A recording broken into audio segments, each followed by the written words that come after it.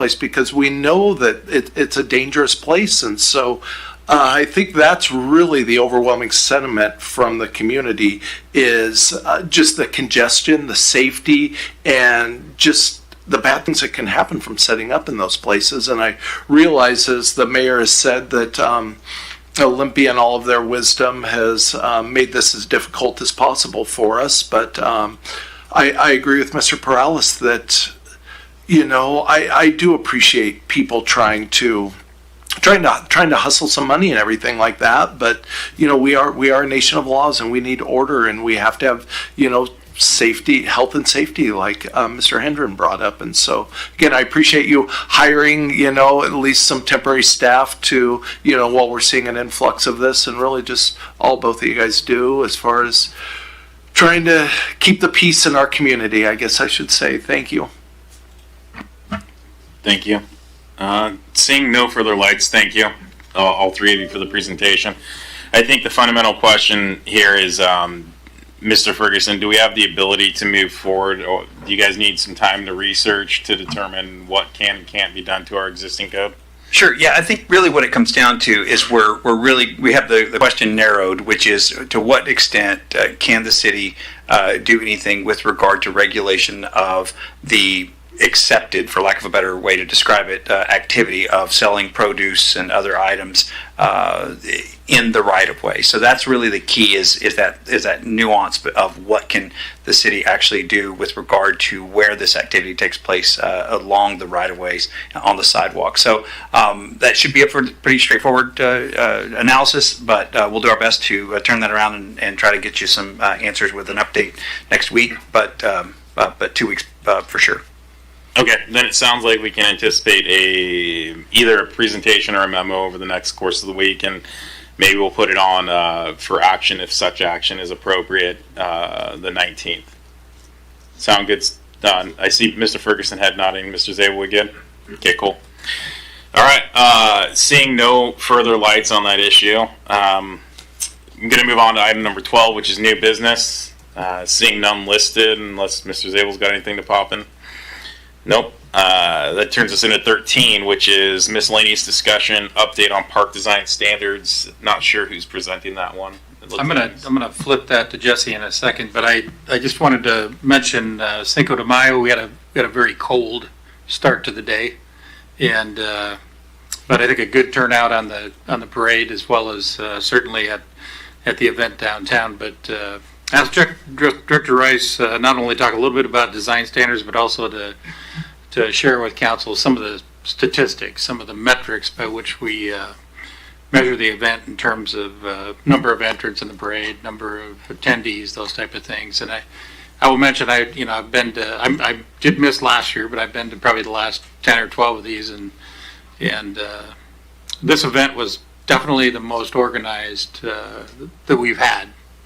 Matter of fact, I'll share this. My wife noted on Thursday or Friday that I was pretty calm considering Cinco de Mayo was coming up, and I said, "Oh, that's because Jesse's running it."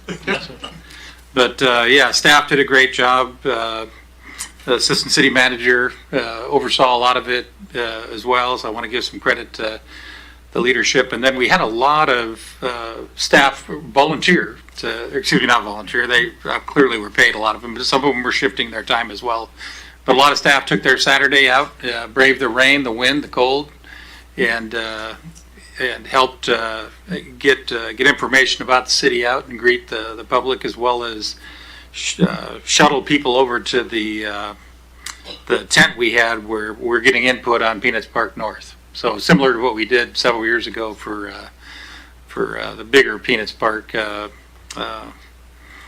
redesign, we wanted to have an opportunity for some organic input from the folks that are using our downtown. And the difference this time is they actually had a vision to look at, whereas before it was, well, folks remember what Peanuts Park looked like. So a lot of folks were really excited to talk about what could happen up in the north part of the park. So with that, Director Rice. Thank you for covering that initial information. So yeah, I'll go ahead and start with Cinco. But yeah, despite the weather not cooperating, our staff partners and sponsors were able to hold a pretty successful event. We had over 60 plus parade entries with either more than 100 horses or more than 300 horses. I'm not sure if we switched from bodies to legs or something, but somehow I've got two different reports. But at least there's 100 horses. There might have been 300. We're not sure yet. So, but in addition to that, we had the Charo dancing, youth boxing, kids zones, youth entertainment, bands, and a whole lot more. Already received a lot of positive comments about having multiple stages or activities going on at the same time. That way folks could participate in what they want to do, shift around. So I think we'd like that as well. Vendor-wise, we had over 70 vendors, including 10 PSK clients, which is a very high number, but most of those right outside the main area there in front of the stage were PSK vendors. So we appreciate those being out. And, I think overall it was a great event, as City Manager Zabel noted. I'd like to say big thanks to both our staff and our sponsors for helping the community events great.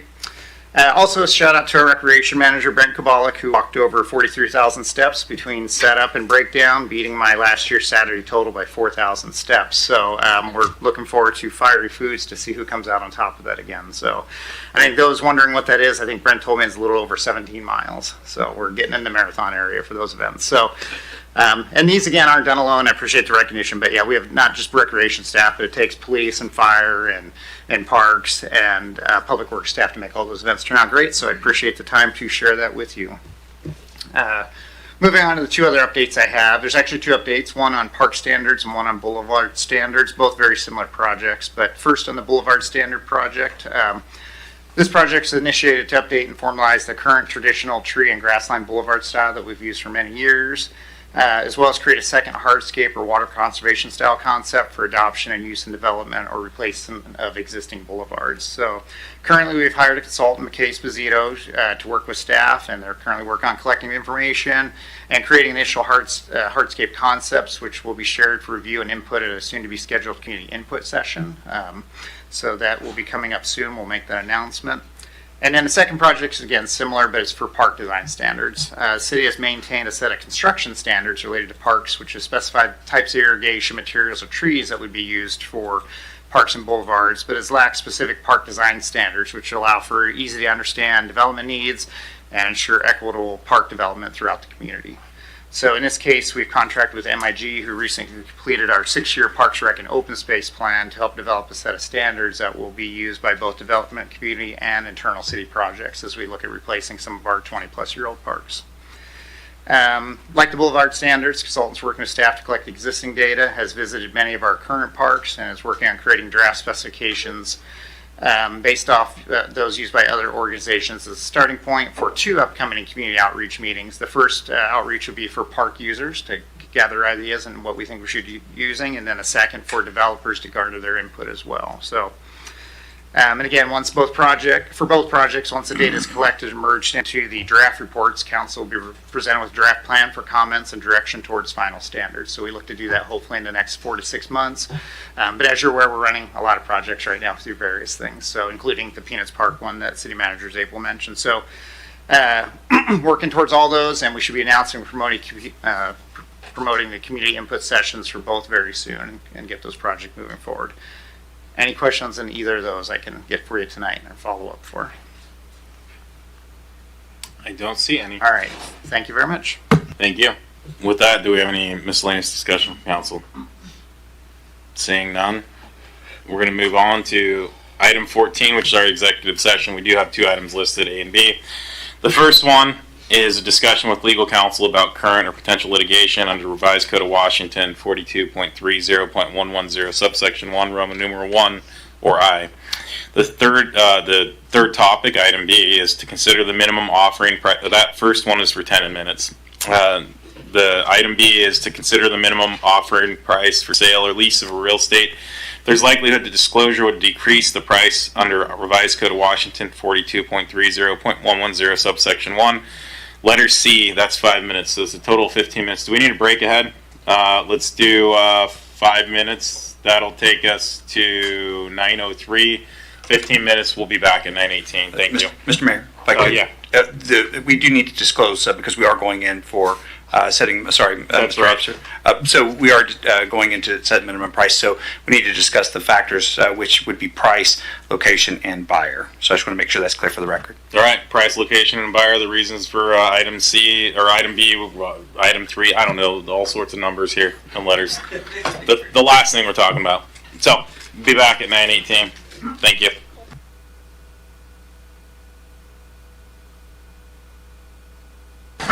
It is 9:23. We are out of executive session with no more business to conduct. We are adjourned for the night. Thank you for joining us.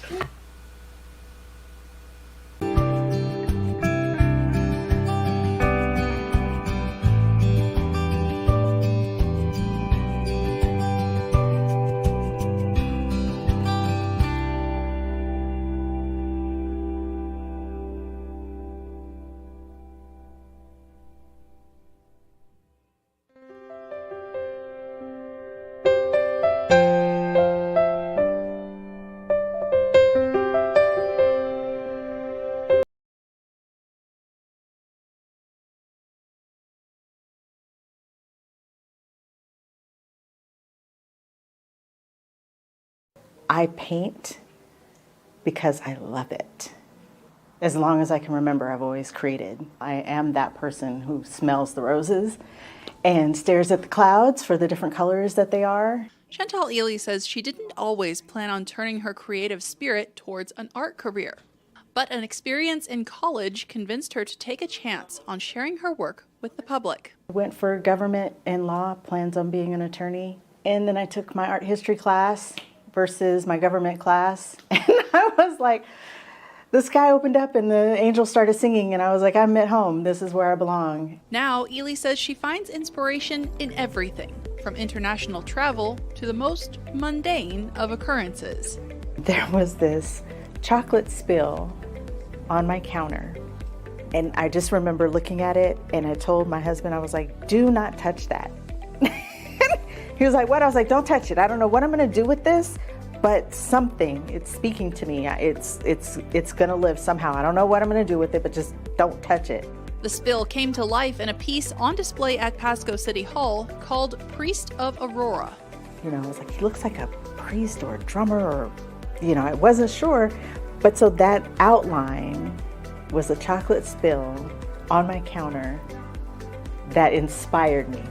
You can see echoes of many cultures in Ely's art, and some of the pieces are designed to be viewed from multiple angles. Ely says her hope is that the complexity of each piece will keep viewers coming back. I want you to always be drawn in, and through that, receive peace and curiosity and joy and fulfillment in that.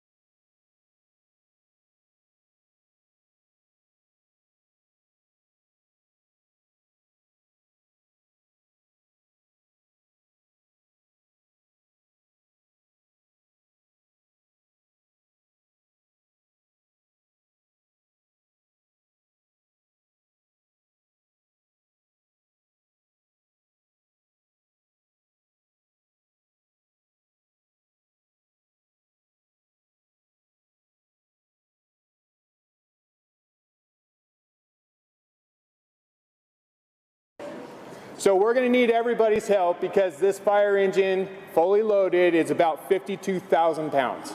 So a big effort, a big push will be greatly appreciated. So in the early 19th century, when we had horse-drawn wagons that would respond to fires, when they came back, they would unhitch the horses from the wagons, and they would manually push the wagon back into the firehouse. And so it became a push-in effort to get that in.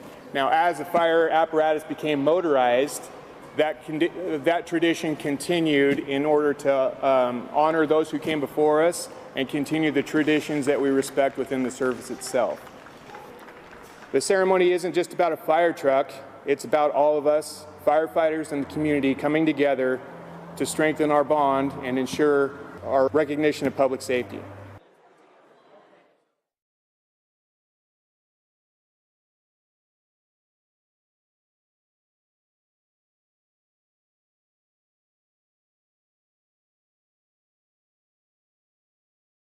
2025 is your year to start a new business, and the City of Pasco is here to help. We have newly updated commercial kitchen space and vendor windows available at the Pasco Specialty Kitchen downtown. Mobile food vendors, we've made it faster and easier than ever to get permits and connect with customers, thanks to new citywide regulations for food trucks and hand carts.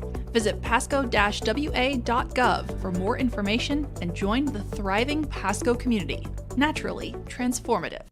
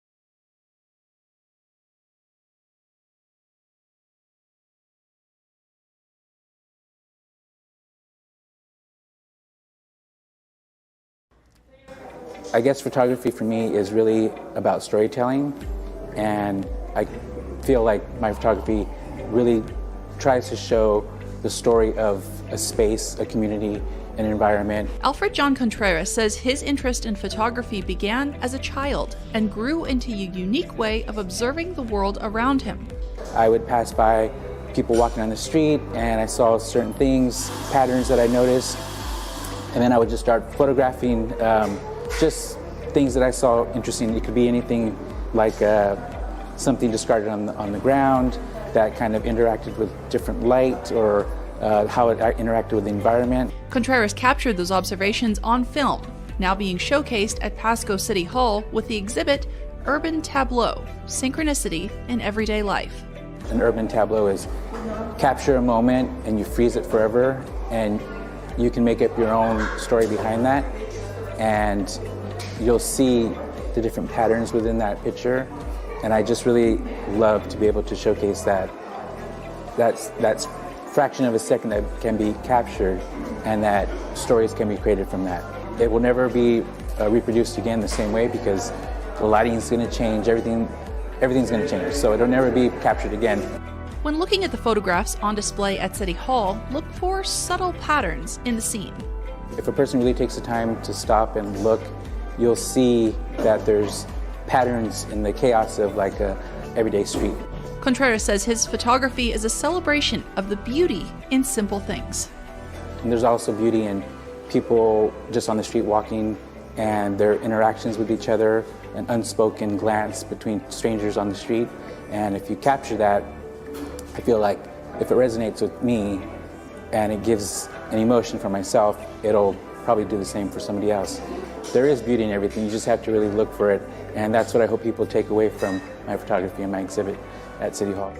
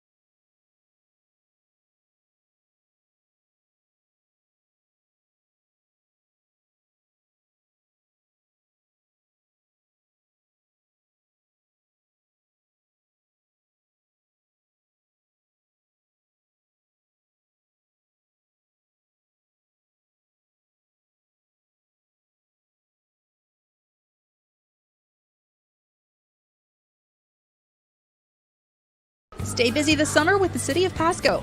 Enjoy open swim at Memorial Aquatic Park from 1 to 5:45 p.m. every day, with lap swim weekdays at noon, or sign up for swim lessons throughout the summer.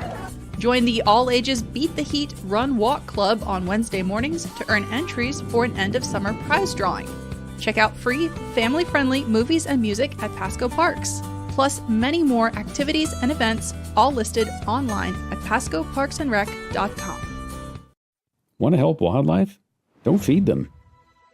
While it's understandable that people both love to watch wildlife and want to help wild animals by feeding them, wildlife feeding is more harmful than helpful. Animals have evolved to endure a wide range of environmental conditions and food availability, and they rarely need supplemental food from humans to survive. A major consequence of wildlife feeding is that it spreads contagious diseases. When animals are fed by humans, they come into close contact with one another at feed sites. If there's a sick animal in the area, these unnatural concentrations of animals can result in spreading disease more rapidly than if feeding wasn't happening. One of the most impactful diseases to deer, elk, and moose is chronic wasting disease, or CWD for short, which is always fatal. It's caused by proteins called prions that act as an infectious agent and spread through direct contact between animals, as well as indirect contact through exposure to contaminated environments. Once prions are deposited into soil, water, or even plant tissue from infected animals, they're extremely difficult to remove and can remain in the environment for years. The first detection of CWD in Washington was near Spokane in 2024. As a result of the disease being present in our state, the Washington Department of Fish and Wildlife enacted a statewide ban on feeding deer, elk, and moose in an effort to minimize transmission of CWD. Feeding any kind of wildlife, including the use of salt or mineral licks that encourages these species to gather together, is illegal. Most animals with CWD appear normal until the end stages of the disease, when they could show signs of weight loss, lethargy, drooping ears, excessive salivation and urination, and loss of fear of people. Even when infected animals look healthy, they're spreading CWD. Ultimately, this disease can cause serious to the long-term conservation of deer, elk, and moose populations. In addition to the ban on feeding deer, elk, and moose, WDFW has adopted several other rules to prevent the spread of CWD. Go to wdfw.wa.gov/CWD for additional information on CWD, how it's being managed in Washington, and more ways you can help prevent the spread of this disease. Most important, though, leave wild species alone and let them be wild. Welcome to Pasco, where we are building a community rooted in culture. Check out the Farmers Market downtown at Peanuts Park, Saturdays from May through October. Taste something new at one of our diverse local restaurants, the Pasco Specialty Kitchen vendor windows, or our growing food truck scene. And enjoy the natural beauty of our waterfront parks and the Sacagawea Heritage Trail. Shop small, explore local, and experience the spirit of Pasco. Naturally transformative. Good evening and welcome to the City of Pasco Council regular meeting of Monday, May 5th, 2025. Happy Cinco de Mayo. Thank you for all in attendance. Before we even get to it, I'm certain the city had a wonderful festivity this weekend. I apologize I wasn't able to be here. I had a wonderful benefit of being in Spokane on a work trip. I know that's the great municipality just north of us, where I brought back a bit of exhaustion and a bout of the gout. So TMI, I'm sure, but that's what Spokane has to offer, not like Pasco, culture and excitement. So we do thank you for being a part of our city government here.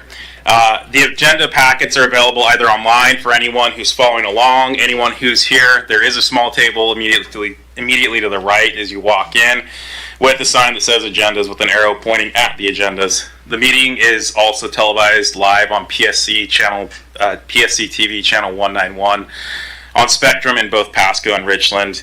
It's also streamed on the city's Facebook page, its YouTube channel, and via Microsoft Teams. This and previous council meeting video is available on the city's website. The public may submit their comments either through the Ask Pasco app or through the city manager or city clerk's office. With that, Ms. Clerk. Councilmember Blaisdell. Here. Grimm. Here. Harpster. Present. Perales. Here. Milne. Present. Serrano. I am here. And Barajas is not here. We have 6 council members present. Yeah, and I'm just trying to think. I don't recall Ms. Barajas asking to be excused or letting us know she's going to be joining online. Do we see her online? Don't, but she did accept the meeting, so it's possible that she's going to log on. Well, for now, we'll play it by ear. She can be excused or unexcused, and we'll go from there. But if I missed it, I apologize, Blanche. With that, if you'll stand with me for the Pledge of Allegiance.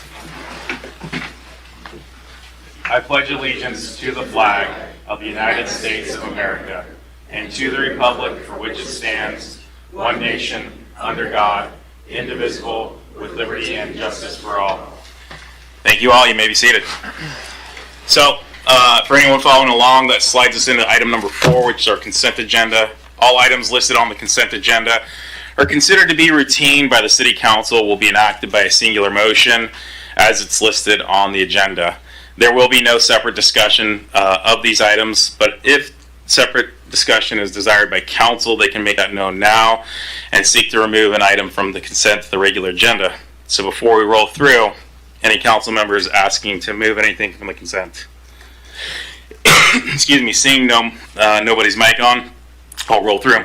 Item A, the approval of meeting minutes from April 21st and 28th, 2025.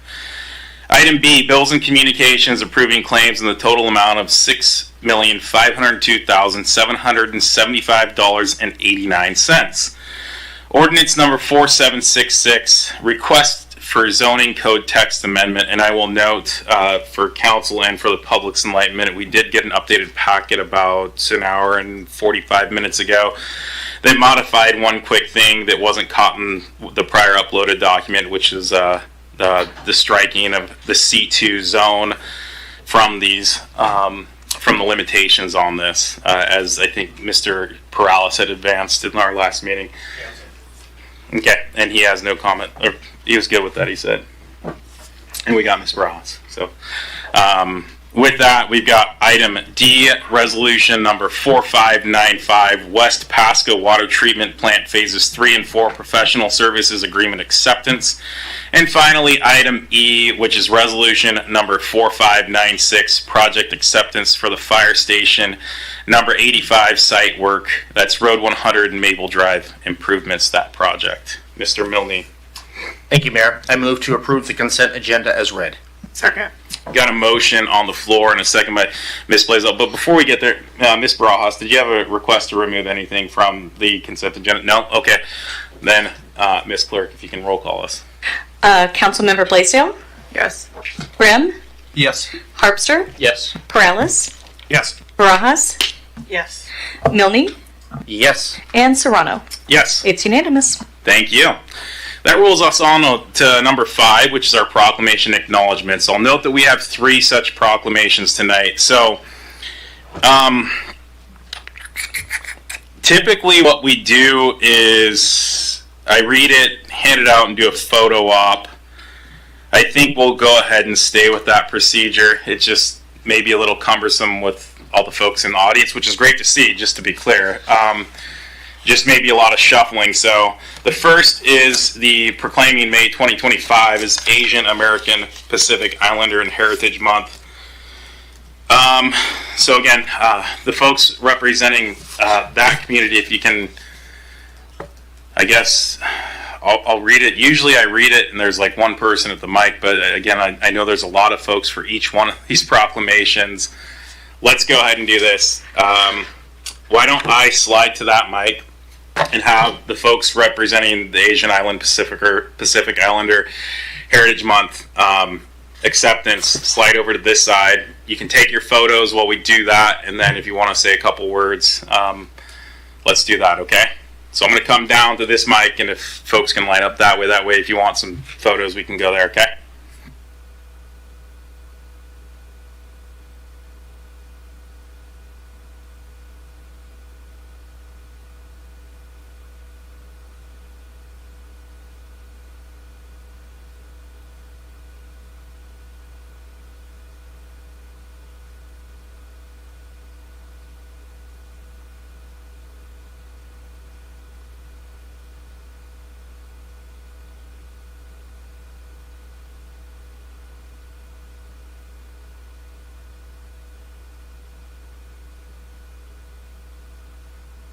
but hopefully this makes for a decent shot. So, whereas Asian American Island and Pacific Islander, or AAPI, Heritage Month is a time to recognize the contributions and achievements of Asian Americans and from Asians from across the Asian continent, Native Hawaii, and Pacific Island descent. Whereas the United States Asian Pacific Heritage Week was first celebrated in 1979 and was extended to AAPI Month, Heritage Month in 1992. Whereas the month of May was chosen as an Asian Pacific American Heritage Month to commemorate the immigration of the first Japanese citizen, Nakahama Manahiro, to the United States on May 7th, 1843, but also the anniversary of May 10th, 1869, completion of the first transcontinental railroad, built in part with the back-breaking labor of nearly 20,000 Chinese immigrants. And whereas today more than 20 million AAPI members live in the United States, whereas we celebrate their achievements and contributions which enrich our history, society, and culture through language and religions and make our communities more vibrant, prosperous, and secure. During AAPI Heritage Month, we acknowledge the additional determination, hard work, and perseverance AAPI put forth to be seen and to be heard. Whereas the 2025 theme is a legacy of leadership and resilience, and honors the hard work of AAPI leaders who established the foundation for future generations to thrive and adapt to change and adversity.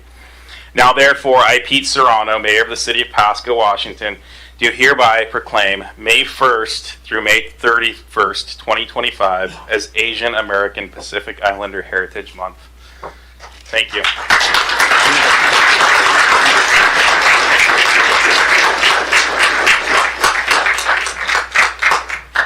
And we can do some pictures, I don't know, and then if you have someone designated to speak. If not, I mean, we can keep. No, I can say, I'll sit. That works. Yep, yeah. Do you want? Let's do a quick photo and maybe take a couple. Whoever wants to get around here. Yeah, absolutely. Council, slide down in. I don't know. You can hide or stay. Squeeze in just. Yeah. If we need to do 2 levels on top of those 2 levels, that's fine.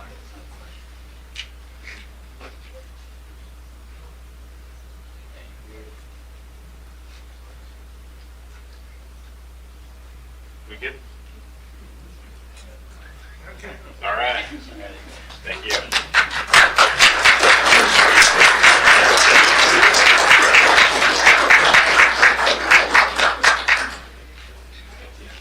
Thanks. All right, Scott, go ahead. All right. Take the mic, man.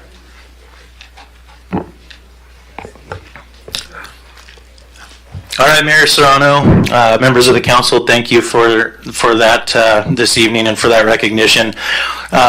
Lived in Pasco myself for 20 plus years, and an interesting fact, I serve on the Commission for Asian Pacific American Affairs, or CAPA, for Washington State, and you have out of 12 commissioners in this state representing that commission. Also David Fongsa here is Lao American and serves on that council. So you have 2 of the 12 commissioners for the state in the city of Pasco. So continuing to celebrate our diversity. As you can see, there's a lot of people here that came to support this. We have a lot of different ethnicities and heritages in the Asian Pacific Islander community, both in Pasco and our state. And it's just an honor to celebrate those differences. Me and myself, my mother is Japanese American. I've told this story a few times, but she grew up 10 miles from the Minidoka internment camp in the 1950s. So celebrating her culture of being Japanese American was not celebrated. Her parents spoke Japanese, did not teach any of the 5 kids a lick of Japanese or a word. So it's awesome to see how far we've come, both in our community, in our state, in our nation, to be able to celebrate our differences and our cultures like this. So I appreciate you guys doing this, and thank you. Thank you.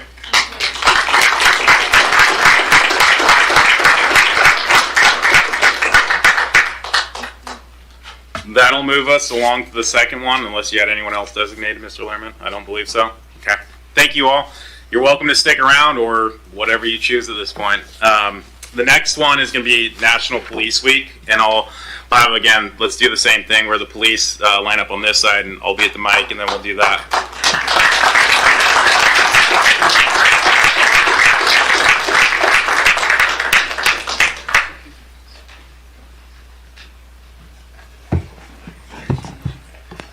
First, I got to thank you for the cars. My kids will play with them and ruin them in probably the first 5 minutes, assuming tonight doesn't go too long. Maybe they'll last through part of tomorrow. Sorry about that. So, National Police Week, May 11th through 17th, 2025. Whereas the City of Pasco Police plays an essential role in safeguarding the rights and freedoms of the residents of the City of Pasco. Whereas it is important that all residents know and understand the duties, responsibilities, hazards, and sacrifices of their police. Whereas the City of Pasco Police recognizes their duty to serve the people by safeguarding life and property, by protecting them against violence and disorder, and by protecting the innocent against deception and the weak against oppression. Whereas the men and women of the City of Pasco Police unceasingly provide a vital public service. Now, therefore, I, Pete Serrano, the Mayor of the City of Pasco, Washington, call upon all residents of the City of Pasco and upon all patriotic, civic, and educational organizations to observe the week of May 11th through 17th, 2025 as National Police Week, with appropriate ceremonies and observations by which all of our residents may join in commemorating law enforcement officers past and present, who by their faithful and loyal devotion to their responsibilities have rendered a dedicated service to their communities, and in so doing have established for themselves an enviable and enduring reputation for preserving the rights and securities for all residents. Further, I call upon all residents of the City of Pasco to observe Thursday, May 15th, 2025 as Peace Officers Memorial Day, in honor of those law enforcement officers who, through their courageous deeds, have made the ultimate sacrifice in sacrificing to their service to their community, or have become disabled in the performance of the duty. Let us recognize and pay respect to the survivors of our fallen heroes. Chief, police members, thank you very much for your service to our community.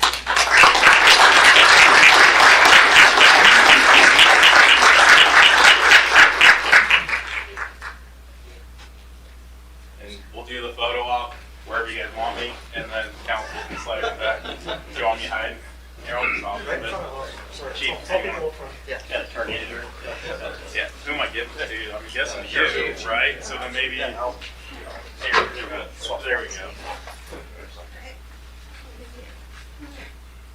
One, two, three. Perfect. All right, thank you. Appreciate it. Now you guys can go back to work. I know that's what you really wanted to do. Make sure my car's there.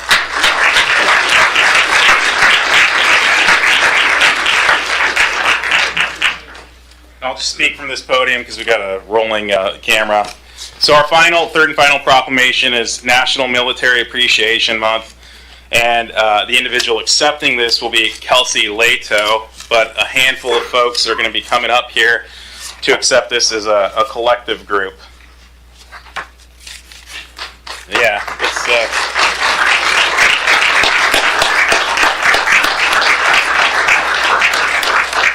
and I do think we should also recognize members on staff and on council who are veterans. Mr. Harpster and Mr. Zabel and Miss Barajas and Mr. Milne, thank you for your sons and daughters' service to our country. So, and if I miss someone, tell me that I'm wrong. But no, seriously, we appreciate everything you do. We appreciate what you represent, the greatness of our community. So, National Military Appreciation Month. Whereas the United States Congress designated May as National Military Appreciation Month in 1999 to honor the sacrifices and successes of current and former members of the United States Armed Forces, and to provide an opportunity for communities across the country to honor the unwavering service, sacrifice, and dedication of our military personnel, veterans, and their families. Whereas the strength and security of the United States depends on the commitment and courage of the brave men and women who serve in the armed forces, defending our nation and its values both at home and abroad. Whereas the residents of Pasco, Washington have a deep appreciation for the dedication and sacrifices made by the men and women of the United States Armed Forces, including those who have given their lives in the pursuit of freedom and peace. Whereas the city of Pasco is proud to stand in support of our military heroes, including the many veterans and active duty members who call our community home, and recognizes their service as a vital part of our shared history and future. Whereas it is our duty to honor and our duty and honor to acknowledge the steadfast courage and commitment of our armed forces and to express our heartfelt gratitude for their role in safeguarding the freedoms we cherish. Now therefore, I, Pete Serrano, Mayor of the City of Pasco, Washington, do hereby proclaim May 1st through May 31st, 2025 as National Military Appreciation Month in the City of Pasco, and encourage all residents to join me in honoring and expressing gratitude to our service members, veterans, and to their families for their selfless service and dedication to our country. God bless you, and thank you for your service.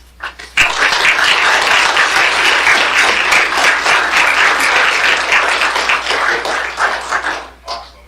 Thank you very much. Whoops. Here, there we go. Yeah.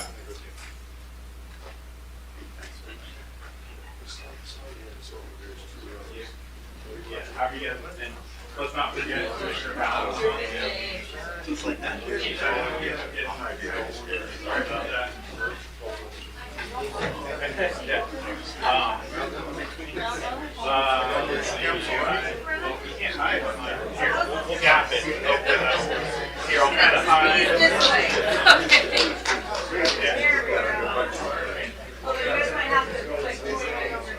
Yeah, however you guys want to do it. Yeah, you gotta at least stand up, Dave. All right. 1, 2, 3. Thank you.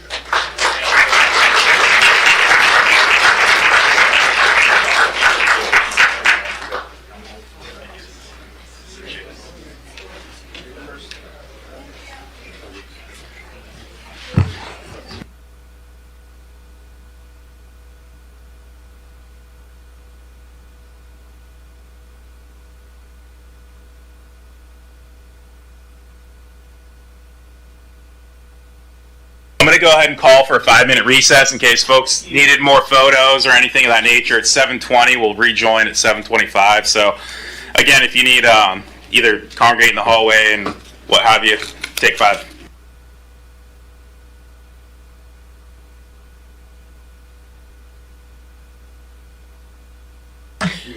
Thank you, folks, for that brief recess. It's now 7:25. We are back in session.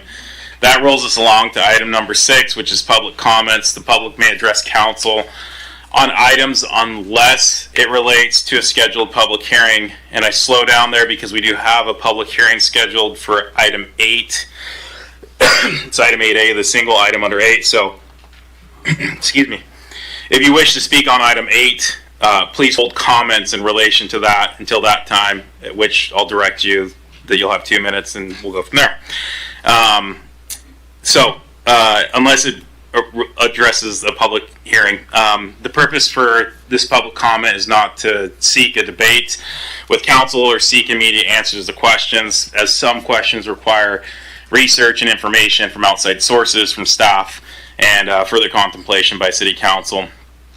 Citizen comments are limited to 3 minutes. I'll be tracking that, and our deputy city clerk will be monitoring that. Those with lengthy messages are invited to summarize those comments or submit written information, either for council consideration outside of formal meetings to the city clerk or through the Ask Pasco app or through the city manager's office. Lastly, when you're called upon, if you can state your name and county of residence, that would be helpful. So with that is now your floor for public comments. Go ahead. I see a hand up.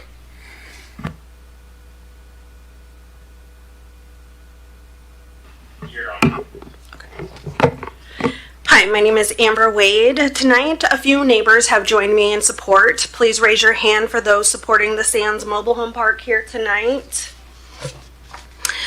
Dear council members, Becky was the first resident to move into the Sands Mobile Home Park nearly 55 years ago. Her home was the very first one placed here. She's lived through decades of change, management, turnover, rising rent, shifting problems, and through it all, she stayed. Becky is quiet, she keeps to herself, she doesn't speak out often, but she has always given to this community in quiet ways that matter.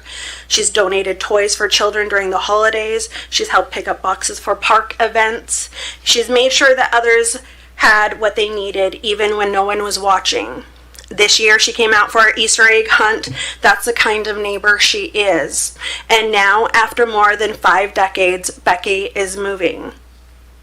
She lives on fixed income, rent, utilities, garbage, sewer, and billing fees total $711.25. That's 65% of her income just to stay in her home. But it's not just the money that's driving her out, it's the constant breakdowns, it's the silence when she asks for help, and the fear that nothing's going to get better. Becky uses a swamp cooler to survive our summers. That cooler needs water 24/7 to function. When the water pressure drops and her tank doesn't fill, if it runs dry, the motors can run out or burn out. That's not a small thing. It's her only way to stay cool, and she can't afford to fix it if it gets broken. She's not alone. I've had the same issues. Other residents have too. We made calls, sent emails, reported the problems, and the response, absolutely nothing. The same cycle, report, wait, silence. Meanwhile, I've shared stories from across the state, Walla Walla residents facing a 44% rent increase, a $5.5 million settlement in another park. Those stories made headlines, those people were heard, but our story hasn't made the news, and we ask, how are we supposed to advocate for ourselves when no one hears us? Becky has nothing left to lose, and that's why she's allowing her story to be shared. I printed this statement, Becky read it, and signed it to give me full permission on her behalf. She hopes that her truth will help protect those of us who are still here. We want to stay. We want to live in peace. We don't want our homes to be put up for sale after 55 years of living here. And that's not what Becky deserves. But this shouldn't fall on her. It shouldn't fall on me. It shouldn't fall on anyone just trying to live in peace and dignity. We need help. We need good water. We need constant pressure that doesn't damage our appliances we depend on. We need answers, not voicemails, not delay. We need someone to see what's happening before one more people like Becky are forced to leave. Please don't let Becky's departure go unnoticed. She may be soft-spoken, but her story is strong, and it matters. To Becky, thank you for the quiet things, for showing up, for holding this community together in ways most people never saw. You're part of what has made this mobile home park a home. Thank you. And please, we shouldn't have to put our homes up for sale. Please. Thank you for your comments, and thank you for showing support. Do I have any additional public comment? Go ahead, ma'am.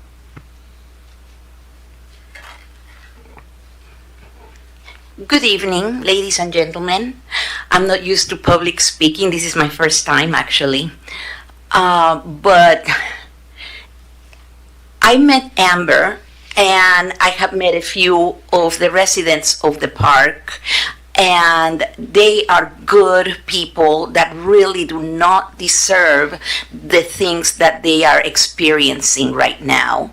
They have many problems, some of them with the water, some of them with the rent being raised. One of them says that the rent was raised twice this year already, or within a year. So they cannot pay for that. I mean, like they say, it would be different if we see that at least the people there are fixing things and you see improvements. But that's not the case at all. These people are in dire need of help. And I'm not even sure from whom. So that's why I am lending my support to them, because I was also very impressed on how united these people are.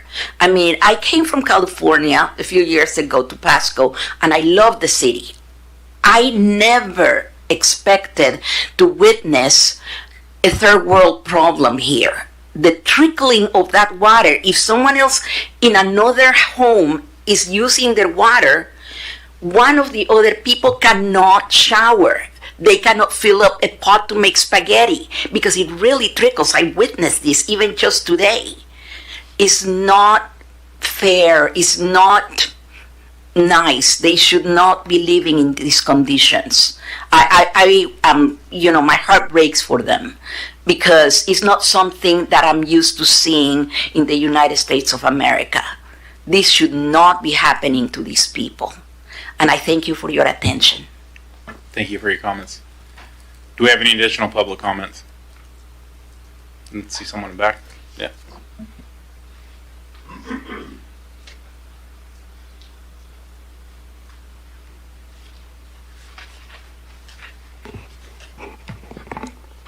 Hi, I'm Wilson, Franklin County. Thanks for your time tonight. I'd like to thank the mayor for stopping into the county commissioner's office last week, extending a little bit of diplomacy, which is the better part of tact from what I understand. I'm not too familiar.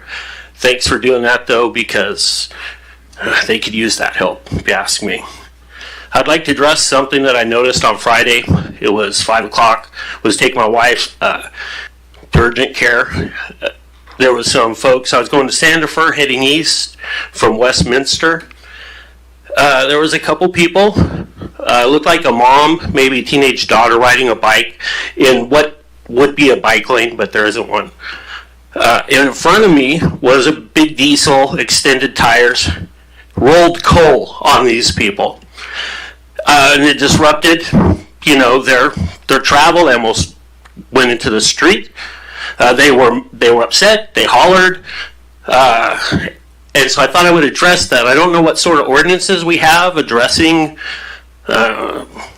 exhaust, I guess. I don't know. I don't know what we have. Welcome to the City of Pasco Council regular meeting of Monday, April 7th, 2025. Thank you to those who are joining us both live and on the television. City Council really thanks you for being a part of our government. At workshop, I don't know why I've got that one. That's fine. I got it. At regular meetings, the City Council takes action on formal items, holds public hearings, and conducts other business of the city. Agenda packets are available for those following along online at www.pasco-wa.gov/agenda. For those present, there is a table in back and a sign that says agendas. This meeting is being televised on PSC-TV channel 191 on Spectrum Cable in Pasco and Richland, and is streamed on the city's Facebook page, website, YouTube channel, and via Microsoft Teams webinar. This and previous council meeting video is available on the city's website. Lastly, the public may submit their comments or ask questions by contacting the city manager, city clerk, or by using the Ask Pasco app. With that, Ms. Clerk. Councilmember Barajas. She is excused. Thank you. Councilmember Blaisdell. Present. Councilmember Grimm. Here. Councilmember Harpster. He is also excused. Thank you. Councilmember Perales. Should be joining us via technology. Leo, can you hear us?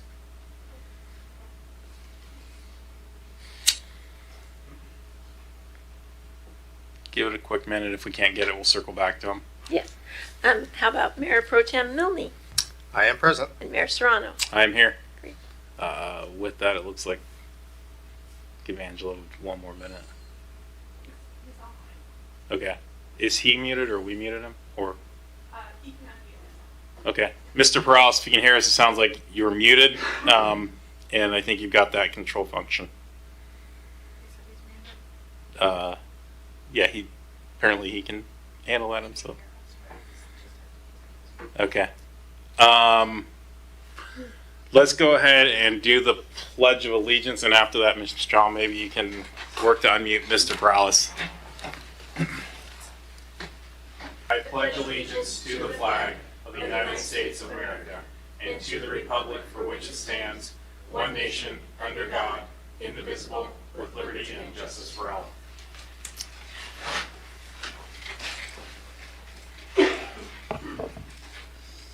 We'll sit tight 1 second for Mr. Perales.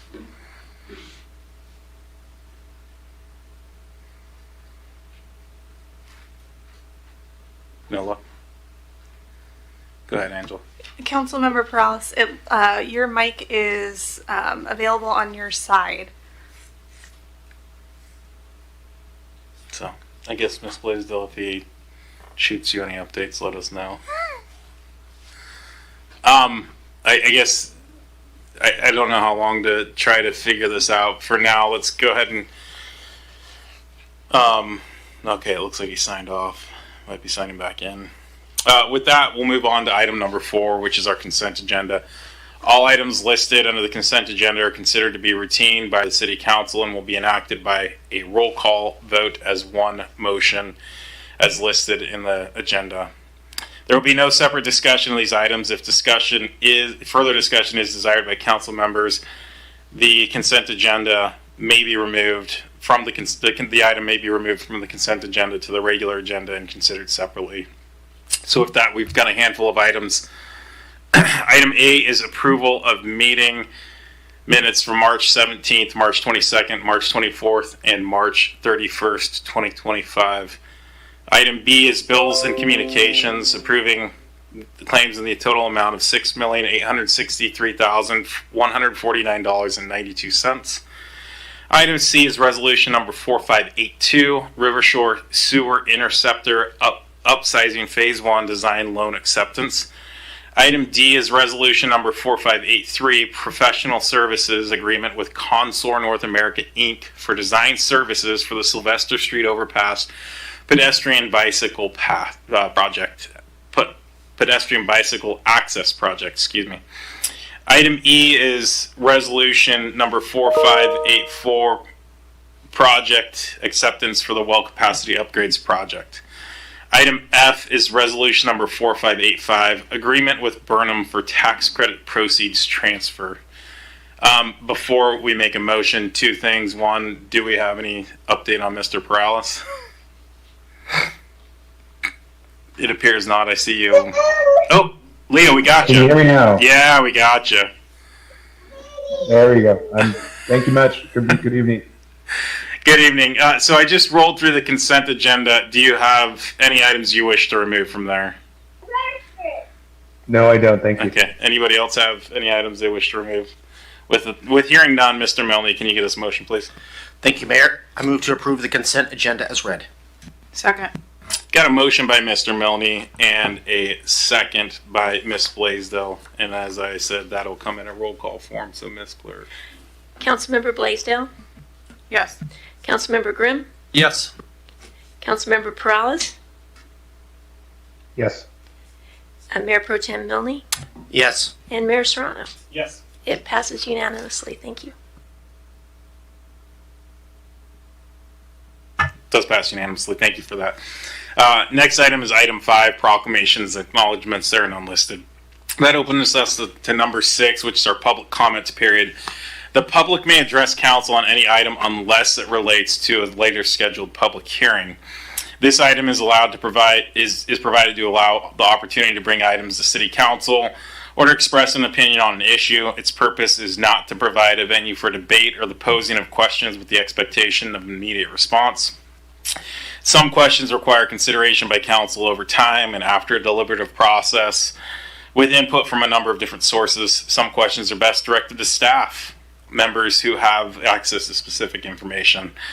Citizen comments will be limited to 3 minutes, which I'll follow that, and Ms. Clerk will so kindly help us keep time.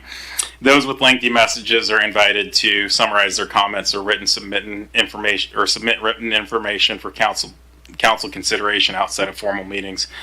Lastly, when you step up to the microphone for your comment, please provide your name and your county of residence. With that, we are open for public comment. Yes, sir.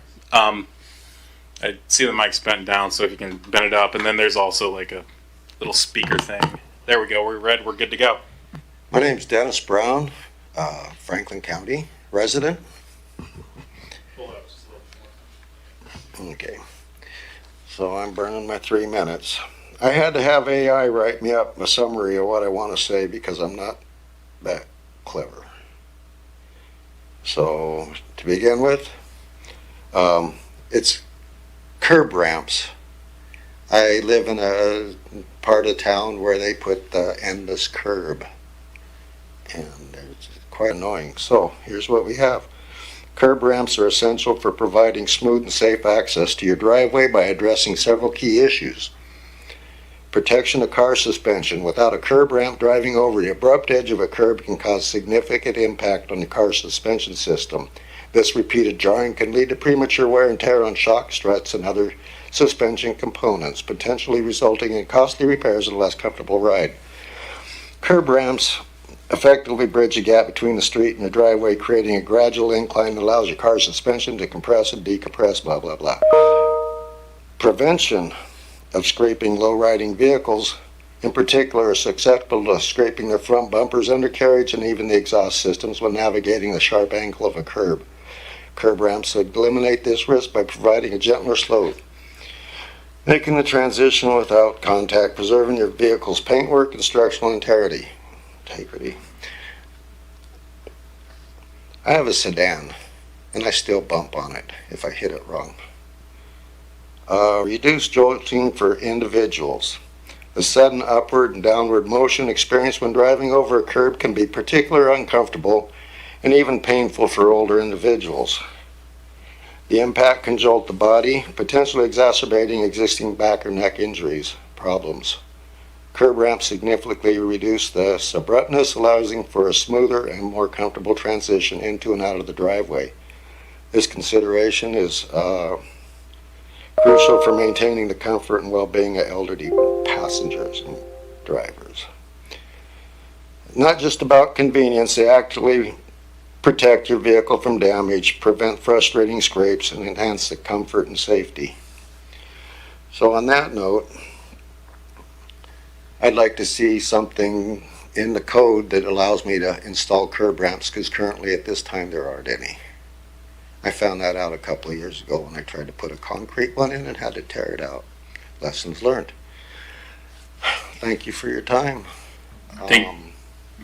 Thank you for bringing that to our attention, and I know staff's diligently taking notes, and something that we can address in the future. Thank you. Appreciate it. Here's a couple of examples. I did. Oh, okay. It's two sets. With that, do we have any further public comments? Go ahead, Ms. Mahoney.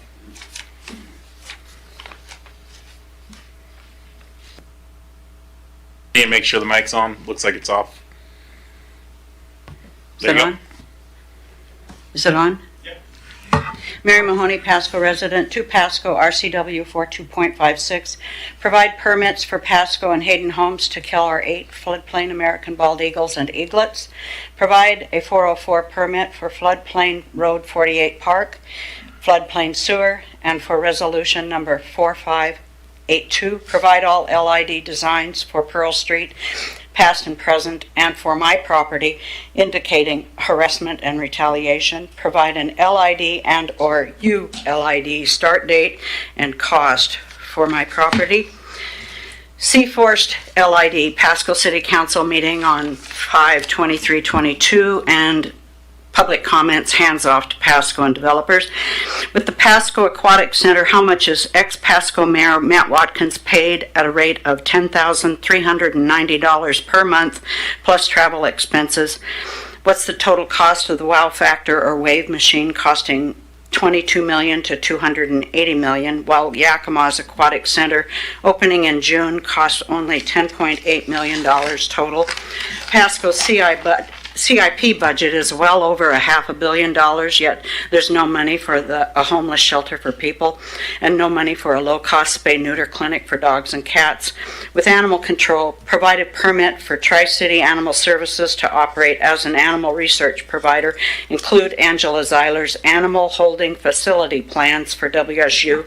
See Zeiler's quote in the Tri-City Herald. See Zegan Zeiler's WSU Buncher files and WSU dog videos extending well over 30 years. See Pasco City Council meeting 4119 with Pasco City Attorney Lee Kerr, authorization of new due process at animal control that results in unlawful seizures.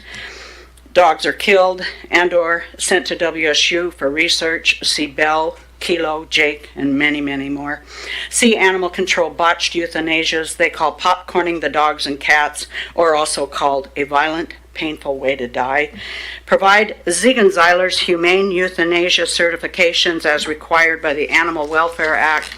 Provide TCAS insurance and Pasco's cat bonds. Provide results for 48 counts of animal cruelty, theft of $375,000, and the missing rainy day fund at Animal Control. See Chambers, Howard, Hernandez, and Angela Zeiler. For questions, call Pasco's Lee Kerr at 509-735-1542. For a list of animal research providers to WSU, including bogus rescues, call WSU President 509-335-4200. Call Dr. Guy Palmer at WSU and at Paul Allen School of Global Animal Health, 509-432-3385. My comments tonight are for the record and to put Pasco on notice. Thank you. Do we have any additional public comments? Going once, going twice, third time, all right. Thank you. With that, we'll move on to item number 7, which is reports from committees or officers. Mr. Prowlis, do you have anything to report? No, I don't. Thank you. Thank you, sir. Ms. Blaisdell. Considering we haven't really met for the last 2 weeks, I have quite a bit. So I did attend Visit Tri-Cities meeting. We are looking for Ironman volunteers. I believe it's not till September, but they need many more volunteers this year versus last year to keep the event going. I also attended the Tri-City Regional luncheon and annual meeting, and then a ribbon cutting in downtown Pasco for Lucky Leaf. I believe it's their second location for Pasco. And I am happy to say Pasco High Dance Team took place in state in show and hip hop and third in Palm. So that was, again, a major accomplishment for those kids. So that's all I have. Thank you. With that, I guess that goes to me. I too attended the Lucky Leaf opening. Had a nice chat with either the owner or the manager, Slim, I believe is his name, and it's good. Well, sorry. It's good to see folks who stay in town or leave town and come back and want to participate in the business community. So I appreciate that. And again, it was a great conversation. I also today attended the Pasco Aviation Celebration. Yesterday marked 99 years of commercial aviation, starting with mail, which went from Pasco to Elko, Nevada, back when there was obviously no GPS, really rudimentary, if any maps. And so these guys were real cowboys of the West, willingly taking what was a 5.5 hour flight, which I'm sure now would probably be an hour and 40 minutes, give or take. And really were that innovation. And my message to the community today was, and especially to our next generation, is as the Port of Pasco looks to expand, as the city is looking at, with our RNG facility, with the PWRF, there's opportunity to be on the cutting edge of innovation here in the Tri-Cities. You can leave, that's great, but hopefully you'll come back with something more, or you can stay and there's opportunity for you. And I think that spirit of innovation that we had 99 years ago as the port and as the Aviation Museum seeks to share that 100-year flight over the course of the next year, hopefully that spirit of enthusiasm, excitement, and innovation, and maybe a little bit of Wild West cowboy resides in, the leadership here, as well as the next generation. And I'm hopeful that our kids can get that message that, sure, go ahead and go off, but come back and bring something, or again, stay here and be on that cutting edge as we look to expand what the city offers. So I'm excited to see what the Aviation Museum is going to do over the next year. The culminating events will be April 6th of 2026, as well as May 15th and 16th. And I look forward to our partnership with them. So with that, I think that's all I have. And I did ask for Mr. Prowl. So moving on to item 8, hearings and council action on ordinances and resolutions relating thereto. I've got a single item here. Item A, public hearing and resolution number 4586, surplus and transfer of city-owned personal property to a government agency. And Chief Crowley, or it's Captain, right? Deputy Chief. I'm sorry, Moore. That's okay. I just like Mort. Deputy Chief Mortensen, I apologize. That works too. Mayor, Council, thank you for allowing me the time tonight to talk about a couple of fleet proposals we have out of the fire department. Before we do that, I do want to thank you again. I haven't had a chance to talk to you too much about your presence and representation at our push-in ceremonies. That was a really big hit, and having your representation there meant a lot. It was a highlight. So appreciate the speeches and the extra effort too. I think we needed every last bit of muscle. So with that, though, we wanted to talk about our transition with some of those pieces of apparatus and some of the analysis we've done.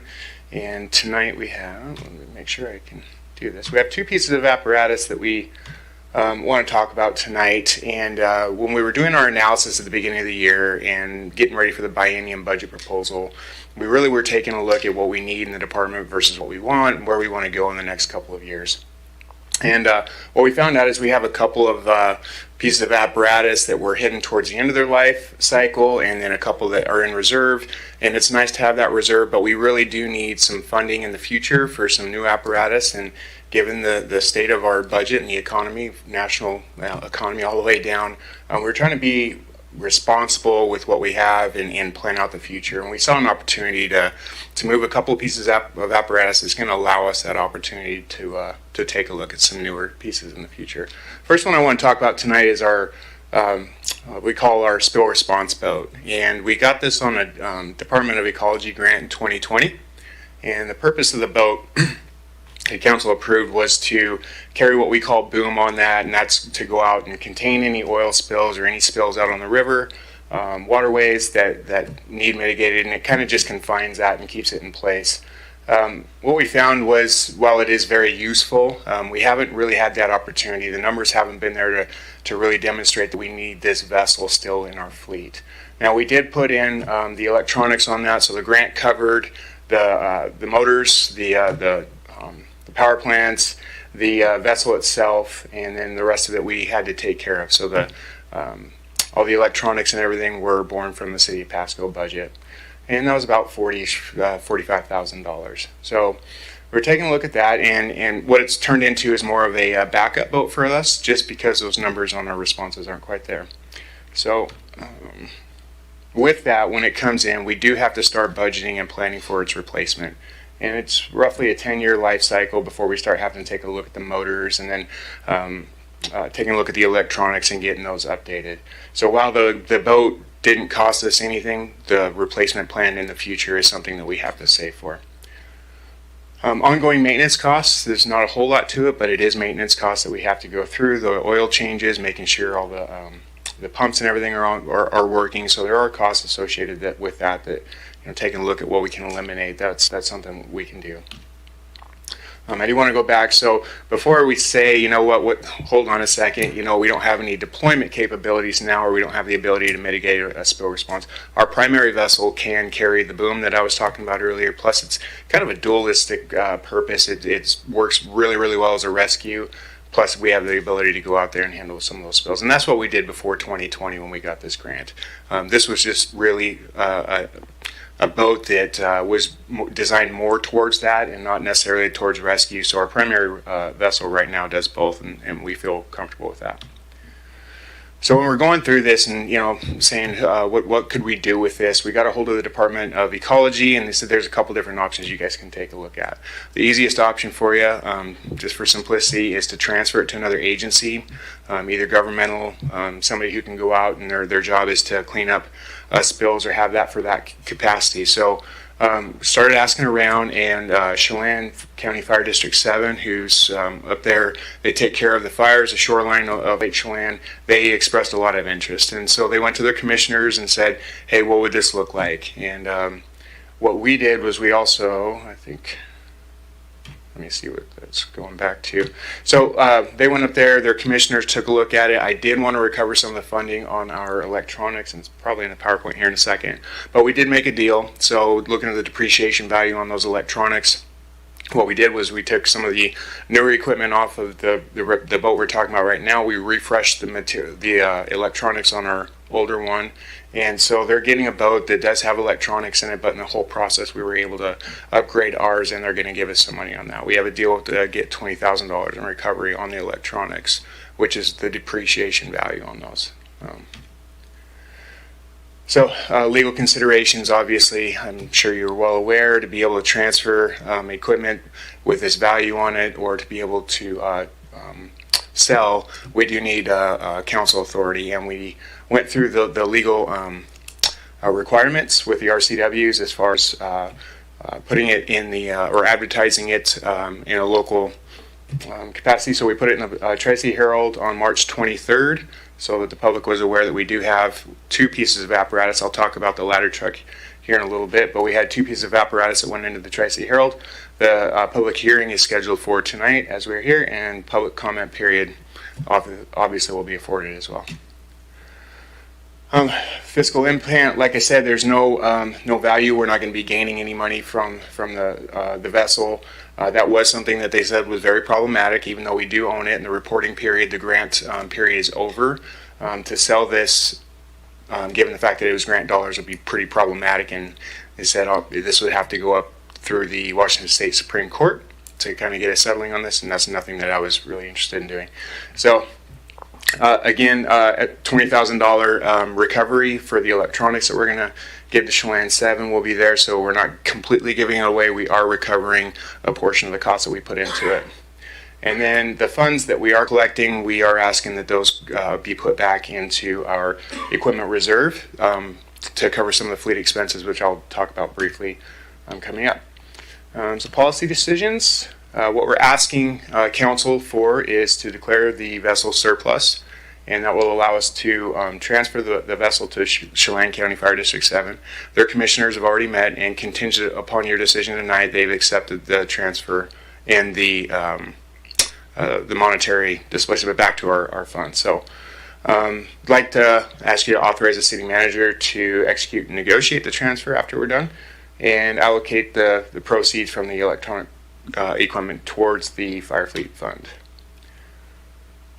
I'll move forward. In addition to the vessel, do I need to pause for that, or can I roll both pieces of apparatus together? I can keep going. Okay. Okay. In addition to the transfer of the boat, we are also looking to sell our reserve ladder truck. And just a little bit of history on this. This was purchased about 4 years ago. Deputy Chief, I think we need to take public comment separately. So with that, I am going to open the public hearing on the first vessel, which is the boat. I'm going to call it that. Do we have any public comments on this? The declaration of surplus of this vehicle? Going once, going twice, third time. With that, we can move on to the second vehicle, or second item of surplus. Thank you, Mr. Mayor. The second item that we want to discuss tonight is our reserve ladder truck. In a little bit of history, we purchased this reserve approximately 4.5 years ago, and it is served in a reserve capacity. We do have our primary ladder truck. Sit tight, I'm getting some side eye here. Were we supposed to conduct the hearing and to take action on each? Okay. So with that, now that the hearing is closed, I will declare the hearing on the first vessel closed with no public comment. I guess, Mr. Milne, can I get a motion on that? Sorry about this. All right, you can, Mayor. I move to approve resolution number 4586 declaring certain city-owned personal property as surplus, approving the method of disposal, and further authorize the interim city manager to transfer the property to another government agency. Second. Got a motion and a second. All in favor, say aye. Aye. Aye. Any opposed? Oh, thank you. Sorry. That was an aye, correct, Mr. Perales? Yes, sir. Okay. Since we've all spoken, I'll still say any opposed, say nay. Passes unanimously. Okay. With that, we'll move on to the second. Thank you, Mr. Mayor. So a picture here of our reserve ladder truck, and again, I'll just go back through that. We've had it for about 4.5 years. It serves as our reserve ladder truck in the event that our primary ladder truck needs maintenance, has a mechanical issue of that nature, so it'll go into its place. The reserve ladder truck is 20 years old, and about that time frame, NFPA is advised. Deputy Chief, I apologize. So this is listed under resolutions with no public hearing for this one. That's correct? Okay. Hold on. Let me make it formal. So we're going to move on to item number 9, which is ordinances, resolutions not relating to hearings. There's a single item, item A, which is resolution number 4587, surplus sale through consignment of city personal property. This is going to stay with Deputy Chief. I apologize for these fumbles here. But here we are. You can move back into your presentation. No problem. Sorry about that, sir. No problem at all. Thank you. So again, here's our reserve ladder truck, and again, when we were going through our fleet and considering the outlook and the future and what our needs are going to be, we realized that we are going to be needing a new ladder truck within the next 4 years. Our current ladder truck is going to be reaching the end of its life cycle, which for the NFPA is about 20 years. So this vehicle, this ladder truck is 20 years old. The maintenance costs on it are increasing as they naturally do with age. So we have two. What we need to do is try and focus on the purchase and acquisition of a new ladder truck. And right now, talking with our manufacturer, the build time on that is about 3.5 to 4 years. So if we ordered it today, we wouldn't see it until about 2028. So at hopefully the earliest. And they are rising in costs. Our equipment replacement fund is healthy in that reserve right there. We have about $1.6 million in the bank. Don't have a heart attack, but the ladder trucks right now, the newer ones are going for about 2.4. So we have a gap there to cover. And what we found is that we believe if we were able to sell our backup ladder truck, and right now the average on what we're seeing would be around $300,000. We still think that we could collect on the ladder truck even with its age. That would close that gap just a little bit closer, so that when we do need to go through the sales agreement for a new ladder truck and actually begin the build, we're that much closer, and then we can work with the financing options on what that looks like. So again, this is a 20-year-old ladder truck. We're feeling comfortable not having a reserve at this point.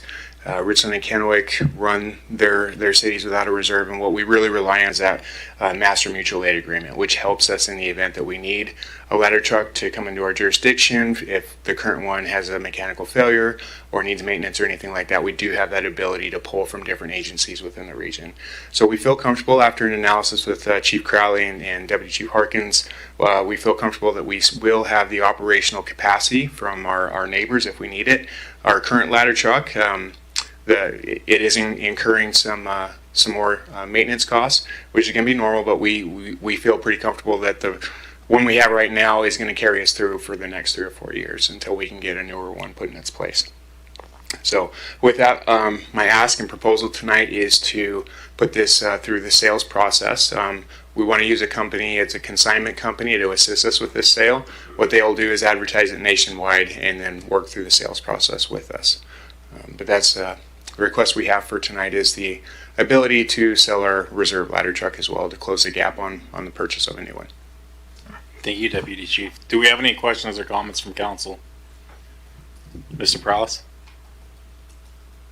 Yeah, the only question that I had was that we bought this a few years ago, and now we're trying to sell it to get some money. And so I hope we're buying equipment that we're going to be needing for a longer duration of time. So I guess if I can get some insights on that, that'd be greatly appreciated. Yeah, absolutely, and I can certainly speak to that, Mr. Prowse. Appreciate the question. The new ladder or new aerial trucks, new fire engines that we just purchased, they're good for that 20-year mark. And that process of planning, we really try and start that 5, 6, 7 years out. But with the proper maintenance, and our shops do a very, very good job. And we have additional contractors in the area that can help us out that specialize in these apparatus. So we feel comfortable that moving forward with these new engines, they're designed to last a long time. We do beat them up, but they do last. The predicted lifespan on these is that 20-year mark. And when we go through, like I said, we're taking a look at technology, what will last, and we sole source with Pierce. And it's the biggest name in the industry, and you know they're workhorses, so we know we can rely on them. But well understood, and I think going forward, the next ladder truck is going to last us quite some time. Thank you, Mr. Prowse. That satisfy? Appreciate it. Thank you for the insight. Thank you. Any other questions or comments from council? Seeing none, Mr. Milne. Thank you, Mayor. I move to approve resolution number 4587, declaring city-owned personal property as surplus, approving the method of disposal, and further authorize the interim city manager to sell the property through consignment. Second. Got a motion by Mr. Milne, second by Ms. Blaisdell. All in favor, say aye. Aye. All right. Any opposed, say nay. Hearing none, that too passes unanimously. Thank you, Mr. Mayor. Thank you, council. Thank you. With that moves us on to item number 10, which is unfinished business. See none, and I don't see a light from staff, so I'm assuming there is none. Then that moves us on to number 11, which is new business. Again, not seeing any lights from staff, so I assume we're good there. And that moves us on to item number 12, which is miscellaneous discussion. I do see Mr. Zabel's light on. So good evening, Mayor, Council. Apologies there on 8A and 9A. The difference between those is the boat was a value of over $50,000, and you were transferring it to another agency, so it required the public hearing. The other one is just an outright sale, the engine itself, so that's why the difference. So, and then secondly, a couple of things. I did get a note out earlier today, but all of you may not have received it, but contractor's been hired to work on downtown cleanup. That work started today, already making an impact downtown, and I know that's something council had expressed concern about in recent weeks, so staff's been working on pulling that together. Thank you to Director Rice. And then secondly, city participated in the State Department of Agricultural Japanese beetle spray program, so all of our city properties, or a number of our city properties, were sprayed with the beetle containment area on late last week. So, in case you get a question from a community member or what have you. So that's all I had. Thank you. Do we have any, Mr. Prowse, do you have anything? No, I don't. Thank you. Thank you. Anything else from council? I'll just simply note that I do know that in a couple weeks we have an Easter egg hunt coming up. I don't have those details right in front of me. I know it's the 19th, I believe, at noon at one of the parks. We'll get more details on that, and I'm excited to be part of that. I know my kid's got a baseball game, but I'm hopeful to run over and catch, and celebrate something that's critical in my life, which is the resurrection of my Savior Jesus Christ. And I'm extremely grateful for that opportunity that the city has to celebrate Easter as a community, and so I'm excited for that. So I appreciate the staff putting that together. With that moves us on to, are we still intending to do our exec session? Yes.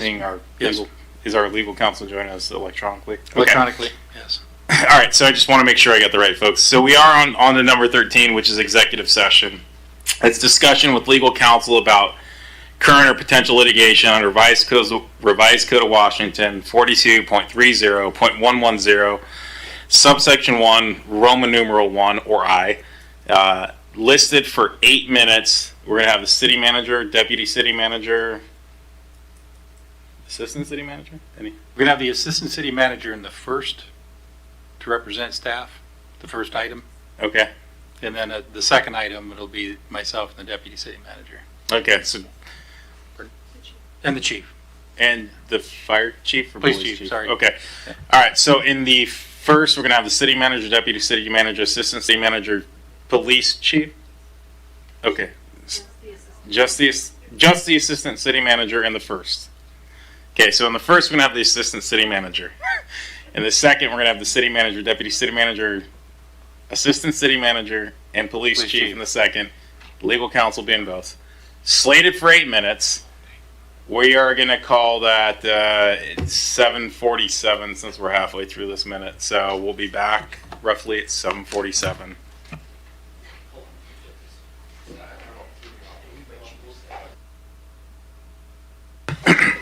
It is 7:55. We have returned from executive session with no action taken. And with that, our meeting is adjourned. Thank you for joining us.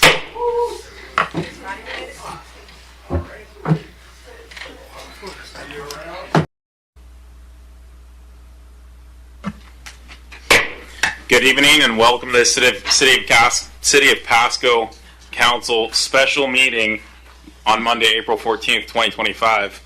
The council thanks you for being a part of your city government. At special meetings, the council takes formal action in specific items, and during workshops, we only discuss items with no formal action items taken.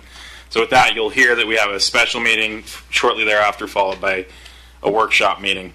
Agenda packets are available at www.pasco-wa.gov/agenda for those following along online. For those present, there's a little table with a blue arrow that says agendas.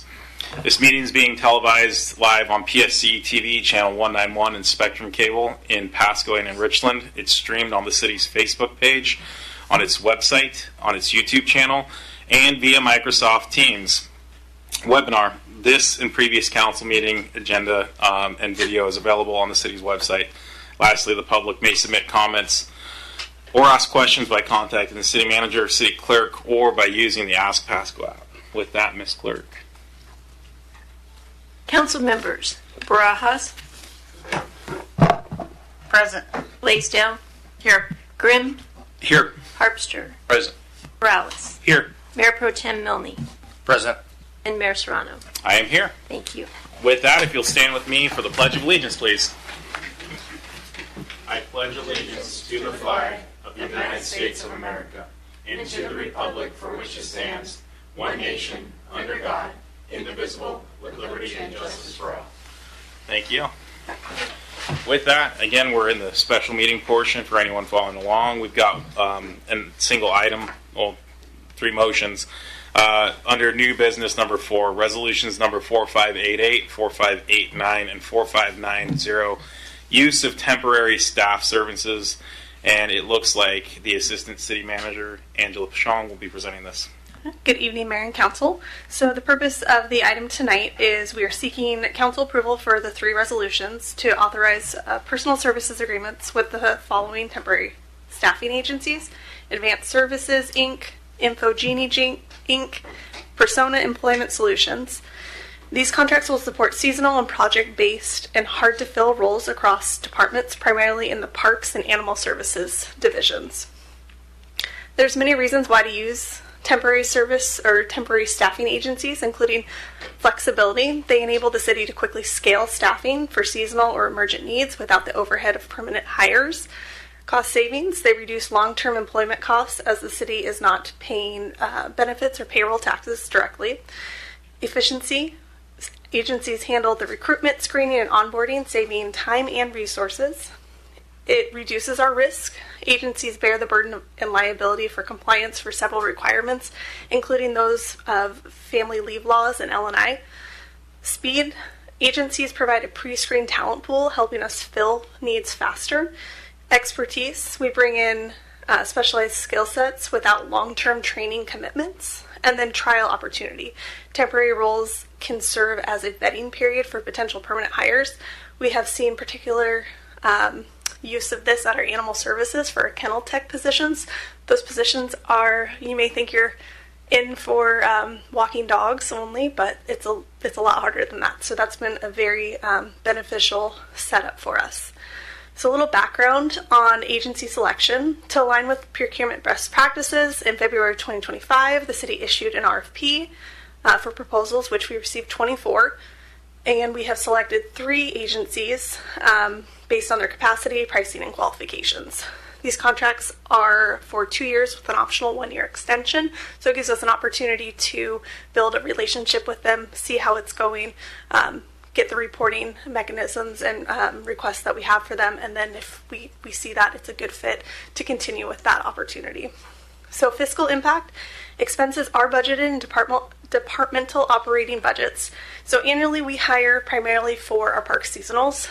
So those are the individuals out mowing the grass, our boulevards, and doing that. We hire 16 of those positions every year, and that's about $300,000. And then we also have 1 role out at our cemetery because as irrigation's turned on, the grass grows, and we need to make sure that that is maintained. These annual needs align with our irrigation season. And in 2021, there was, we had a higher budget for seasonals for our parks crew, but we converted 7 of those into permanent positions with the expansion of our facilities and our needs. We did have the need for year-round. We just don't have need for year-round for this many individuals. So the request to council tonight is approval of the 3 resolutions, and I'm happy to answer any questions. Thank you. With that, Ms. Barajas. Thank you. Quick question. You probably do have this, what is the overall savings on going this route versus hiring full-time jobs through the city? So the biggest savings is going to be, and I'm not going to give you a flat dollar amount, I can definitely get that for you, but without the need of full-time 16 additional staff, it would be exponentially more expensive to bring them on. You'd be paying salary and benefits year-round. And so there is a markup when you do a temporary staffing agency, but it's less than if you had them full-time with benefits. Do we have any further council discussion on this issue? Seeing none, do we have, it's a special meeting, do we have any public comment on this issue? Going once, going twice, third time. With that, we're going to close public comment. With that, Mr. Milne, can I get a motion? Yes, Mayor. I move to approve resolution number 4588, authorizing the interim city manager to execute a personal services agreement with Advanced Services Incorporated for temporary staffing services. Second. Give that to Ms. Barajas. Got a motion by Mr. Milne, a second by Ms. Barajas. All in favor, say aye. Aye. Any opposed, say nay. Hearing none. Go ahead with the second, and bless you, Mr. Harpster. I move to approve resolution number 4589, authorizing the interim city manager to execute a personal services agreement with Infungi Incorporated for temporary staffing services. It's going to be a motion by Mr. Milne, a second by Ms. Barajas. All in favor, say aye. Aye. Aye. Any opposed, say nay. That too passed unanimously. Let's go for a third time. All right, third time's a charm. I move to approve resolution number 4590, authorizing the interim city manager to execute a personal service agreement with Persona Employment Solutions for temporary staffing services. We got a motion by Mr. Milne, a second by Ms. Barajas. All in favor, say aye. Aye. Aye. Any opposed, say nay. Sounds like we got a third unanimous. With that, we are going to adjourn our special meeting. I'll give the clerk a few seconds to make sure she has time to crane her neck to the clock. I think we're good. Okay, did I see the signal? We're okay to roll. With that, I am going to open our workshop meeting. It was listed for 7:05. We're 3 minutes late, so Chief Roski, I apologize. We've consumed that extra 3 minutes. I'll make it up by skipping items 1, 2, and 3 and moving on to item number 4. Do we have any verbal reports from council members? Mr. Grimm. Thank you, Mr. Mayor. I attended the Benton Franklin Transit Board of Directors meeting. We talked about the strategic plan and ridership and had a lively discussion about trip costs per person, management of the fleet, and it was really a fruitful discussion, fruitful meeting. The day before, myself, Councilmember Barajas, and Councilwoman Blaisdell all attended online the Tri-Cities Public Facilities District meeting, where the group voted me secretary of the board. The interesting thing about that is they had not called a meeting in nearly 2 years. It was, I believe, March or April of 2023 was the last time they had called a meeting, and there's various reasons and things going on, but that is something for me really to dig into in coming weeks and months and find out, well, what are we doing if, we don't need to meet that often? And I know the idea is obviously to serve as a regional public facilities board, but once again, I have a lot to learn, a lot to dig my teeth into, Mr. Mayor, and I also joined the Mayor Pro Tem today at the Pasco Chamber of Commerce lunch with a fair amount of staff, where we got to hear our own Fire Chief Crowley give an update about really the fire department. And it was the first time that anybody knows the fire department ever presented at the lunch. So it was really good to have one of our own heart and soul there talking just the core of Pasco. So anyways, thank you, Mr. Mayor. Thank you, Mr. Grimm. Mr. Prowse. Thank you, Mayor. I attended my first night with the Pasco Police Academy last Tuesday. Very informative. I was pretty impressed. I've done a couple of them, not for the Pasco, but for other municipalities, and just the breadth of knowledge and the presentations was really well done. So yeah, I'm really excited for the next couple weeks. Then I attended the JoJo's freeze-dried goodies ribbon cutting. I wasn't there for the ribbon cutting initially, but I ended up going about an hour after. A lot of people already had left, and I talked with Sarah, and she has some really good treats, and it's cool to see that she has stuff in the White House. I thought that was really interesting, and really, should make us all proud that something like that is actually making that much of an impact. And then I went out and gave out some VIP patches to some of our Girl Scouts this weekend. I think Sunday was the last day for them to sell cookies. So that's all I have to report. Thank you, Mr. Prowse. Mr. Milne. Yeah, thank you, Mayor. I was there for also the JoJo's freeze-dried goodies, and phenomenal stuff. I can't say enough about it. I didn't think that a freeze-dried pickle would taste so good, but it was really good. All the stuff she had was really good. They had a lot of candies and freeze-dried, was it this pickle Skittles? I didn't think that was big good, but it was actually pretty good as well. So I would recommend people that if it's by the Berkshire Aircraft is on the back side and the railway yard is on the front side, but it's that whole row, and it's just some unique places in there. So I'd recommend if you get a chance to go check it out. And then I also did have a COPA meeting also on Friday, and they talked a lot about how to move the organization along, but not asking for the city for money at the moment. And one thing they're talking about doing is fundraising. In October, some students from Kalima will be coming and visiting the Pasco. And again, just different ways that we in the COPA organization can make it better for Pasco and for these kids, the cooperation between Kalima and Pasco. So it was a good meeting. Thank you. Thank you, Mr. Milne. Mr. Harpster. I thought somebody else would have mentioned this, but I attended a council retreat on Saturday and saw a few of you there. Just want the public to know your council's doing work on Saturdays and discussed our priorities and spent a lot of time on budget. So again, appreciate staff's time that was there and everybody else's time up here. Thank you. They were certainly well prepared and well armed with information. So hopefully we'll be able to nail some things down here over the next few months, and we appreciate that. Seeing no further lights, that moves us along to item number 5, which is items for discussion with opportunity for public comment. The public comment is limited to an aggregate of 8 minutes. It's going to be two minutes segments, pro and con. So if you have a position, please state that when you come up and offer your name and county of residence for the mic. So aside from that introduction, we have a few items. The first one is item A. Pasco School District is here to discuss their district impact.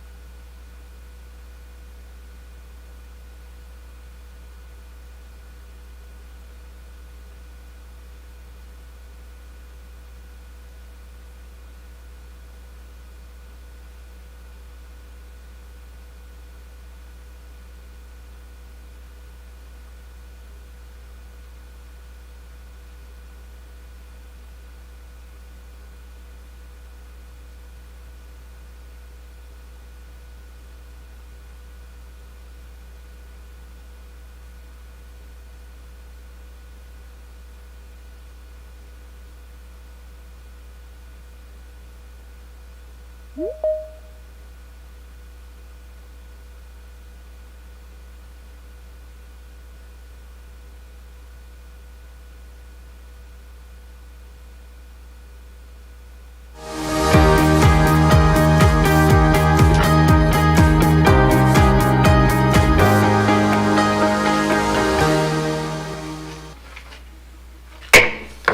evening and welcome to the City of Pasco Council Workshop Meeting this Monday, July 14th, 2025.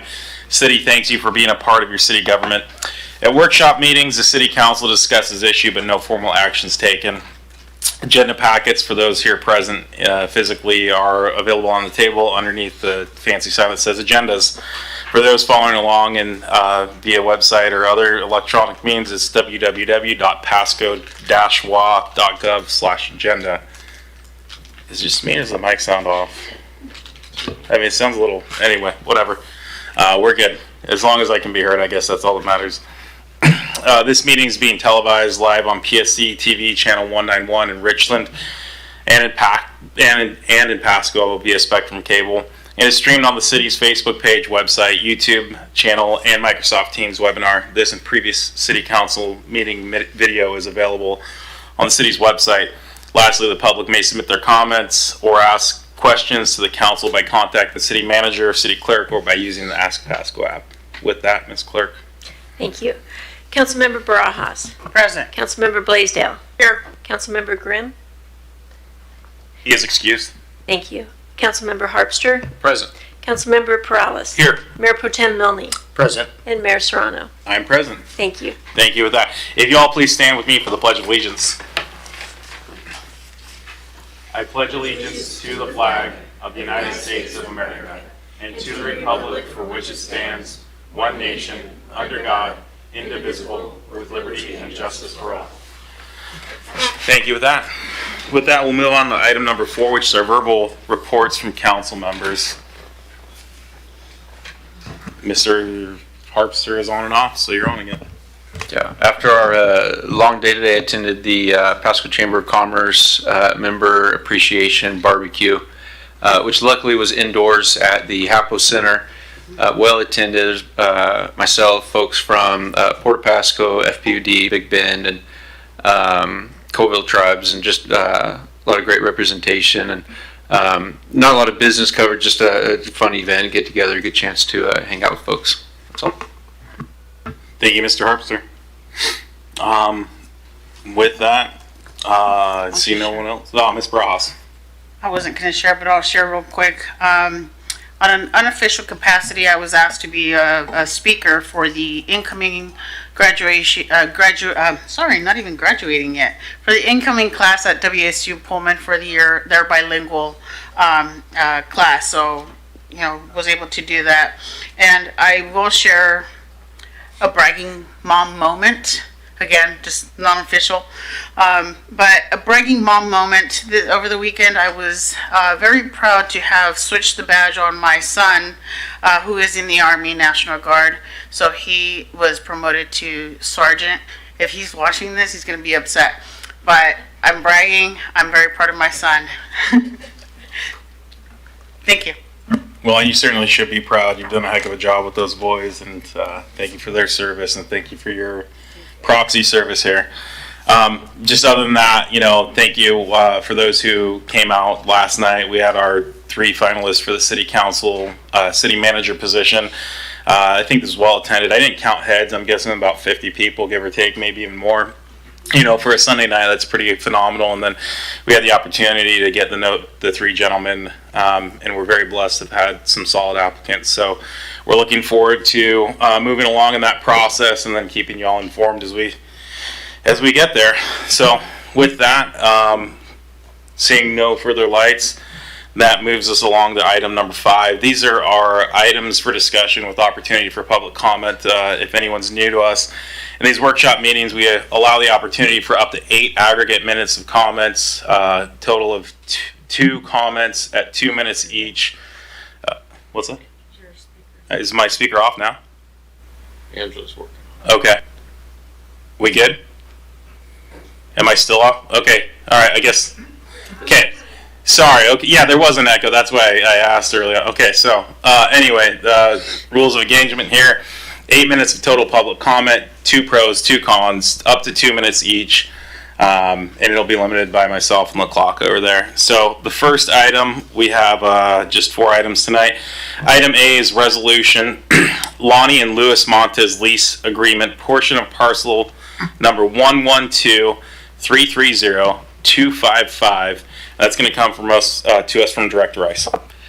Good evening, Mayor and Council. Yes, this is a lease renewal agreement for a previously leased property that was leased previously in 2015 and had 2-year renewal periods, both of which expired, and the current leasee wishes to continue that lease, so we worked on updating the agreement to be a 3+2 agreement.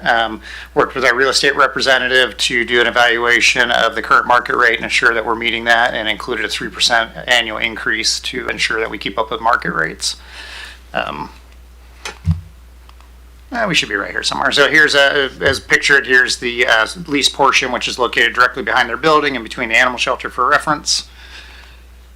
Outline of what the payment will be for the first 3 years, and then the extension, the 4th and 5th years extension, and also all lease rates, or all lease properties have to include Washington State lease excise tax, which is also included as part of the total lease agreement.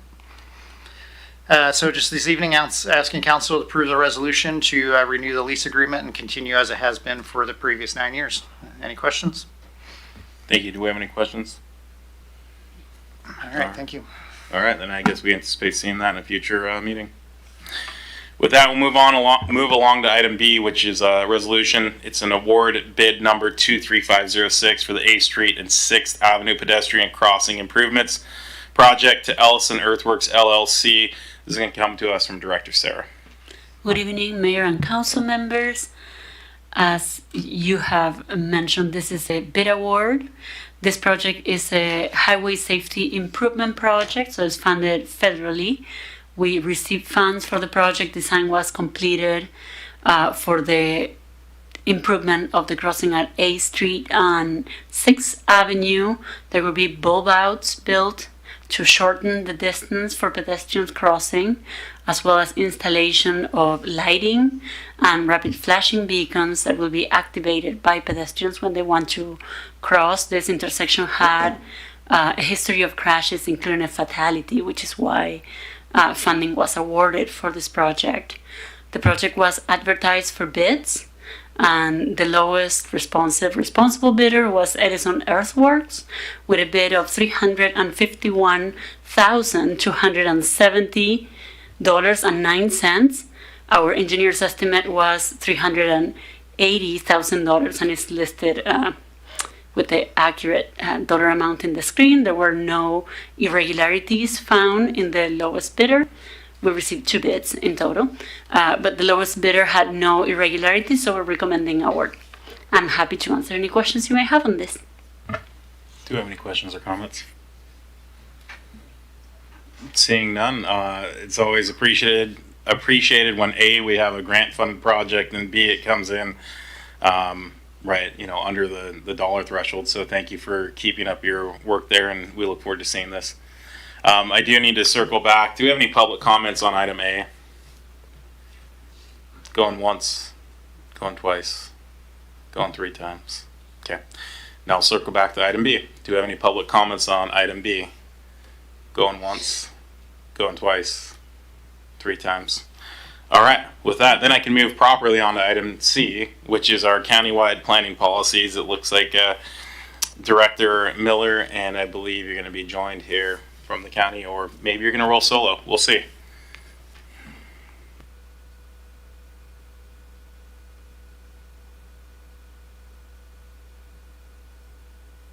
Haley, you're not on.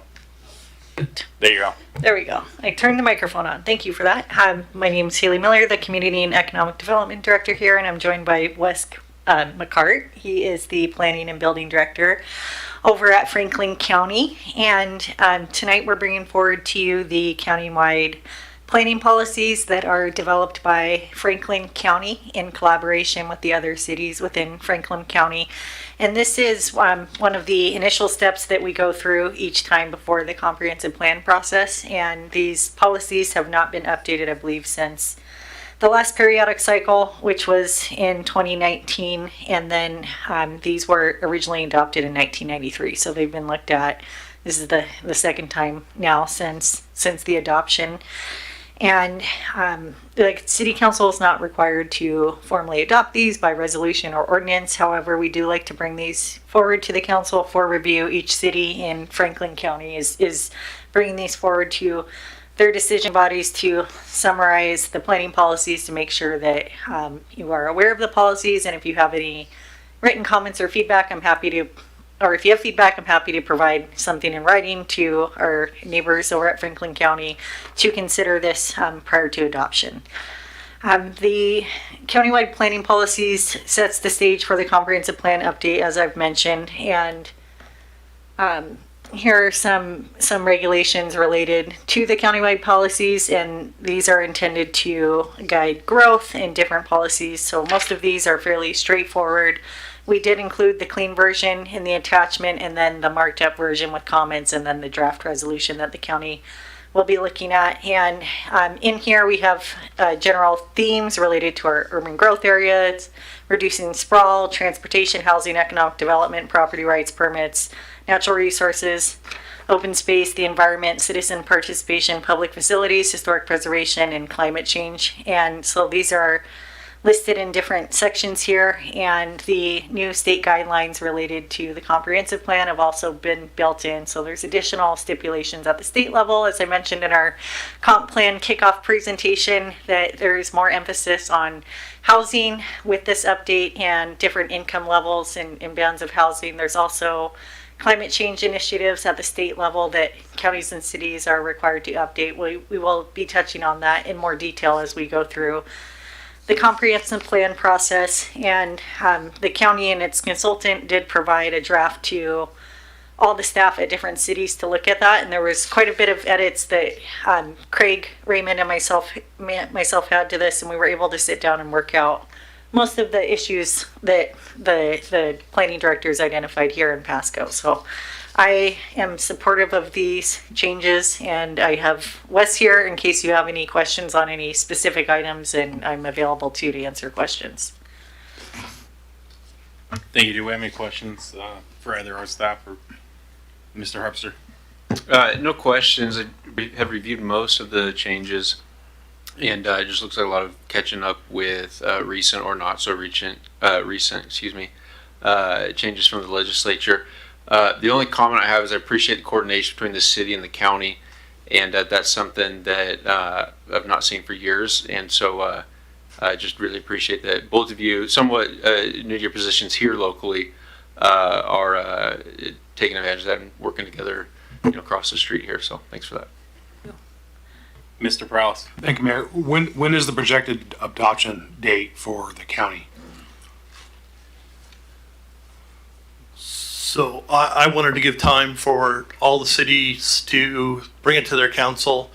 You're the last one.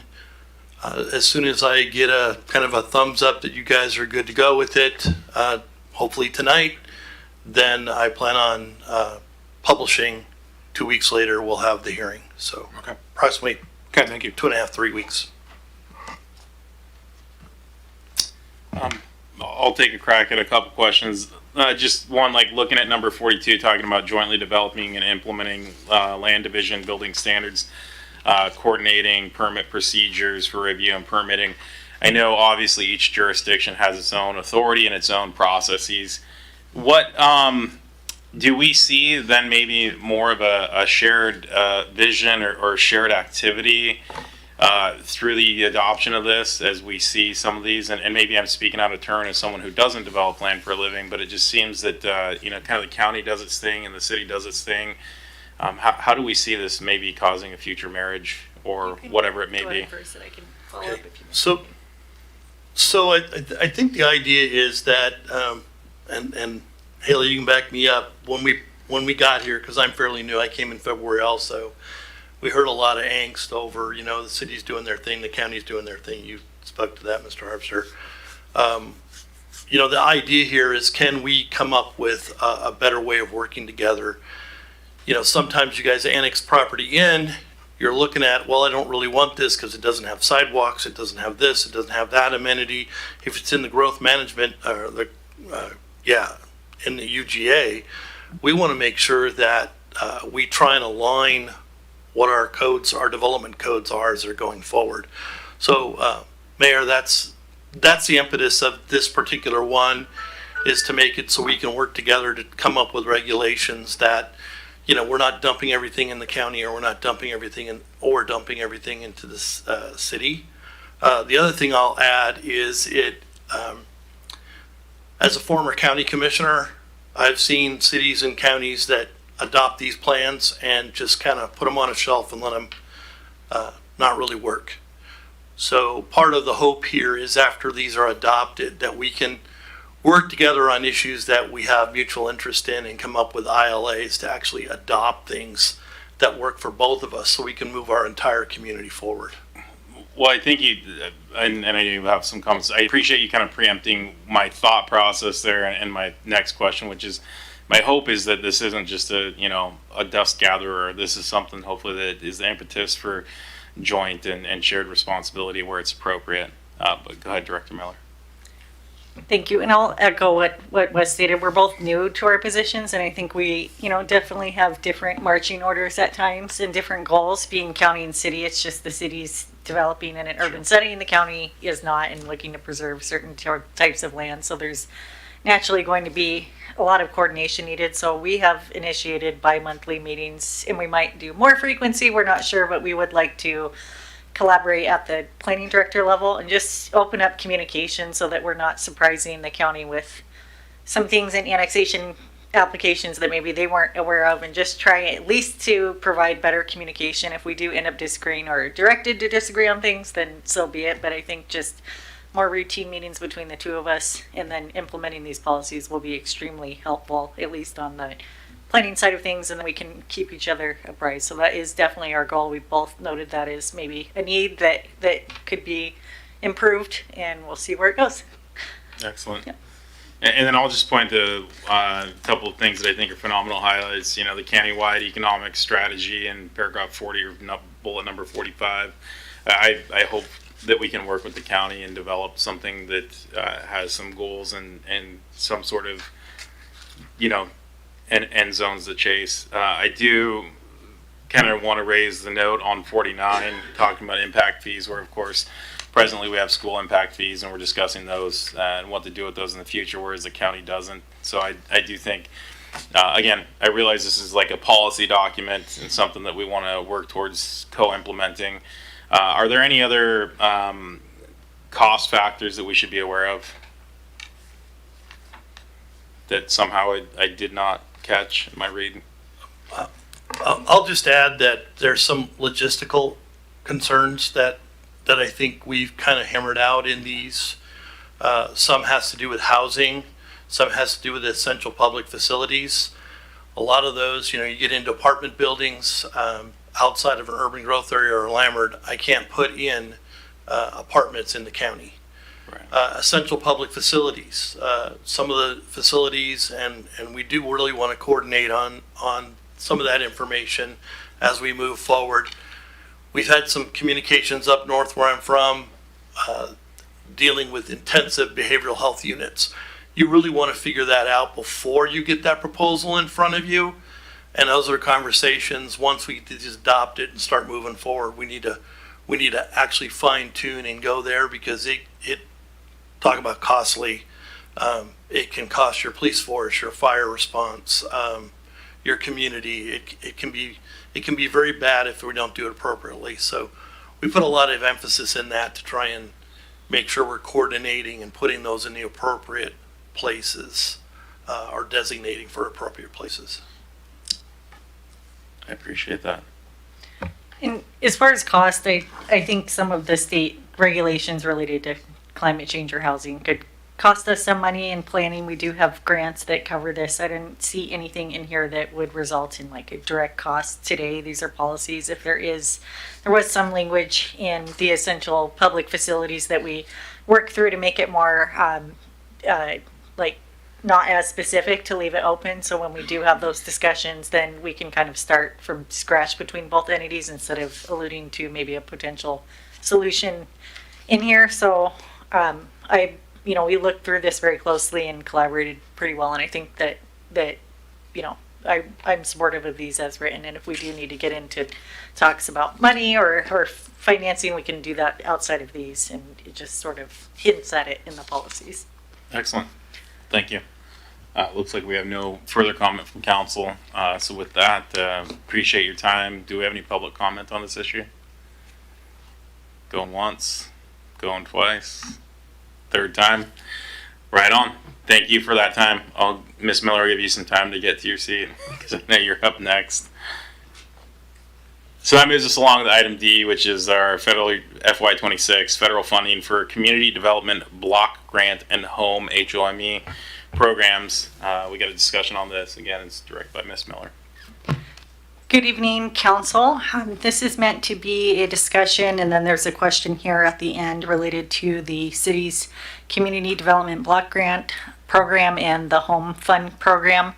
And the city last week was notified by a group at the federal level that the CDBG funding and home funding may not make it into the appropriations for 2026. And as of today, I heard CDBG was back in the funding. So I think the message we're trying to give to you tonight is that it is up in the air. It's not a guarantee. So there is a chance that the new administration would eliminate funding for this program, and we just won't know for sure until later on. If the funding is eliminated, that would impact Pasco, possibly related to the Section 108 loan that was secured in 2020. And this is a loan that you're allowed to take out if you're a CDBG program participant.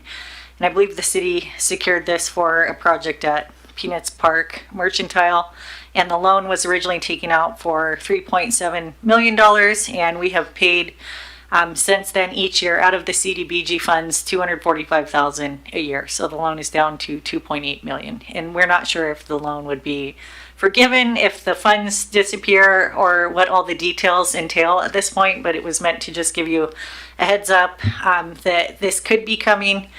And our main question tonight for the group is, would the city council be supportive of the city providing a letter of support to keep these programs in place to be sent to, I believe, Congress to consider while working on their budget? Happy to answer any questions or take in your feedback if you have any. Thank you. Mr. Prowse. Thank you, Mayor. Yeah, I would be in support of this letter. Just a few questions. Would this, the products, this was for the Peanuts Park itself, right? Okay. Would this be, would we be able to get perhaps some state money to pay for this if this money were to go away? Like a one-time money like we do for the MLK Center and all that stuff? You look like you're reaching for your microphone, so I'll let Yeah, I will, I guess, take that answer. Good evening, Mayor, Council. Yeah, unlikely. State's got their own budget issues, as Council's aware. They have a multi-billion-dollar deficit they're trying to plug right now. Might require a special session, so I don't. Plus, they're looking at having to backfill some other essential services that could be impacted by reforms in Medicare and Medicaid.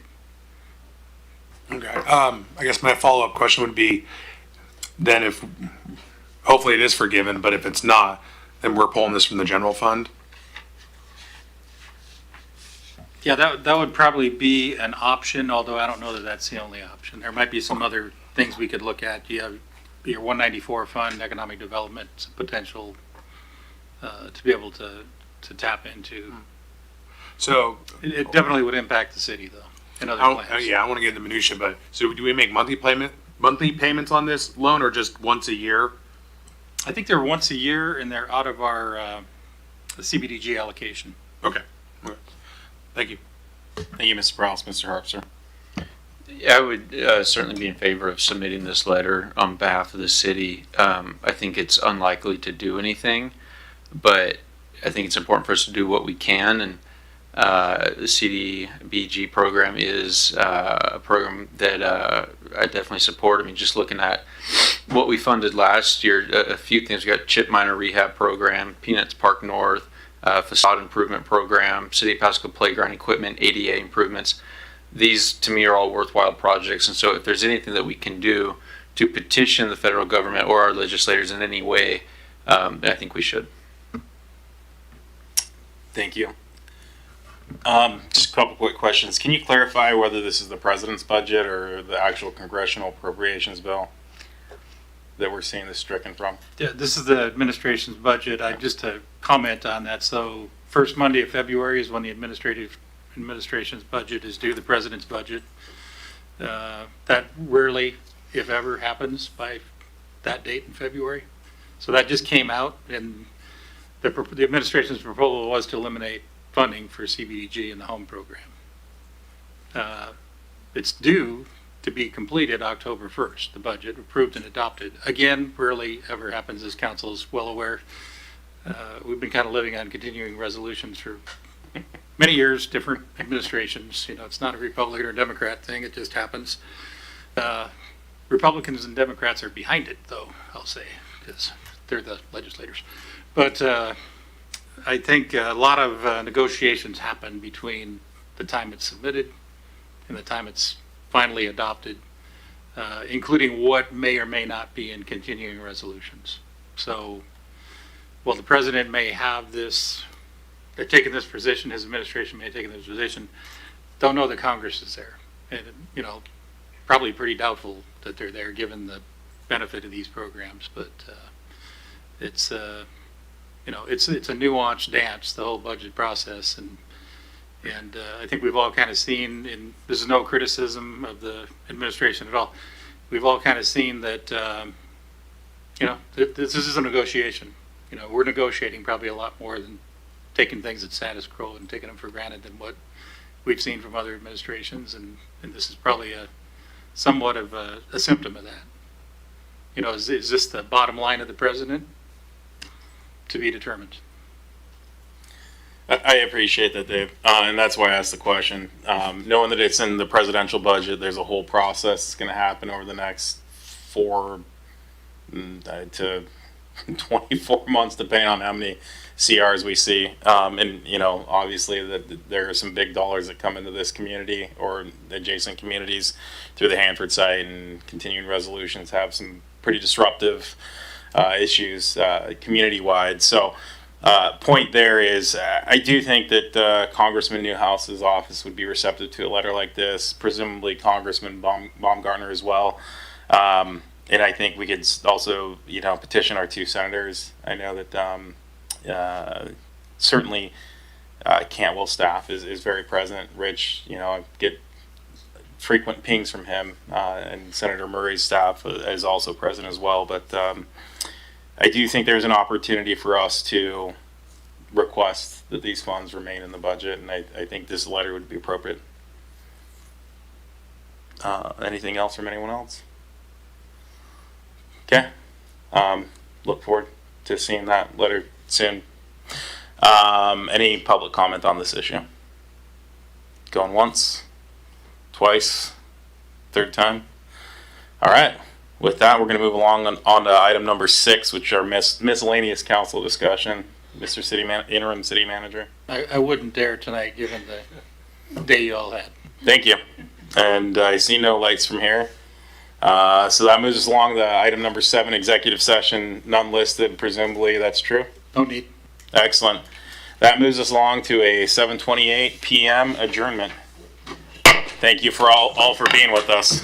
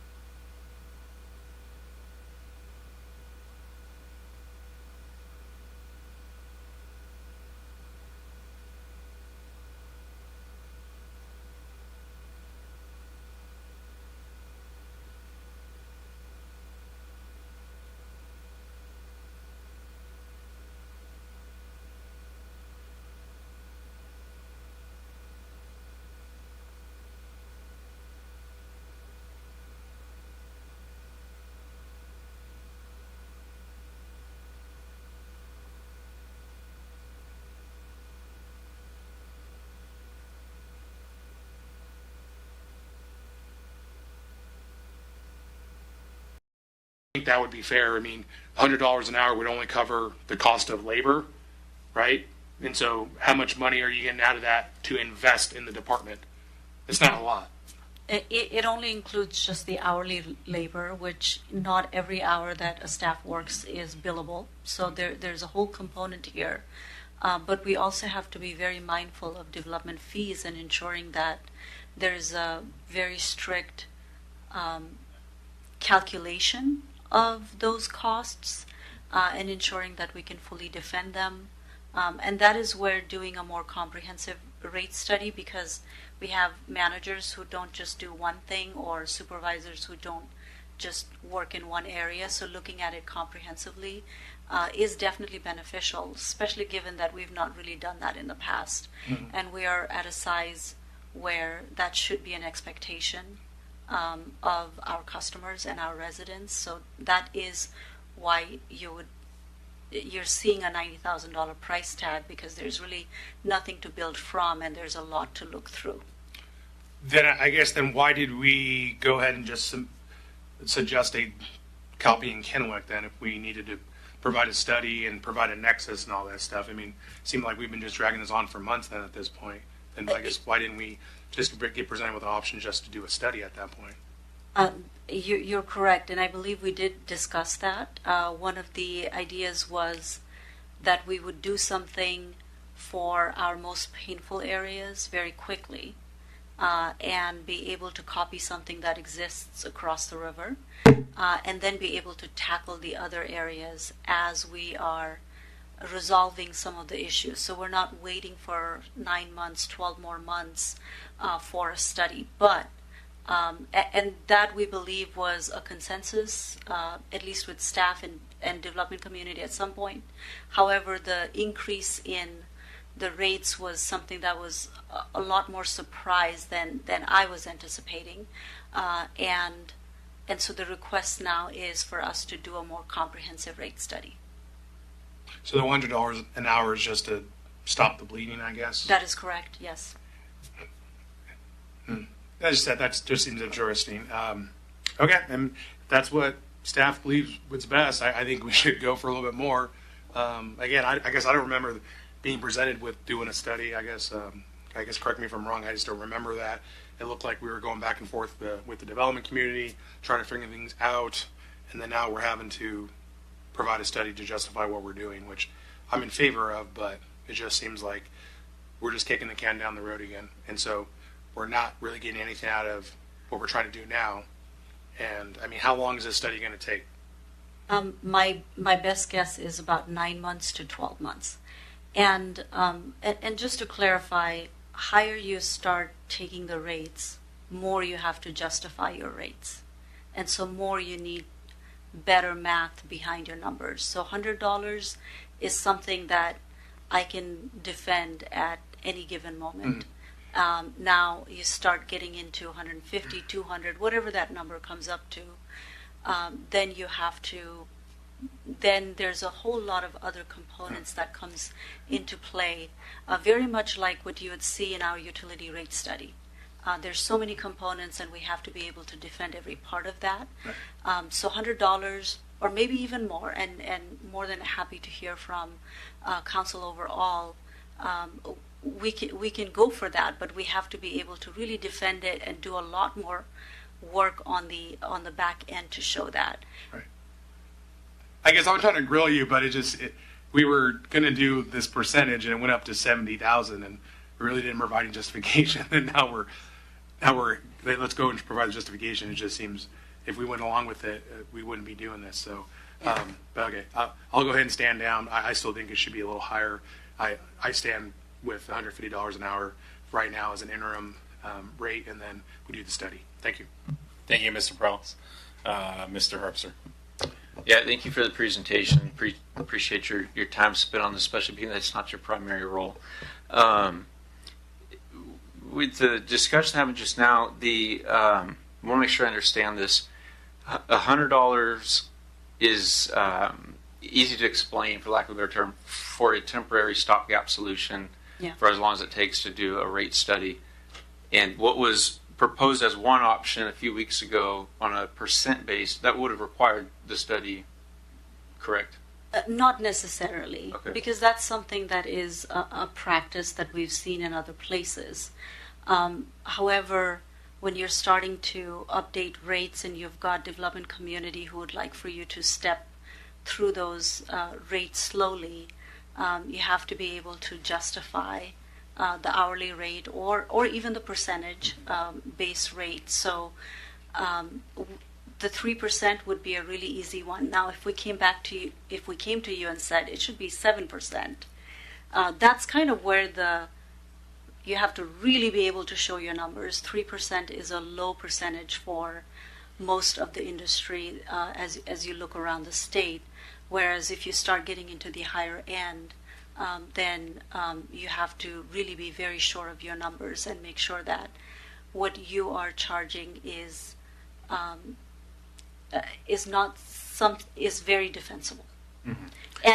And I would say that there's a range between 100 and 200 where staff could probably come up with a defensible range.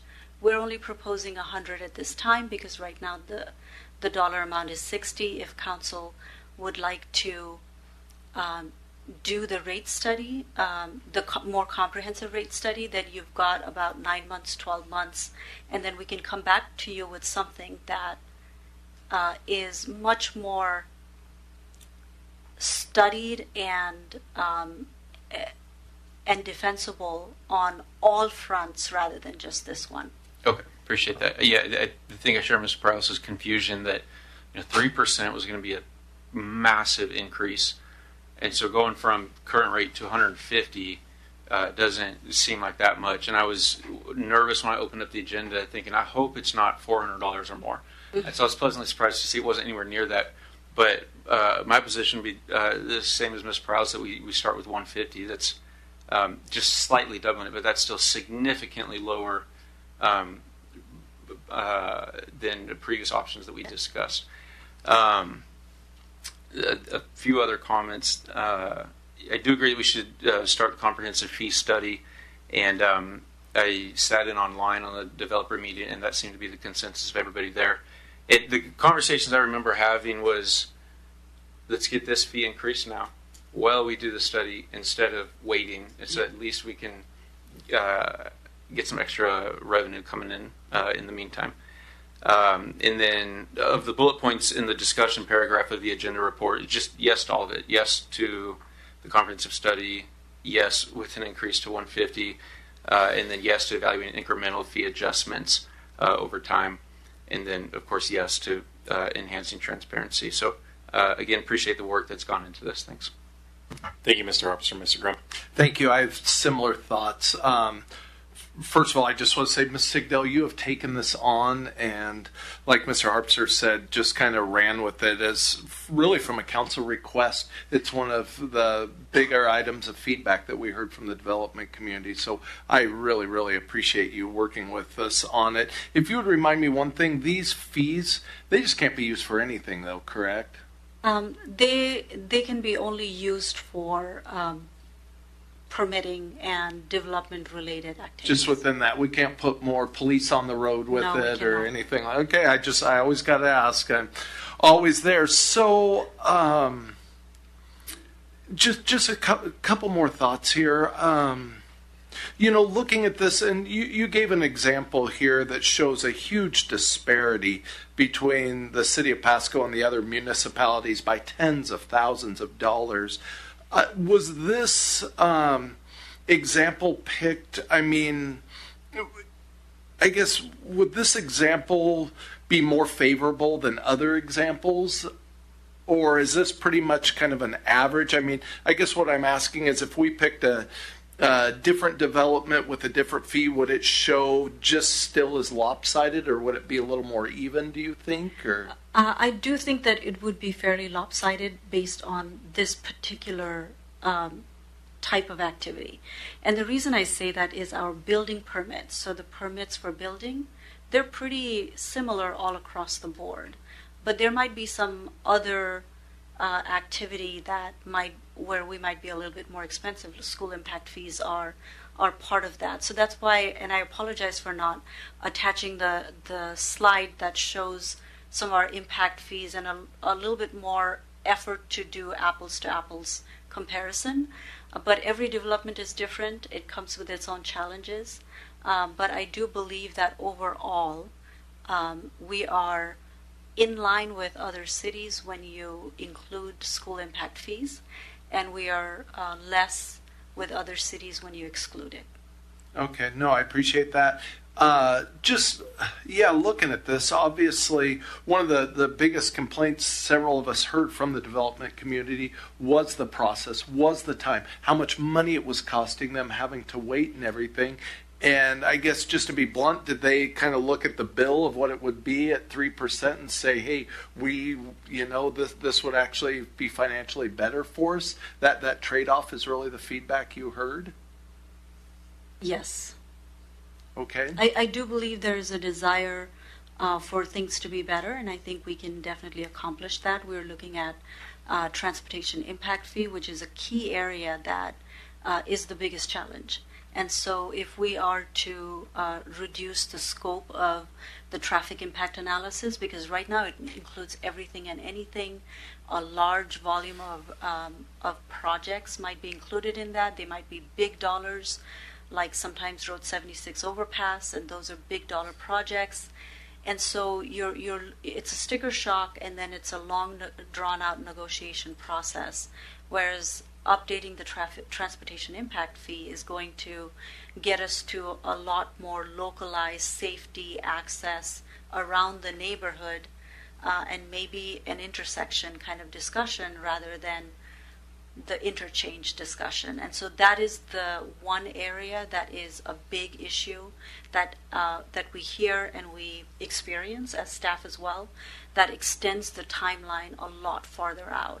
And so once we resolve that, then you're going to see the process be a lot better. There's definitely many other things that we need to do. Increasing the SEPA threshold is one that we've been talking about, and I will just apologize in advance. We've been too busy to be able to kind of move that process along, but our newest CED director is going to be arriving here in 2 weeks, and she's going to fix everything. So, but there's a lot of those key things that are a challenge right now that are outside of the cost, as you mentioned, and so we're working on that. Okay, no, I really appreciate that, and I appreciate all the work you've done on. I mean, the last thing I want to see this do is, for lack of a better phrase, just stick it to the development community. I mean, these are people who are investing in our community. These are people who live in our community. These are people really we're in partnership with to build this community. And so, yes, as much as we can work with them and partner with them is great. But on the other hand, we are all, to be stewards of the community too, and to make sure that, we have the resources to provide the assets and the infrastructure for the communities. So I would definitely be supportive of some kind of middle of the road approach that gets the development done, allows the city to have the resources they do, but makes us more attractive than our neighbors across the creek. So I thank you so much, Ms. Sigdell, for all of your work on this. Thank you. Thank you, Mr. Grimm. Mr. Moon. Thank you, Mayor. I'll be somewhat brief. I just want to say that when I saw the $100, I thought that was also quite low. I'm also amendable to the 150 or in that range, depending on what staff thinks is the best course of action on that. And then just so we have a fourth vote, I'm also for spending the $90,000 on the study. So just letting you know where I'm at, and I again agree with all the council members that have spoken so far. So thank you. Thank you. Mr. Prowse, I see your light. I want to get in a couple comments before I circle back to you. I think, if we're going to stopgap this, one of the concerns I consistently heard was when we do the hourly rate, there's time that's spent that's on administrative work that takes away when we're billing.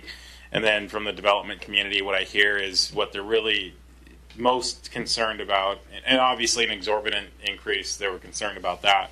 But the primary concern was consistency in our review process and in our review timing. Now, I understand that this is a question of what it should cost. But I do believe that that's some of the cost-benefit analysis that needs to be driven here. I I suspect the rate study is not going to achieve that, will it? No, the rate study will give, what we have is a rate that has been built up over time. And so it does need some fresh eyes. It is not going to fix the process, but it might allow us, I do believe actually it'll allow us to think about our processes and how our rates are charged and what does it truly take to do something and if it's worth doing or it's worth doing differently. So I do believe it's going to help us think about our processes differently, but not necessarily if we, it's not going to change the process unless we think about the process and how we're going to change it. So realizing that your joy begins in 2 weeks, when we get the CED director and this falls onto her plate. My admonition, my comment, I guess my individual direction, see if council supports it, is if we're going to go ahead and increase the rate for a stopgap. I'm fine with that. Quite frankly, I'm not sure the full utility of the rate study. I understand that it helps support if we modify or restructure our rates. But it sounds to me the most important things are, one, making sure that the bank account's adequately funded so that we could spend some time bettering our process, giving more surety and direct path to the development community who's coming in here and paying these fees. I think I would be more inclined to increase the rate, hit the stopgap, and put that same effort, maybe not into a rate study, but into a process, streamlining. I can't remember the stupid crap they do out on site, the Kaizen stuff or whatever, like the Six Sigma. I mean, I didn't buy into it, but some sort of study like that where you're looking at your process, determining what's broken and what's fixable. So I think for me, if 150 is justifiable, and I don't know that it is, and I don't know that it isn't, and that allows us to set aside some money or utilize that to look hard at our process while making sure we're not expending too much. My preference would be to increase the fee, hold on the rate study, look at the process study or study the process, maybe whether that means hiring someone to do that or whatever, purchasing new technology. I think we need to get that process moving before justifying an even greater increase. So I'd like to see an increase to get the support. Does that make sense? Yes, it does. And Mayor, that is an effort that it's been ongoing, but it's a really big ship to turn around. I understand. We are working through some of the staffing and locations and also our technology, which is quite old and doesn't quite meet our criteria, but it's not easy right now to move on to something new either. So we're trying to find a good space to maneuver in some and have a long-term plan. So I do want to assure you that that's on top of mind for staff.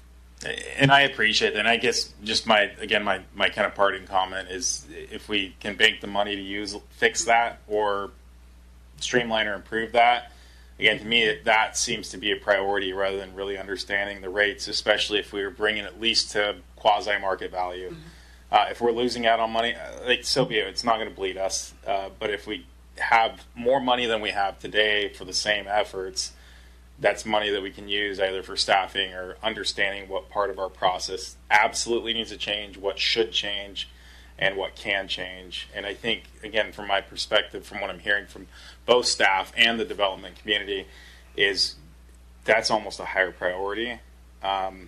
So we can recover our funds and work towards that. Again, that's my personal kind of direction. But again, you're asking about a different study that sounds like folks are supportive of. I'll stand by whatever we decide.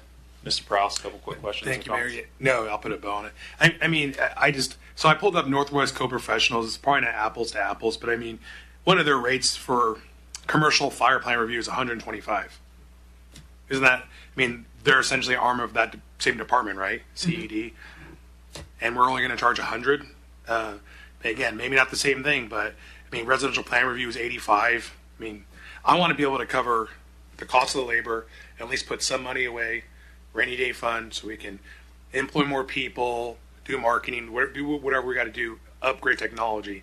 I mean, if we're going to go through a percentage, then if I understand, again, across the river they're doing 3%, 2%, 1%, then 0.5%. I mean, we have to increase this, but I'm not in favor, I guess, at this point for doing a $90,000 review for some consultant that's going to take 9 months, and then before we know it's going to be a year, and then we're still talking about this in 2026. I think we need to get presented with some different options other than that. And if that's the case, then I would like to see something coming back to us. What rates are we talking about then? But it just seems like we really need to put money into that department, and $150 is a drop in the bucket. I'm sure those developers would be okay with that. They were concerned about the percentages and then going up to $60,000 to $70,000 to $80,000, $400 to $500 an hour. That's what they were concerned about. That's what I heard. That's what they've talked to me about. And I think $150, they would be happy with that. $200 probably wouldn't even bat an eye. I mean, we're charging $60 an hour, $9 for the first hour. I don't know who made up those rates, but man, they really put us in a hole going forward. And so that's the whole point, I guess, why I'm so passionate about it. Let's do something correct so that at least it makes it so that we're stable for years to come. If that's a study, then be my guest. But I'm just not in favor of these consultants. I don't know why we waste our money on them. Thank you. Thank you, Mr. Prowse. Mr. Harpster. Yeah, I was just going to add my support for the mayor's position on maybe spending some of that $90,000 on working with staff.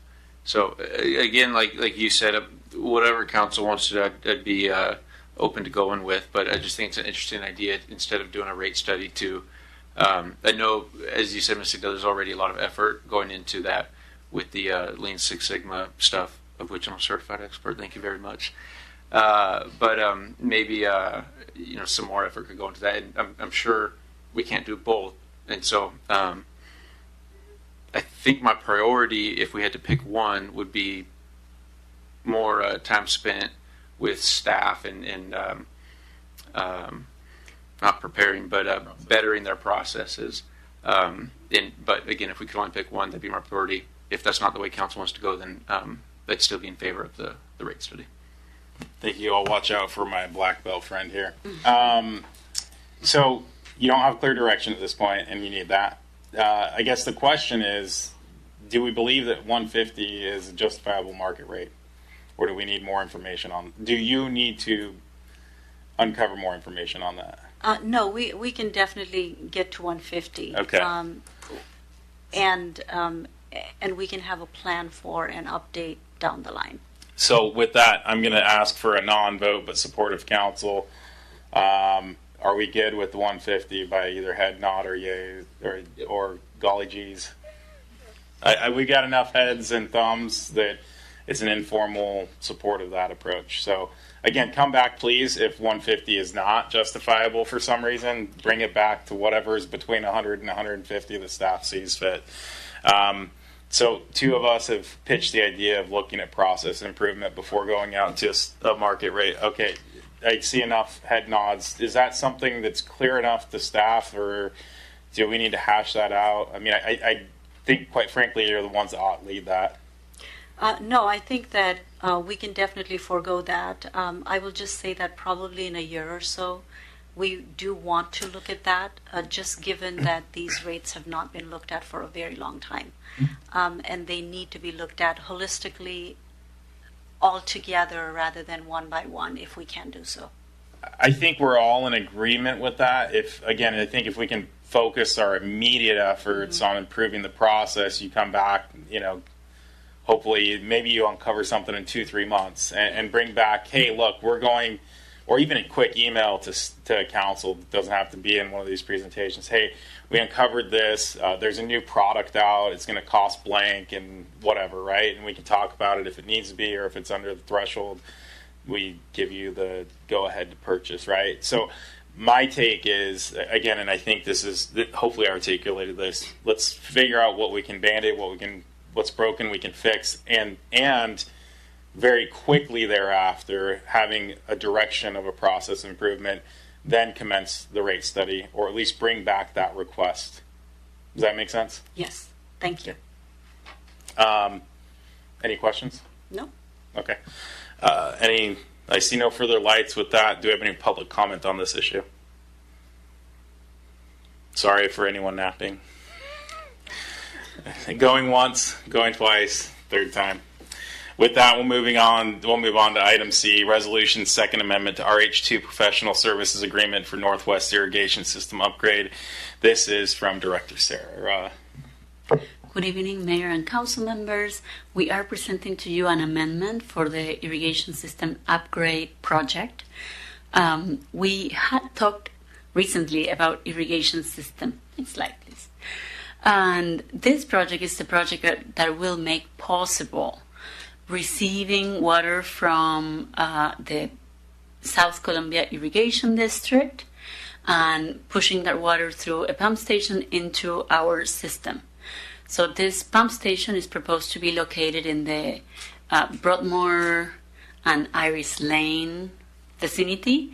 And as you're seeing it in the screen, there is a set of parcels that are yet to be created through a plat, and the city would be acquiring some of those. So through the past several years, we've been working with the Bureau of Reclamation, USBR, to get an agreement with them for the municipal and industrial water contract in which we would be able to lease water from them. And the district, the South Columbia Basin Irrigation District, would be the ones basically delivering that water to us. And RH2 was selected to do the design of this pump station. They have helped with the coordination and permitting for it. We had worked through the special permit to locate a pump station within a residential area. And due to the extensive work that has taken place and some changes with planning requirements and permit requirements, we are in need of increasing the dollar amount for this design to allow for stepping back from a 90% we had prepared, go back to 60, and accommodate the changes that are needed to make this project happen. We are very close to having the M&I contract in front of you. Actually, it was preliminary scheduled to be tonight in front of you. There were some edits that were expected, so we are expecting a new draft agreement from USBR, and we hope to be back with that agreement to you in 2 weeks.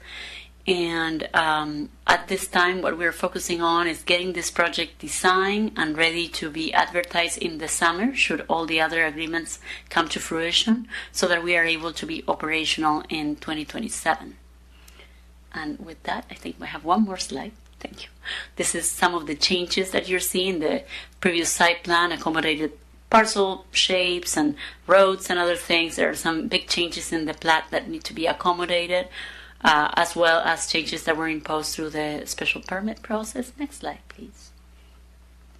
And finally, a summary of the original PSA and the changes that are needed. Again, this new PSA would get us through support during construction. And you are seeing the dollar amount. So this amendment is for just under $234,000 for RH2 services for the coming years. Thank you. Thank you. Do we have any questions or comments from council? Seeing none, do we have any public comment on this issue? Going once, going twice, 3 times. With that, that moves along to item number 6, which is miscellaneous council discussion. Seeing Mr. Milne's light, we'll go there. I just want to make a point that on Thursday on my agenda thing has the April 17th at Chihuahua High School, the International Night. And I'm hosting a Japanese exchange student, so I'm sure I will be there. But just letting everybody in the community come out, and these things are really good to get to know different cultures, and yeah, very excited about this. So just wanted to share it. That was my point. Thank you. City Manager, I skipped you. I didn't see your light at first. Sorry. It's okay. I was a little slow on it. Good evening again, Council. Deputy Mayor, thank you for announcing International Night. I did get an email out to Council from Kim Lerman today that you all should have. Gives you a little more specifics. So, following up on the Mayor's comments last week, I wanted to just another reminder on the spring egg extravaganza. That's a Jesse word. But it'll be Saturday the 19th at the Pasco Sporting Complex. The city is partnering with God's New Generation Church. Games and prizes, 55,000 Easter eggs to find out there. So kids of all ages, and we're noon to 2 p.m. So should be a pretty well-attended event, as it has in the past. And then we mentioned a few minutes ago about Sergeant Gregory's retirement. And I wanted to just, council indulge me a minute, to talk a little bit about his career. So Brad's been here since 1992 as a full-time officer. So 33 years of service. He was a reserve prior to that. He's received actually 8 unit citations. He's been the employee of the quarter. He's received multiple commanding officer citations. And then from the Pasco Kennewick Rotary, the John Goldsberry Award back in 2012. And that goes to officers in the Tri-Cities that put service above self. So in the Rotary tradition. So it's a pretty unique award for law enforcement officers, at least in our region. Brad, since 2021, has been Detective Sergeant of Investigations. He was promoted to Patrol Sergeant about 10 years before that, 2013. And he's been a detective. He's been on the Metro Drug Task Force. He's been a traffic safety officer and our gang task force. And as I mentioned, started off here as a reserve officer back in 1991. So I think you all have it on your calendars, but retirement celebration will be 16th of April at 3 p.m. So would encourage council to attend. It's a pretty significant career to honor and celebrate. Thank you. Thank you. I look forward to celebrating with Mr. Rigger. Hopefully I'll be there, and I look forward to celebrating Easter with the spring extravaganza, whatever it's called. With that, Mr. Perales. Thank you, Mayor. I just wanted to bring up the issue that I'm seeing across the city of Pasco with these corner side vendors. I saw one really close to my house, and I have nothing against people trying to make a living, I would celebrate the entrepreneurial spirit of anyone, but I have a problem when they're like right around the corner from my house, just on the block, standing there aimlessly with oranges or selling snow globes. And I would think we're doing a disservice, because I think eventually they're going to cause an accident. Some of them do stand on the corners, like right there on Road 68, Court Street. And so I just wanted to field the council for direction to the city about what we're going to do about this, because they're selling oranges. I don't know if they're insanitary to sell. Again, I haven't bought in anything, but I think we're doing a really bigger disservice to the brick and mortar businesses who pay utility taxes,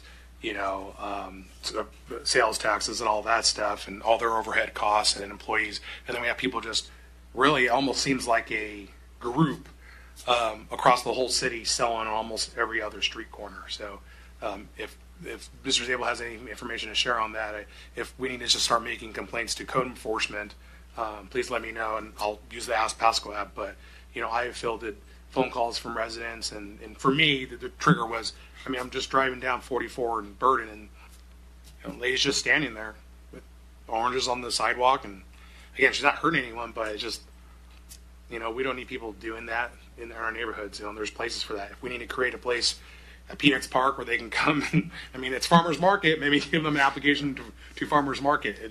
It seems like there's appropriate places for that, and it's not on street corners. Thank you, Mr. Perales. Mr. Zabel, I see you're late. Yeah, I'll just note, and we've been talking about this at the staff level for the past couple of weeks when the vendors first started popping up, and what actions the city can take. That certainly things have been preempted over the years in terms of local control. This is one area where some of that has been preempted. For instance, if it's a Washington grown or made product, there's really not much the city can do.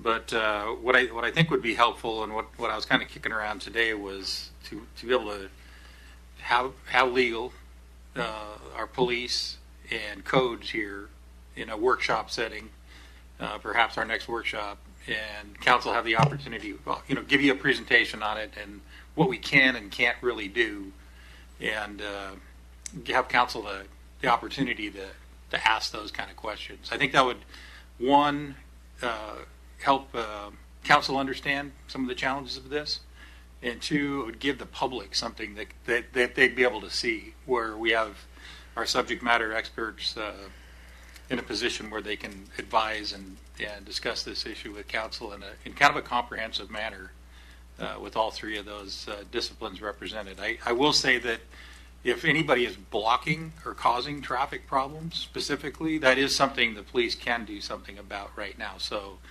ask Pasco or call 911 if their behavior is dangerous or presenting a danger to the community. I would encourage people to call 911 and deal with that. But I think if council can be patient and give us a couple weeks to come back with a kind of a detailed presentation, and I think that'll be beneficial rather than trying to solve it tonight. Thank you. With that, Mr. Harpster. Thank you. I wanted to add on to Mr. Zabel's comments about Sergeant Gregory.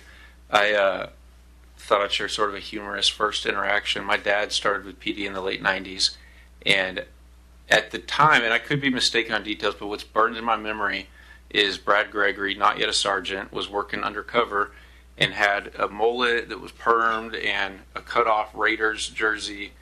And I remember my dad introduced me to him. I'm like, this guy's not a cop. Like, something's going on here. And was very intimidated by him for several years. And so that was the beginning. And then the end, sort of his career, I had some interaction with him last year where we were dealing with some things at our house. And it was kind of cool to come full circle, no longer scared of him, and having him help me and my family, my kids out. So he's, I've always enjoyed seeing him, and not always, I guess. In the beginning I didn't, but have really, we're lucky as the city of Pasco to have somebody like him who has worked for this city for 33, 4 years.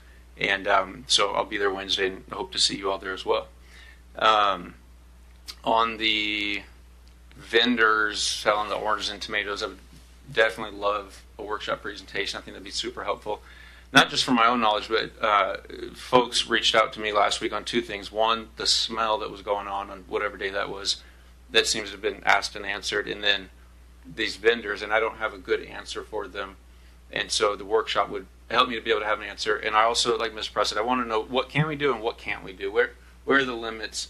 And explore what we can do. For instance, several months ago, maybe this time last year, I think Chief Roski indicated that if they're blocking sidewalk traffic, then now there's an issue. And some of them on Route 68, you guys might have seen, will line up their flowers along the sidewalk and then stand there. So if I'm walking by and they move out of the way, are they no longer blocking? I've just got a lot of questions like that would be great for a workshop discussion.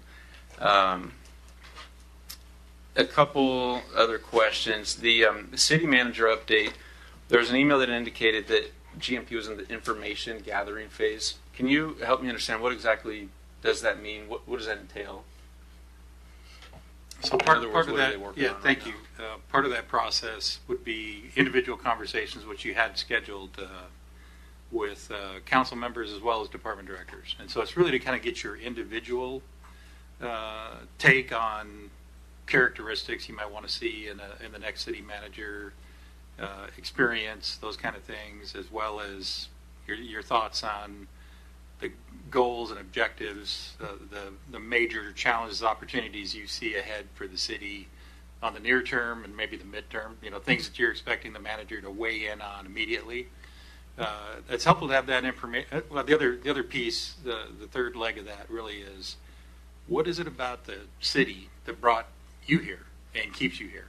Because part of this is marketing and trying to describe this opportunity in a way that prospective candidates are going to look at it and say, this is a place that I want to be.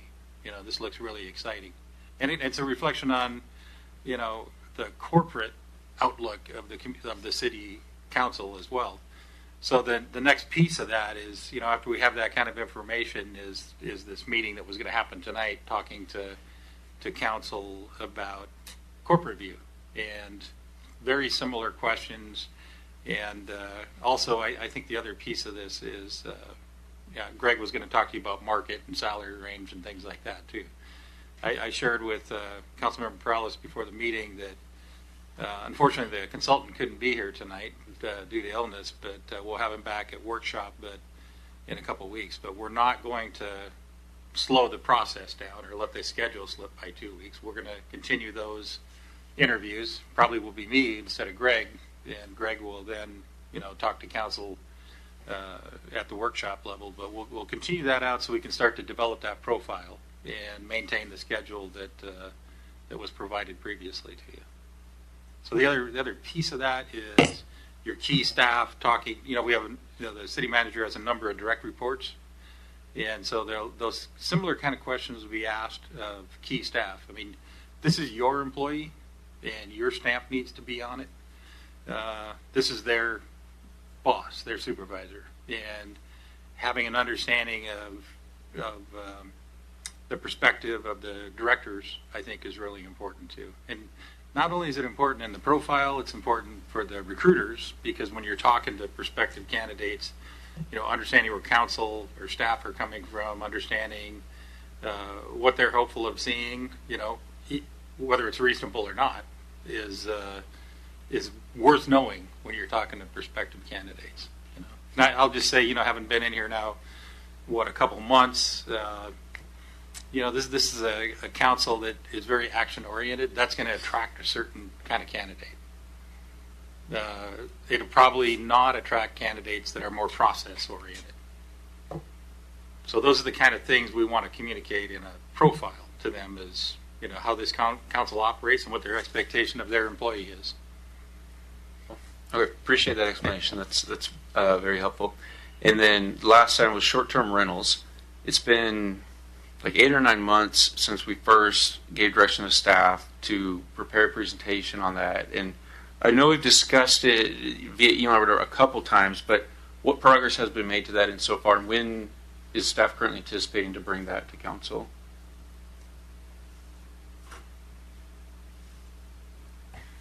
Well, not a cop out, but I wasn't here for short-term rentals, and it's been on our list. And I know I've mentioned it in a couple reports to you that we want to have that discussion with you. Our real hope was that we could have had some time in the past couple of times, the 31st or this past Saturday, to have that discussion. What I think what we can do now, and we had talked a little bit about, we have some Fifth Mondays coming up at the retreat. Remember the last agenda on the item was, or that last item on the agenda was to discuss with council a potential second retreat where we'd get into budget and some of those other issues.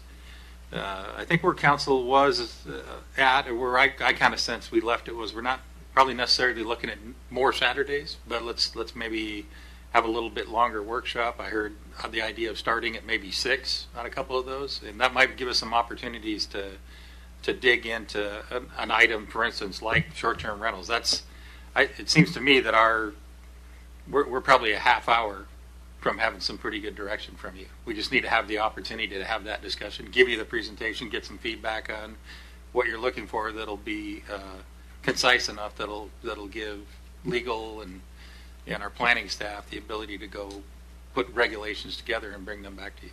Yeah. So I would suggest if council, following up our conversation on Saturday, if their desire to try to move up next couple workshops, maybe not the next one, but the one after, to 6,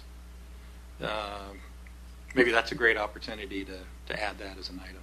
Yeah, I for one would love to do that, because like I said, it's been 8 months, and I bring this up because yesterday, front page of the paper was headline, why 2,000 workers were just hired at Northwest's only nuclear power reactor, in the subheadlines about how most short-term rentals are full. And unfortunately, City of Pasco didn't get to take advantage of that. So, like we've mentioned tonight, regarding the other cities around Kennewick and Richland are doing it. And so, really think we're missing out. When we talked 8 months ago, there was not a consensus to allow short-term rentals through a code amendment, but there was consensus to discuss it. And so, I'd definitely be in favor of doing that in 4 weeks or so. Thanks. Thank you. Ms. Blaisdell.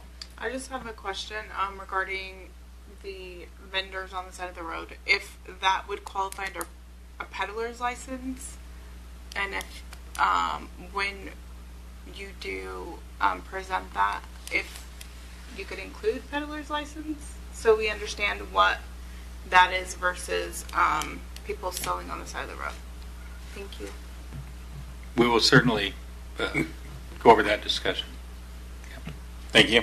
And Mr. Grimm. Thank you, Mr. Mayor. I was just going to add what is now a fourth head nod that, yes, I would love to see that vendor discussion as soon as possible for really all the reasons Mr. Perales brought up, but also it's just becoming an eyesore. I mean, a lot of us are here because we don't want to be in California, but it's things like this that kind of make us look like that. And as much as, yeah, we can get away from that as possible, yes, and I would love it at staff's the earliest time they can bring it back, because we're in springtime and they're just going to get more entrenched and into the community, and as soon as we can get them out, for lack of a better phrase, would, I think, behoove the quality of life of our community. So thank you, and I would also, yes, love to have that short-term rentals discussion in 4 weeks as discussed. Thank you.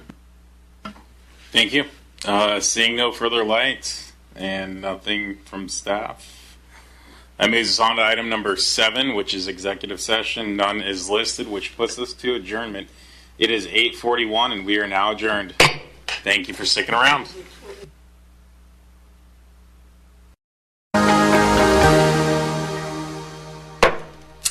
Well, good evening, everybody, and welcome to the City of Pasco Council meeting. The City Council thanks you for being part of our city government. At meetings, the City Council takes formal action on items, holds public hearings, and conducts other business of the city. Agenda packets are available at the City of Pasco's website at www.pasco-wa.gov/agenda. This meeting is also being televised live on PSC-TV, channel 191, on Spectrum Cable in Pasco and Richland, and is streamed on the city's Facebook page, website, YouTube channel, and Microsoft Teams webinar. This and previous council meetings video is available on the city's website. Lastly, the public may submit their comments and or questions by contacting the city manager, city clerk, or by using the Pasco Ask Pasco app. And with that, we are going to do a roll call. Councilmember Barajas. Raha is supposed to be online, I believe. Councilmember Blaisdell. Here. Councilmember Grimm. Here. Councilmember Harpster. Present. Councilmember Perales. He is also supposed to be online. Okay, and then Mayor Serrano is excused. And yeah, Mayor Pro Tem Milne. And I am here as well. So yeah, I know Mayor Serrano's with city staff, interim city manager, and they're at a conference to promote the city of Pasco. So very pleased that they're willing to do that for us. So did we get response from the other two councilmen? Are they online or no? Okay, well if we get a chance, maybe they could chime in later, but we will mark that they are trying to chime in. So with that, I'm going to roll on to number 4, which is the consent agenda. All items listed under the consent agenda are considered to be routine by the City Council and will be enacted by roll call vote as one motion. There will be no separate discussions of these items. If further discussion is desired by the council members, the item may be removed from the consent agenda to the regular agenda and considered separately. So do we have any council member that wants to pull it? Well, how the heck did I miss that? Well, thank you, Councilman Grimm. I guess I missed the Pledge of Allegiance. This is embarrassment. Most important thing we need to do as Americans. So let's rise for the Pledge of Allegiance. I pledge allegiance to the flag of the United States of America and to the republic for which it stands, one nation, under God, indivisible, with liberty and justice for all. All right, well, sorry for that. I was, I guess, too anxious to get a lot of business done for the city of Pasco, so my apologies. So with that, going back to, do we have any council members that would like to pull anything from the consent agenda? I'm not seeing anything, so On 4A, we have approval of meeting minutes for May 5th and May 12th. We have B, which is bills and communications, approving claims in the total amount of $4,909,379.11. We got C, resolution number 4600, surplus and sale of city personal property. And with that, Councilman Harpster, can I get a motion? Yes, I move to approve the consent agenda as read. Second. Got a motion from Harpster and a second from Blaisdell. So with that, can I get a roll call? Yes. Councilmember Barajas, if she's on. Blaisdell, Yes. Grimm, Yes. Herbster, Yes. Perales, if he's on. Milne. Yes. Great. Then it passes 4-0. So yeah, so it's good that we got that passed. So anyway, we'll move on to number 5, proclamations and acknowledgements. So right now we have part A is a Public Works Week proclamation, and we're gonna. Give me 1 second, I'll get it to you. Okay. And we're also being made aware that audio is something that we're looking at, so we're working on it on our end. So we just need a minute. Okay.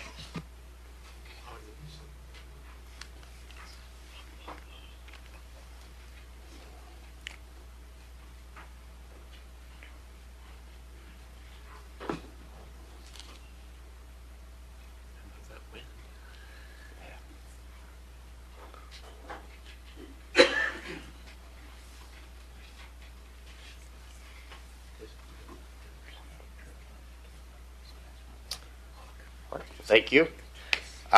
Before I read the proclamation, did Director Maria Serra, did you want to have any words, or do you want me to go right to the proclamation? Actually, if I may, I would like to invite the members of the Public Works Department to come closer. Okay. And then Mary Heather Ames, the Deputy Public Works Director, will have some words after the proclamation, if that's okay. Okay. Well, let's have where you guys. I'll come up front and I'll come down and read this, and we'll get the ball rolling here. So.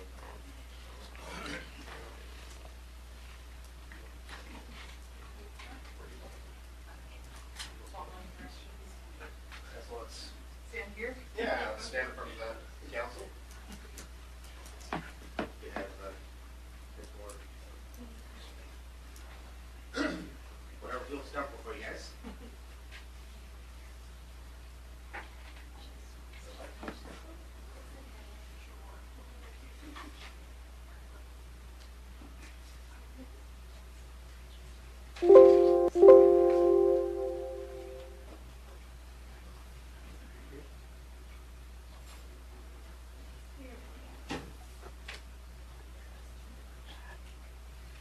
Thank you. All right. Hopefully everybody can hear me just fine. So I'm pleased to pronounce that May 18th through the 24th of 2025 is Public Works Week. And whereas the Public Works professionals focus on infrastructure, facilities, and service that are vital importance to sustainable and resilient communities and to public health, high quality of life, and well-being of the people. And whereas these infrastructures, facilities, and service cannot be provided without the dedication effort of public work professionals who are engineers, managers, and employees of all levels of government and the private sector who are responsible for rebuilding, improving, and protecting our nation's transportation, water supply, water treatment, and solid waste systems, public buildings, and other structures and facilities essential for our citizens. 100% true. You guys are doing a great job. Whereas it is the public interest for its citizens, civic leaders, and children of Pasco to gain knowledge and maintain an ongoing interest and understanding of the importance of public works and public work programs in their respective communities. And whereas in the year 2025 marks the 65th annual National Public Works Week sponsored by the American Public Works Association, Canadian Public Works Association. Now, therefore, I, Mayor Pro Tem David Milne, in the city of Pasco, Washington, do hereby proclaim May 18th through the 24th Public Works Week. So it's a great honor, and you guys do a great job. So thank you. And so, do I give this to you, or all right? So.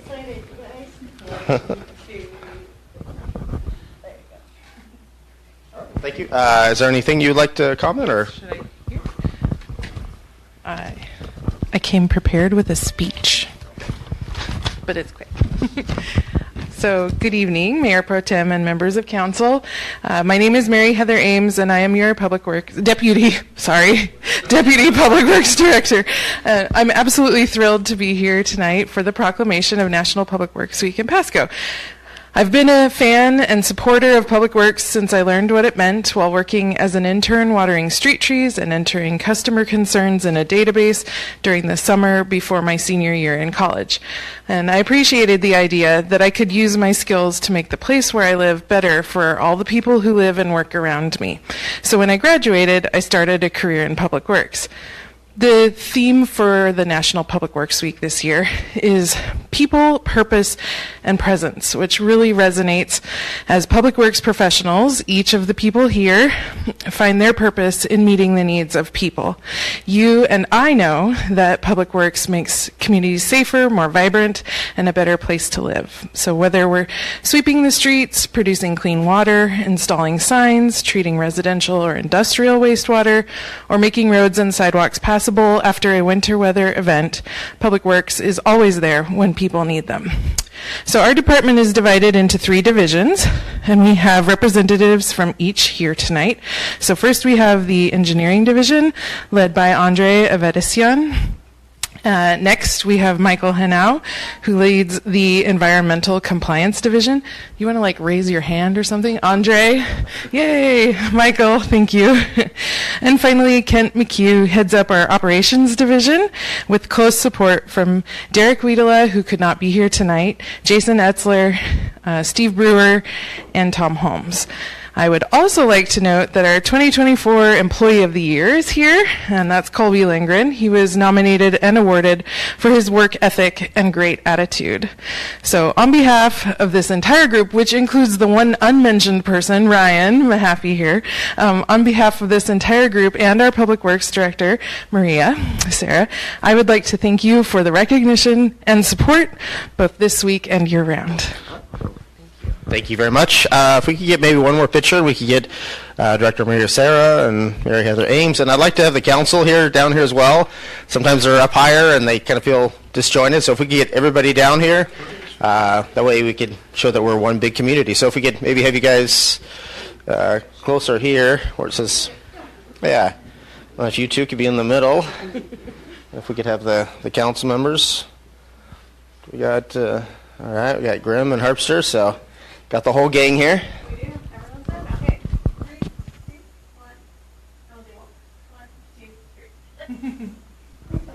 Well, again, thank you, everybody. Thank you for everything you do. It's always impressive, your hard work.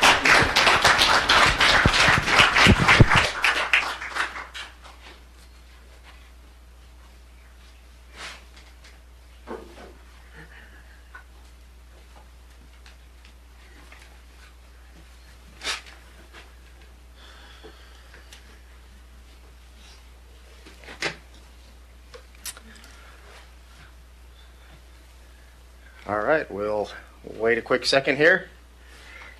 All right, now they're great. All right, David. Okay, well, just to clarify, we do have both other council members, so there's actually 6 of us online here, or total. So with that, done with 5A, we are going to jump into 6, which is public comments. So the public may address council on any items unless it relates to a scheduled public hearing. This item is provided to allow the opportunity to bring items to the attention of the city council or to express an opinion on an issue. Its purpose is not to provide a venue for debate or for the purpose of questions with the expectation of immediate response. Some questions require consideration by council over time and after a deliberate process with input from a number of different sources. Some questions are best directed to staff members who have access to specific information. Citizen comments will normally be limited to 3 minutes each by the mayor and the city clerk. There's a timer up here. These with lengthy messages are invited to summarize their comments and or submit written information for consideration by the council outside of formal meetings. Lastly, when called upon, please state your name and the city of county residency into the microphone before providing your comments. And I have heard that we do have Hispanic interpreter, so if anybody needs his services, I believe he's right over there. Was that correct? Yeah, okay. Just making sure I want everybody to be heard.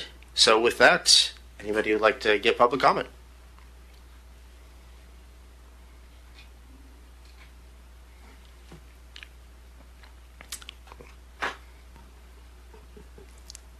Mi nombre es Santos Echeverría. Yo vivo en la calle Bonneville, enfrente del Parque Memorial, que es la 1516 West Bonneville. My name is Santos Echeverria. I live on 1516 West Bonneville Street, in front of Memorial Park. Y mi comentario es que el parque ya no veo que es un parque calmadito, es un parque lleno de gente de la calle. Hay mucho fuego en una parrilla de 10 a 11 de la noche, mucha gente en la calle y muchos carros ahí viven por 2 años con tanates adentro, se hacen pipí afuera, un desaseo. Vienen muchos carros en la noche y paran allí, se detienen, no sé qué está pasando, pero para mí ya no me siento que es seguridad el Parque Memorial. Y quiero saber si así va a seguir o así es, o hay reglas o no hay reglas. My concern was with Memorial Park and how it's not a calm park anymore. It's lately full of street people, and there's a lot of fire. They have a fire pit going from 10 to 11 p.m. There's cars out there that have been there for 2 or 3 years. There's a lot of people peeing outside. I wanted to know if this was something that was going to keep going because I don't feel secure anymore. Okay, thank you. I wasn't aware of that, so I appreciate you bringing that to the attention of the City Council, and we'll definitely direct staff and see what we could do. So thank you.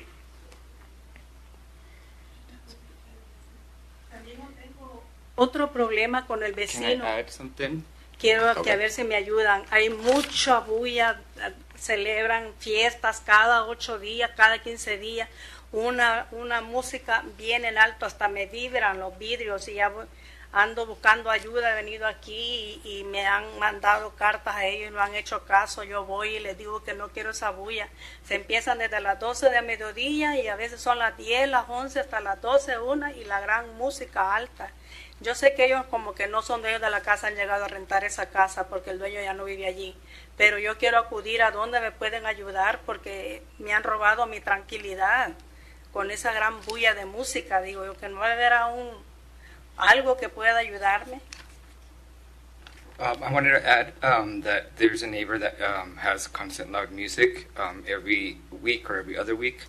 They have really loud music where the windows shake.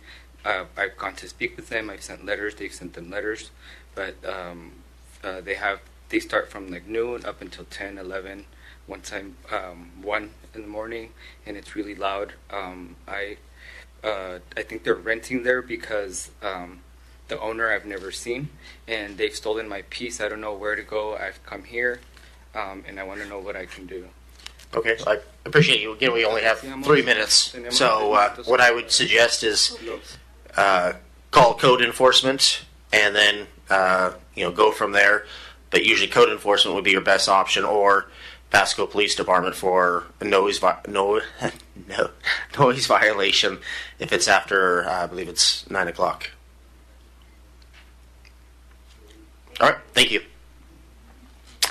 All right, do we have anybody else? We got the gentleman in the back.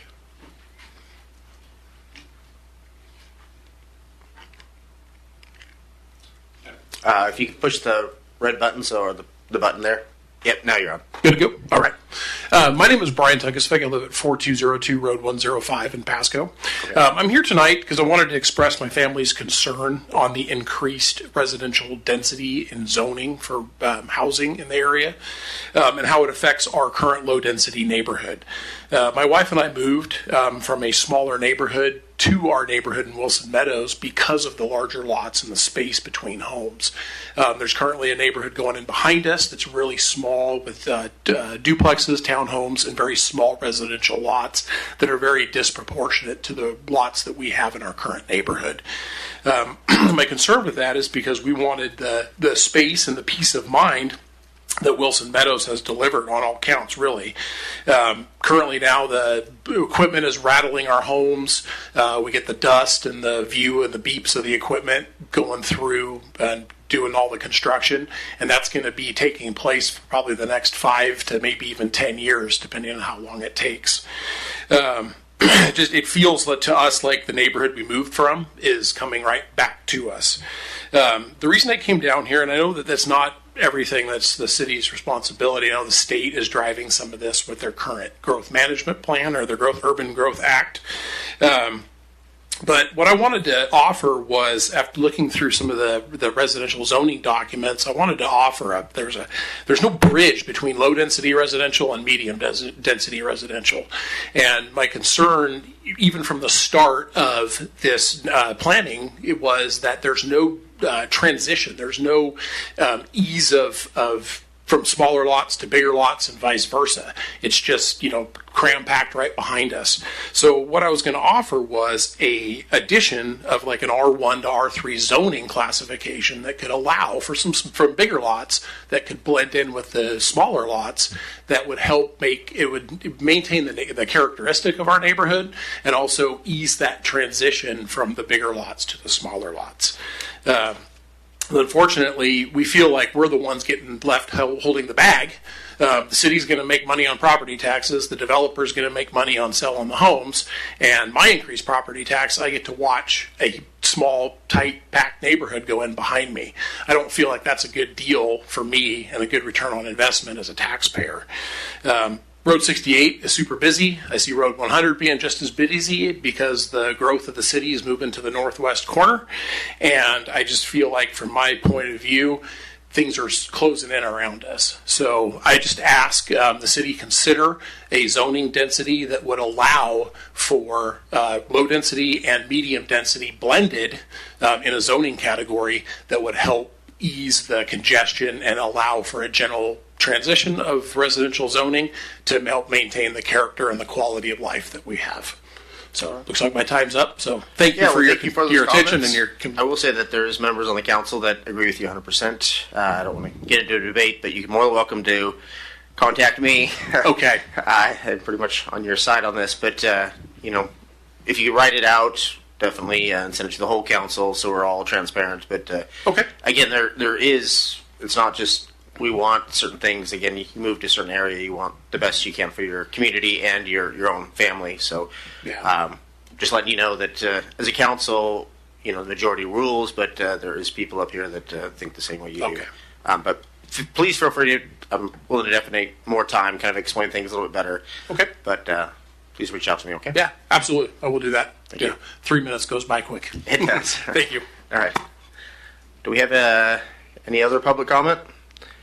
I think we got the two ladies in the back, and then we'll jump to Mary there.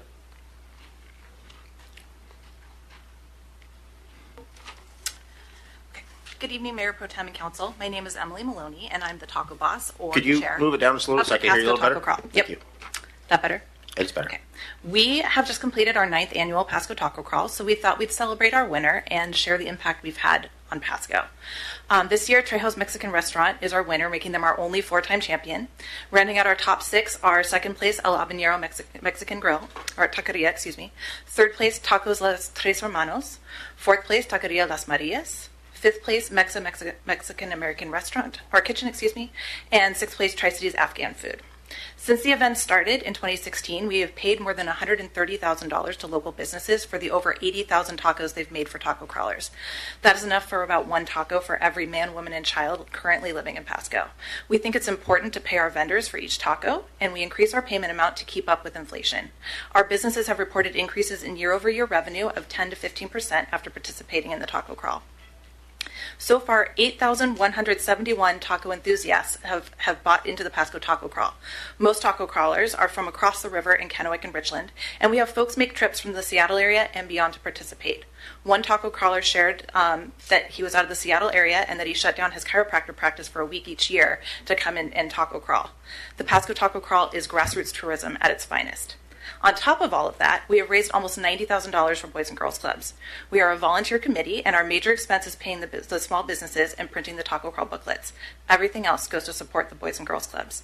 We have some big things in mind for our 10th anniversary this next year, so we hope that you'll keep an eye out. Thank you for your time, and I'd like to introduce Megan Sharks from the Boys and Girls Clubs to tell you more. Thank you so much, Council, for your time.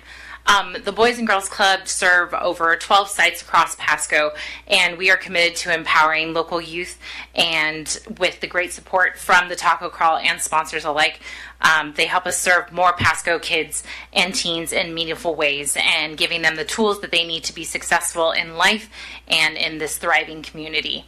The funds raised from the Taco Crawl directly help support over the 1,600 youth served in Pasco, and we are so grateful for the continued support from this award-winning fundraising community event. We look forward to celebrating the 10-year anniversary of the Taco Crawl next year and provide even more meaningful programming to the youth of Pasco. Thank you. Well, thank you for that, and Taco Crawl is an amazing event, so thank you for all you do, and please tell your husband we said hi as well. I will. Thank you. All right, I think now it looks like Mary wants to tell us some important words here.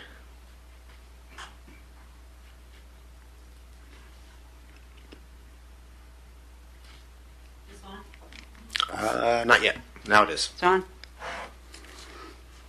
Mary Mahoney, Pasco resident, to Pasco via RCW 42.56. Add the following to my comments made to the Pasco City Council on 5/5/25. Provide the fines paid by Pasco and spot zoning developers Hayden Homes for killing our 8 floodplain American bald eagles and their eaglets. I have over 500 photos. And provide a permit number 404 that allows Pasco to develop our floodplain and destroy our wildlife habitat and more. Regarding the Pasco Aquatic Center, provide ex-Pasco Mayor Matt Watkins and or Watkins Endeavor LLC provide his total travel costs for the search of the Wow Factor wave machine that costs anywhere from $22 million to $280 million, include passport entries and trips on cruise ships. Reminder is that Yakima's Aquatic Center opens in June for a total cost of $10.8 million. Provide the YouTube video of the Pasco City Council meeting on 4/1/19 with comments made by Pasco City Attorney Lee Kerr. Include a copy of the termination agreement regarding the contract between WSU and Animal Control.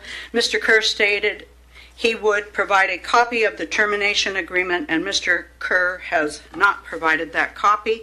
Provide all communications between Pasco City Attorney Lee Kerr and the Washington State Bar regarding Mr. Kerr's self-reporting of his authorization of no due process at Animal Control, now called Tri-City Animal Services. See the YouTube video 4/1/19. For the year 2024, provide the number of dogs and cats that the Tri-City Animal Services has sent to WSU for research and the money that WSU has paid for those dogs and cats. Contact the Washington State Attorney General and Pasco City Attorney Lee Kerr and provide the results of the 48 counts of animal cruelty, the theft of $375,000, and the missing rainy day fund. See Chambers, Howard, Hernandez, and Zeiler. Provide all past and present LID and or ULID designs for my Pasco property, include LID and or ULID start dates and costs, include also all Pasco officials' communications regarding harassment and retaliation to me and to my property. I reserve the right to amend this request upon further discovery. Reference number P001447-051625. My comments are for the record and to put Pasco on notice. Thank you. Anybody else in the audience that would like to comment on anything? All right, I'm not seeing anybody jump up.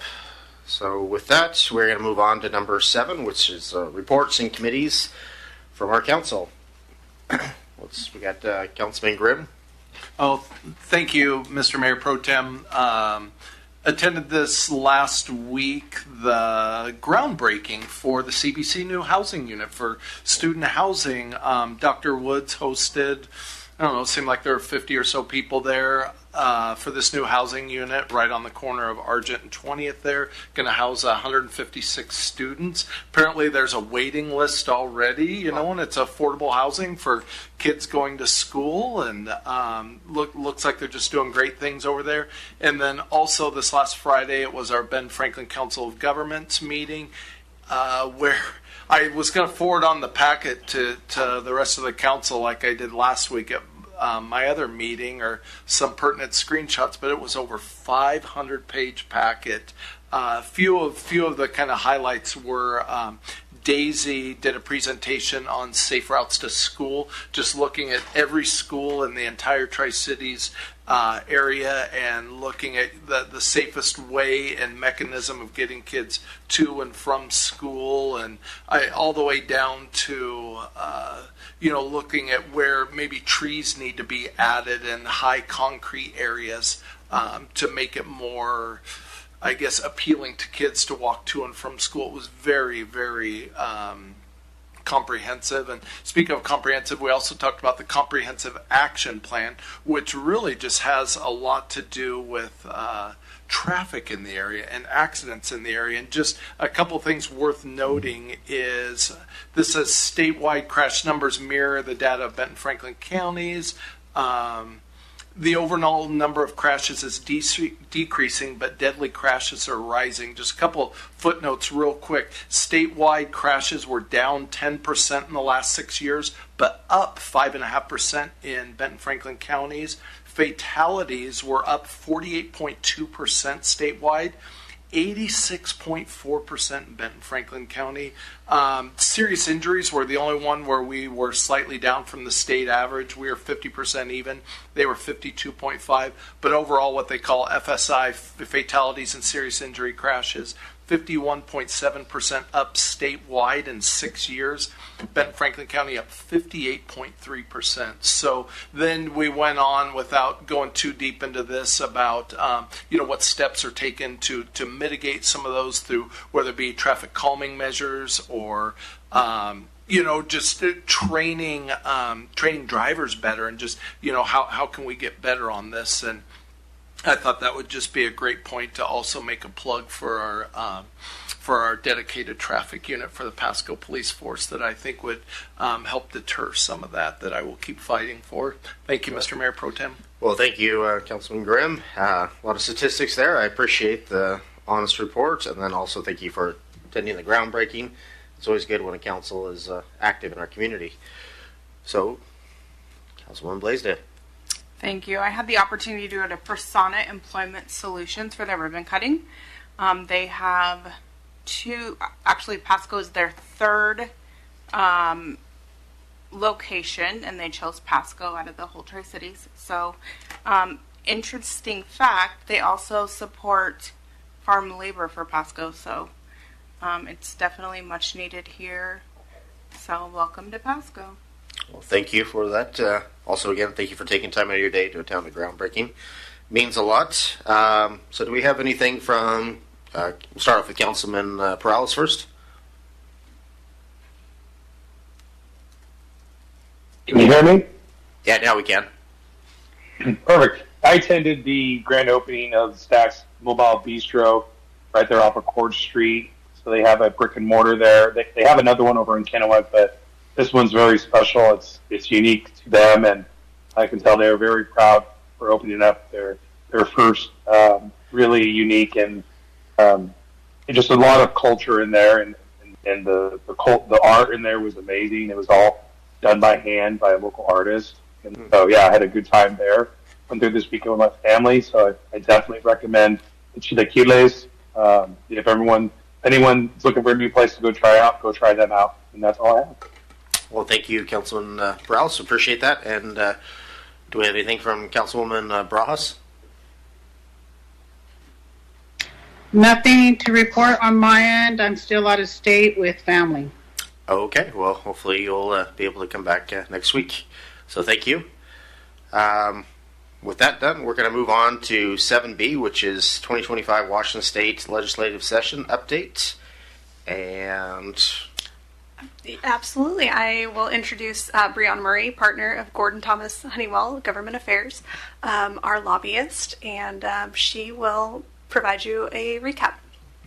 well, thank you, Brianna, for making it all the way over here. We always appreciate you making the drive and not doing this by Zoom. That does make us feel special. So, again, thank you for being here to present us what you're able to tell us. So What thank you. I can share, absolutely. Well, good evening, and yes, anytime I'm able to make the drive, I do, and then on those times that I'm not, I always appreciate your all's flexibility to allow me to appear before you virtually.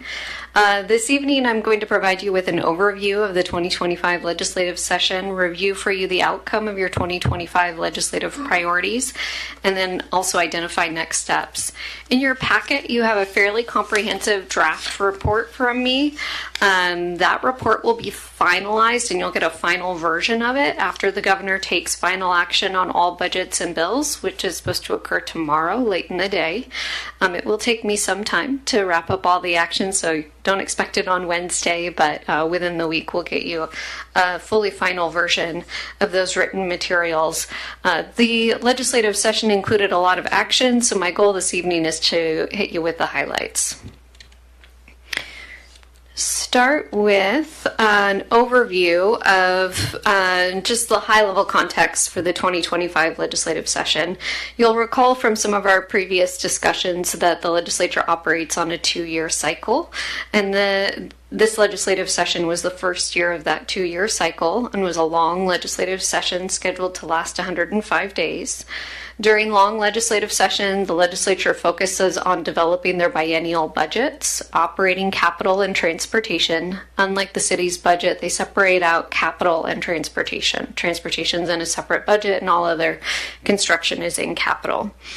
In addition to doing their budgeting work, they also consider all legislation. There were over 2,500 bills introduced this session, 431 of those passed into law, and so far the governor has not vetoed any of them. Any legislation that was introduced that did not pass into law automatically carries over and will be considered in 2026. The political context of the session is important to understanding why what occurred. And following the November 2024 elections, we saw 24 new legislators join the Washington State Legislature. That was significant turnover, about 30% for the Washington State Legislature, and is on par with what we've seen the last 3 biennia, which means in the last 5 years we've seen over 50% of the legislature turnover to be relatively new elected officials. Also, this year was the beginning of Bob Ferguson's first term in office. Democrats not only had control of the governor's office, but they had strong majorities in both the House and the Senate. The House was 58 Democrats and 40 Republicans, and the Senate was 29 Democrats, 20 Republicans. As the majority party, Democrats controlled not just what bills and budgets advanced, but also floor schedules, floor action, and generally set the priorities for the legislative session. So that's the broad context. The other really key component of the shaping of the legislative session was driven by budgets. Leading into the legislative session, we heard legislators indicate, a lot of the budget writers indicate that the state was facing a multi-billion-dollar budget shortfall. As the legislative session carried on, the budget shortfall began to be articulated by a variety of different numbers in the $10 to $16 billion range. The shortfall is articulated as being driven by slowing revenue growth and rising caseloads. One of the key components of the rising caseloads was the collective bargaining agreements that each of the state's unions negotiate each year that are then funded, as well as other statutory obligations that the legislature had passed but not yet fully funded. So some of the rise in cost was actually commitments that the state had made to fund certain things that had never received funding before. There were this how to address this budget shortfall and the debate over whether or not there was a budget shortfall really was all consuming throughout the legislative session. There were concerns during the final days of the legislative session that there would not be an agreement on a final budget and it would trigger a special session. However, they were able to reach an agreement and adjourn on time. The governor played a key role in the budget development. The governor signs the budget into law. We're waiting for that action tomorrow to see if it will indeed occur. But he issued several press statements asking the legislature to be more conservative in their budgeting or to select various revenue sources, some indicating he liked some more than others. At the end of the day, the legislature approved a $77.8 billion budget for 25-27 with $2.3 billion in reserves, which is slightly less than what the state treasurer's office recommends. As part of that, the legislature raised $4.3 billion in new taxes for this fiscal biennium. If you make that into a 4-year outlook, it's over $9 billion, which is the number that most of the media grabbed onto, was $9 billion in new taxes. This is one of the largest tax packages we have seen in state history, and the governor has yet to sign it into law. The capital budget was much more stable and not facing the same level of shortfalls. The capital budget supports infrastructure like schools, housing, libraries, behavioral health facilities, and is also the budget that we tend to ask for city projects funding for. Within the capital budget, while there was not a shortfall, it was more constrained than in previous biennia. In 2023, $231.8 million was allocated to various community projects, and this year we saw $30 million less, $201.3 million. The average local and community project award going out to various communities was $604,000. I want you to remember that number when we get to the next slide and we talk about how well you all did, because it was better than average. The third budget was the transportation budget. The transportation budget faced an over $1 billion shortfall in the 25-27 biennium and a multi-billion-dollar shortfall over their 6-year outlook. It was largely driven by transportation project costs increasing with inflation, as well as increasing costs to comply with the Supreme Court mandate that the state replace all fish culverts. The legislature ended up balancing that budget with $3.2 billion in new revenue sources, including a 6-cent gas tax increase. In addition to raising revenue to have that budget balance over the next 6 years, they also delayed several projects that they had already committed funding to. At the end of the day, they did not fund any new projects and approved $15.5 billion for the current biennium.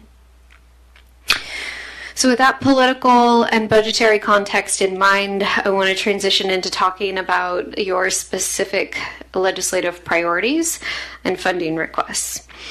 You all had 2 capital funding requests. The first capital funding request was for MLK Community Center Phase 3. This was a request for $900,000 to renovate the southwest building of the MLK Community Center. The final capital budget, which is scheduled to be signed into law tomorrow, appropriated $927,000 to that project. Before you get too excited about that extra $27,000, it's allocated so that you can pay the Department of Commerce admin fee. The second capital funding request you all had outlined was a request for $500,000 for Road 80 neighborhood improvements.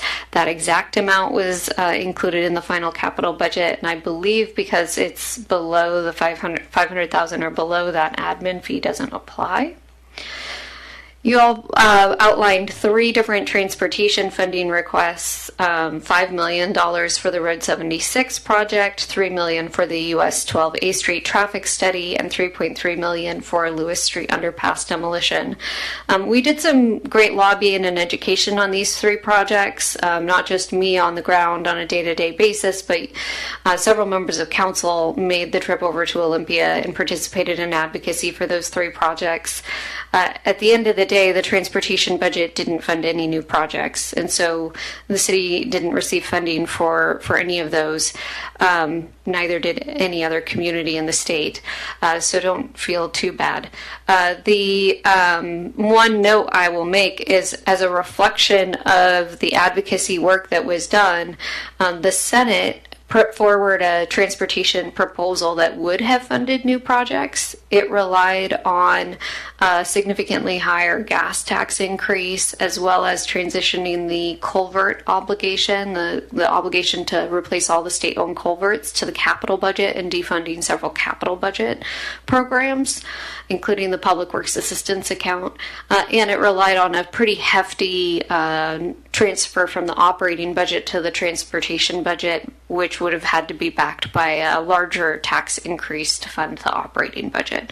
So by doing all of those things in the Senate's proposal, they were able to put forward a list of new projects that would receive funding, and the Lewis Street underpass demolition was included on their list of projects that would receive funding.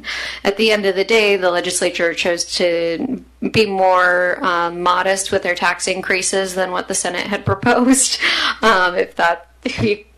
I wouldn't describe the tax increases as modest, but more modest than what was initially proposed. And so that was not those new transportation projects were allocated funding, but I just want to highlight that as a reflection of making progress. I know it can be frustrating that you all spend your time and energy to make trips over to Olympia. You see me spending time and energy, and city staff spending time and energy, and then to not get allocated funding can feel very frustrating. And I want you to know I certainly feel that as the person on the ground pounding the marble to make it happen. But looking at these little measures of like we are being heard and we are seeing progress help with that. In addition to your funding requests, you all have a series of policy statements that direct our advocacy on policy issues, and I want to express great gratitude also to city staff who assist me in reviewing the various different bills that are brought forward and ascertaining the impact specifically to the Pasco community. It could go on a variety of different policy areas, but this evening, with the short amount of time we have together, I wanted to highlight a few items for your consideration. The first one is around local community decision making. Over the last several years, we have seen the legislature advance this trend of preempting local control, particularly in the space of land use, in the notion or in the vein of trying to increase housing availability. We saw that trend continue this year. There were 3 major pieces of preemption that I wanted to highlight for you all this evening, and then the report captures probably about 15 additional bills.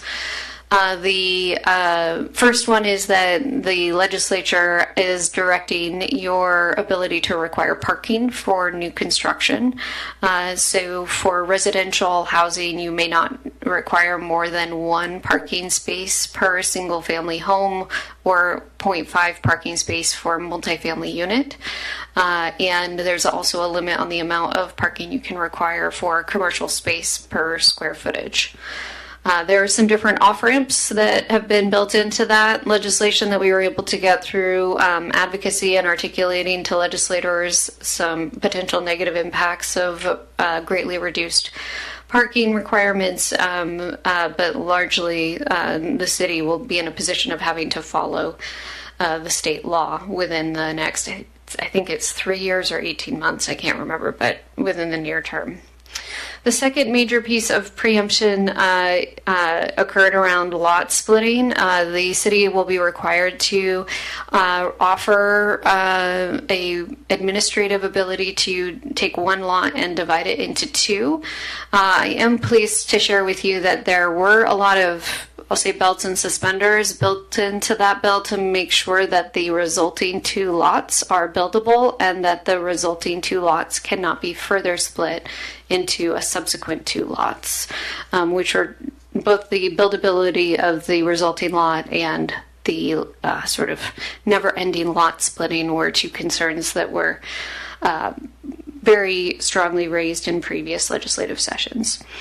And then the third item was called the Housing Accountability Act. And what it does is it allows Commerce to go in and audit 10 jurisdictions per year to see whether or not you are adequately complying with the preemption or mandates that have been passed in the last handful of years by the legislature. The next item is on housing and homelessness. Democrats articulated their priorities on housing and homeless around stability, supply, and subsidy.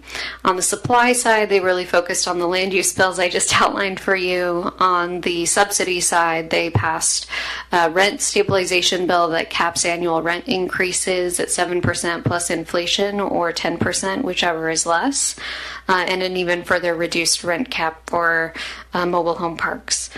And then on the subsidy side, the legislature invested $600 million into the Housing Trust Fund and an additional $90 million into a program that helps connect infrastructure to housing to hopefully help get more units constructed. The third item is fiscal sustainability. On this one, I would like to frame it as the best defense is some offense. So through the course of my 18 years lobbying in Olympia, every time the legislature has faced a significant budget shortfall, they have balanced their budget by reducing state shared revenues. That did not happen this year. And it did not happen in large part because there was significant taxes raised, revenue raised through tax increases. But it also didn't happen because I think local governments came forward asking for greater fiscal sustainability, and they heard that outcry, and therefore those state shared revenues were not on the chopping block in the same way that they've been in previous years. So the good news is no cuts. The other piece of good news is a small amount of flexibility with your existing real estate excise tax revenues that allows you to spend some of that revenue on operating and maintenance rather than on new capital expenditures. So a little bit more flexibility with the dollars that you have.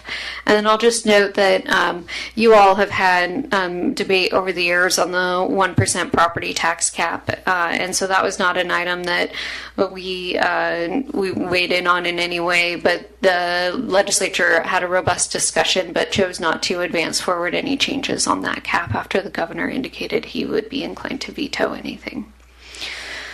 Finally, on community safety, the legislature's biggest action was that they allocated $100 million to a grant program to hire law enforcement officers. To be eligible for that grant program, you do have to have either you or the county have to have an ongoing revenue source to support those positions. I'm not actually sure whether you all have one of those ongoing revenue sources in place, but if you don't, they provided you with councilmanic authority to increase the sales tax locally in order to provide that ongoing funding and take advantage of the grant funds. So that's a snapshot. That comprehensive written report that I mentioned goes into a lot more detail, and I could stand up here probably talking for an hour, and I won't. But that gives you some flavor of where some of the policy issues we worked on your behalf landed. I want to direct you to next steps. We had great success within the capital budget, getting 2 appropriations and between the 2 of them, greater than average dollar coming into the community compared to many others. And you all truly have an excellent delegation in the 14th, the 8th, and the 16th district legislators. And as you see them out in community or otherwise, please thank them. They have heard from me endless amounts of gratitude and appreciation, but it is very meaningful coming from you all elected to elected. And I will be brainstorming with city staff different ways of more formally acknowledging and expressing our appreciation to our legislators. You all also have some work to do to implement not just some of the policies that they've passed, but also make sure we deliver on their funding. Anytime the legislature allocates us funding, we want to make sure that we can show them that groundbreaking or that ribbon cutting or the project moving forward as soon as possible. So we will get working on that. And it's never too early to start thinking about the next legislative session, because while we're not quite done with the governor's final action for 2025, January 12th, 2026 will be here before we know it. The next year of the legislative biennium will be a short legislative session. It'll last 60 days, and the legislature will be going in and making amendments to the budgets that they just adopted. I will note that it is possible, if not likely, that we will see a special session between now and January 12th that would be driven by actions at the federal level that would result in their budget no longer balancing.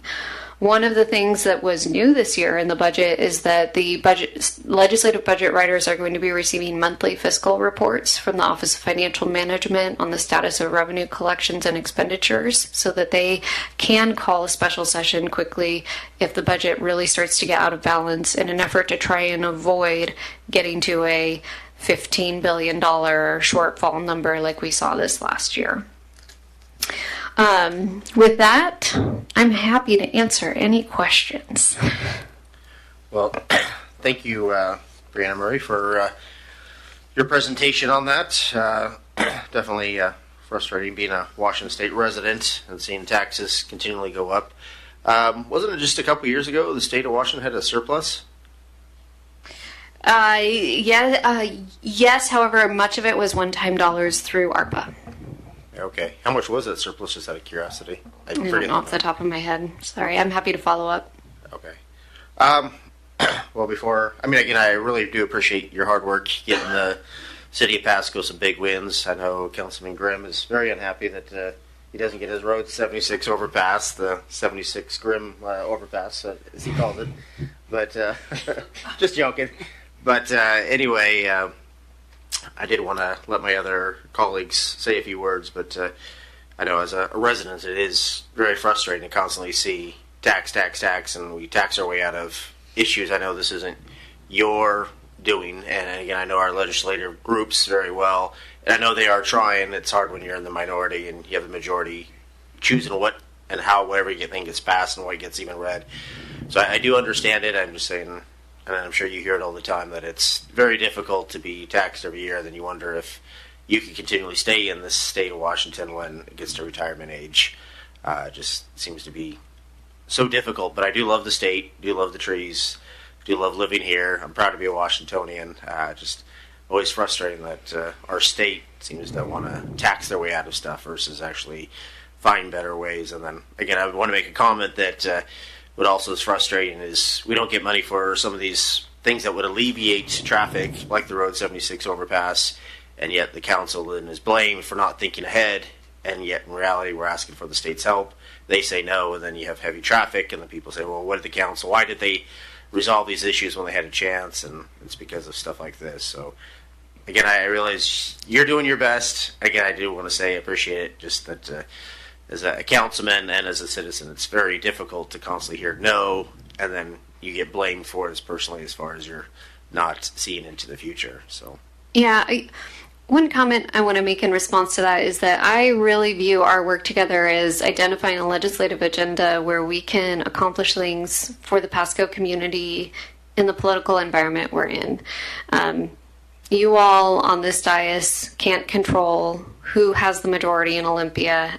I, single-handedly, as your advocate, cannot influence whether or not they're going to increase taxes or not. But what we can do is take advantage of different opportunities as they come about in the various political environments to make sure that there are investments being made in the Pasco community and do the best we can within the environment that does exist. And I do think that the legislative agenda we put together accomplished that. While we didn't get anything on the transportation front, we did on the capital front. I think we were asking for the right dollar amounts for the fiscal situation that the state was facing and the majorities that existed.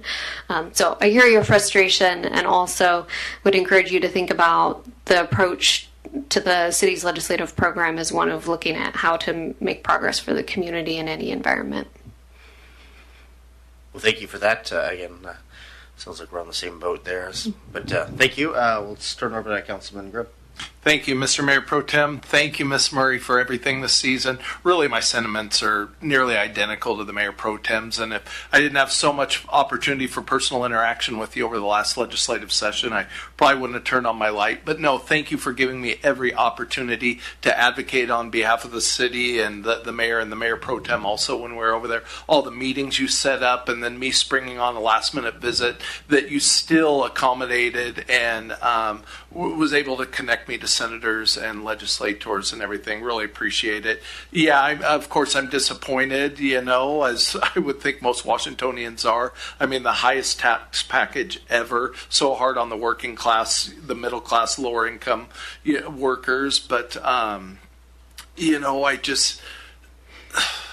I think about those transportation projects not getting passed, but the way you word it, it's hard to imagine we could afford any more taxes at that point, and if that's all where it's coming from. And I am grateful that the governor threatened to veto the property tax increase and threw the majority party a curve. And I know that was kind of one of the scenarios playing out for most of the legislative session with a new governor, exactly how he was going to interact with them, and the fact that he stood his ground on a few key issues that I really appreciate. I think it made it a much more contested legislative agenda than perhaps we had, and I saw by the final number of bills that got passed. To me, that's a good thing when they pass less legislation out of Olympia. But, I just want to say in the time I was over there, it looked like you were very well received, you were very well respected and working hard. And even like I sent that picture of my daughter getting a selfie with the governor, and there's you and your assistant in the background working hard as I looked into the finer details. Just says so much about your work ethic over there and what you're doing on behalf of Pasco. So thank you so much. Well, it's truly my pleasure. I love what I do, and I invite any of you to make the trip over to Olympia at any point during session, and happy to host you and get you connected and see part of our world. Thank you for that. Do we have any other councilmen or on the dais here? No. Do we have any from Mr. Perales or Bras?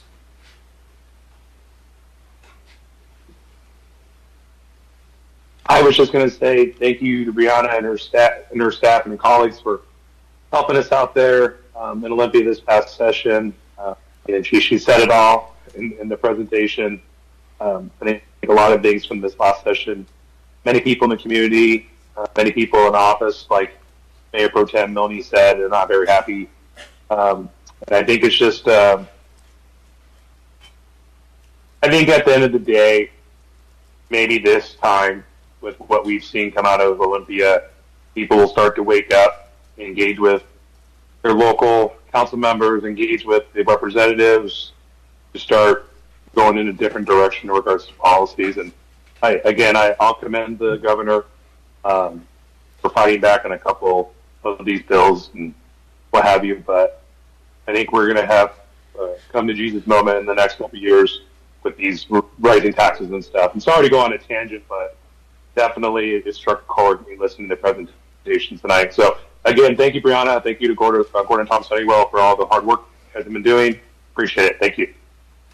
Thank you for that, Councilman Perales. Councilwoman Bras, do you have anything to say?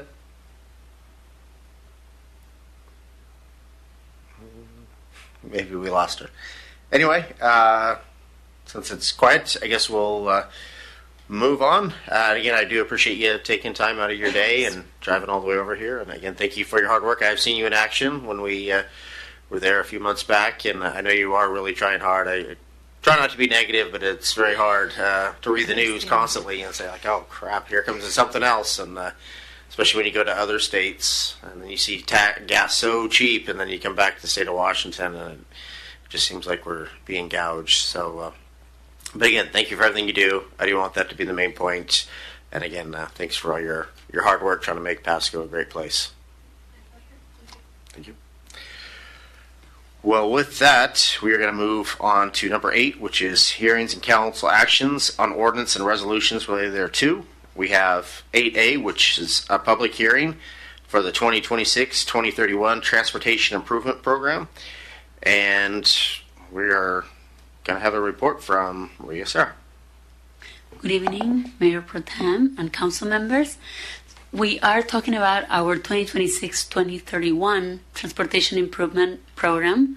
And some of the slides will be a reminder of what we have been discussing since earlier this year, but I think is appropriate since this is a public hearing setting to provide all the information to the public.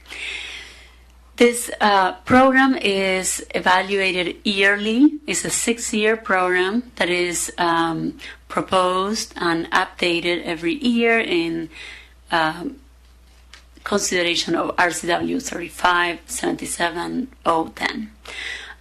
The deadline to get this program approved is July 1st of each year, in this case 2025, and it must include bicycle and pedestrian facilities, as well as be consistent with our comprehensive plans. Next slide, please. As we have talked in the past, this Transportation Improvement Program includes the names and scopes of the projects, the estimated cost, a proposed schedule. Those costs are then divided between the cost of each phase of the project, so design, right-of-way, and construction. For those that have all those phases, it also includes plans and studies, as well as programs, which are annual programs that are recurrent activities done to improve our transportation system. And it must list the anticipated funding sources. Many of those are not secured at the time the program is passed. Others have been secured and are indicated as such. This TIP is showing the projects that are anticipated to be delivered by the city. It does not include projects that are to be performed by private parties. And of course, we pay special attention to our federal and state funding, because this list is the base for the State Transportation Improvement Program, which is the way that we access those awarded funds through federal and state agencies. Next slide, please. Okay, so we have been working on this list for a couple of months now, and we had some outreach. So the current list that is provided to you in the current packet and in this presentation includes 44 projects, 3 programs, and 5 studies. So there are some inclusions from the prior version. All the work that has been done so far is starting from the prior TIP, so the previously adopted TIP, which is the 2025 to 2030 TIP, updating anything that has changed in those, from updates to schedule or changes in funding, any change to priorities that has been identified, maybe because a project is no longer needed or has become more important, so it has moved up or received funding that was not anticipated to be available this fast. So all those updates have occurred in the list. We completed our outreach efforts.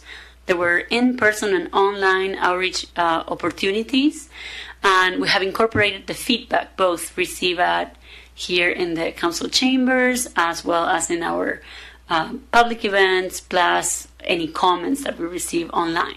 Some of the comments were really related to O&M activities, so operations and maintenance, and so those are included in our list for addressing those as we do our daily work.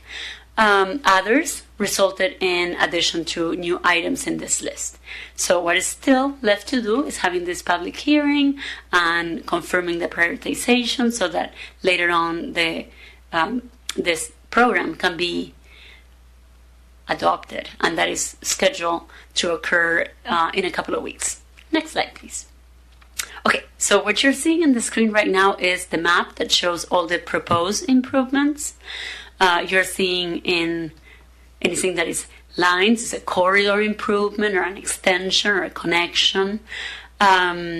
Anything that looks like a traffic signal is an intersection improvement, not necessarily a signal, could be a roundabout, but it's a symbol that we use, which is easy to understand. And you are seeing all projects that have a location, and that includes also studies that have a location. There are some programs that are citywide, and those are not really represented in the map because of how difficult it is to identify that it's across the whole city. Next slide, please. Okay, so once more, this table is much easier to review in your packet, but it's showing the overall list of what we have, and I will call attention to the different colors. We have in the first segment in blue the projects. So those are projects that have design, sometimes right-of-way acquisition, and then construction. Call attention to those that are bolded. Those are new to this list, and I will tell you which ones those are. And then we have two projects that are shown in orangey color at the bottom of the first group of projects, and those are brand new, different, or new from the last list you saw as a draft in our previous meeting. So that's why we are trying to call attention to those, and I will go ahead and read what those are. Then in green, we have programs, and at the bottom of our list are the studies, and there is also one bolded project there. Okay, so let me read to you what are the new projects that have been added.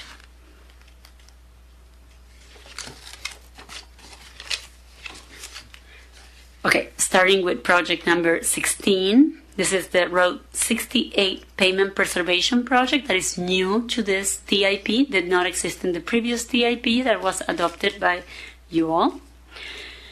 Number 30 is the 4th Avenue Pavement Preservation, which extends from I-182 to the county line. And then in orange, in the first group of projects, is the brand new project. You have not seen this one before in any draft list. That is project number 43, is the Road 44 FCID Canal Crossing. That is pedestrian facilities to cross the canal. It's a gap that has been identified and mentioned in prior meetings. And then item 44 is Core Street Safety Improvements Phase 2.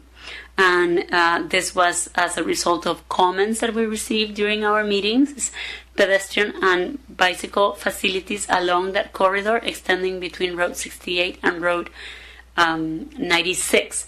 And this is because there are safety improvements proposed in our current TIP that extend on either side of this segment, but this segment was not identified yet, and it's planned to be incorporated in this program should you desire to do so, likely in the later years of the plan. So it's a brand new project coming to add with the new time frame that we have in this program versus the prior one. And finally, the other new project to this, it is a study to this program is number 51, Road 68 and Taylor Flats intersection study. That is an intersection that didn't used to be city jurisdiction. It is now partially city jurisdiction, and with increased volumes and the configuration of the intersection that has 5 legs, it is likely we will have to find solutions for increasing safety at that location. Okay, so next slide is the same list of projects, but in this case you are seeing the schedule in which they've been planned to be delivered. And along with that, you are seeing also the status of their funding. That's the very last column. And what you're seeing is that the vast majority of priorities 1 have funding secured, and that carries us pretty much to number 10. So there's at least 10 projects that are either fully funded or substantially funded. And then we have other projects that have partial funding and so on. So that is the current proposed prioritization of the projects and schedule. Next slide, please. And then this is our schedule that we had discussed earlier. You are seeing all the things, all the activities that have already occurred. We had several meetings in which we discussed this preliminary list, and we received feedback. We did outreach and received more feedback, incorporated the feedback, discussed the feedback with you. And so today we are right here in the public hearing date.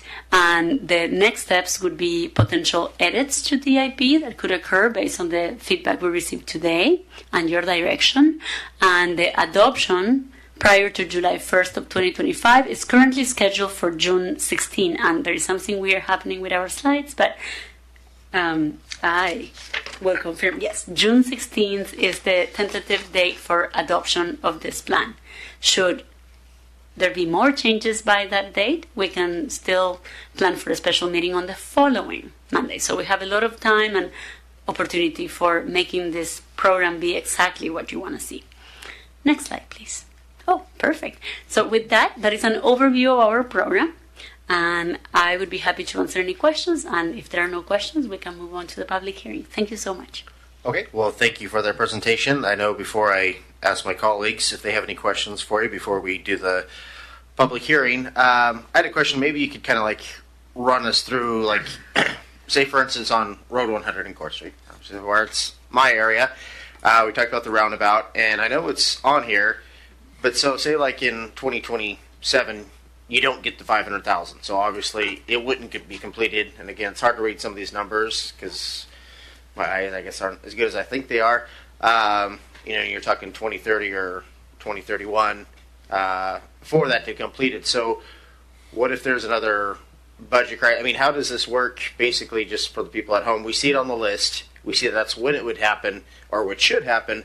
But what if it doesn't? When? How long? I mean, does it just go with the first 10 get knocked off and then they move up in the list? Or how does that work where we have the most constituents complain that they want their stuff?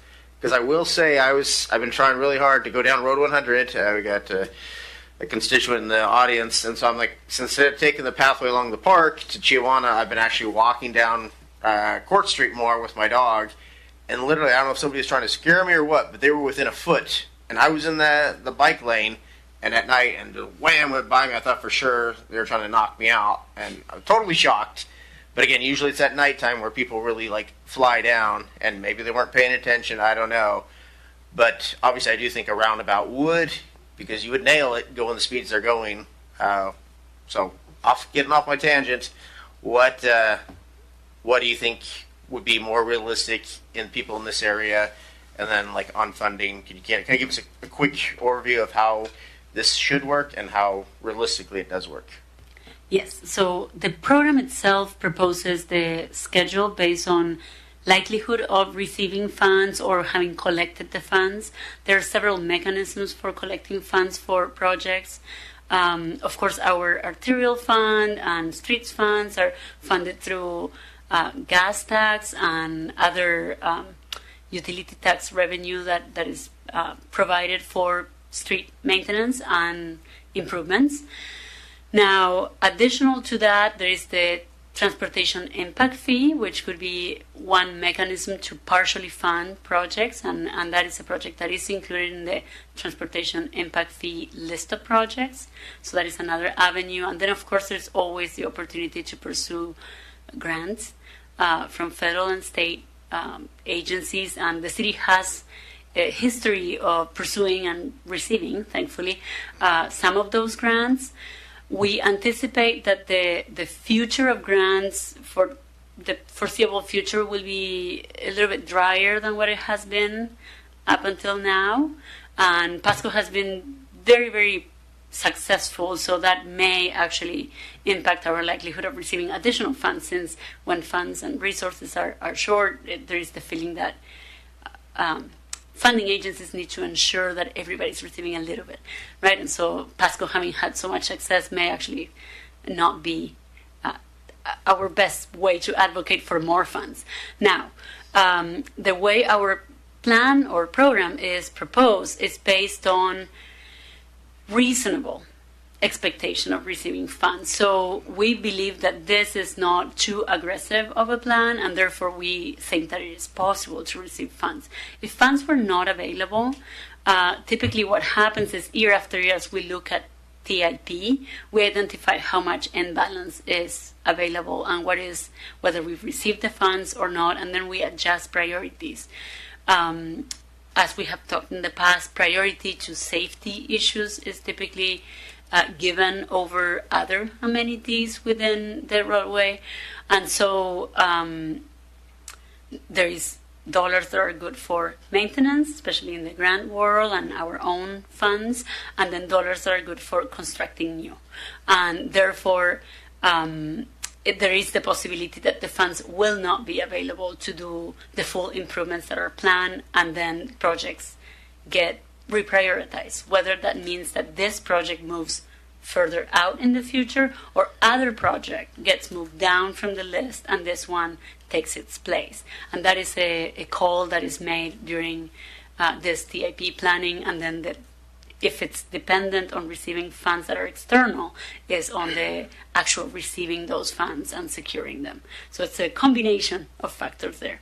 Hopefully that addresses Yeah, that does. Again, just to clarify one quick thing. So, say like for instance this roundabout. I always love the idea. Always wanted to see it. And again, it's hard sometimes to rally people to a cause and to attend these meetings. But say you had 20, 30 people come to a meeting, everybody said the exact same thing.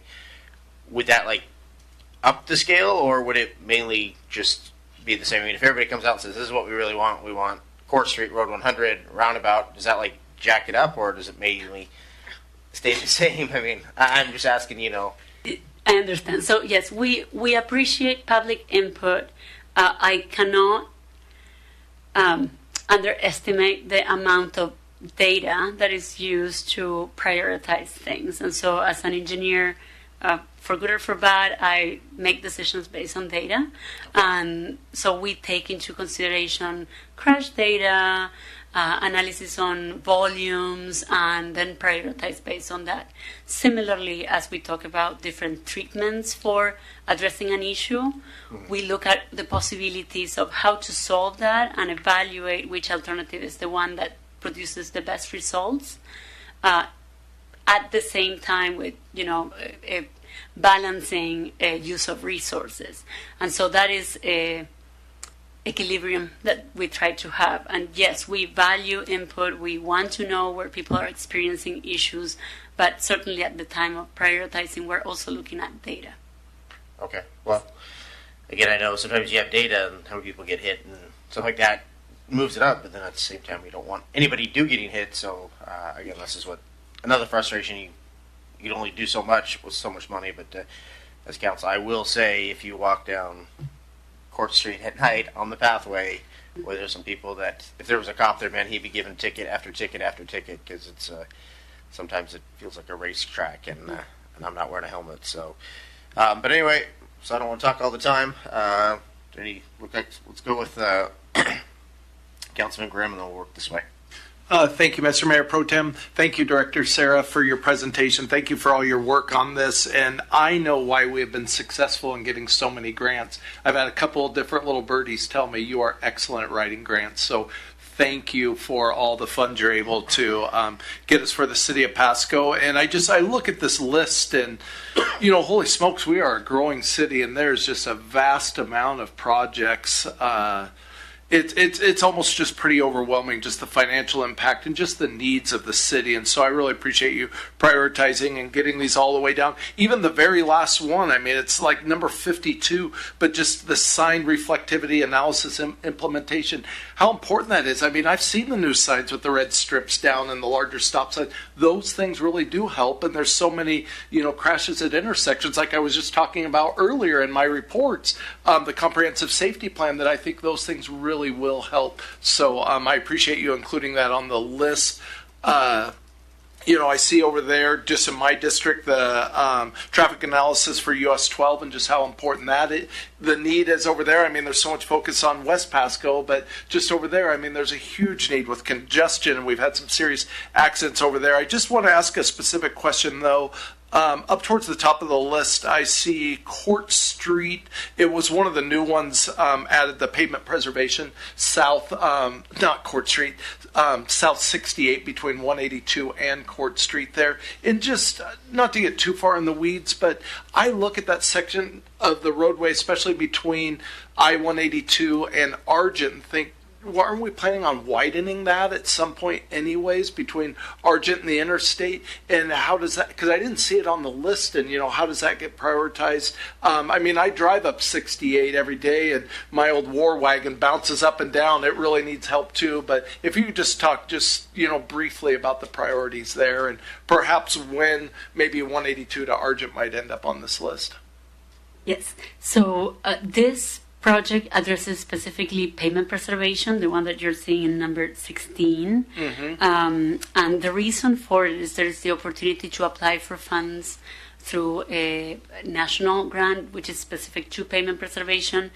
This is the I believe, the last corridor that the city is to overlay, utilizing the funds through that program. And so we incorporated it because we had already kind of tackled the other corridors that were eligible, and that is NHS corridors, so National Highway System corridors.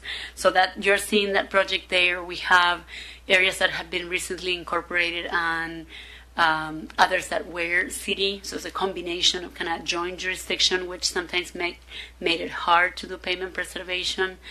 And therefore, now that the vast majority is city, we have worked with the county and we have collected information, and we're able to address those needs for pavement preservation specifically.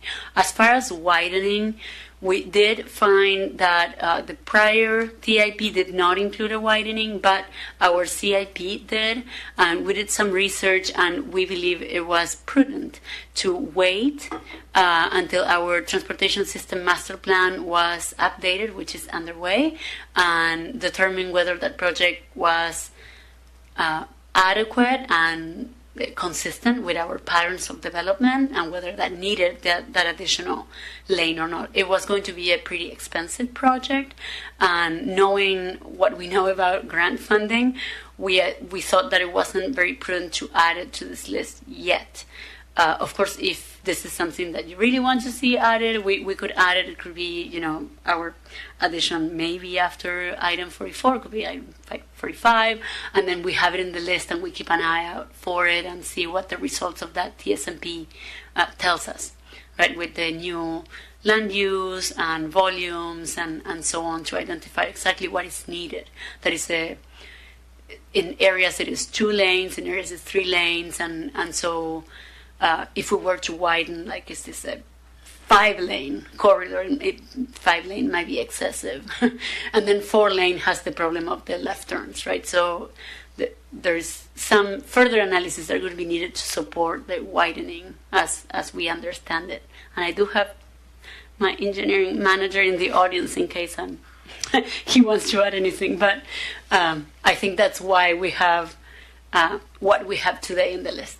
Okay, no, thank you. I appreciate that. Yes, and I'd much rather have an overpass than, that wide. No, and I appreciate all your work on it. And I've got an idea for pavement preservation too, that maybe I can catch you and the city manager offline and try to work through or whatever to preserve more of our roadways. So thanks again for all your work. Well, thank you, Councilman Grimm. And just in case you don't know, we do appreciate all the work. We appreciate all the grants. I know sometimes members up here on the dais don't say it, but I know we all do really appreciate you guys, everything you can do to make Pasco a better place and the roads better. It's always appreciated. I'm not seeing anybody else's lights. And Councilman Perales, do you have anything you'd like to mention or have a question? I have a comment. I sent the email off earlier. I just want to put it on the record. I would like to see a potential project, a enhanced crosswalk at Road 44 and Hilltop Drive. And really, across the whole city, I think we should be partnering with the school district to find funds to enhance our crosswalks for our kids. So here's my plug. It's for the kids. It's not for me. It's not for my district. It's for our children who are trying to get to school in the mornings. And we all know we have a speeding problem, and we want that dedicated traffic unit. So, but this came across my emails, and I've had phone calls about this intersection, but I really just want to say we need to be doing this, enhancing our crosswalks across the whole city. So I'll go ahead and put that on the record. Also, too, I like where Mayor Pro Tem Milne was going with the roundabout, and I think we should probably seek out, like we're doing right now, comments from the public about what they would like to see done first as a priority. I know we have a list of stuff, and staff gets together the data and stuff and then believes that we should go after funding for this project or that one. But I think from time to time we should really sit down and really look at this list and decide which ones we believe should be a priority, and kind of compare that to what the community believes is a priority, and then direct staff to go seek funding for those projects. So that's just my 2 cents, and I'll yield. Thank you. All right. Well, thank you, Councilman Perales. So with that, was there May I address one of the comments? I appreciate the email. I received it. We appreciate making us aware of crossing issues. And then as far as collaborating with school district, our engineering team has a standing meeting with school district staff specifically to discuss future projects and support for infrastructure surrounding schools. Every 2 years, there is a call for projects for grant funding specific to Safe Route to School, and historically we've been successful. We actually are about to put out to bid a project for 2 crossings that were highlighted, and so this will be added to our recurring conversations, and we will identify this and any other location that can be paired up so that it's an attractive project for funding. So I appreciate it. Thank you. Okay, well, thank you for the comments. Thank you. With that, I'm not seeing any other ones, so I want to open it up for a public hearing and hear from the public. So with that, and people that would like to speak, we'll give you 3 minutes. Please, again, bring your comments to just 3 minutes. And with that, I'd like to know, do we have anybody from the audience that would like to speak on this topic? Mr. Green?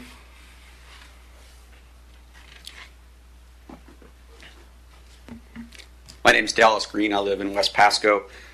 Real quickly, Project 20, Road 100 and West Court intersection. I recognize the comments tonight about roundabout or stop where signal, and I really believe living nearby, we should look at a roundabout. It will allow flow, but also slow traffic. I think a signal, because I'm a traffic engineer in my dreams, not in real life, I think a signal will allow people with a steady green at night or whenever just to bomb down that street. So if we have a roundabout, that works 24/7. Project 28, pedestrian bike safety on West Court between 96 and Harris. The 25-mile-an-hour speed limit, believe it or not, Councilwoman, is working pretty well. It's slowed, I believe, anecdotally, the average speed. But we still need the radar feedback signs that the council voted for, and also the striping. And I know there's some engineering involved in that, getting some approvals done in that, but we are now in the spring season. As you know, that path is busy. It's busy at night, it's busy during the day, and people are inches away, and he's not kidding when he sees it. Coming up on that, look at that project, $7 million, that's number 28. That's a lot of money that we hope to get someday. And I think that's kind of a pie in the sky. And, you know, as you know, I've brought a lot of residents to these meetings, 50 some at a time. They're terrified of Sylvester Street. I don't know anyone that goes down Sylvester and thinks it's a workable street plan. And residents on that street don't like it. You have vehicles delivering FedEx, UPS, whatever, they're having to stop in the roadway. And we just cannot allow that to be repeated, not just on West Court Street, but anywhere in the city. So if Project 28 moves forward, I do believe there should be some public input, and that needs to be considered in what's done, as well as looking at stats. But we need to make sure that we've got something that's workable for all parties, the users of the trail as well as the residents. Last thing real quick, I think the traffic improvement plan, you know, is always kind of a reactive thing, fixing problems. And I really want to address, you know, what are we doing with developers to make sure we're not chasing the problem 10, 20 years later? And I think the city has to think about that when they're looking at their planning and when they issue permits, how they issue permits. Look at what Ken Oak's done with fire stations, creating a special district, in effect, where if you want to build in this zone, you're going to contribute as a developer to fire protection. You're also going to contribute, in my book, to traffic flow. We notice people 300 and some feet out. Why aren't we making those developments pay for traffic impact 300 and some feet out or more? And I think it's going to really start at the planning level with your input. Thank you. Do we have anybody else from the audience that would like to talk about this? My second call. And third and final call for public comments regarding the topic. Not seeing anybody. So again, thank Thank you for that. So we're going to close the public hearing. And with that, we'll move on to number 9, ordinances and resolutions not related to hearings. And we have number A, resolution number 4601, setting a date to consider a notice of intent to commence annexation proceedings for SG Management LLC and Oregon Farms LLC annexation. And again, we got, it's going to be a report from Haley Miller. Thank you, Mayor Pro Tem. Good evening, Council. Tonight before you is a resolution to establish a date to consider the intent to annex these 2 properties in Pasco. And when the date is set, then we will review the details with Council, and then eventually we'll have another meeting for the official annexation proposal. So this is part of the process. The applicant has met all the procedural requirements to staff, so we're forwarding it to the group to set a public or a meeting date to consider this notice on June 2nd. Happy to answer any questions. All right, do we have any other questions before we do a motion? I'm not seeing any. We'll give Mr. Perales a second, but Nothing to add, sir. okay. Well, with that, I'd like to get a motion from Mr. Harpster. I move to approve resolution number 4601, setting 7 o'clock p.m. June 2nd, 2025, as the time and date for a public meeting with the initiators to consider the SG Land Management LLC and Oregon Farms LLC notice of intent to commence annexation of short plat 2021-08 Lot 2 and short plat 2022-32 Lot 1 property located south of Burns Road and east of Shoreline Road in Section 12, Township 9 North, Range 28, East Westernmost. Second. Thank you. So we have the motion by Councilman Harpster and a second by Councilwoman Blaisdell. And with that, all those in favor say aye. Aye. Aye. Aye. Aye. All those opposed say nay. Looks like that one carries unanimously. So we're going to go on to B, resolution number 4602, setting date and time for right-of-way vacation public hearing for Wanderack. And again, Ms. Miller. Thank you. This is also a resolution to set this is a public hearing date for right-of-way vacation for Wanderack, and this is a property located over on 2502 North 4th Avenue, and this is a fueling station, and the front portion of their property that faces the street has a right-of-way there, and this was initially brought to staff in 2024, and we were researching whether the state owned it or the city owned it, and we landed on the conclusion that the city of Pasco does have ownership over this, so the applicant will be proposing to vacate this portion, and council will be hearing this matter during a public hearing on this date if the date is set tonight. Happy to answer any questions. Okay, do we have any questions from council? I'm not seeing any. So with that, can I get a motion, Mr. Harpster? Councilman Harpster. I move to approve resolution number 4602, setting 7 o'clock p.m. Monday, June 16th, 2025, as the time and date for a public hearing to consider the vacation of a portion of right-of-way along North 4th Avenue in Pasco, Washington, and waiving the requirements for an appraisal, title report, and payment of compensation. Second. So we got a motion by Councilman Harpster and a second by Councilwoman Blaisdell. All those in favor say aye. Aye. All those opposed say thank you. All those opposed say nay. Again, passes unanimously. So with that, we're going to move on to item C, which is resolution number 4603, setting date and time for right-of-way vacation public hearing for Pasco School District. And again, Thank you. A little bit of repetition tonight here. So this resolution is for the school district, and they are proposing to vacate parts of the right-of-way along North Utah Avenue and then East Salt Lake Street on their property boundary. There's a jog that goes into their site, and it looks like they don't need that much room to provide the frontage improvements, and then there will be also a dedication on North Welch Avenue to facilitate North Welch Avenue extension. So the date proposed for this is June 16th. I'm happy to answer any questions. Okay, thank you for that, Director Haley Miller. Do we have any questions from the council on this? I'm not hearing any. So with that, I'd like to get a motion from Councilman Harpster. I move to approve resolution number 4603, setting 7 o'clock p.m. Monday, June 16th, 2025, as the time and date for a public hearing to consider the vacation of a portion of North Utah Avenue and East Salt Lake Street right-of-way in Lot 1, Block 18 of Fraze Addition to Pasco, Washington, and a North Weehee Avenue dedication of Lot 1, Block 19 of Fraze Addition to Pasco, Washington. Second.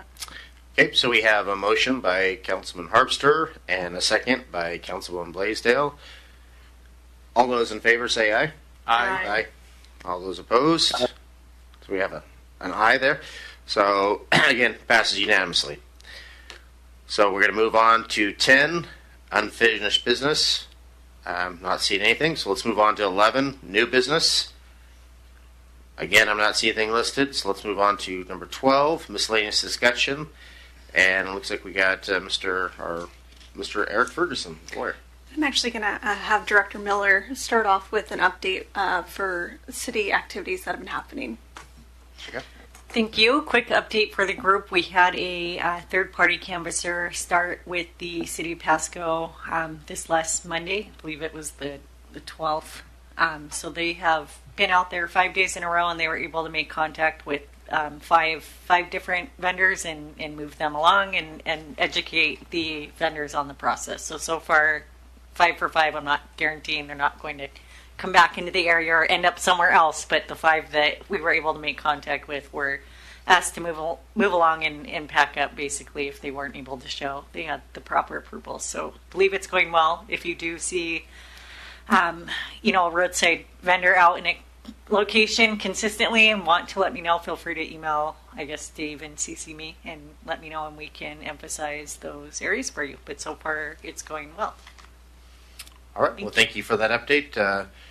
Was there anything else from staff that would like to, Mr. Ferguson? Yeah. So essentially, I just wanted to circle back. Last time we talked about this a couple weeks ago, the kind of the marching orders, as I understood them anyway, was to make sure that we looked at this issue with the other cities, get a sense of what our other neighbors are doing, and then also see if there's just something that we don't have that everybody else has, kind of a silver bullet. Is there just something is this just new to us, kind of thing?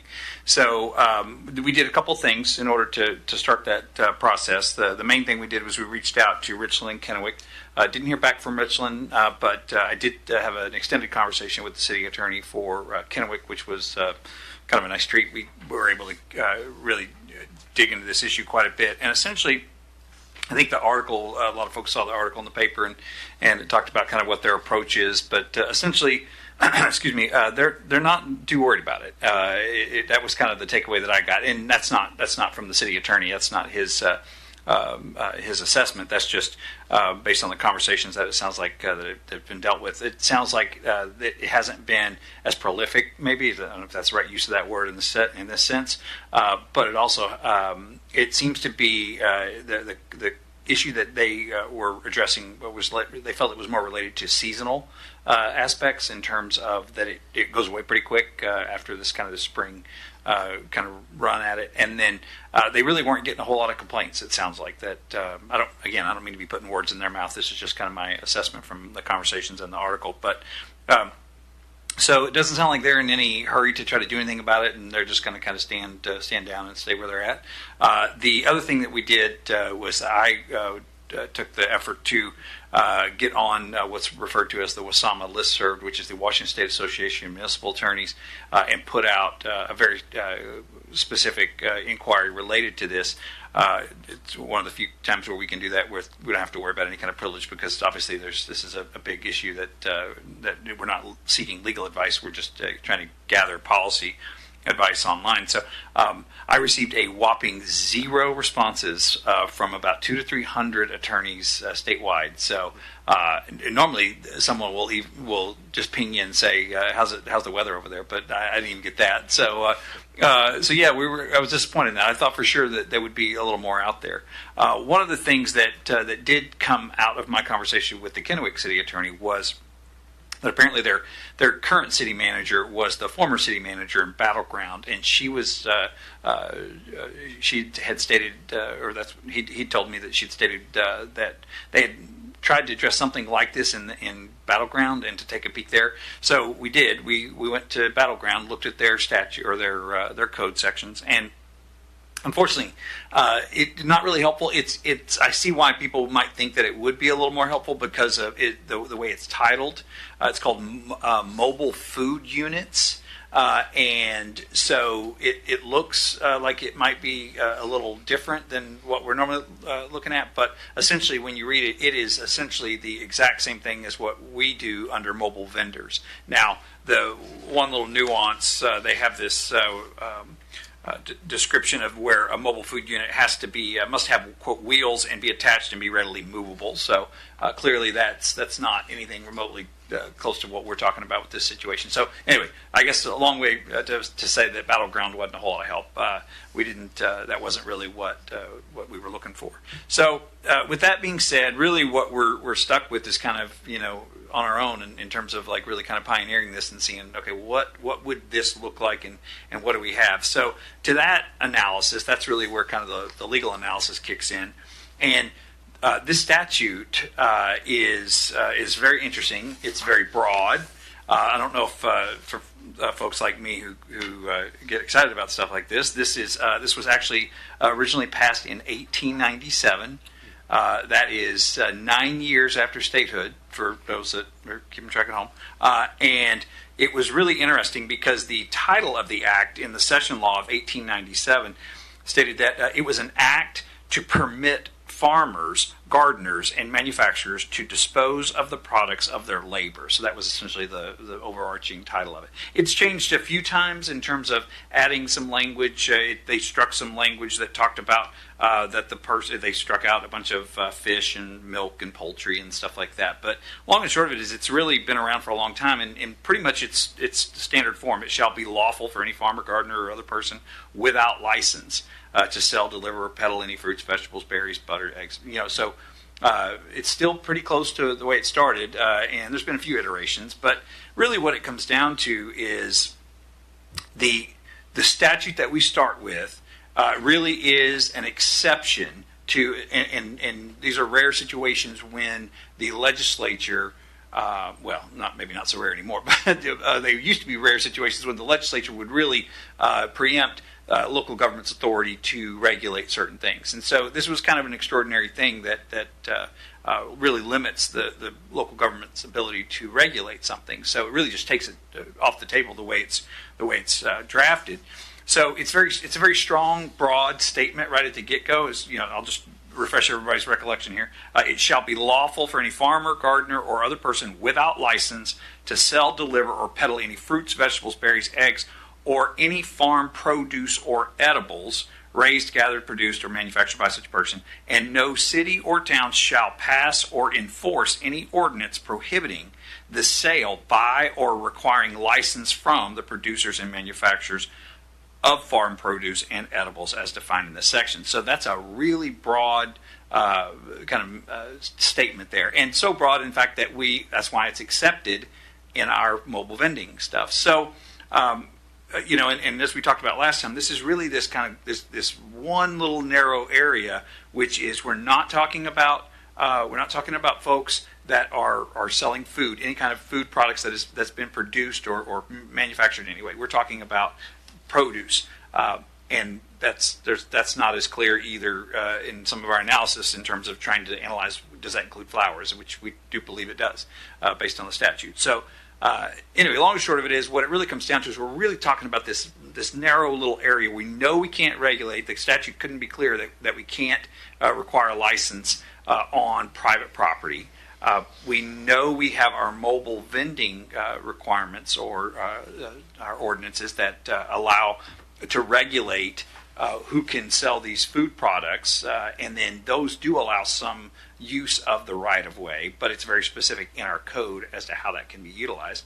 Then we have people who sell certain things along the roadway that we know we can regulate that, like products, right? Things that they may sell, kites or what have you, other items. Excuse me. So we know that those can be regulated. So this is just one of those really narrow situations where you have a statute that says you otherwise can't regulate this activity, but you do have, these are your rights of way. This is the local government does have the ability to regulate what goes on in the right of way. So it's a nuance. I will say this though, the one thing that really, one of the things that we started to look at, well, would there be a way to have, say, a permit for this type of activity, since you're essentially giving someone the ability to be in your right of way to sell, to engage in this activity. And we know we can actually regulate this activity on private property if somebody calls the police department and they come out and say,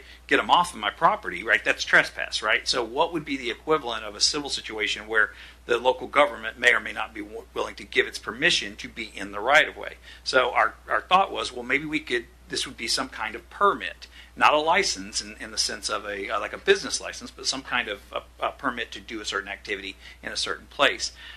And that's not going to work. If it's specifically related to this activity, a permit and a license are going to be looked at interchangeably.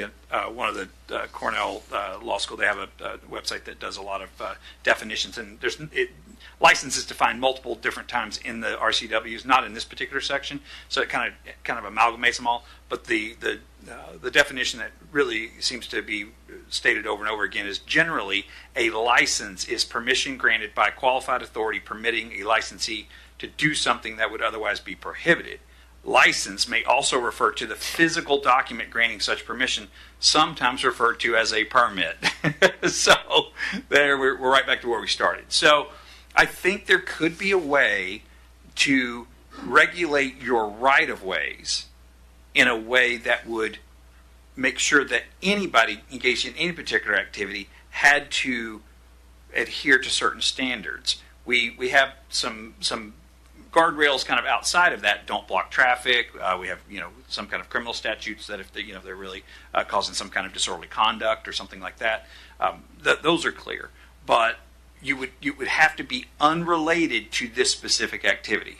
So what I'm getting at is we were hoping that there would be a very precise tool that we could find and utilize and give the council an option to adopt a policy that would really engage in just regulating this one particular aspect. And I don't think I don't think we're going to be able to get there from here. I think the way it's going to have to go is you're going to have to really look and say, this is about permission to be in the right of ways for all activities, and they're all going to require a certain amount of licensing. But if it's specifically related to this activity, it's going to be viewed as requiring a permit to do an activity that the state says that you're otherwise allowed to do. So with that, sorry, I don't mean to go on and on, but we've had quite the law school debates about this. So anyway, happy to try to answer any questions, but a whole lot of talk to tell you that this is new, and this would be something that that would have risk. Okay. Well, thank you for that, Mr. Ferguson. Do we have something from Councilman Grimm?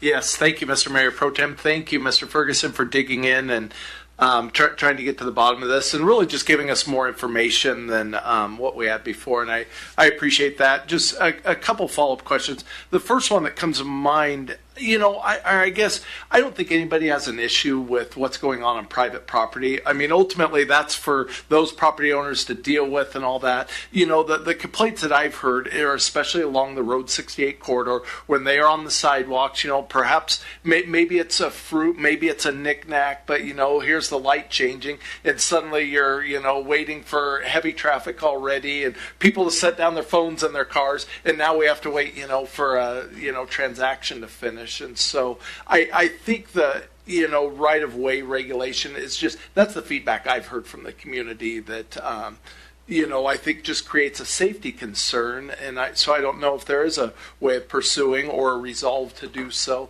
But the other aspect, I mean, are we liable for this if there is an issue there? I mean, now do we have a liability in this, and what can we do to mitigate our liability? Or I mean, can we name the state as a I guess, third party. Yeah, I think you need a lawyer to straighten it out for me. But yeah, I mean, what do we do with that? That's a great question, and I think it's an open question, and I certainly obviously wouldn't want to speculate about it in this venue. But yeah, that is something that we would want to look at, because I think those risks are always there. Anytime that you have something that is controlled by the city, that's something that you're going to want to be careful to make sure that you knew or should have known that you're regulating, or that you're taking any kind of safety precautions. So again, I don't want to try to give legal advice in open session, but I am worried about that. Okay, yeah, and I guess that would just be my one concern. Again, private property is private property, but again, I look at one of the busiest intersections in the entire Tri-Cities where it's prone to crashes. It's prone to safety issues, so much so that we've put a red light camera there to try to mitigate some of those. And so that, I guess that would be the one thing that, I would hope we would have the resolve to maybe move forward, is just in those areas to look at that. But that's just my opinion. Thank you again for all your work. Thank you, Mr. Mayor Pro Tem. Thank you, Councilman Grimm. Do we have any other staff? I know we have a Memorial Day agenda here, so I could probably get I will actually just hand it over to Director Rice, who will talk about the upcoming event, and then do a brief update on Memorial Pool. Okay, thank you for that. Good evening, Councilor Mayor. Yes, so next Monday, Memorial Day service at City View Cemetery, starting at 11 a.m. So looking forward to host that between, again, 11 and 12 noon. We'll have one of our own staff as our primary speaker, as well as the mayor, to kick that event off. So also make note that no council meeting next Monday, because that will shift to Tuesday as well. I think more on that if we need. But otherwise, I do have an update on our Memorial Pool Dome project I want to share with you, some of the progress that we've made, some of the items that we've discovered, and some additional expenditures due to those, so that council is up to date as we try to wrap up this project in the next week and bring that project bid closure to you soon. So brief update, 2018, the city recognized the need to have a year-round swimming pool in the community, and decided to add an air dome cover project to Memorial Pool to the capital improvement plan. 2024, City Council approved the purchase of the pool dome cover, so manufacturing could begin for delivery in 2025. And then just this March, the city awarded EFS Construction the contract to install the pool dome foundation and deck totaling $757,000 for completion prior to the general pool opening. So kind of brought us up to date. As with several projects, particularly something that was built in the 1950s and has been remodeled through the years, there are several unknowns that have been discovered since construction started, resulting in about 64,000 of approved or pending change orders to allow planned public opening of the pool. The change orders will be presented as part of the project acceptance, but wanted to review them now as we are incurring the costs as the project completes. Further delay to the pool usage impacts our lifeguard training, resulting in delays to general pool opening and swim lessons. So if we hadn't kept moving forward, it just kind of cannonball right into the middle of summer, which we've been trying to avoid, especially with the start of our swim lessons. So a couple examples of these. Shade structure, we had a pretty large shade structure that was installed several years ago. We found that the contractors found the foundation encroached in the pool decking area that we needed to replace. And not only did it encroach, it was a very large chunk of concrete holding that in, so it required additional labor and equipment to remove. We found an unknown manhole in the parking lot requiring a reset for future access and maintenance. We think this is from the 2009 construction project when we did the last remodel there. So you can kind of see it buried in the middle, but that required resetting and setting to the level of the parking lot so we can maintenance that in the future. The previous pool remodel backfill was unstable. You see it's a combination of this pea gravel and the sand. It was continued to fall in, so it required additional labor and forms to stabilize for the new pour. They located the original abandoned pool deck, which I think would have been from 2 remodels ago. As you can see, this rebar on the left side of the picture that needed to be cut out and removed. Not only the removal, but then we needed to procure additional concrete to help fill that back to the deck level. And then a couple of additional things. We paid for a couple extra work days or overtime for they're working 4/10 schedule, so either Friday or Saturdays to help round out those days, keep the project moving. Additional labor materials to support the installation of the bulkhead, which is ultimately the pool lane divider that we'll use when the dome covers on to expand swim opportunity. Discovered unknown fiber optics line, gas line, and fence line that all intersected together in the same spot, so we've worked on moving those things around. Labor and industry required some electrical bonding to reduce stray electrical current throughout the system, and then some additional electrical changes related to changes in the foundation. But the project is on track to be completed by May 26th. Facility staff have been given the go-ahead to start draining the water out of the pool and then filling up this week. Recreation staff will perform lifeguard certification in the following weeks. We'll slip in a quick swim meet, and then the pool will be open to the public on June 14th. Everything progresses as planned this week. And then pool dome delivery will be in September with installation to follow right after the end of the swim season in October. So far on track, but as council has asked before, they'd like to hear about some potential changes before we expend them. This is kind of like the middle ground because I'm expending them, but I'm giving you the heads up that I'm spending them. So hope to be a little bit more project timing where we can stall the project and seek permission first, but doing the best we can to tell you what's going on. With that, any questions? Do we have any questions from the council? I'm not seeing anything, so thanks for the update, Director Rice. I do appreciate it. Very good, thank you. And with that, I'm not seeing anything else, so we're going to jump to number 13, which is exec session, and I'm not seeing anything listed, so hallelujah on that. And so at 9 o'clock, we are adjourned. Thank you.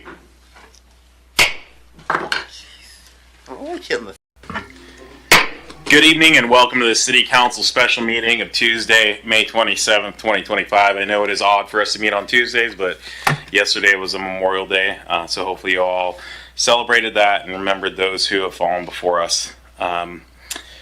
With that, Ms. Clerk, if you'll call us in. Yes. Council members Barajas. Present. Blaisdell. Present. Grimm. Okay. Harpster. Present. Perales. Here. Mayor Pro Tem Milne.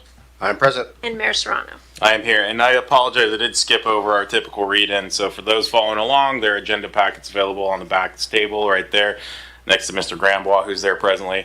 For those following along, www.pasco-wa.gov/agenda. The meeting's televised on PSC-TV, channel 191 in Spectrum. In Pasco and Richland, it's streamed on the city's Facebook page, website, YouTube channel, and via Microsoft Teams. This and previous council meeting is available on the city's website. The public may submit comments either using the Ask Pasco app or through the city clerk or city manager's office. With that, we've had the roll call read, and if you'd all join me in the Pledge of Allegiance.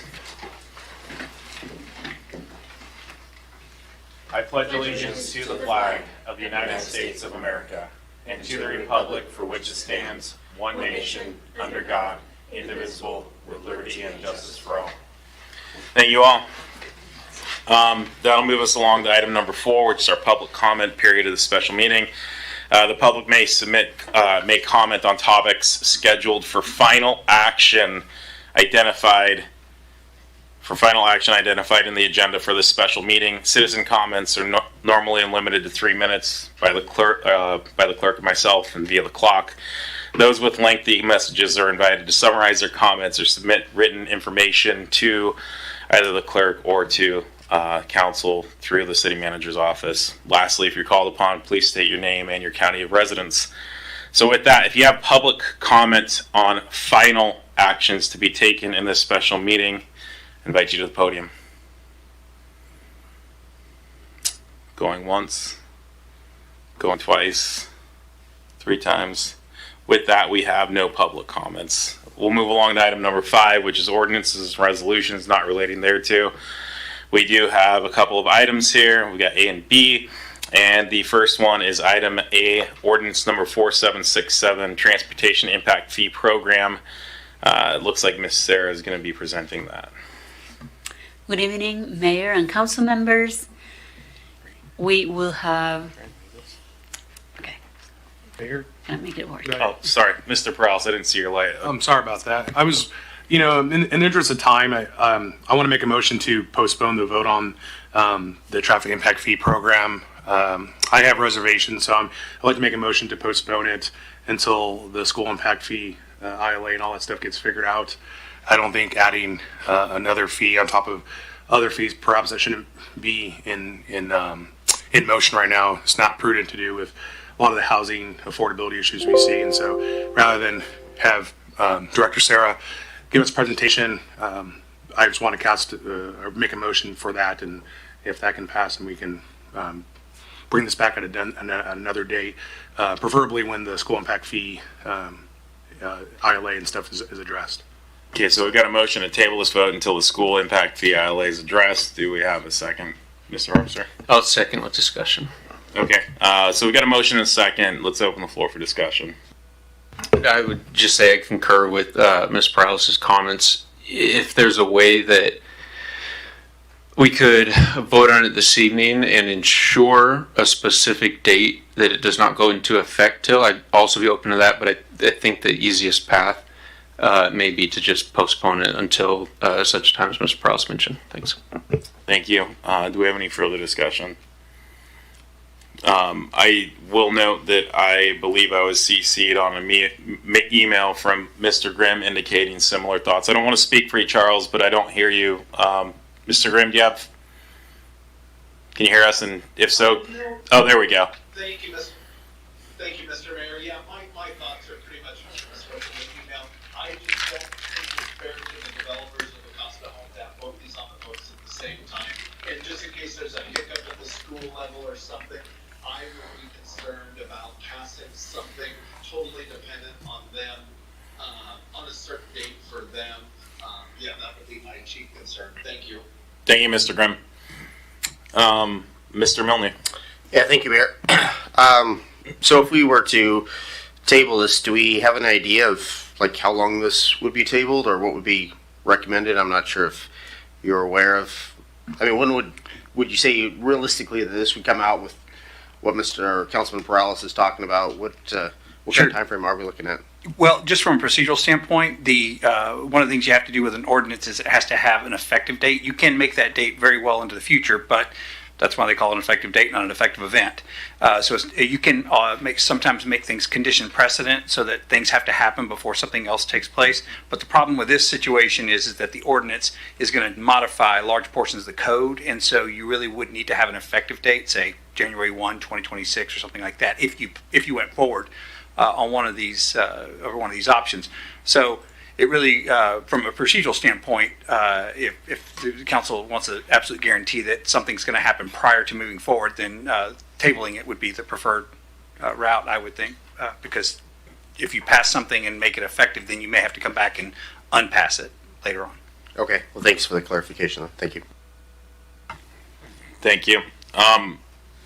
Hearing that, I liked Mr. Harpster's idea of utilizing a condition precedent, but hearing from our legal counsel that's not advisable. I do think it makes sense to sit on this until we have things worked out with the school district. I appreciate the points before me not needing to re-raise them. Any further discussion? If not, let's go ahead and do a roll call vote on this one, Ms. Clerk. Sorry, just to remind folks, because it's been a while since the motion was made, this would be to table this to a date. Do we want to set a date post enactment of the school district, like the first regular meeting? I guess that's technically a modification. So at this point, it's just open-ended. And then we can direct staff the time according to if we move. It sounded like, correct me if I'm wrong, Mr. Prowse, but I thought the motion was to table this until such time as the school impact fee amendment can be effective. Is that correct? Okay. And you can make that an event. Okay. Sounds good. Mr. I would just say, yeah, my suggestion, this is the way council wants to go, would be to just schedule them both for the same night. You can deal with the school impact fee. That'll have an effective date. you can match the effective date of the school impact fee, the effective date of the traffic impact fee. Are you requesting that in the motion, or is that something we can direct that's adequate direction? I think if there's no objection to council, I think we can staff can just bring it back at the same time. I don't know, we necessarily need that as part of the motion. Any objections to that approach? Okay, so with that, I think we know what we're going with. We got to vote here, Ms. Clerk. Okay. Councilmember Grimm.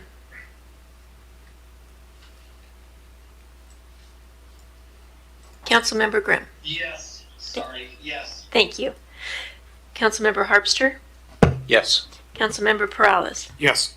Councilmember Barajas. Yes. Councilmember Blaisdell. Yes. Mayor Pro Tem Milne. Yes. And Mayor Serrano. Yes. Passes unanimously. Okay. So sounds like you all know what you're doing, and we know what we're doing, right? Thank you. Thank you for being prepared, Miss Sarah.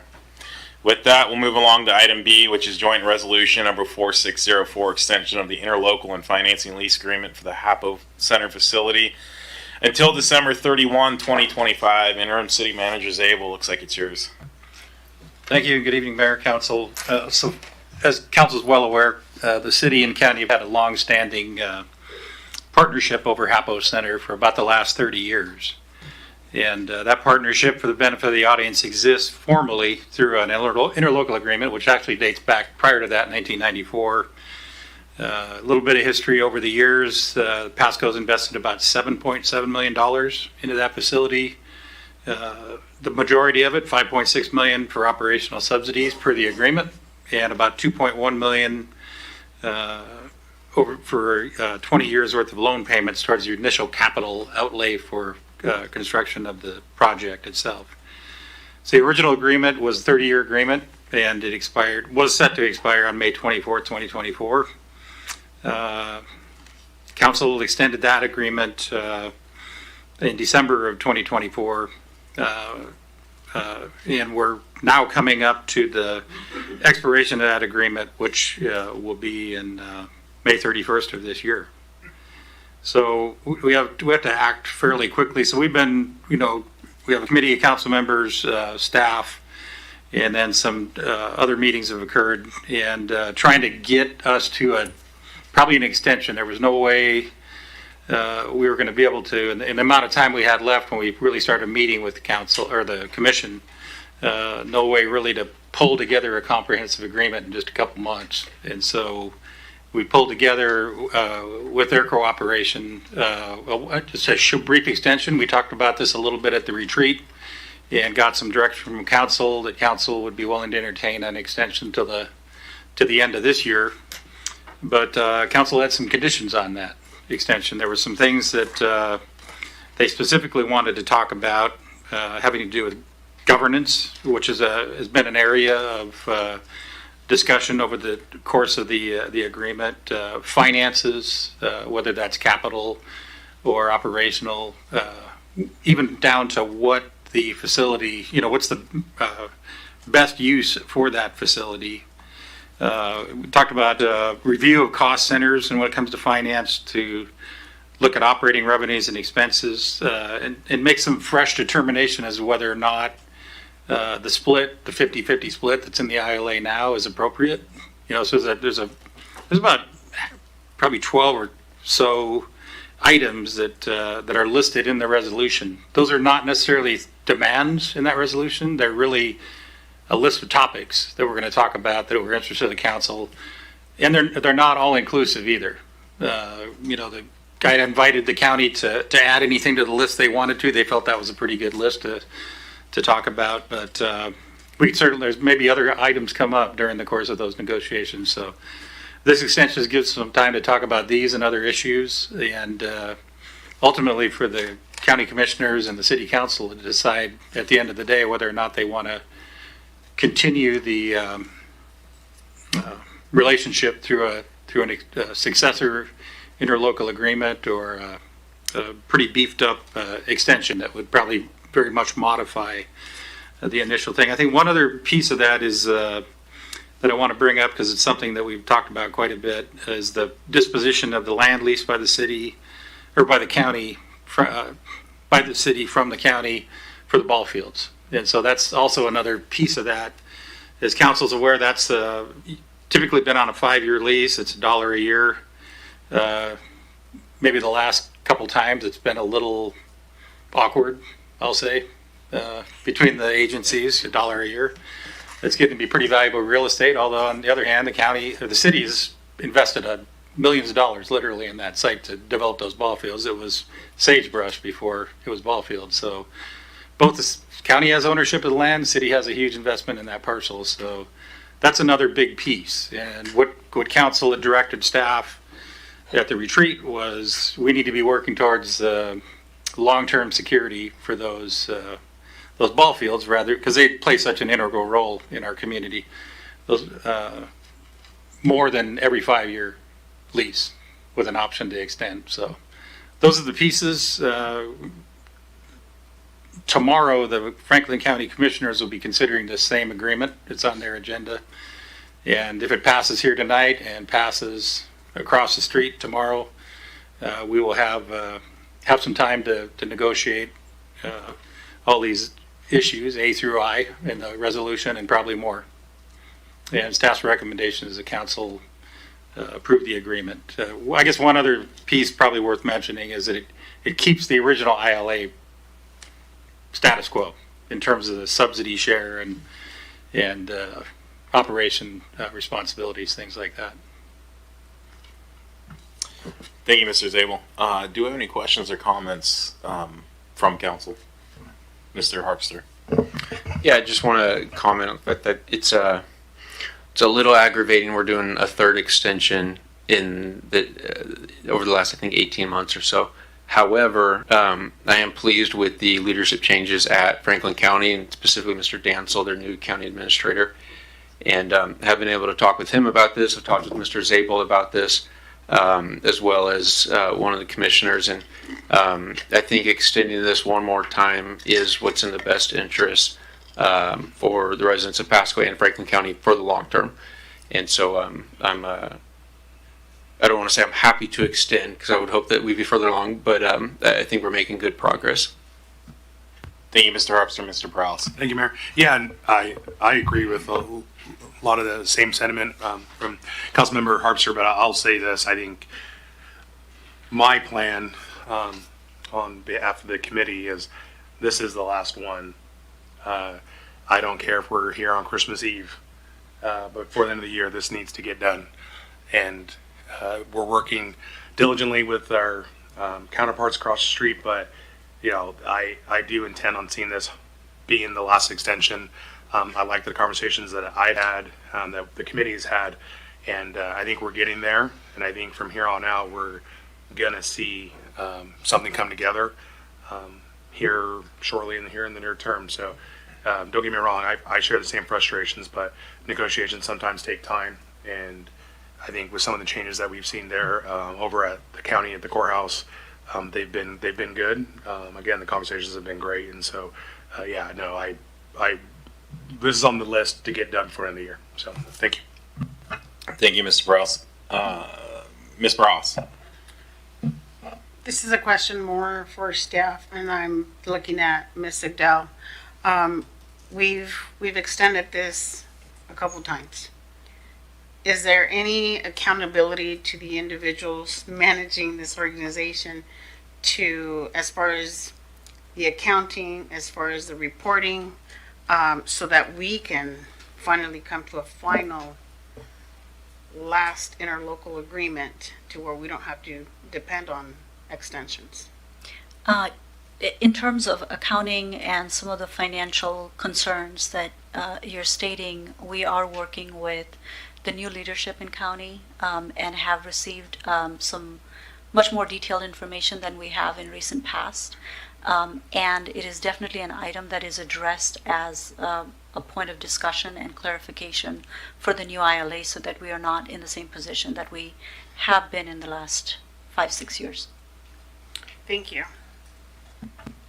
Thank you. Mr. Grimm, do you have anything? No, thank you, Mr. Mayor. Thanks for asking. Not a problem. Thank you. With that, do we have a motion? Yes, Mayor, I'd like to make a motion to move to approve joint resolution number 4604, modifying the interlocal cooperative cooperation agreement between the City of Pasco and Franklin County, Washington regarding the financing, acquisition, and ownership of a multi-purpose arena and exposition facility, the Hapo Center. Second. Motion by Mr. Milne, second by Ms. Blaisdell. All in favor say aye. Aye. Aye. Mr. Grimm? Oh, I said aye. Sorry, didn't catch you. Thank you for clarifying. Sounds like that passes unanimously, Ms. Clerk. So, just one quick question on that staff. Will you be able to either transmit something signed or some confirmation that we passed this just as a heads up ahead of their meeting tomorrow morning? I was planning on sending county administrator an email tonight. Thank you. I appreciate it. Yeah. I know you're working long hours, but it's always good to give them a heads up before they take action or don't. I was going to do it during the meeting, but Perfect. I wasn't going to call you out there. I was just going to give you kudos for long hours. With that, we're going to roll on to item number 6, which is adjournment of the special meeting.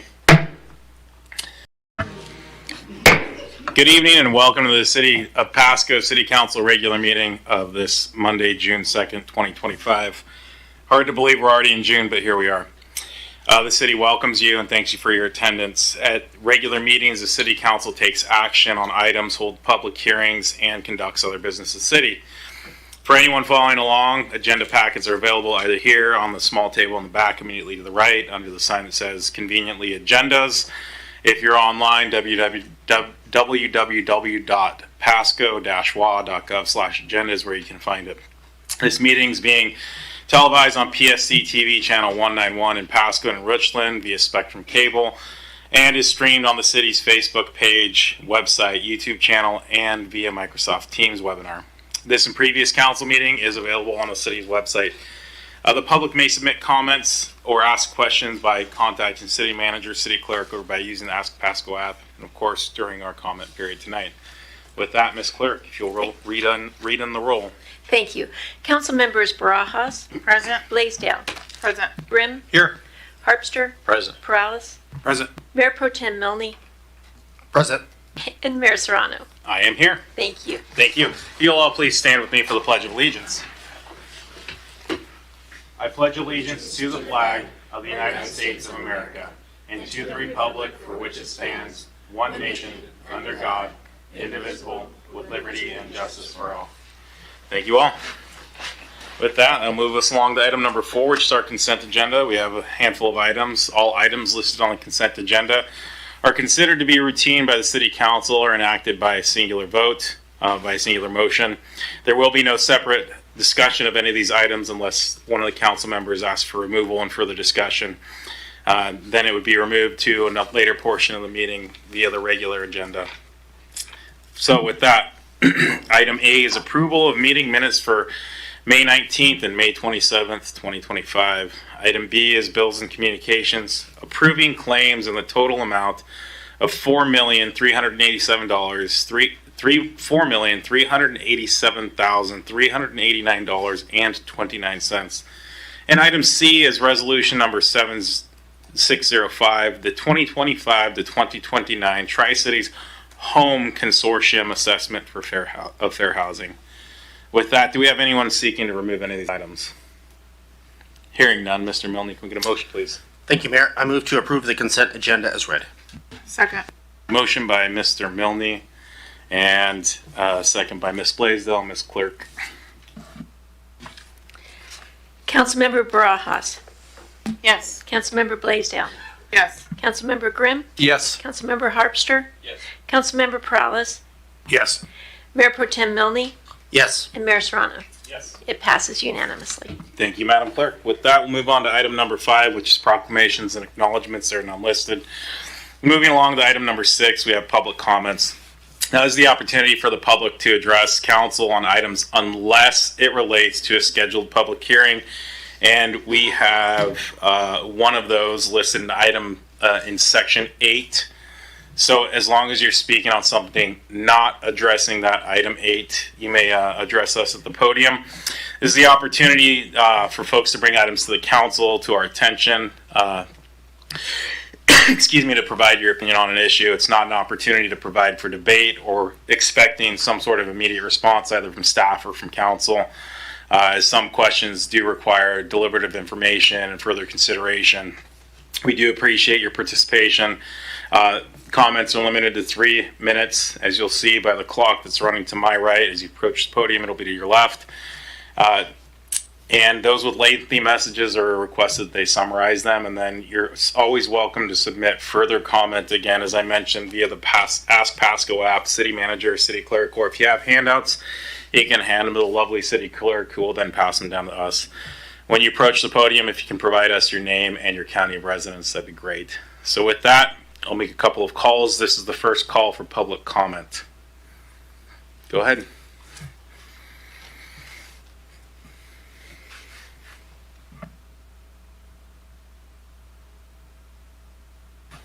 And if you can push down on the mic, there should be like a little mouth button. There you go. You're on. Thank you, Mr. Mayor. I'm Marcel Brown. I'm coming to address the council about a cell phone tower that they want to put in my front yard. I live on Riverview Drive. I've been there for 25 years. I have grandkids that are growing up.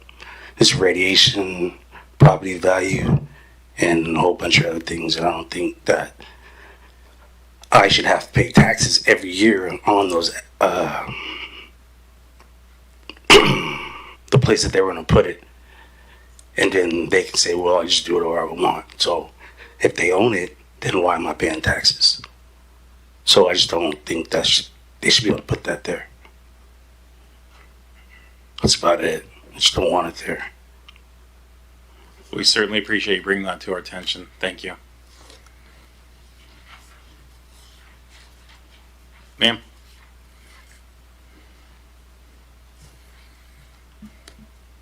It looks like a mouth with a couple of lines.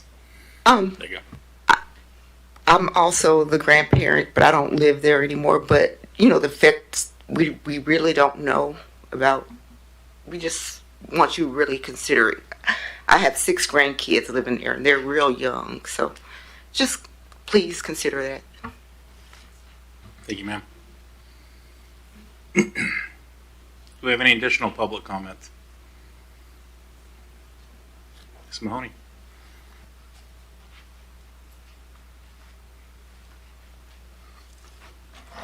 This on? Yeah. Mary Mahoney, Pasco resident, to Pasco via RCW 42.56. Pasco City Attorney Lee Kerr took an oath to follow the U.S. Constitution that says no person shall be deprived of life, liberty, or property without due process.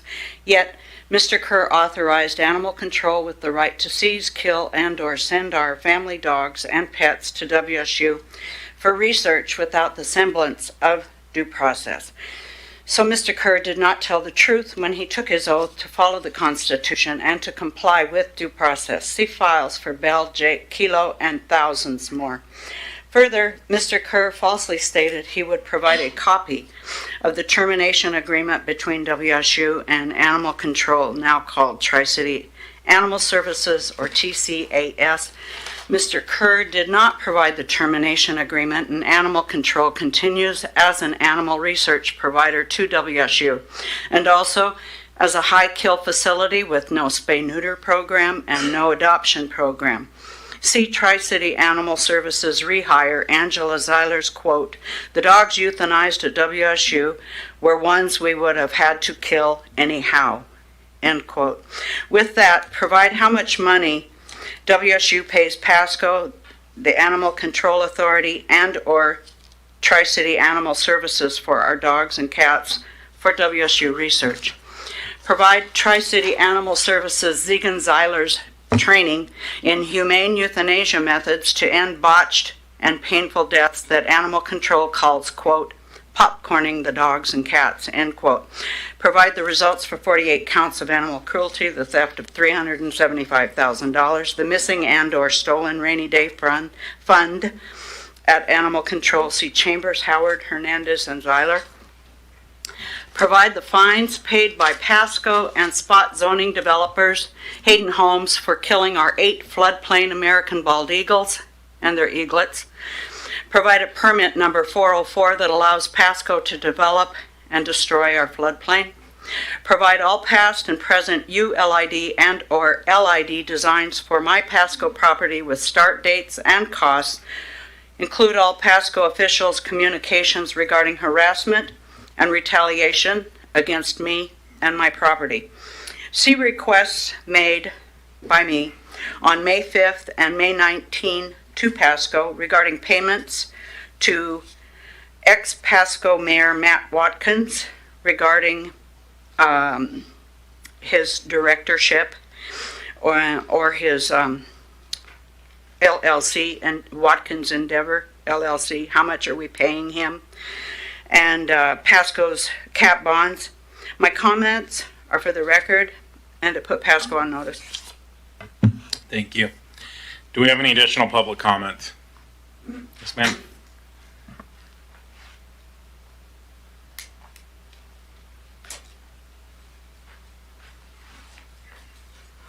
Good evening, council members. My name is Amber Wade, as you might know by now.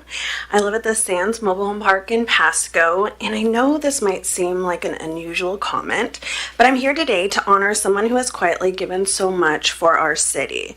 This week, Becky, the very first resident of the Sands Mobile Home Park, is preparing to move now after 55 years in the same home.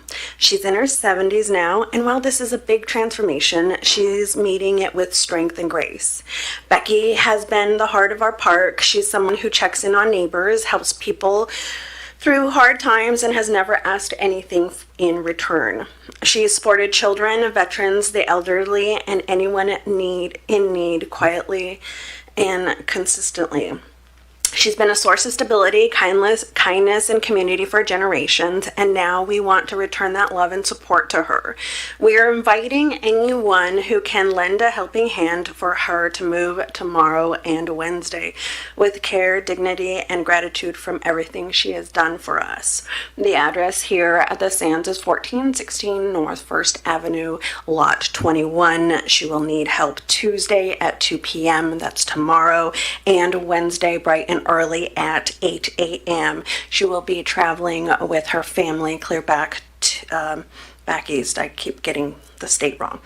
Let's give Becky the send-off she deserves after 55 years of showing up for others. It's our turn to show up for her. Thank you. Thank you. Do we have any additional public comment?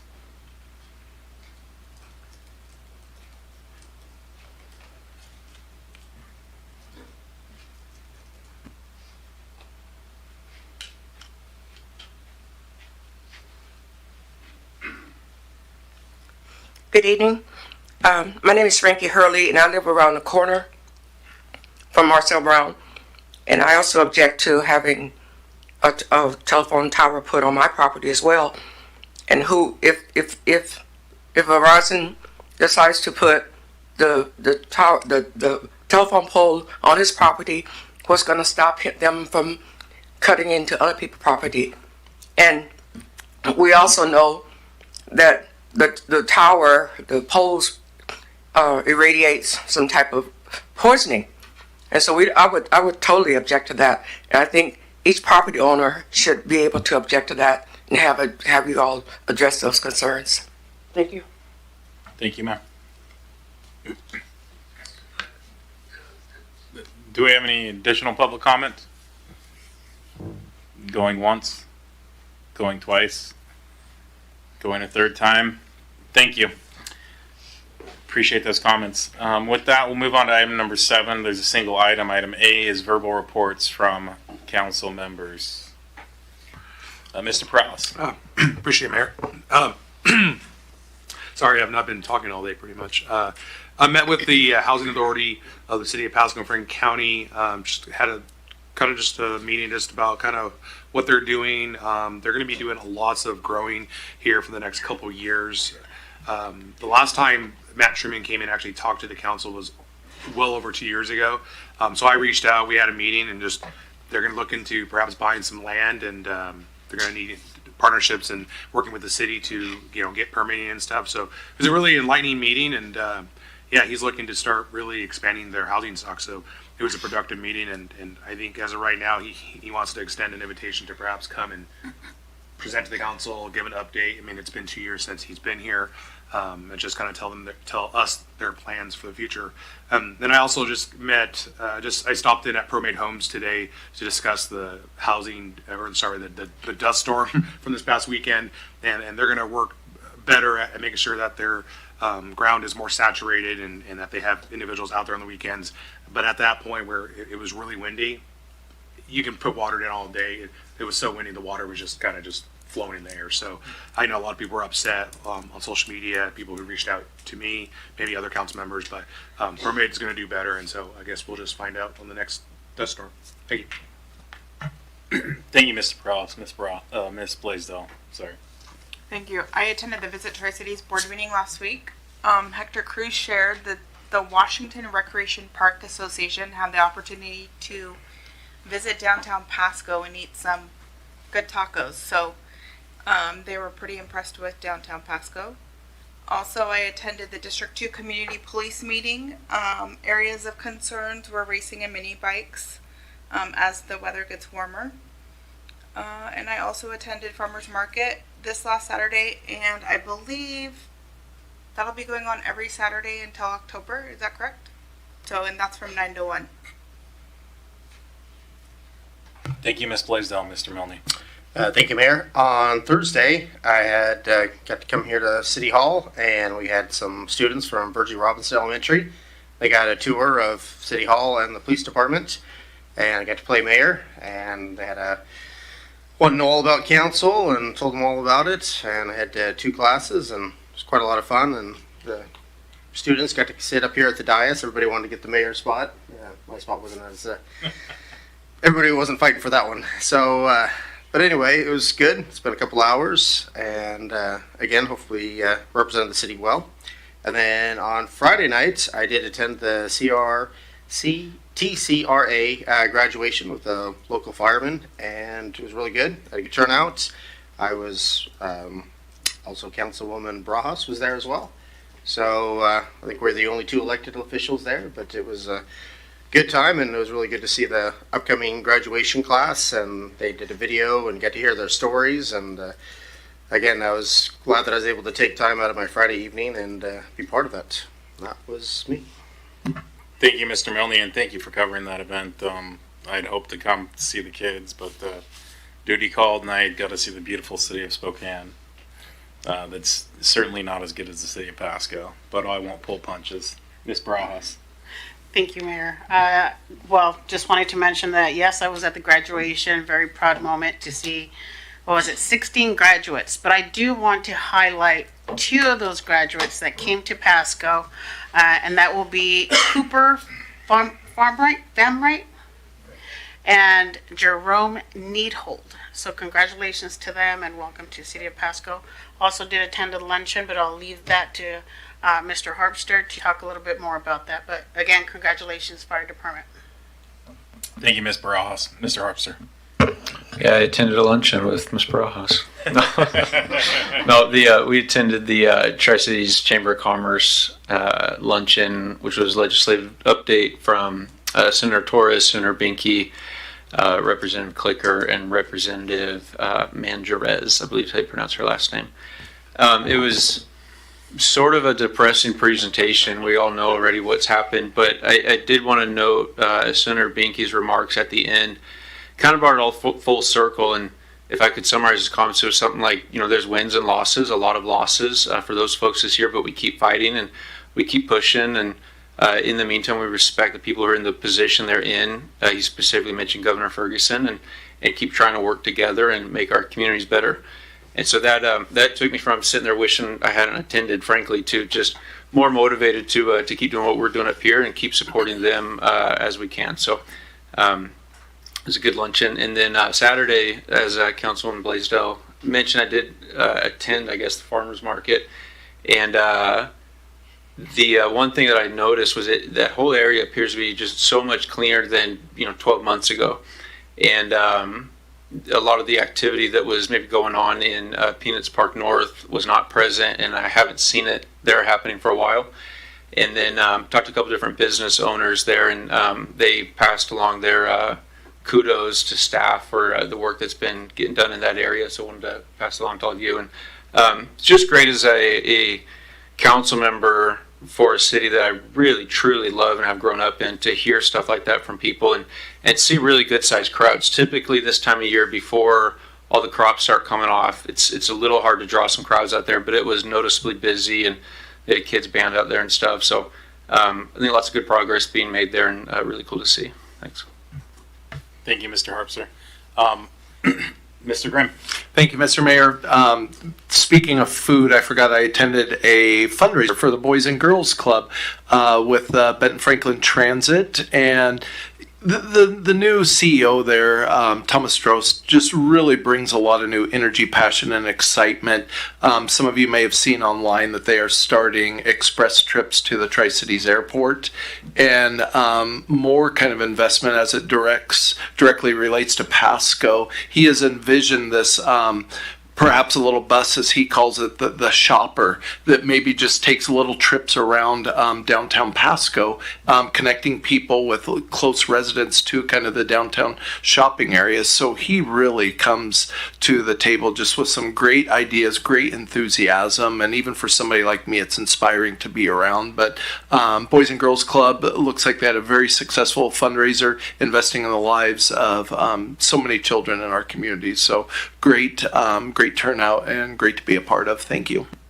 Thank you, Mr. Grimm, and thank you for attending that. That's the breakfast. I'd hoped to attend that, but same reason I missed. I was out of the area.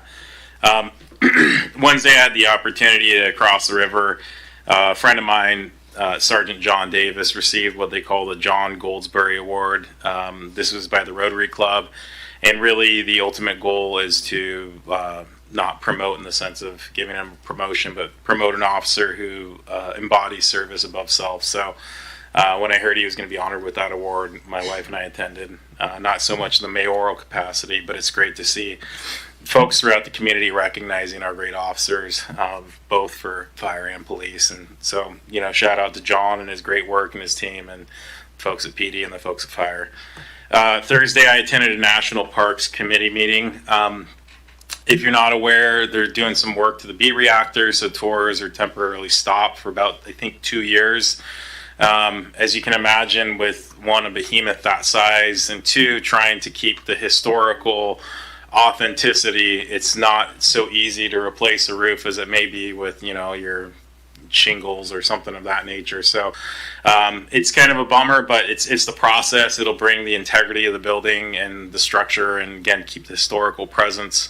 I think what I'm hearing is it's like a 50-year lifespan that it should add to the B reactor. So once the work's done, it'll be back up for quite some time, God willing. Let's see. In addition to that, and I have a list of places I was somewhere on Friday, and I don't know why it's escaping me where I was. Friday night I attended the Dust Devils game with the Amazon folks that invited me and my son over, and we were recognizing, back to the Boys and Girls Club, Amazon donated $40,000 as a community partner to Boys and Girls Club. Robert, the Youth of the Year from Pasco, was one of the individuals throwing out the first pitch, so it was pretty cool to recognize not only the commitment and the partnership between Amazon and our community, but also, recognize one of our local youth. So that's always exciting. I think that's about it for me. So with that, we'll move on to item 8, which is hearings and council action on ordinances and resolutions relating thereto. We've got a single item, item A, which is a public meeting and resolution number 4606, accepting notice of intent to commence Annex SG Land Management LLC and Horgan Farms LLC. It's a 10% annexation petition, and this is going to come from Director Miller. There's the button. Thank you, Mayor. Good evening, Council. Tonight before you is a resolution to accept a notice of intent to commence the annexation procedure. And this topic was discussed at a prior meeting. And the purpose of this meeting is to set the stage for the next steps in the process, where staff will take in the annexation application and begin reviewing it. And then eventually the specifics of this application will be brought forward back to council. And so during the public meeting, council is, as outlined in code, reviewing these three key items: the annexation area itself, and staff is proposing that we modify the annexation area to include the portion of Burns Road that's located north of the project site and north of other neighborhoods that are already in city limits. So staff is recommending motion B tonight for consideration. And the second item to consider related to this is whether or not a simultaneous adoption of zoning regulations will be required, and it is likely that staff will go ahead and recommend that route. We do want to review the application, and then when it comes back, have a formal application or a recommendation within that. And then the final item is whether or not there's an assumption of bonded indebtedness that is required for the site, and that will be reviewed in the materials. So staff is requesting a motion from council and recommending motion B. Happy to answer any questions if you have any. Do we have any questions or comments?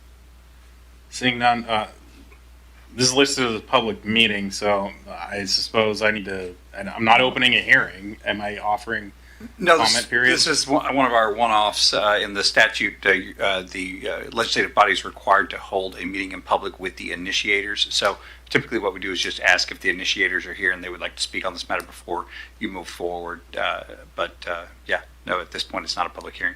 Okay. Yeah, I caught that and I forgot the distinction. So is the initiator here? I'm going to assume that silence means no. I guess going once, going twice, third time. Okay. It sounds like the initiator is not going to speak. So with that, having no comments from council or questions, go ahead and move forward with the motion, Mr. Milne. All right, so I'm going to move with motion B. I move to approve resolution number 4606, accepting the notice of intent to commence annexation proceedings for the SG Land Management LLC and Horrigan Farms LLC annexation, providing a determination on the boundary to be annexed, which includes a portion of the right-of-way of Burns Road, and whether simultaneous zoning and assumption of bonded indebtedness will be required. Second. Motion by Mr. Milne, second by Ms. Blaisdell. All in favor, say aye. Aye. Aye. Any opposed, say nay. Hearing none, that passes unanimously. It moves us along. You all right, Ms. Burrell? So we need to take a break? I'm good. Okay. If we got to do it, we got to do it. Just want to make sure you're okay. With that, we got number 9, which is ordinances and resolutions not relating thereto, and resolutions not relating to hearings. Sorry, I went a little lower on that and just went into full autopilot for a second. Number A, letter A is ordinance number 4768, Sawyer RS1 to R1 zone change. This is Z 2025-002. And back to you, Ms. Miller. Thank you, Mayor. This item is an ordinance, and this is part of a quasi-judicial process where this rezone has been notified to the public, and a public hearing was held by the Pasco hearing examiner, and the meeting for this was held on April 9th, where all aspects of the project was reviewed, and the hearing examiner did recommend approval. There were no appeals received, and details can be found in the packet, specifically the hearing examiner decision. And with this request specifically, the applicant is requesting to rezone the site from RS1 to R1 low density residential. And this change will allow for additional density on the project site. And staff is recommending approval of this matter. Happy to answer any questions. Thank you. Do I have any questions or comments from council? If I could, Mr. Mayor, this Yes, is sir. a quasi-judicial matter, so I'll just run through the script real quick, if you don't mind. So this is a quasi-judicial hearing or proceeding to render a final decision on the materials presented. It's defined as a proceeding in which the council defines the legal rights, duties, and privileges of the specific parties in a hearing, proceeding, or other contested proceeding. The appearance of fairness doctrine applies, and the hearing must be fair in 3 respects: form, substance, and appearance. All council members should consider whether they have potential conflicts as follows: A, a demonstrated bias for or against any of the parties; B, any direct or indirect financial interest in the outcome of the proceeding which would affect the council members personally; C, whether there has been any prejudgment of the issues prior to hearing the facts. D, whether there has been any ex parte contact with anyone other than staff prior to this hearing. And finally, E, any other conflict which a council member believes would prevent them from hearing this matter fairly and impartially. If any council member has any of these concerns or disclosures, now would be the time to make them known.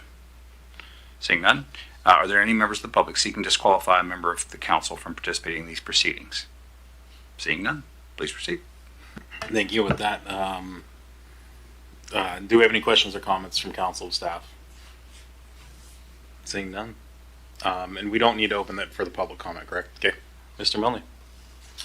Thank you, Mayor. I move to adopt ordinance number 4768, amending the zoning classification of certain real property located on the east side of Road 40 near the intersection of Road 40 and West Pearl Street, Pasco, Washington, further authorized publication by summary only. Second.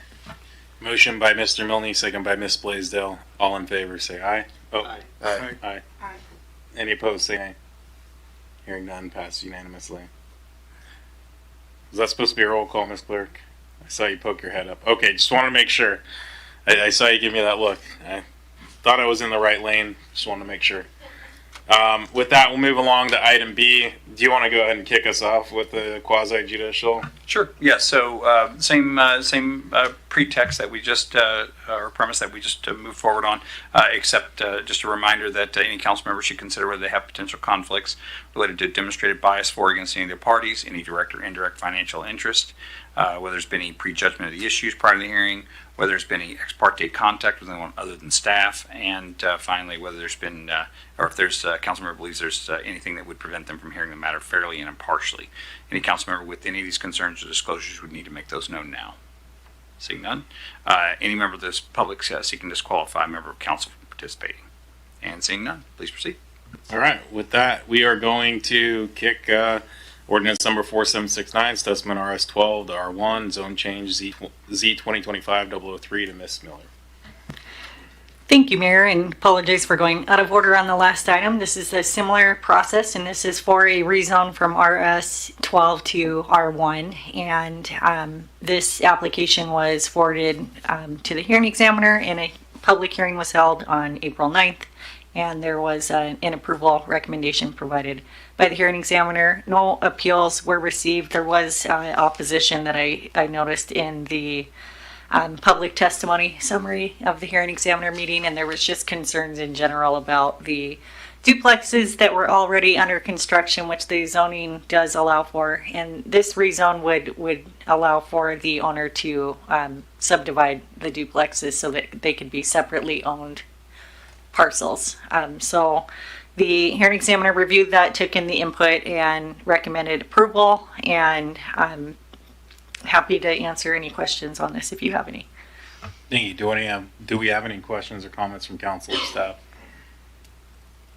Seeing none, Mr. Milne. Thank you, Mayor. I move to adopt ordinance number 4769, amending the zoning classification of certain real property located in the corner of West Sylvester Street and Road 34, and further authorized publication by summary only. Second. Motion by Mr. Milne, second by Ms. Blaisdell. All in favor, say aye. Aye. Aye. Any opposed, say nay. Nay. So did I hear 3 nays? Is that correct? Okay. And did you catch those? And then Mr. Milne. So our bookends, and then Mr. Milne. So Perales, Milne, and Grimm. Okay. With that, it passes on a 4-3 vote. Moves us along to item C, ordinance number 4770, amending sections of the Pasco Municipal Code regarding work exempt from permit. It's going to stay with you, Director Miller. Thank you, Mr. Mayor. This item was workshopped last week with the group, and this is a great slide. Thank you for pulling this up.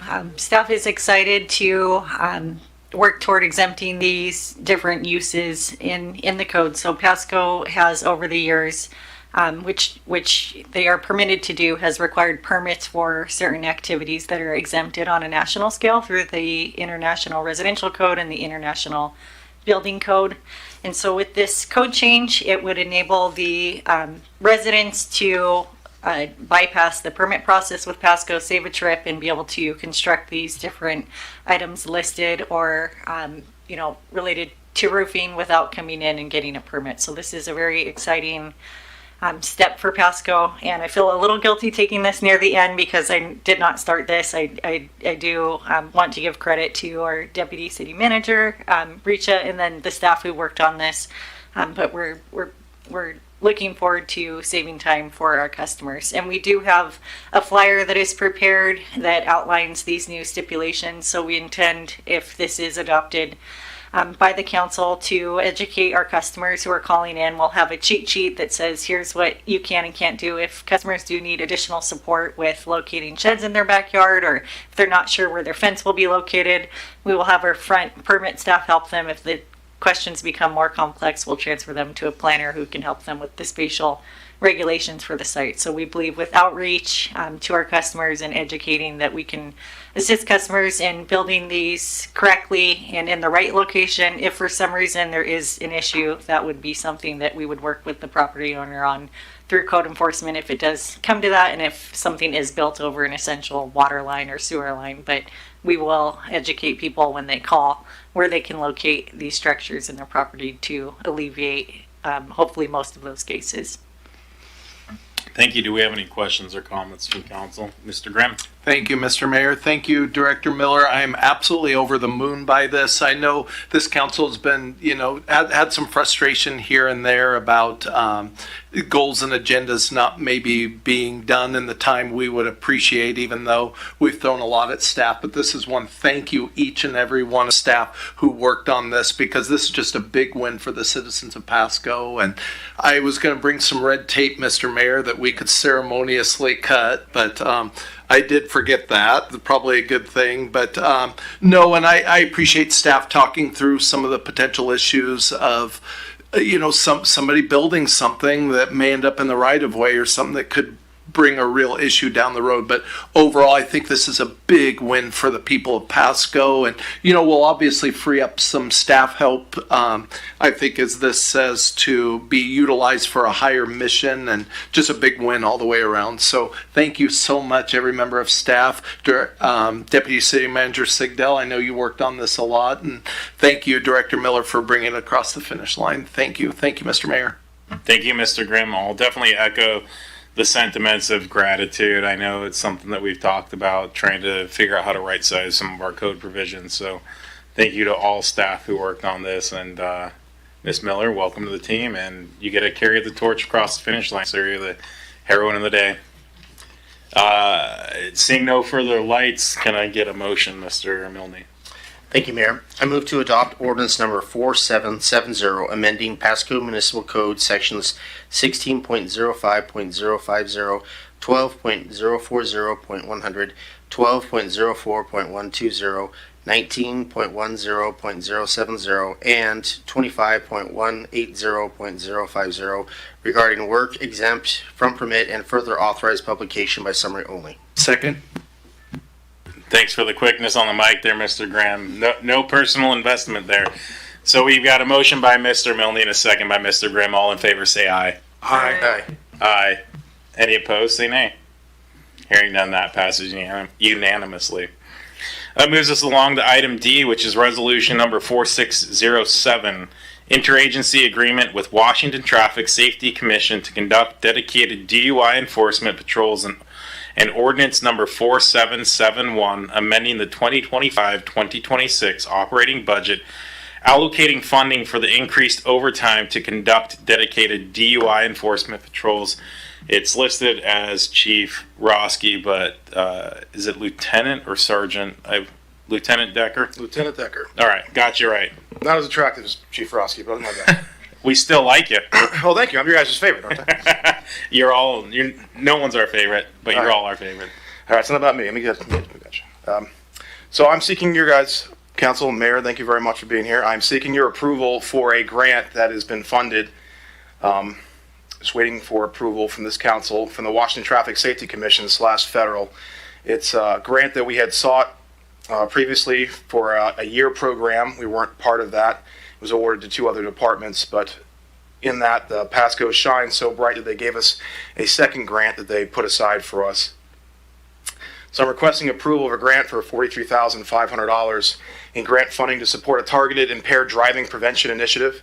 This project will fund overtime DUI enforcement shifts, overtime mentorship focused on DUI investigations, and enhance public education efforts through outreach and social media. The grant also covers the purchase of DUI-related equipment, including LiDAR, speed detection units, and portable breath testers. These resources will enable Pasco PD to increase proactive enforcement, improve officer proficiency, and expand the reach of traffic safety messaging, particularly in non-English speaking communities, which the grant is also funded.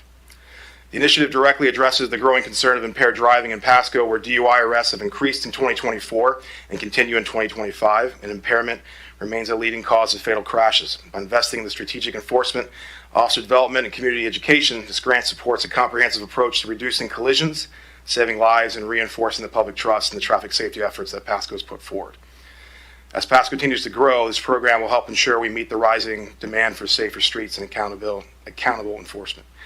I can take any questions if you have any. I see Mr. Grimm. Thank you, Mr. Mayor. Thank you, Lieutenant Decker. I just want to thank you for your work on this, and I look forward to having some more enforcement dollars, especially ones that don't have to come out of our budget. It was just last week I was kind of highlighting information, or the week before now, from the COG, just talking about the rise in serious injuries and fatalities here, especially in Franklin County and everything. So really appreciate any more emphasis and enforcement we can have. And it's probably the number one thing I think probably a lot of, I know me for sure hears from constituents just as far as just woes of traffic and everything. So really appreciate you guys taking advantage of this, and I know you will. Thank you so much. Thank you, Mr. Grimm. Ms. Baraha. Thank you, Mayor. Lieutenant Decker, this might be a question that I'm not sure you're going to be able to answer, but you can definitely come back with it. Just a quick question in regards to around the last two paragraphs on the discussion part. It says that there is external funding with no local match requirement. Can you just elaborate a little bit about that and what it means? I can address that if you'd like. Essentially, usually many grants come with requirements of a 5%, 10%. So if they are giving us $100, then we need to, if it's a 10% matching, we need to provide 10 local dollars to the grants. So you really cannot get the $100 without spending $10. And so essentially this grant does not have any matching requirements. So whatever we get from the grant, there's no requirement for any of the city's funds to be spent in order to qualify for those funds. Thank you. That's what I needed. Every dollar they give us is a dollar we can spend. So I'll have to make weekly reports to Washington Traffic Safety Commission for what we do spend for that week, and provide data to them why I'm doing what I'm doing. So the benefit to this is, I'm sure we're all familiar with the Teen Target Zero program. That I run based upon their data and what they want us to do enforcement. With this grant, with the data I have, whatever the need for Pasco is where I can push the resources to. So it doesn't have to be targeted what they want. I can push it to where our data says we need help doing this, and use that money for those resources. Perfect. Thank you. Thank you. Just a couple quick things and then hopefully roll into motion. Do you anticipate this is going to be more, I know it's enforcement, do you foresee it being like stops with, like a reader board or active patrolling? Both? It's everything. So this grant covers everything from getting new equipment for those officers that are out there so they have it, so it doesn't affect patrols resources from what we already have.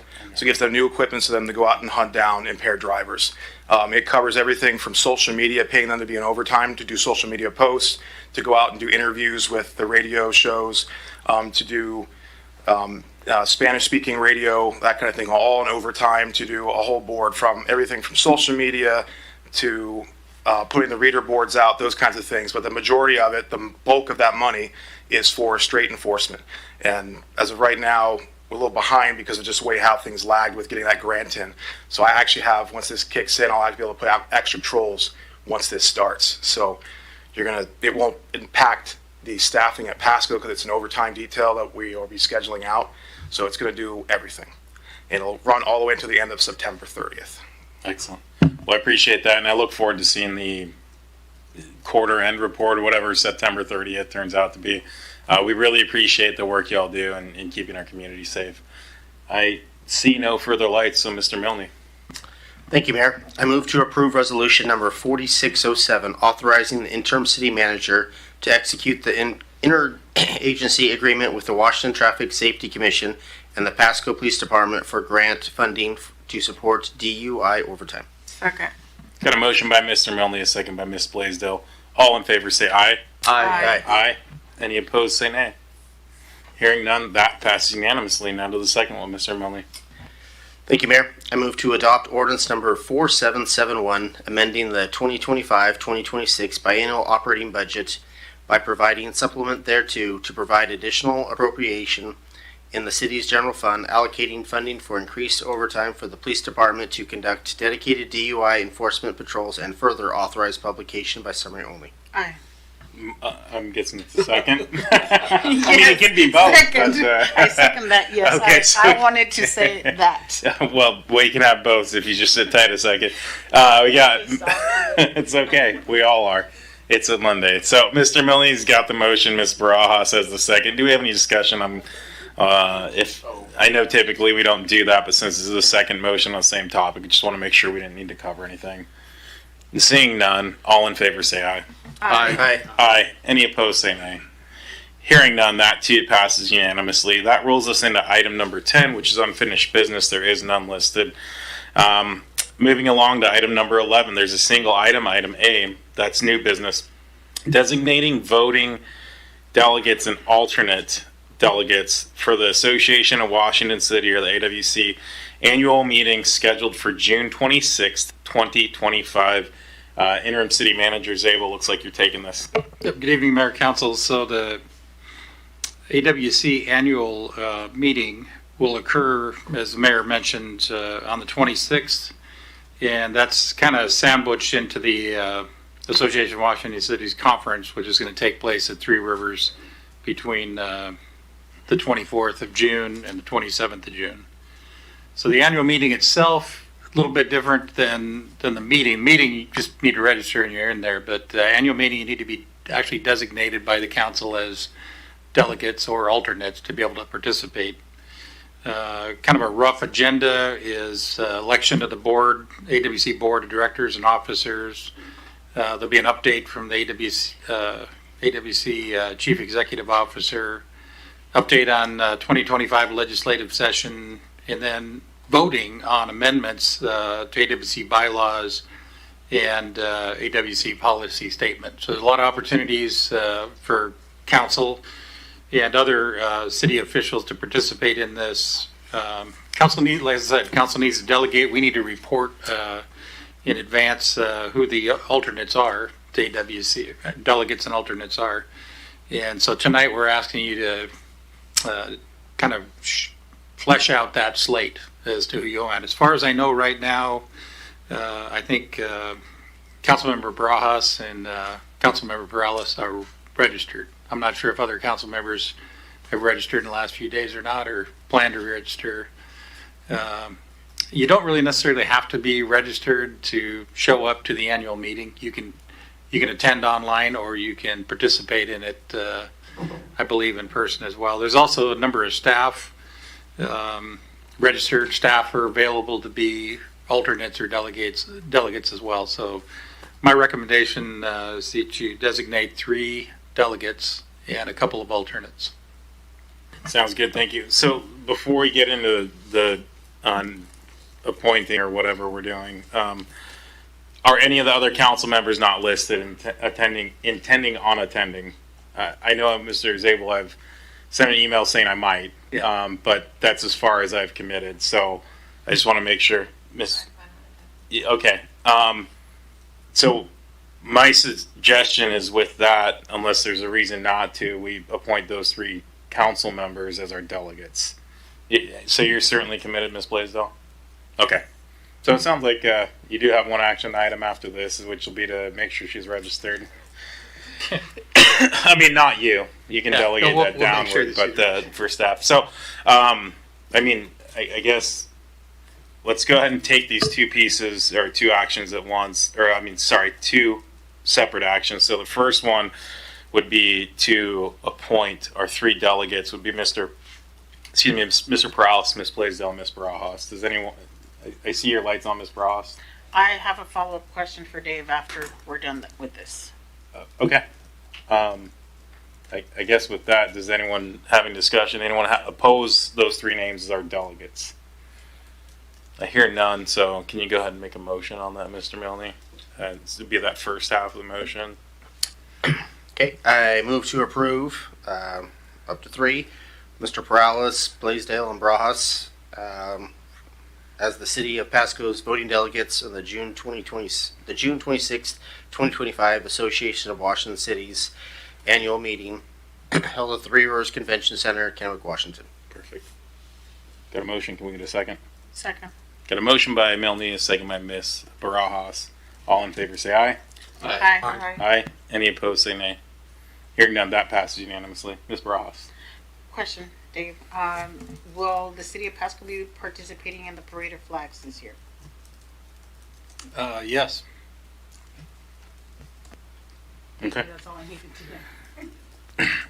With that, we still have the second action, which is to appoint our 3 alternates from that list. Now, Mr. Zabel, does this conflict with other sessions, or is this separate from the?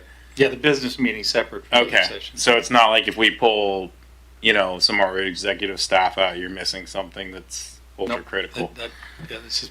Matter of fact, other attendees can sit outside of the delegate area, the non-voting area, and observe. Okay.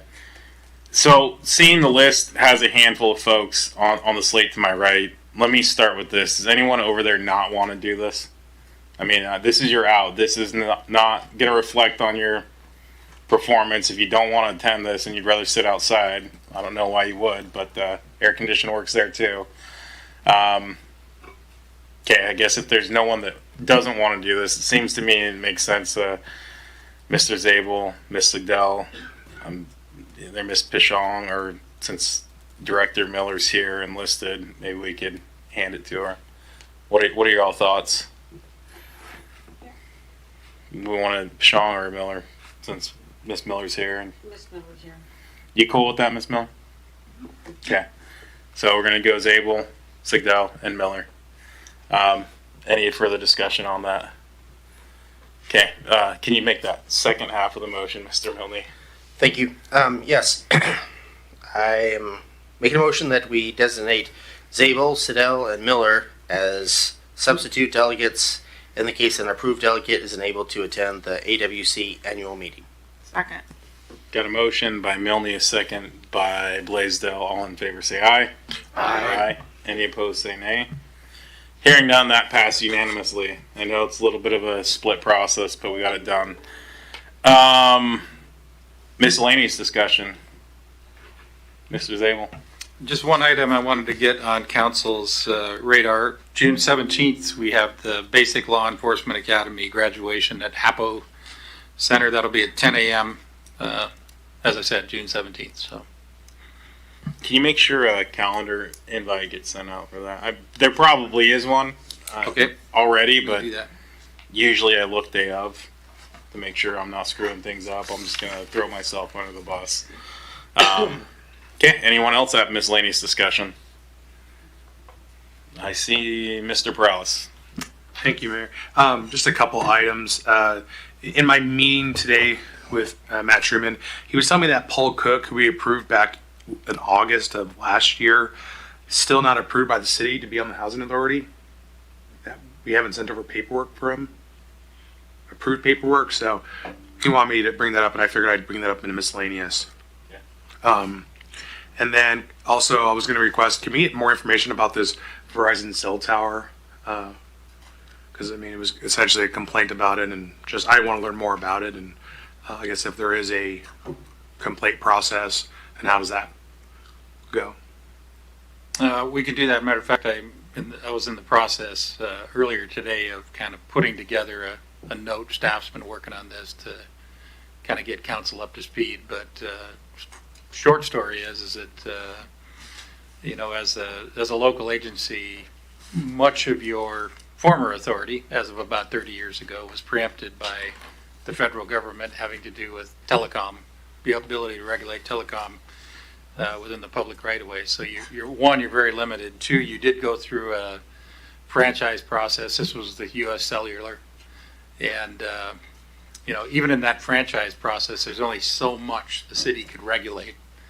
And frankly, it isn't a whole lot. So what you heard tonight, that example, and I plan on getting a hold of Browns as well, but and is with U.S. Cellular, but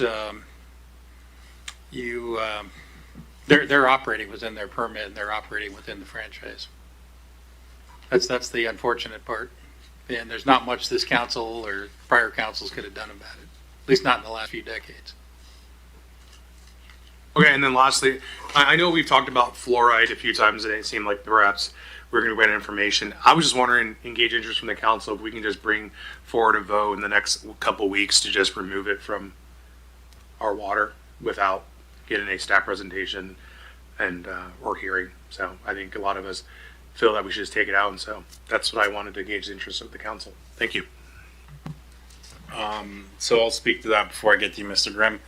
I'm certainly in favor of removing it, as insofar as I think my concern with jumping ahead of staff's presentation is if there's an indication of a high cost or a prohibitive issue of removing it, I'd want to be informed of that, or if there's some sort of process that would implicate other water quality issues, I guess. I don't know enough about it, but again, if staff's done the research and they say, hey, look, it's as simple as running it through a filter again and not going to cost us a bunch of OT and that sort of thing, I'd be okay with that.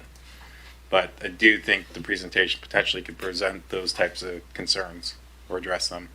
Mr. Ferguson.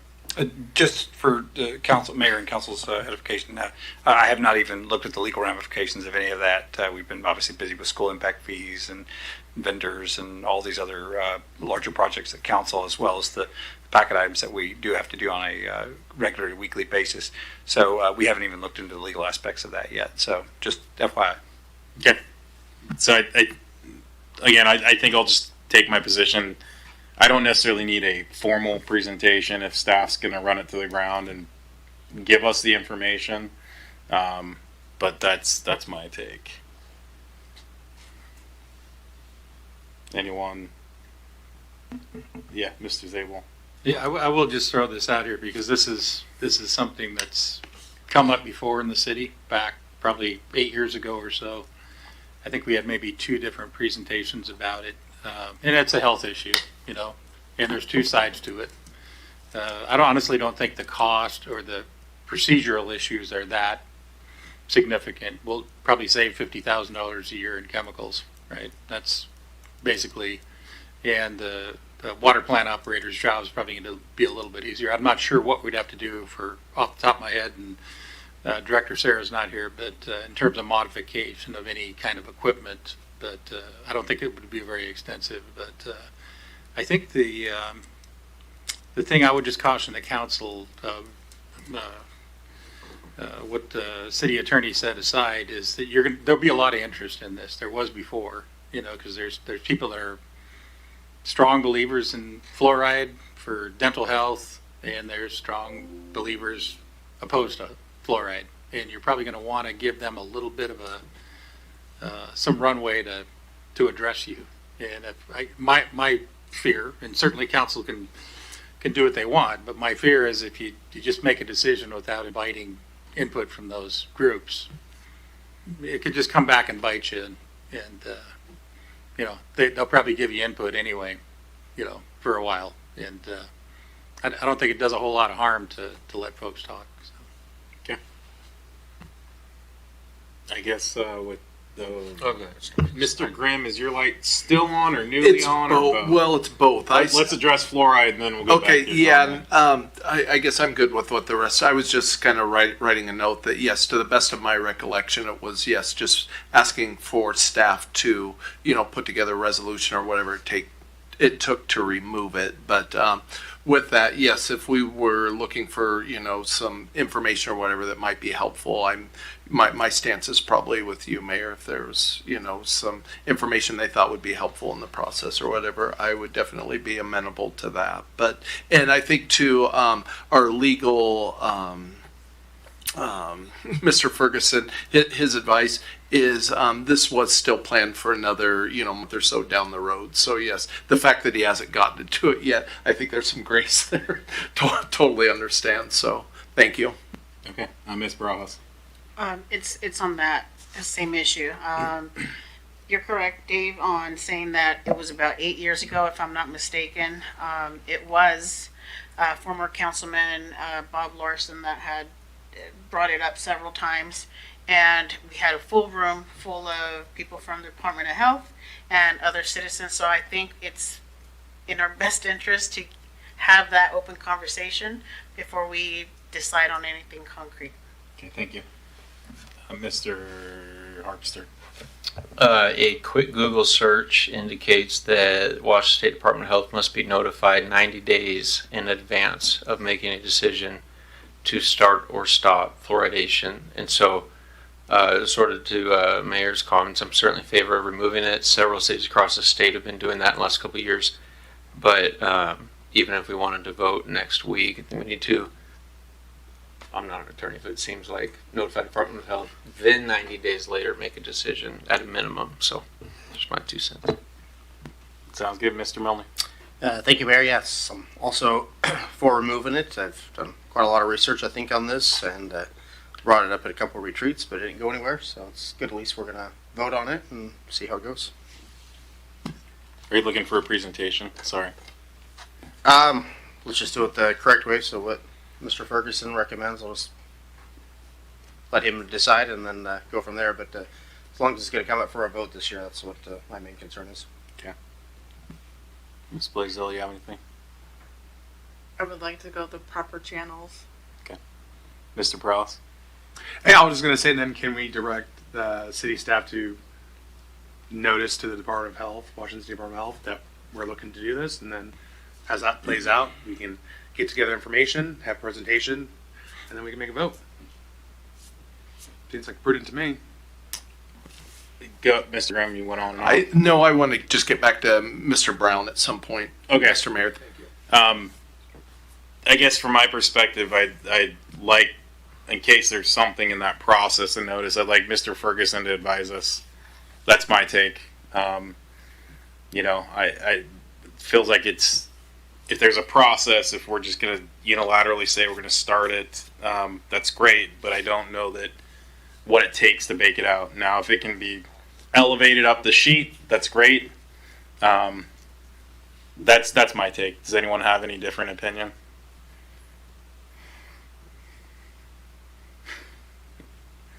So, I guess there's either consensus that we just push the notice out now, or there's consensus that we await legal review. So please help me here. I would just add, I'll just add that, okay, that we have until, Mr. Ferguson has till July 1st to give us something. And that's a month, right? Say by July, we should have something, a review, kind of a plan or a process of what we would need to do. And I think that would be appropriate. So I guess that would be my ask. Okay, that seems to make sense. If you're good with that, you It's can on bring June. us back. Just so you know, it's in the queue for June. Okay. So Okay, that's so not then we'll anticipate something by July 1st regarding fluoride in the process. We good? All right, thanks. Okay. My Go ahead. my comment was going to be if it's further along in the proposed agendas, so just follow that schedule. But if it's for July, I'm good with that. Thank you. Okay, sounds good. Mr. Grimm.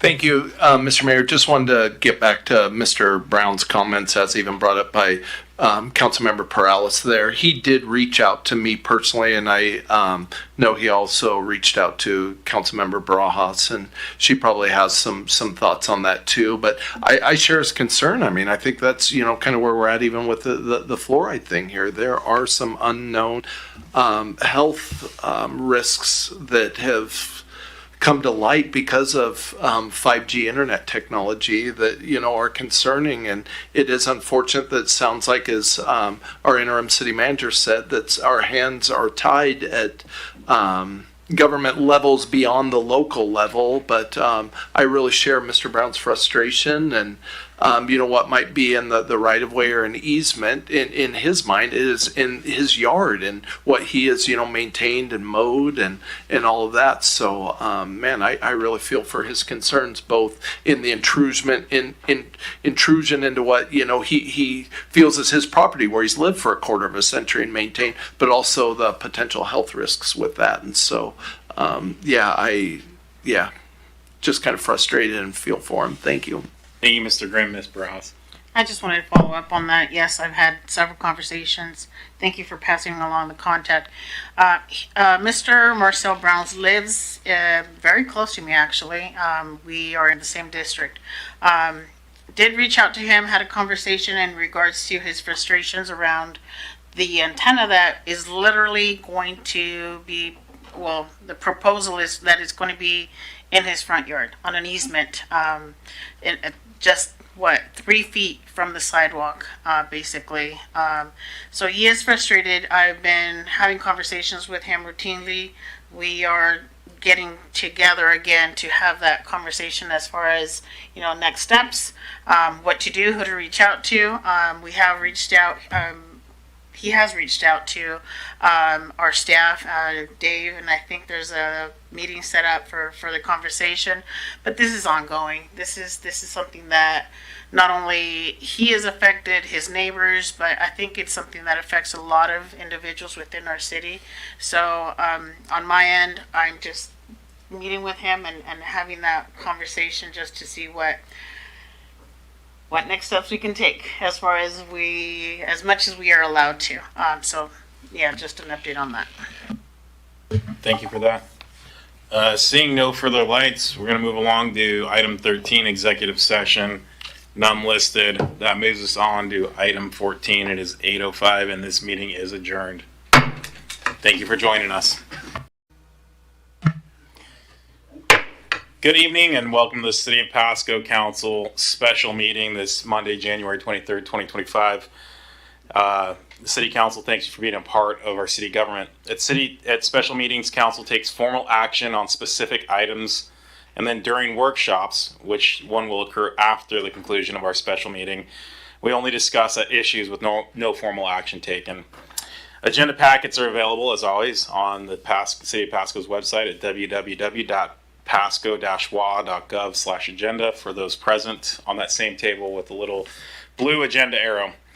This meeting is being televised on PSC-TV, channel 191 and Spectrum in both Pasco and in Richland. It's streamed on the city's Facebook page, its website, its YouTube channel, and via Microsoft Teams. This and all prior council meetings are available on the city's website. For any of those who want to submit their comments or ask questions, they can do so by contacting the city manager, the city clerk, or by using the Ask Pasco app. Public comment will be available after our executive session in this meeting, and then the same rules apply as with all prior workshops of the 2 minutes comment limitation. We'll get to that though in time. With that, Ms. Clerk. Councilmember Barajas, I believe. I believe she's absent and excused. Thank you. Blaisdell. Present. Grimm. Here. Harpster. Present. Perales. He is en route. Okay, thank you. Mayor Pro Tem Milne. Same. Okay, and Mayor Serrano. I am present. Thank you. Well, if you'll all join me in the Pledge of Allegiance. I pledge allegiance to the flag of the United States of America and to the republic for which it stands, one nation, under God, indivisible, with liberty and justice for all. Thank you. That moves us along to item number 4, which is our executive session. We have a couple of issues that we're going to discuss. The item is to evaluate qualifications of an applicant for public employment under Revised Code of Washington, RCW 42.30.110, subsection 1, subsection G. Second item is to consider site selection or acquisition of real estate purchase or lease if likelihood that disclosure would increase price per RCW 42.30.110 subsection 1 subsection B. We've got these action items listed for 50 minutes. For the first 15 minutes, it's going to be council alone. At that point or shortly thereafter, we will bring in the city manager, the city attorney, and our consultant for the application, for the applicant qualifications. So with that, we're going to go back to our executive session. And Ms. Clerk will get you the time that our other two council members arrive. I can make sure that we get you the time. Okay? Yes, sir.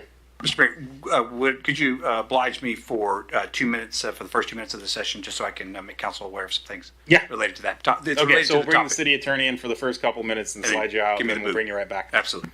All right, with that, we are going to executive session. Thank you. Thanks, everybody, for joining us for this special meeting. It is 6:55. We're now out of executive session, which rolls us into the rest of our meeting. Give me 1 second. Oops. Okay.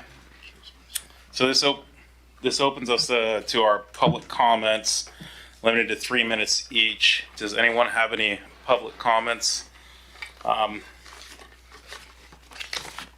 this point? Going once, going twice. We don't have anyone signed up to speak online, do we? Going a third time. All right, with that, we have no public comments. That moves us on to item 6, which is our unfinished business. We have 2 items. We have item A and item B.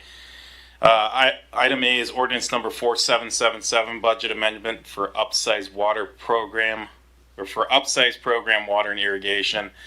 Director Sarah. Good evening, Mayor and Real quick, sorry, I'm going to recuse myself from this item.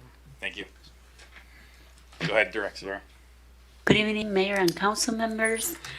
This is an item that was discussed in prior 2 meetings, most recently last Monday, and it pertains to an ordinance amending the water and irrigation budgets to allow for a supplement to the irrigation upsize program allocation and the inclusion of an allocation in the water budget for the same type of program.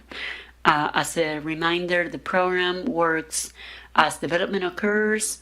We want to ensure that underground infrastructure is built to the right size to serve the long-term needs of our system, and this contribution from this allocation would support that activity, preventing the need for upsizing later on and disturbances when that occurs. I'm happy to answer questions. I'm being brief, just understanding that it will be a long night. Thank you. Thank you, Director. Do we have any questions or comments from council?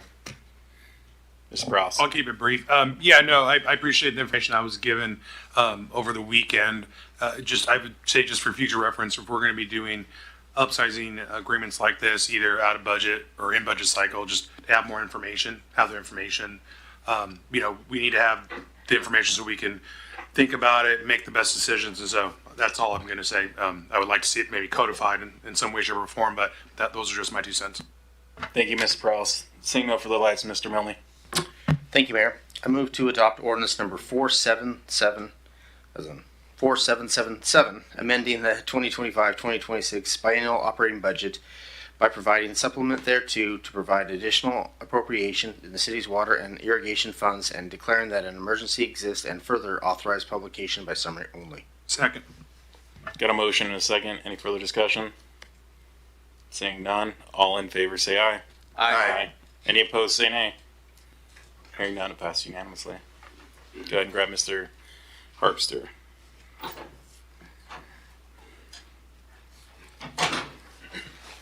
Moves us along to item B, which is resolution number 4619 and ordinance number 4778, authorizing the interim city manager to execute the purchase and sale agreement to purchase parcel number 115350010 and amending the 2025 to 2026 capital projects budget. We got you, Deputy City Manager Sigdahl. Thank you, Mr. Mayor and Evening Council. This is an approximately 3.9 acres of property that would be a future site for Harris Road overpass, Road 108 overpass. It's a project that has been in our plans, capital plans for a long time.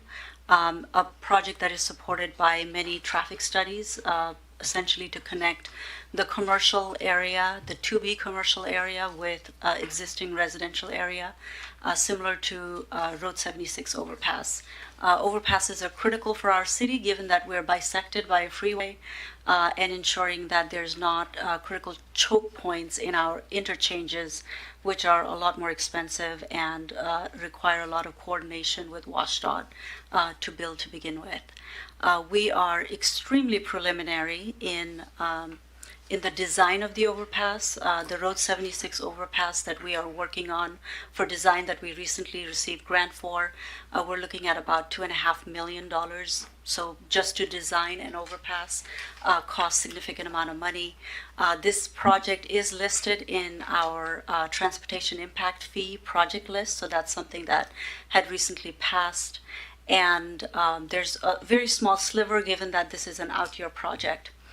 And we are recommending at this time, from staff's perspective, that we buy the piece of property with this future overpass in mind. And given that we do not have a complete design and all of the contours of what that project will need and require in the future, as there's some interest there to develop this piece of land.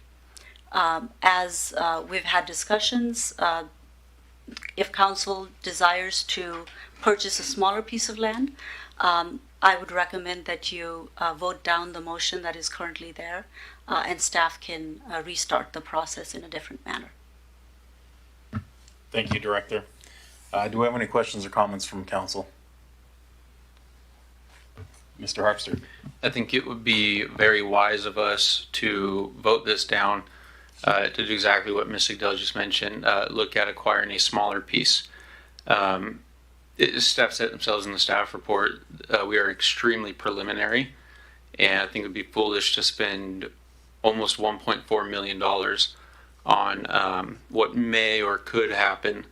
My recommendation would be to staff that we purchase a much smaller portion, around 30,000 square feet or so. Looking at the preliminary designs, where we need approximately 10,000 square feet, so around 30,000 gives 3 times the space we need, which should allow flexibility for design as well as flexibility for eventual construction. And I'd also recommend that the seller, if still interested, be responsible for doing that. It shouldn't be up to the city or city staff to complete a short plat or some kind of parcel segregation. So those are some of my thoughts. Thanks. Thank you, Mr. Harpster. Any further comments? Seeing none, Mr. Milne, can we get a motion? Thank you, Mayor. I move to approve resolution number 4619, ratifying the purchase and sale agreement with Gage Properties LLC for purchase of parcel number 115350010. Second. Got a motion and a second. I think this one, given we're already at 6 instead of 7, let's do a voice vote here. Councilmember Blaisdell. No. Councilmember Grimm. No. Councilmember Harpster. No. Councilmember Perales. No. Mayor Pro Tem Milne. Yes. And Mayor Serrano. I'll go with yes, but it fails 4 to 2. However, Yes, you that want is to count that. Thank you. All right. With that, does staff need further? Mr. Zabel. I was going to suggest, council, and I know there's an idea about how much we should negotiate with. I'm wondering if council be open to staff working with, doing a little bit of consulting engineering work to kind of take a look at what we might need out there and then come back to you with a more defined portion of that parcel, whether that's 30,000 square feet or 1 acre or whatever it might be. And make sure we have enough for the future, because we're trying to hit a target we don't know where it quite is yet on this one. Yeah, I would, just speaking from my perspective, I would be very much in favor of that. Because to your point, Mr. Zabel, it could be 30,000 or more or less. And once we had some preliminary engineering done, I'd feel much more comfortable spending this amount of money on this kind of purchase. Because again, we're paying apartment dirt level rates, and we don't have an intention of building apartments there.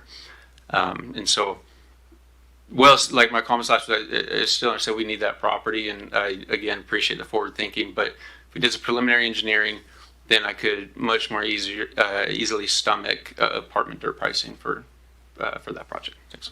Thank you. So what I'm going to do, since we're a little bit over, is anyone oppose that approach? Okay. So hopefully that's enough head nods. Mr. Ferguson, I see you trying to zoom your light in here. Yeah, so there's a little bit of a new one or odd one. So essentially what's happened is the resolution that the emergency in the ordinance that was based on failed. And so it sounds like you're giving further direction to staff to proceed. So my recommendation on the next item would be for someone to make a motion to strike from the agenda so that you don't have to take action on the next item.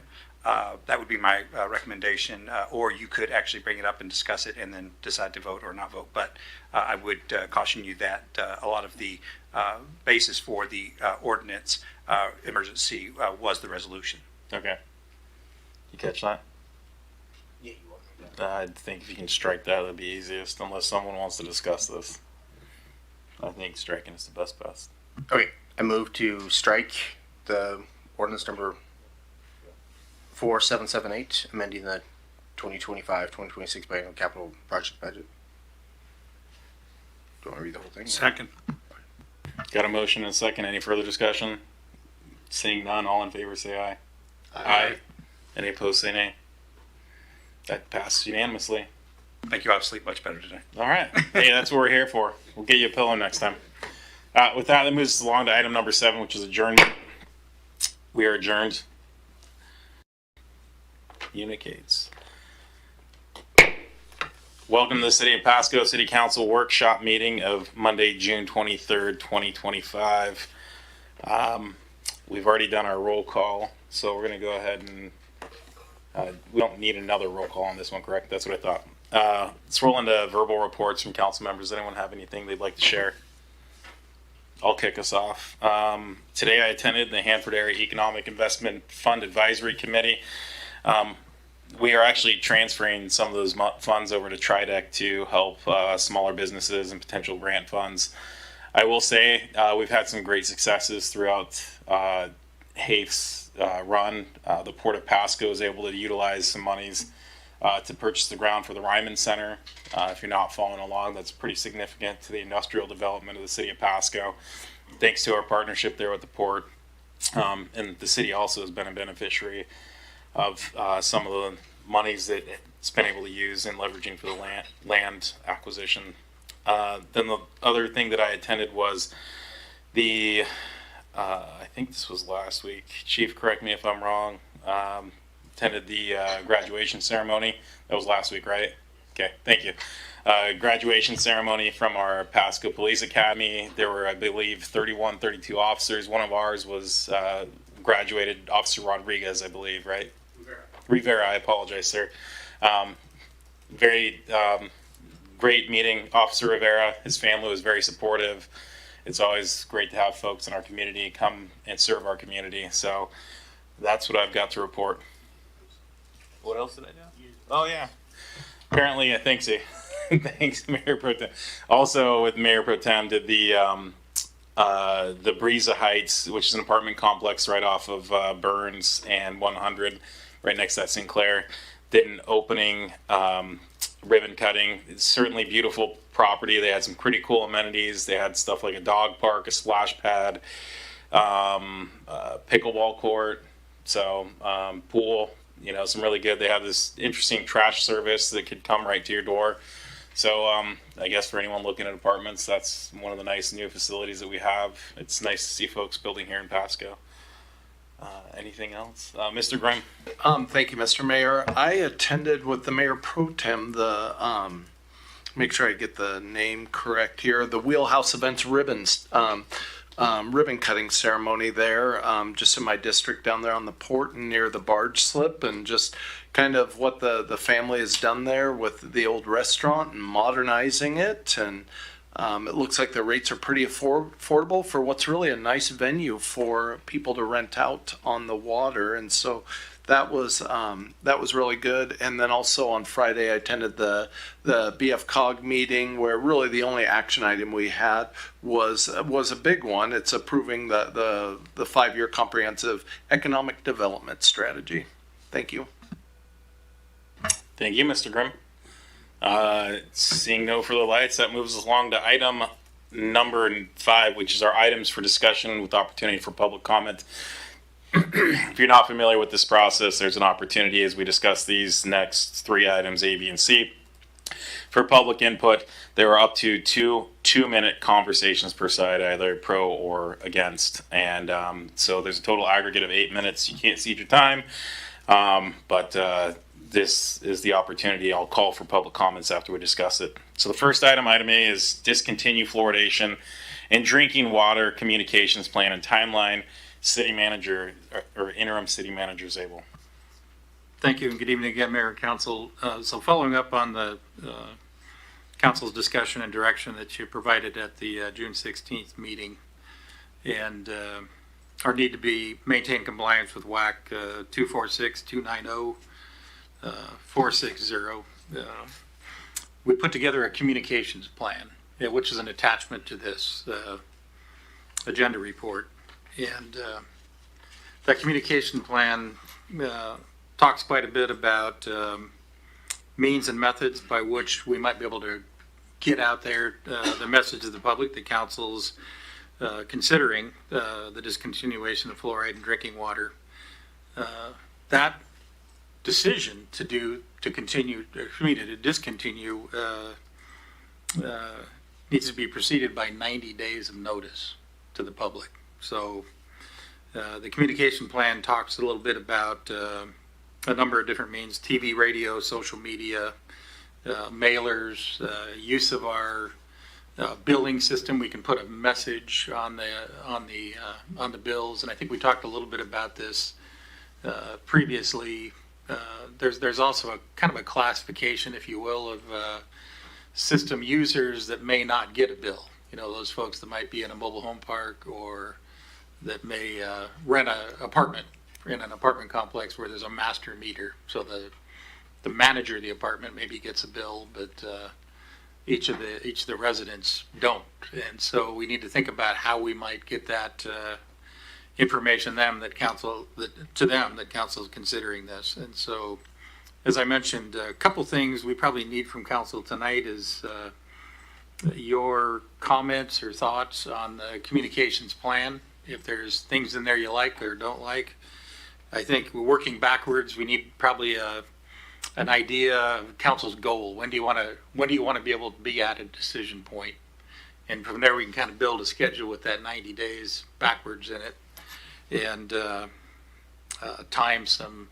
If council wants to have public hearings where the community, and suggested that again at your June 16th meeting, it might be more orderly if we kind of have specified times for folks rather than just whatever meeting they want to come to and take it over, because it's a pretty complicated topic, and it's probably would be difficult for a lot of folks to try to keep their comments within the 3 minutes of a regular city council meeting. So council could certainly limit comments to 3 minutes, but I know some folks and some presentations may take a little bit longer than that. So just looking basically for input from council on how you wish to proceed and what your scheduled date is or goal is in terms of wanting to be able to be at a decision point, and then whether or not you'd want to have some scheduled public meetings so we can kind of work those into a schedule, working backwards from when you'd want to be able to make a final decision. Thank you, Mr. Zabel. Go ahead, Mr. Grimm. Thank you, Mr. Mayor. I'll kick it off. Appreciate staff giving us all these, options we have, and just going down them quickly, just kind of thinking out loud here. Recorded phone messages, I'm probably not too big of a fan for, just because how many people are actually listening to them. I think we probably all read our voicemails more than we listen anymore. Love the idea of emails, though. Advertising it on our social media channels through the city, I think, is also a great idea. I like the idea of an online survey, as long as we could, I guess, keep it to just residents of the city of Pasco, or we're going to get people from all over the nation. I'm not sure if we can qualify that, or prove in a way that that's where they're coming from, because this is really about our constituents. So that's the only reason I'd steer away from that. And then, public hearings. I think the public, wants to speak about this. I think, just as we've heard already, I think a couple of them would be a great idea. An advisory ballot, that's going to kick it down the road a ways. And as far as I know there's a large expense with that and everything too. And so, those are kind of my preliminary thoughts. If I go down here, I see staff, gave us some more exhaustive, kind of options for this, as far as make sure it's in English and Spanish, and just giving the public an opportunity to interact is, I guess, where I'm at, just for starters. Thank you, Mr. Grimm. Mr. Prowl. Thank you, Mayor. I agree with everything Councilmember Grimm initiated here right off the bat.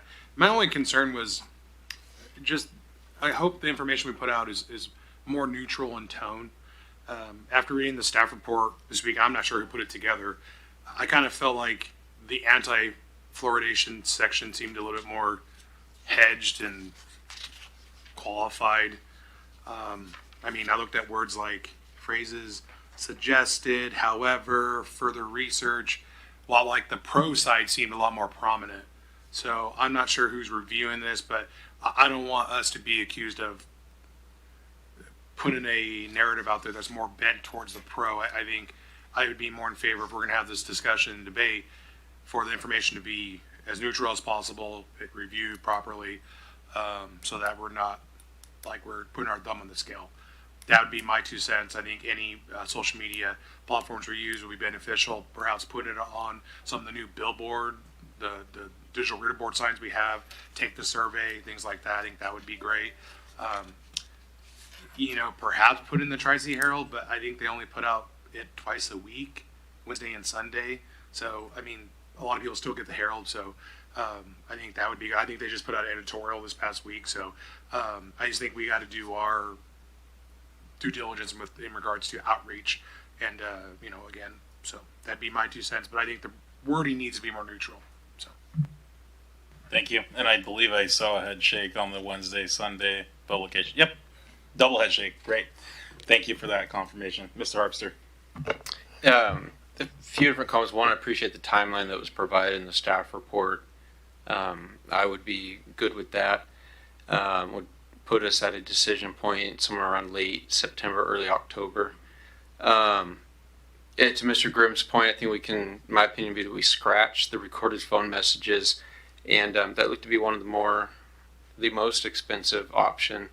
For the same reason, I don't listen to recorded messages, and there's, I think, more efficient ways to get the message out. As far as public hearings stuff, one of my initial thoughts was I don't want to have additional separate meetings just for this item. We have public comment every single week, both workshop and regular scheduled meetings. And I hate to bring it up, but I know a couple years ago when council was discussing marijuana, that became such a hot topic that it almost distracted from the other business at hand. And so maybe look to Mayor Pro Tem Milne and Mayor Serrano's experience on whether that was a distraction or whether we should have separate meetings. If it does become such a huge distraction based on previous items they've got experience with, then I'd be open to maybe hosting some open houses or meetings specifically for public comments on fluoride and nothing else. But what I don't want is some of those meetings 2022-23 went till 11 p.m. at night, and 15 minutes of it was city business and the rest was just comments and discussion. And so I want to hear all that, but I'm not sure if a regularly scheduled meeting is the appropriate place or not. So I'll respond to that, even though typically we don't do that, but you asked the input, so I feel it's okay.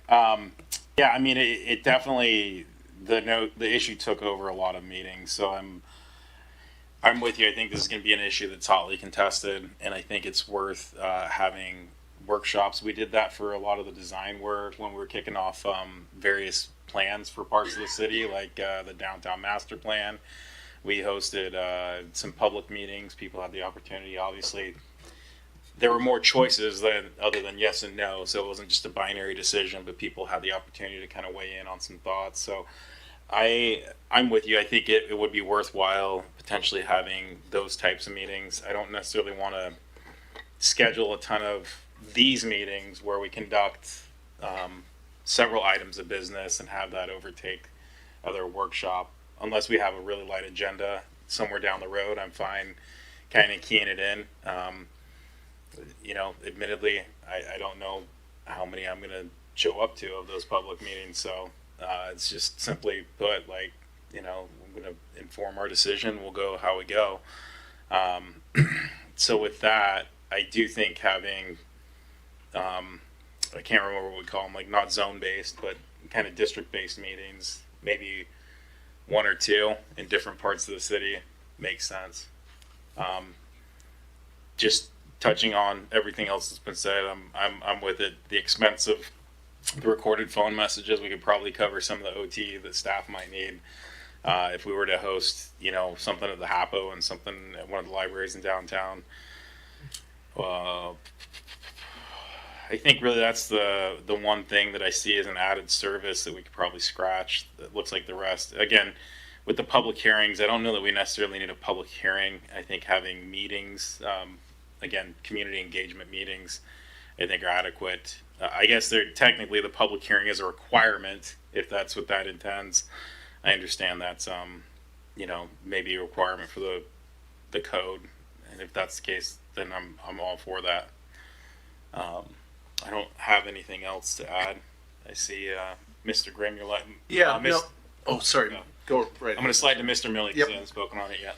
Yeah, I mean, I personally believe, I know the marijuana issue is a big one, but that's kind of like a very hot topic. Fluoridation or not is, to a lot of people, really isn't that big of a deal, especially considering that the other two cities don't have fluoride in their water. So, I know the council kind of has, maybe we haven't all decided, but I think we should, have a meeting, and maybe we have, as the Mayor Serrano was talking about, we have two events or two open houses, in the city, see how much people actually turn out to that, see what we get, and just kind of try to move this along quickly and then go for the vote. I would, again, try to do it in 60 days or 90 days, whatever the staff thinks is appropriate. But to me, I don't want to have this stretched out, and I just don't think it's as big of a topic as marijuana, and I don't want to put too much time and resources of city staff into this. Want to hear everybody, definitely, but a lot of times when we have these open houses, it seems like we get 8 people or 10 people, and that's my 2 cents. Let's just see what emails we get, see what we get, try not to spend a ton of money on this, and then put it up for vote. Thank you, Mr. Millie. Back to you, Mr. Grimm. Thank you, Mr. Mayor. Yeah, and I just wanted to just to comment on the timeline too, that yes, I'm also for the timeline. I know the 90 days comes from the Department of Health and their statute or their regulations that they have governing this. And then, the only reason I kind of threw out the idea of the public hearings or something of that sort is so that, we have a lot of other important things we're also trying to do. And so those don't get in the way of every meeting or, bog down some of the other business that we're trying to accomplish at that point too. So thank you. Thank you. I'll be Ms. real Sprouse. quick. I think if I remember, I attended quite a few of the marijuana public hearings, and it was just essentially a mic, and I think staff just stood there, people came up and talked. So it could be beneficial, but I'm not married to it. If we can do it here, that's fine, but that's essentially all it is, just a platform. I think they hit record, and we just kind of heard both sides. So that'd be my 2 cents. Thank you. And I'll make one last point and then back to you, Mr. Zabel. What I did hear that I do agree with is if we're going to do an online survey, and this is true about hosting in-person people, I think we need to make sure that we somehow capture the data of who's a resident and who's not. I recall with the marijuana issue, we had a lot of people that were from out of the city that, I mean, quite frankly, I don't care if you live in Yakima, you don't have an opinion on what happens in Pasco unless you're speeding or your car catches on fire and you need our emergency services, right? But when it comes to our day-to-day life, you don't have a vote here, and I equally don't have a vote to say what happens in Seattle, Yakima, pick any other jurisdiction. So if we're going to do it, we're going to need to make sure. And I mean, the tough part about either is someone could make up an address or whatever, but hopefully no one's going to that much trouble over fluoride. But that said, I do think having it culled down to people who are residents of the city who are going to be impacted would be helpful. Mr. Zabel. Yeah, well, just on that issue, I think the first question of the proposed survey kind of gets at that, something along the lines of, do you or your dependents live, work, or attend school in Pasco? So, but the other comment I wanted to make about the recorded phone message, so that's the quickest way to get to all of our utility customers.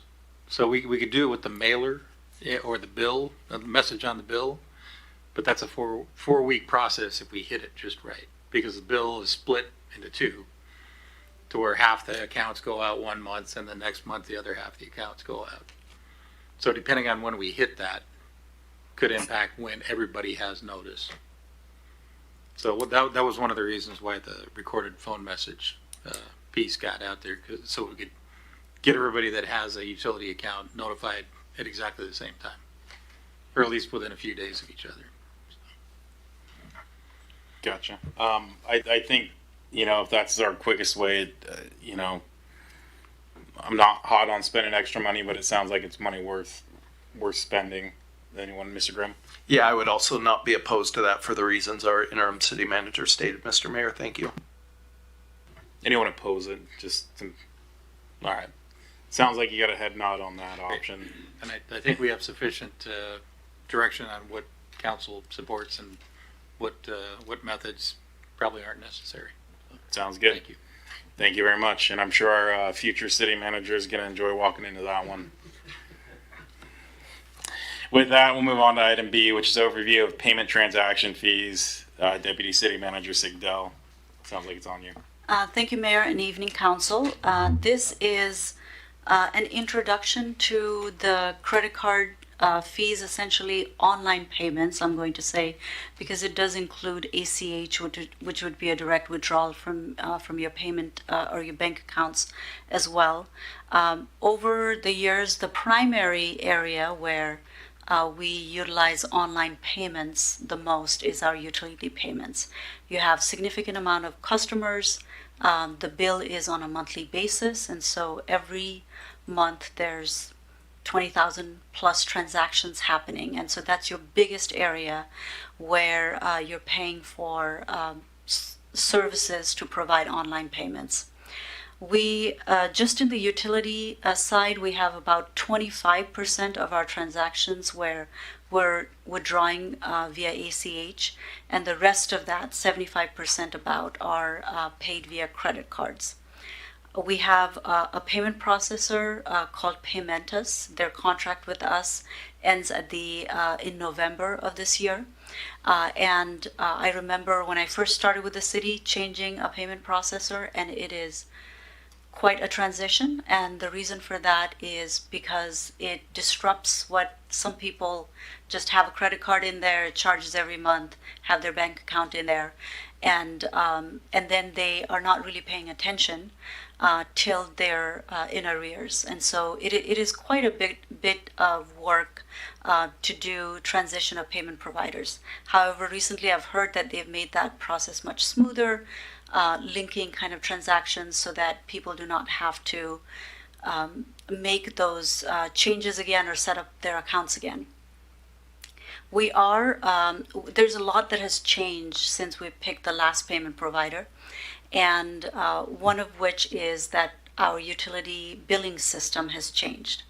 And also in the industry, what we're seeing is a software comes with its own payment provider, which didn't used to be always like this. They would be connecting with others and allow for, let's say, a our Trackit, which is our permitting system, to connect with Paymentus, which happens right now. But now there's a lot more exclusive access to the software. So we're seeing a lot of different softwares have different payment providers because of that reason. But the key impact, financial impact to the city are really in two areas. One is the utilities, which we do provide online payments, and one is for permit fees, which we're looking to provide online payments. And as council remembers, as we were talking with our development community and asking them about how we can provide better customer service to them, online payments and online applications was on the top of the list. What is happening right now is either somebody's having to send a check, put it in the mail, wait some time, receive their permit, or somebody's having to come to the city hall. So that's a lot of labor, gas to come all the way to the city hall for, if it's a really large permit, maybe that's worth it. But if it's a smaller permit, you might be spending a lot of time just on staff labor. So that was a big thing. We've been working on figuring out how we can utilize our current permitting system and integrate it with an online payment system. Our team has been working diligently, our IS, Information Services team, and our CED team, and we believe that we would be ready to roll it out in the next 2 to 3 weeks. However, our current codes read as such that essentially does not really address how we handle credit card fees or any online payment processing fees, because a large part of our expenses have been in the utility realm, and there's advantages to incentivizing people to pay their utility bills online. Otherwise, you'd be dealing with, I don't know how many people have checks now, but let's say that, people had checks and they wrote it. It cost a lot to process that. So we want to incentivize people to pay online for such a routine, but a smaller amount as much as possible. On the permitting side, you have usually bigger checks and they're less frequent, so it's not a monthly bill. The model for how the cities handle this cost is all over. So it's really up to us on how we want to handle it. But there are cities that just absorb the cost. There's no limits to the permitting fees, how much they can pay with a credit card. There's ones where they have a limit. So if it's more than $5,000, let's say, then you have to send a check or do it via ACH. They pass on all of the cost. And council was also interested in knowing how much are we spending on payment processing fees. So overall, at this time, you're looking at about $530,000 annually. And as our accounts grow, as our transactions grow, that is without permit fees. So as your permit fees transaction, once you fold that in, that's going to get a lot bigger. Just talking about what exists right now, that $530,000, because large portion of that is utilities. Our utilities funds reimburse that cost to our general fund. And so our water, sewer, ambulance ratepayers are essentially paying for that service via the rates. For our permit fees, all of that would be general fund, and my estimate was around $160,000, I believe. That would be impact of absorbing all of the fees for what I will call non-utility payments, because there's really those two criteria, utilities and non-utilities. And that's really based on some of our prior year's transaction, assuming that 25% will pay via ACH and the rest will pay via credit cards. There's a lot of people who will pay via credit card, especially if it's a large transaction and there is no fee because they earn points on those credit cards. So there's a lot of variance on where we think it will go. The question in front of council that staff has is looking for your discussion and your guidance on how we want to handle the permit fees, the online payments for the permit fees.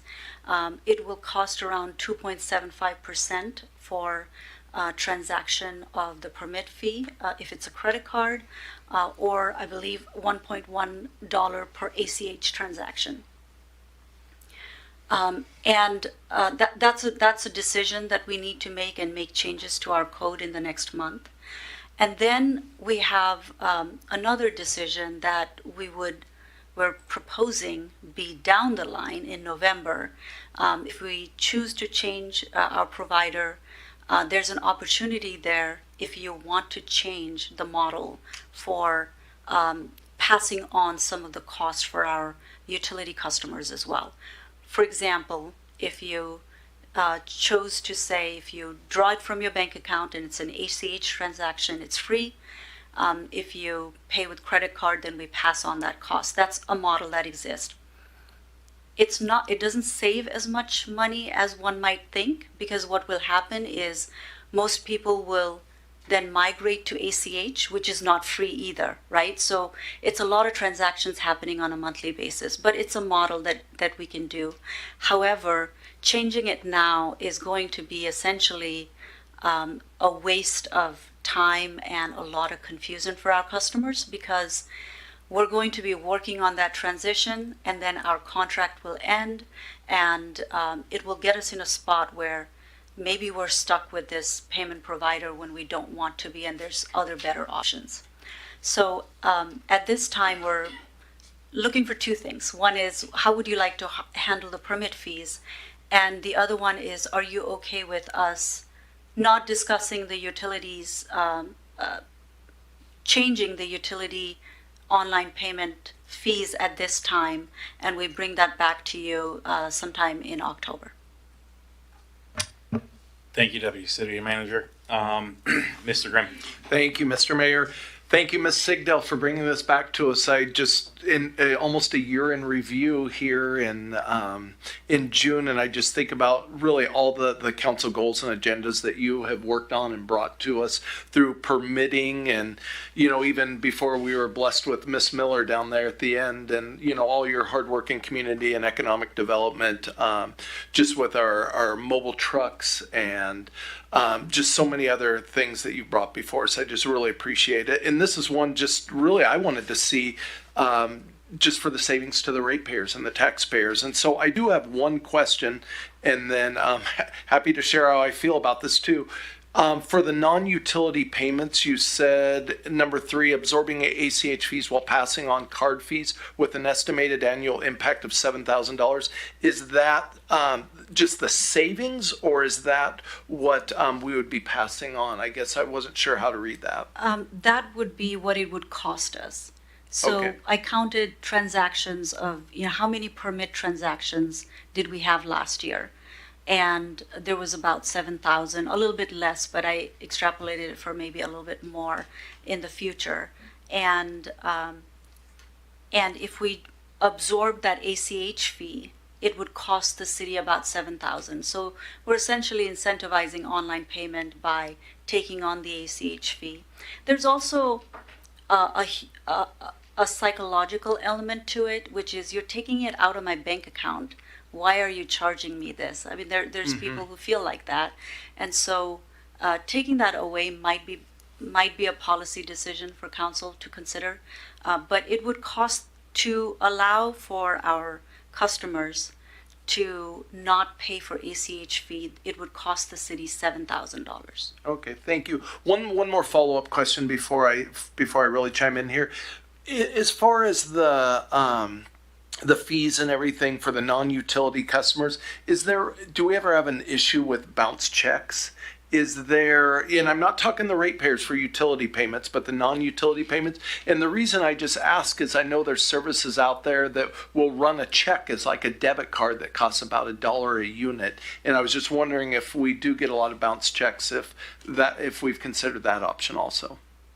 Oh, we've not, of course we receive some, but not in a volume that has been challenging to address at this time. Okay.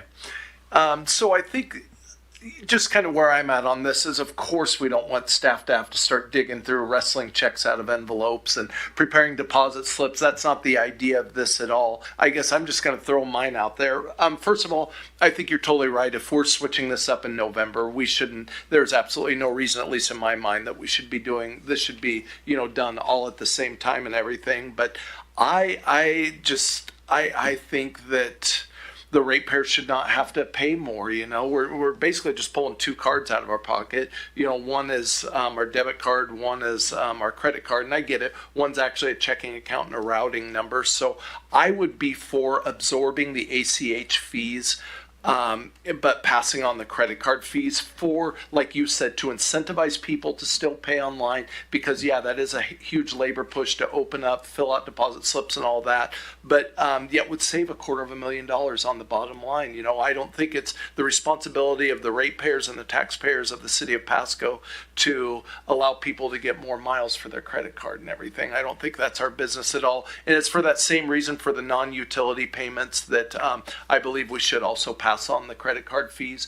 But I guess I'm amicable. I would be for absorbing the ACH fees, because again, as you stated, it makes people say, hey, you know what, I'm going to pay to use my checking account. So I would, my position is to take the same position on both. Absorb the ACH fees, pass on the credit card fees, and yes, as you also recommended, wait till November for all of it. Thank you, Mr. Mayor. Thank you. Mr. Prowse. No, I agree with Councilmember Grimm. That was the same sentiment that I shared in my notes. Can you give an example of permit fees, I guess, for non-utility with a 2.75 pass on? It would be any building permit fee, plan check fees, anything that is related to development. Okay, so like $100,000. It could, it could be. It includes school impact fees. It includes. Okay. So it can get up there. Okay, thank you very much. Thank you, Mr. Prowse. Mr. Harpster. I was just going to say ditto to Mr. Grimm's lengthy comments. Mr. Milne. Same here. I thought it was well put. So I would, as a business owner, I'd also agree with Councilman Grimm. I guess I'm somewhat off here because I think all fees should be consumed by the consumer. So, Mr. Ferguson. Well, to that point, I haven't had a chance to fully dig into this, but one of the concerns that we would have to analyze is making sure there wouldn't be a gifting issue related to a specific ratepayer. So that'd be something we'd have to analyze, but that's the first time looking at it. Okay. I was just going to add, I know like when we pay our property tax bill, it's the same thing, I think Josie Kelser charges us $1. It's $1 flat fee if we do an ACH versus like the 2.75 or 3%. So I would assume it would fall under the same statute. And I know there's other municipalities and counties that do the same. Thank you. Yeah. So that's my only comment. I'm fine with pushing this down till October, November, whatever it takes. But again, I recommend allowing the user to decide to either come in here and pay the same price in gas as their ACH fees, or, I run a nonprofit. We have the option for them to either eat their fees or I eat it. I'm pretty sure you don't even have that option. And I'm pretty sure you don't either, and you don't either, and you don't either. And technically, I don't know that you ever take payment, Mr. Prowse, but for all of those. Yeah, for all those who have some sort of point of sale type service, our customers eat that cost, and we eat the cost, yeah. And I think in this case, I struggle to have the ratepayers being the ones that eat the cost. So, Mayor, if I'm hearing this right, are you all okay with bringing a change to our code for at least the non-utility payments, so we can roll out the online payments for the permit fees, which you should be seeing in the next couple of weeks? Yeah, I'm seeing enough head nods that would be the case, and then in October we can address how we want to deal with the utility payments. Thank you. Thank you. Anything further on that? Ms. Sigdahl? We good? Okay. With no further comments on that, we're going to move on to item C, which is a resolution acceptance. Oh yeah, I apologize. I have totally failed to invite the public to comment on items A and B. Do we have any public comment on item A, the drinking water fluoride issue? Going once, going twice, third time. Okay. Back to public comment on this one. Do we have any public comment on item B, this payment issue that we just discussed? Going once, going twice, third time. With that, we'll move on to item C, which is resolution acceptance of work for MLB required improvement at Giza Stadium dugout bench additions. This is phase 1B. This is coming from Director Sarah. Good evening, Mayor and Council members. This is the acceptance of work completed as one of the several phases of improvements that are happening at the Giza Stadium. And we have a location of the project. That's where the Giza Stadium is located. Next slide, please. This work was completed by CMR General Contractors, and we're going to see pictures of the before and after of the dugout bench additions. Also, if you came to our CIP open house at Giza Stadium, you may have gotten an opportunity to tour the facility. Next slide. And you're seeing, so pictures were before in the previous, this is in progress. You're seeing the work happening, the construction of those benches. Next slide, resurfacing of those areas. And then the final product all finished and ready to be used, already being used in this season. Next slide, please. And finally, an overview of the contract, which was a bid award for $45,481. No change orders for this project, and was completed within that construction cost, and it was slightly below the range provided by the design architect. And with that, I'm happy to answer any questions. Any discussions on this issue? Seeing none, I anticipate we'll see it. I do have one question, not related to this specific. Last week we rejected a bid related to the stadium. Has there been further conversation with the Dust Devils folks, and can you share any update on that?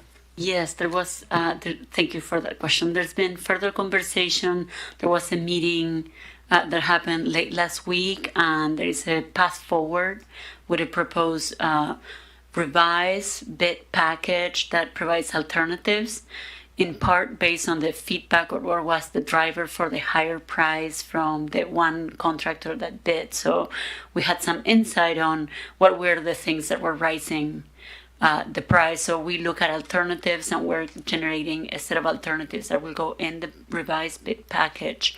The plan is to be advertised in the next 2 weeks and have a bid opening 2 weeks after the advertisement, so that it can be quickly brought back for award and construction can happen. Now, we have also identified that the time of construction was a constraint that was also increasing price substantially, much more than had been anticipated. So there is some flexibility there to allow for the additional days in the contract that will allow for a more aligned cost with what is in the budget for the project.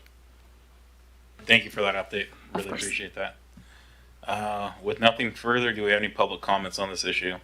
Going once, going twice, third time. That moves us along to item number 6, which is our miscellaneous council discussion. Mr. Zabel.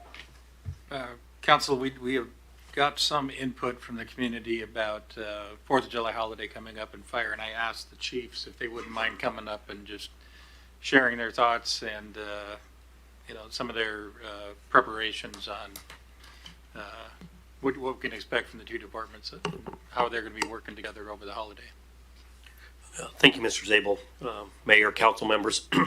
The police department is gearing up, ramping up. Plans are in place for an active July 4th and the weekend or the days before and after that. This isn't anything new to us. We gear up for it. All hands are on deck that day. We have resources for the parade in the morning, for the event at the Giza Stadium, as well as the river activities and the rest of the events that will occur across our community to celebrate the holiday. It is an active time for us. We see a significant increase in just calls for service aside from the obvious fireworks calls that we do get that come in on that day.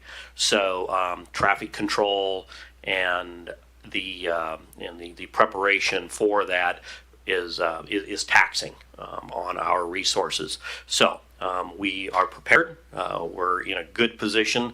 We have good resources and good plans in place, and I feel comfortable about our approach this year to keeping the community safe.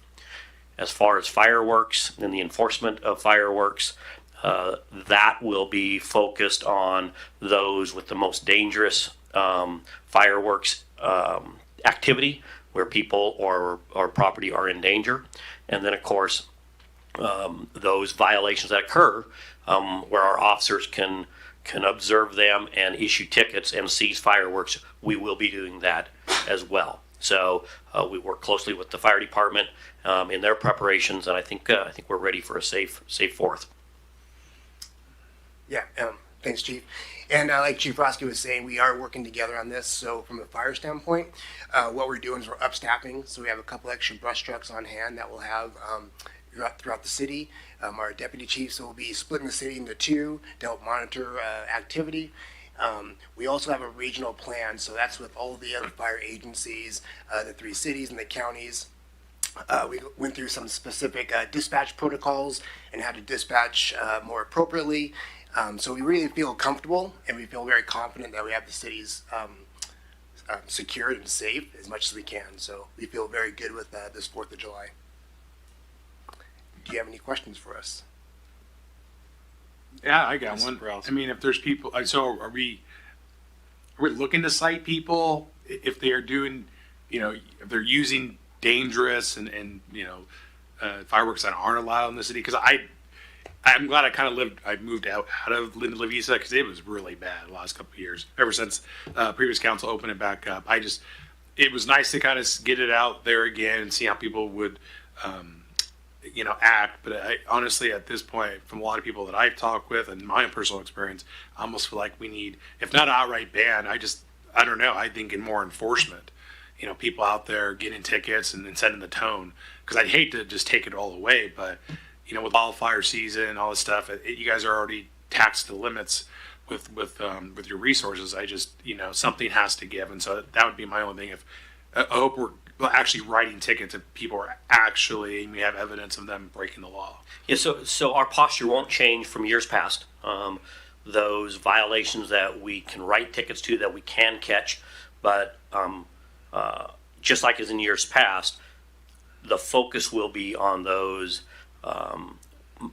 fireworks or those issues that are most dangerous. We aren't seeing an increase in fires during the 4th or people being injured by fireworks. So our focus will be on those things to make sure that doesn't occur.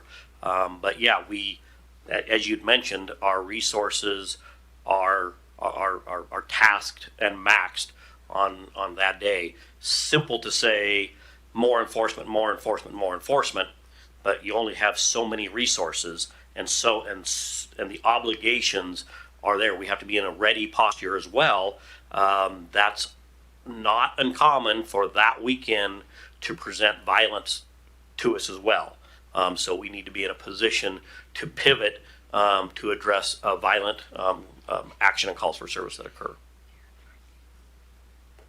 Thank you. Mr. Milne. Thank you, Mayor. I know, as you know, Mr. Roski, I've done quite a lot of police ride-alongs on the 4th of July. I do love it. I'm going to do one again this year.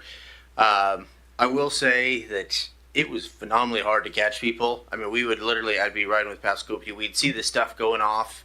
We'd turn the corner, he'd fly down the road, hit the corner, and they were gone. I mean, you see seats, the chairs, drinks on the sidewalk, everybody's gone.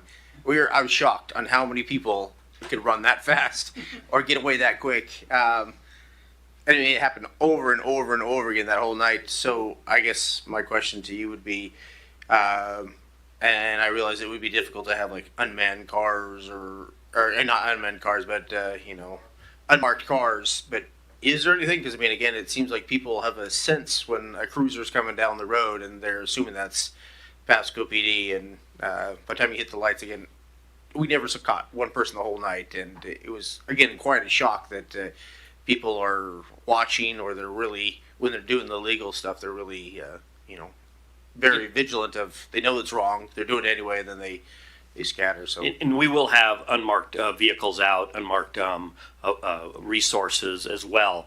However, they aren't just focused on people committing fireworks violations. There's drunk drivers, there's activity, other things going on that are, we put in a priority response that the most dangerous to the public, drunk drivers, etc., we will be responding to first. But those undercover vehicles and those undercover officers will and have, same posture as in years past, we do catch people with those undercover approaches and stuff. But you're right, it is difficult. And then the time that we have to put those resources in, do we need to be putting those at traffic control, monitoring the Giza Stadium, the riverfront? We still have a downtown corridor and a whole city that is celebrating in a lot of different ways. So again, directing our resources, we have them all, everybody's in service that night, everybody is working those days. Both of our lieutenants will be out. It's a busy time for us.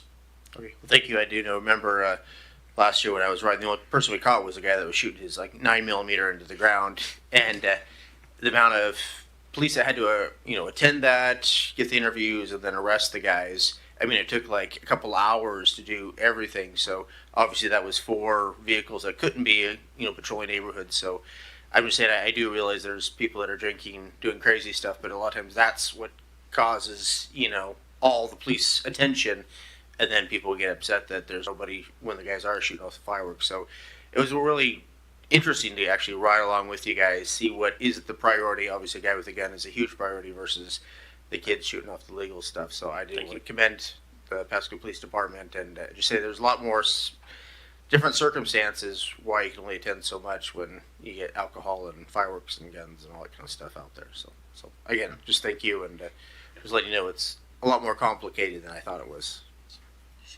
Thank you, Mr. Milne. Mr. Grimm.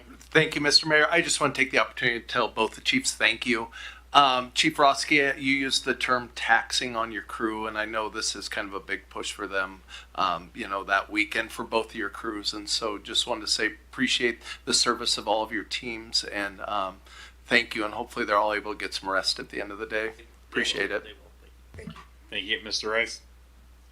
I just want to take the opportunity to promote our Grand Old Fourth celebration, which will be out at the Giza Stadium this year, and encourage those that are using fireworks at home to maybe come out and attend our celebration. This year we've partnered up with Giza Stadium to expand our event, which will include a battle of the bands. 4 local bands will be battling it out. So instead of our normal start time, we'll be starting at 6:30 p.m. Concessions will be open this year at 7, and then the battle of the bands starting at 7:30. Every half an hour until the fireworks start. And then also just want to say a quick thank you to our sponsors at Edison Valario at State Farm, and Renewal by Anderson Windows. So please come on out and join us on the 4th for that at Giza Stadium. Thank you. Thank you, Mr. Rice. Mr. Zabel, do you have anything else? Just one other thing, of course, this is a double plug, AWC this week, and then part of that is there's a transportation committee, legislative committee tour of some public works projects across the Tri-Cities, including in Pasco. So they're going to take a look at I-182 Broadmoor interchange improvements and the Court Street roundabout, some things like that. And they'll be leaving from Three Rivers Convention Center. So I think that's on Wednesday, is that right? Tomorrow. There we go, tomorrow. And Director Sarah will be representing the city on that, talking about those projects with the legislators. So, thank you. Thank you, Mr. Zabel. Mr. Prowse. Thank you, Mayor. I'll be brief. I did brief the mayor and city manager Zabel that I would be bringing this up tonight. It was a piece of legislation during the this past legislative session in regards to public safety funding and different tools. And so essentially HB 2015 passed, and now it allows cities to adopt a 0.1% sales tax increase, which would be dedicated to police, safety, fire, EMS, and justice services. And so I wanted to gauge the interest of this, of our council here. If this is something we can task our staff to look into. It's a twofer type of piece of legislation. We also have to be eligible for the grant funding and what have you. But I think this is a good opportunity. I know we've talked about dedicated traffic units, expanding our fire departments as we grow. I think this is a tool in our tool belt, and I think we should use it respectfully and carefully. But the sales tax is, in my opinion, is more equitable, even though it is regressive to people who don't have a lot of disposable income. However, they all use the same services that we're talking about. So I would just like for us to kind of be proactive and look to perhaps getting staff involved and start kind of workshopping this for us. So I know you're asking for kind of some head nods. I'm open to looking into this, or excuse me, having staff look into it. I don't know. I think my comment to you earlier was I don't know what our timing is as far as where it falls in our list of honeydews and hot sheet lists, but I think it is something worth looking into if there's an opportunity for helping our budget out, which is tight, especially in some of these areas. So I support Mr. Milne. Oh, okay. I was going to say, as a business owner, the more you increase taxes, then people go to other cities that are less across the river. So, again, I'm all for fire, all for police department, 100%. Obviously, once it adds to the sales tax, it never goes away. It'll always be there. Again, you can have a look, but again, unless there was something dramatic,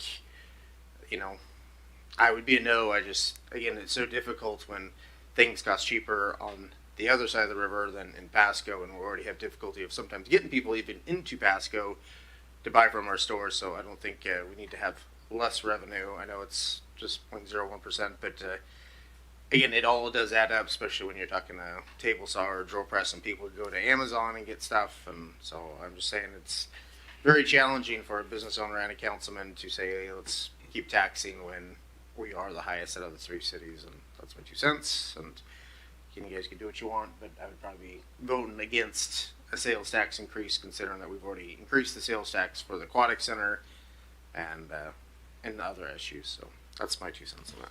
I appreciate that, and again, I think at this point, unless I misunderstood, the goal is to look behind the curtain, get some analysis, and determine whether or not it's even viable or helpful. Let's go to you, Mr. Harpster. Yeah, I would be in favor of Mr. Prowse's request to just get some more information and learn more about it. Thanks. Thank you, Mr. Grimm. Thank you, Mr. Mayor. I wouldn't be opposed to getting more information, but for the same reasons the Mayor Pro Tem listed, I would likely be a no as far as anything added to the sales tax or the property tax is pretty much with us forever, and I don't think that's the best direction to go, even though I'm very pro-police and pro-fire. Thank you. And also one last comment. We did not vote for the aquatic center. That was by vote of the public. Thank you. Thank you. So it sounds like you at least have enough interest in gauging that. Maybe just look at the hot sheet, get us a generalized timeline, and then kind of figure out what that analysis looks like, maybe what revenue it could bring in, ensure that we have needs based on what it can benefit, that sort of thing. Mr. Zabel? We can give you probably a high level at the June 30 budget workshop. Okay. I wasn't going to commit you to that, but sure, I'll take it. Okay, and then one more item, and it's in regards to noise ordinance reform. I get a lot of emails from individuals in the community, in my district, outside my district, and according to the MRSC, I kind of did some digging on this. Our code's pretty outdated, and it's really hard to enforce, even according to them. They gave me kind of insights into like Camden, Bellevue, and they use a public disturbance noise standard, which doesn't involve a decibel meter. I think it's time to look at, I know we've talked about this a lot, looking at our codes and update them. I think this is something that really needs to be looked at. I had a resident send me a video of someone just nonstop right next to their home in a residential neighborhood. It was a good fight, like a minute video, and it was just bang, bang, bang, like, with power tools and stuff, which is great. And there's some other issues with that, but no one should have to live next to noise ordinances or noise issues like this. And I feel like I get a lot of them through my emails, and so I want to do my best to address every issue that comes through my email or through a phone call. And so I'm just requesting hopefully a review of our codes and perhaps draft something more in line that has some teeth, that can give our law enforcement the ability to start, citing people for noise complaints and issues. So that was it. Thank you. I don't know if anyone has any thoughts. As I emailed you earlier, I think that's something that's kind of for me is down the line, especially like weighting some of the issues that we have. I'm open to looking at some of these issues in our code. I have no desire to do so now, given that we'd have to shuffle some. I mean, especially if it was checking into the sales tax increase versus that, my interest would be more leaning towards making sure our budget's as flush as possible. So, from a perspective of asking for assistance or head nod, I'd say sure down the line, but not now. Mr. Harpster. I was just going to say basically the same thing. Definitely something I'd like to take a look at in the future. But I think we got quite the workload at this time. And I don't remember what the item was, but sometime recent I mentioned that the noise ordinance part of our code mentions jukeboxes and cassette tapes and things like that. So it probably is due for an update. So is much of our code. So something to probably add to the list, but not to try to get done in the next 6 months or so, in my opinion. Does anyone have a higher priority? Okay. I think just sit and wait and put it in the shuffle and the iPod shuffle, that is, because that's probably in our noise ordinance too, if it was updated in 2006. But just put it in the queue as something down the line, or just where we go. I do have one item. Sadly, I got this information from a friend in Tacoma. Not from Washington State Department of Transportation. They're going to be here tomorrow night. In case anyone was wondering, they're going to be talking about the Snake River dams at the Pasco Library, the one on 1320 Hopkins Street, from 5 to 8 p.m. Pretty frankly, I'm disappointed that that's how I learned about it, that they didn't communicate to the city. Apparently they're doing these presentations in Colfax, Pullman, and Clarkston. And tomorrow night, Pasco's open house is at the Mid-Columbia's Libraries branch at 1320 West Hopkins, 5 to 8. I know I've got a jam-packed evening, but I'm going to try and shove a few minutes in there to just say I'm the mayor and I still oppose this. Hopefully council members can slide in for a couple minutes. I don't know how this is going to play out. I don't know what their structure is of the meetings. Apparently there's one that just finished in Colfax, so hopefully we can get some staff there. At least to hear. I mean, I hate to throw more on the plate and not needing to stay for all 3 hours, and hopefully some of us can show up. But so the WashDOT's talking about the Snake River dams tomorrow, 1320 West Hopkins Street, 5 to 8 p.m. for anyone interested. Seeing no further lights, that leads us to our favorite part of the evening. It is 8:08 p.m. and we are. Oh wait, sorry, just kidding. Executive session. There's none listed. I don't hear a need for a second one. All right. With that, it's still 8:08, and we are now on to item number 8, which is adjournment. We are now adjourned. Thank you.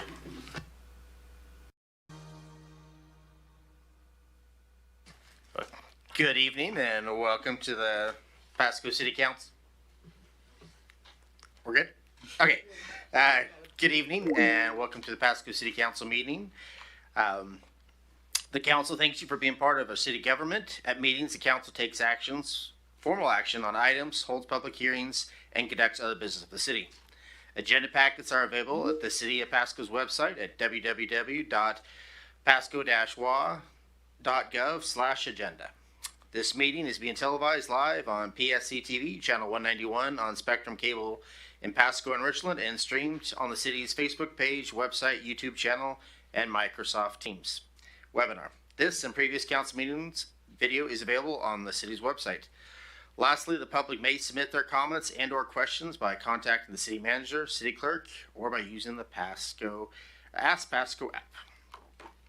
With that, if I could get a roll call. Councilmember Barajas.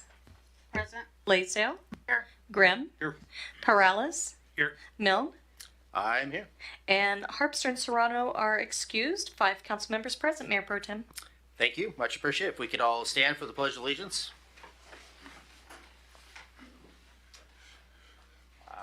pledge allegiance to the flag of the United States of America and to the republic for which it stands, one nation, under God, indivisible, with liberty and justice for all. All right, well, that moves us on to the consent agenda. All items listed on the consent agenda are considered to be routine by the City Council and will be enacted by roll call vote as one motion. There will be no separate discussion of these items. If further discussion is desired by council members, the item may be removed from the consent agenda to the regular agenda and considered separately. So we have A, which is approval of meeting minutes for June 9th, 16th, 23rd, and June 30th. We have bills and communications approving claims in the total amount of $8,419,368.36. Resolution number 4620, acceptance of work of MLB required improvements at Giza Stadium, dugout bench additions, Phase 1B. We got Code Enforcement Board reappointments of Dwayne Spear and Daniel Galetchuk. I got E, which is HAPO Center Advisory Board reappointment of Jennifer Kolinsky. We got F, Historic Preservation Commission appointment of Jay Hender and reappointment of Divy Tate. We got G, Pasco Housing, or we got Housing Authority of the City of Pasco and Franklin County Board of Commissioners reappointment of Paul Cook. We got H, which is Park and Recreation Advisory Board reappointments of John Morgan and Mark Middleton. We got I, Pasco Public Facilities District Board reappointment of Spencer Gillette. We got J, Planning Commission appointments of Rob Waits and Austin Crawford, and reappointment of Dana Crutchfield. With that, can I get a motion? Mayor, I move to approve the consent agenda as read. Second. We got a motion by Paralis and a second by Blaisdell. If we could get roll call on this. Councilmember Blaisdell, Yes. Grimm, Yes. Perales, Yes. Barajas, Yes. and Milne. Yes. It passes unanimously. Thank you. So move on to number 5, which is proclamations and acknowledgements. I'm not seeing anything. Which leads us to number 6, which is public comments. The public may address council on any items unless it relates to the scheduled public hearing. These items is provided to allow the opportunity to bring items to the attention of the city council or to express an opinion on an issue. Its purpose is not to provide a venue for debate or for the purpose of questions with the expectation of an immediate response. Some questions require consideration by council over time and after a deliberate process with input from a number of different sources. Some questions are best directed at staff members who have access to specific information. Citizens' comments will be normally limited to 3 minutes by the mayor, and there's a clock up there. Those with lengthy messages are invited to summarize their comments and or submit written information for consideration by the council outside of formal meetings. Lastly, when called upon, please state your name and city or county residency into the microphone before providing your comments.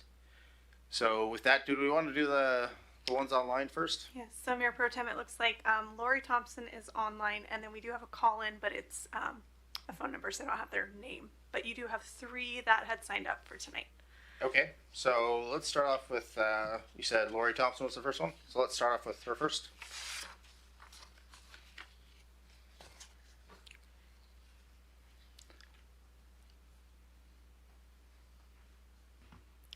Lori, it looks like you should be able to unmute yourself on your side.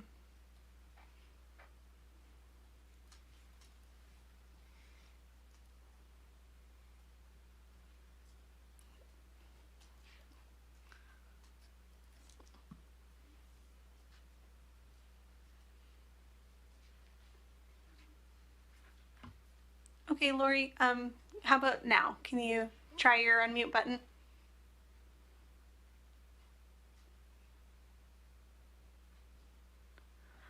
Mayor Pro Tem, what I can do is take the contact information and try and contact them offline and see what's going on. Okay. Was there anybody else then that's... There is a call-in number with a 541 area code as well. But no name? No name. All right. Well, with that, while we're maybe trying to work through this stuff, why don't we have people from the audience? If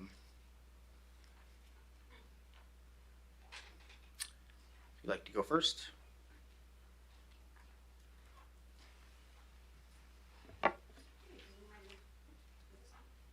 There's a little button there. Yep, now it's on. Good evening. My name is Amber Wade. In the jungle of Newell, on a warm sunny day, an elephant bathed as he splashed on his way. The water was lovely, the breeze just blew just right, when a small voice called out, soft but full of fright.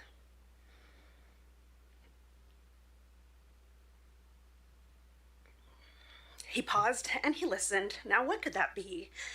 Then he spotted a speck floating wild and free. He caught it with a care in the curve of his trunk and said, there is life here, as sure as I thunk. A person, he said, on that speck do you live? You're smaller than small, but so sensitive. He placed the speck gently on top of a bloom and promised to guard them through worry and gloom. But the others just scoffed, there's no one in there. That speck is just dust floating through the air. Still, Horton stood firm. There are people, I swear, and someone must speak even when it's not fair. A vulture swooped in and snatched up the flower, then dropped it deep in a field full of clover. But Horton kept looking. He never gave in. He picked every clover again and again. Until, yes, he found it, and loud came the plea, we are here on clover 5003. Still others around him refused to believe. Make noise, Horton cried. Don't give in, don't grieve. The whoos banged their kettles, blew trumpets and all. But it wasn't enough. No one heard the call.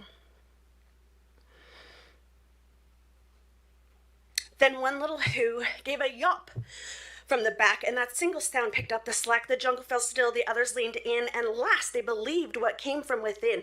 They turned to the elephant, noble and tall, who simply said, a person's a person, no matter how small. But Whoville's not fiction. It lives here today in a small park in Pasco, not so far away. For 2 years we've shouted, the pressure is low, but they shrugged it off. They just told us no.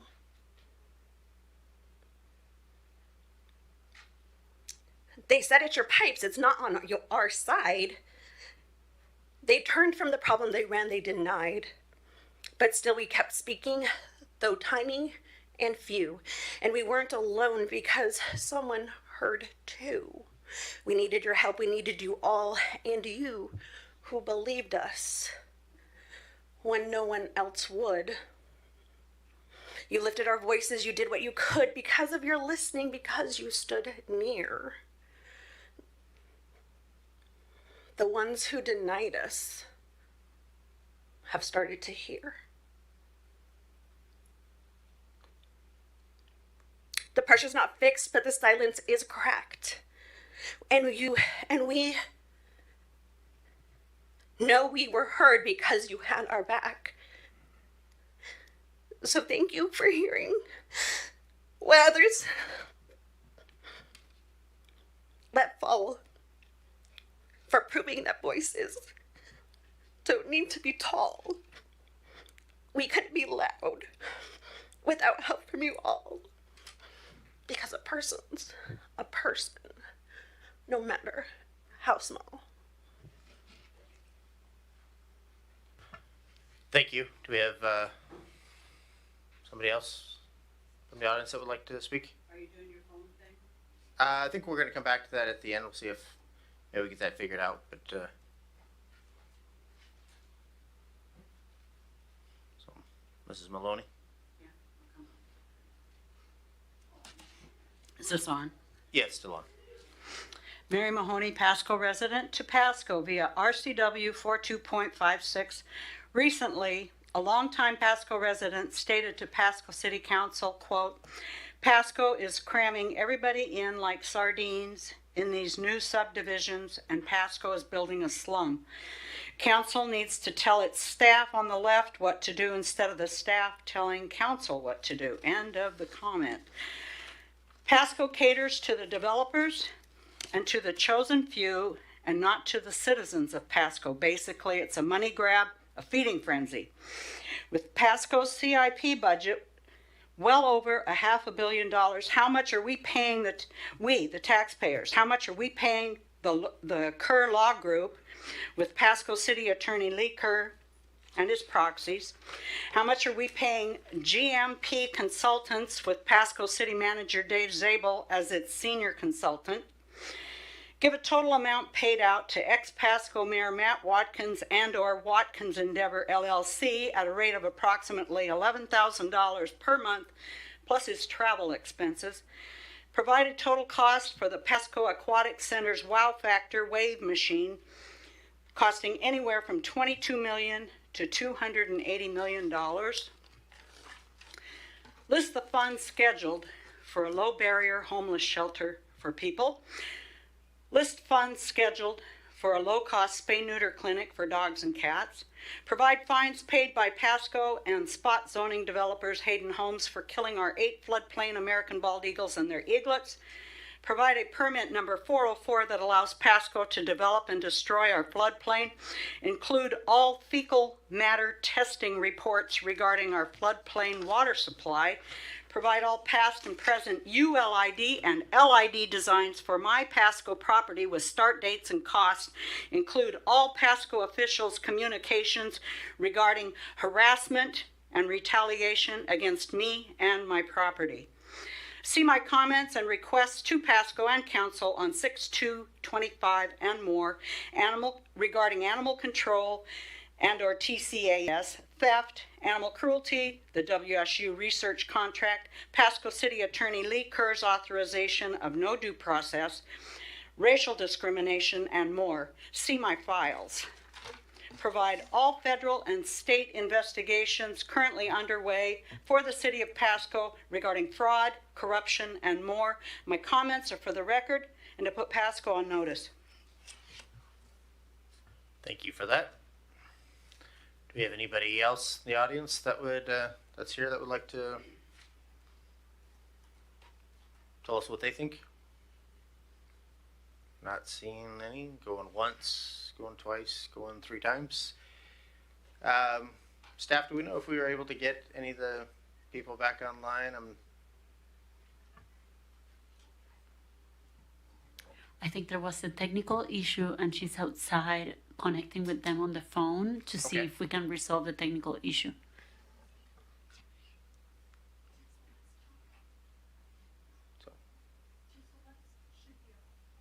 Okay, so let's start off with Celeste. If you could, you have 3 minutes and tell us what's on your mind.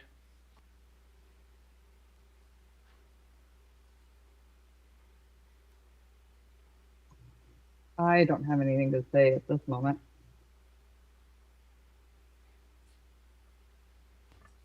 Okay, there's nothing because we can't hear you, so.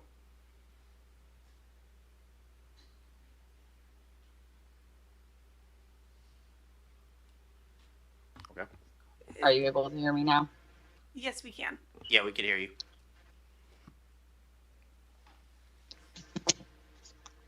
I have nothing to say right now. Okay, well, So Mayor Pro Tem, we are having some technical difficulties. Lori is on my phone, so I was going to try her through speaker. If it doesn't work, we've talked about it, but Okay. I'm going to unmute my phone, get her to the mic. Okay, let's try it. Okay, Lori, go ahead and let's see if we can make this work. Thank you. Are you folks able to hear me? Yes. Perfect. My name is Lori Thompson. I'm a resident of West Pasco, and my attendance tonight is primarily concerning the fireworks situation that we have here in town every 4th of July in particular. There are other dates, but primarily around the 4th of July, and not just the little fireworks that the children play with. I'm talking about the illegal M80 mortars and all the aerials, and I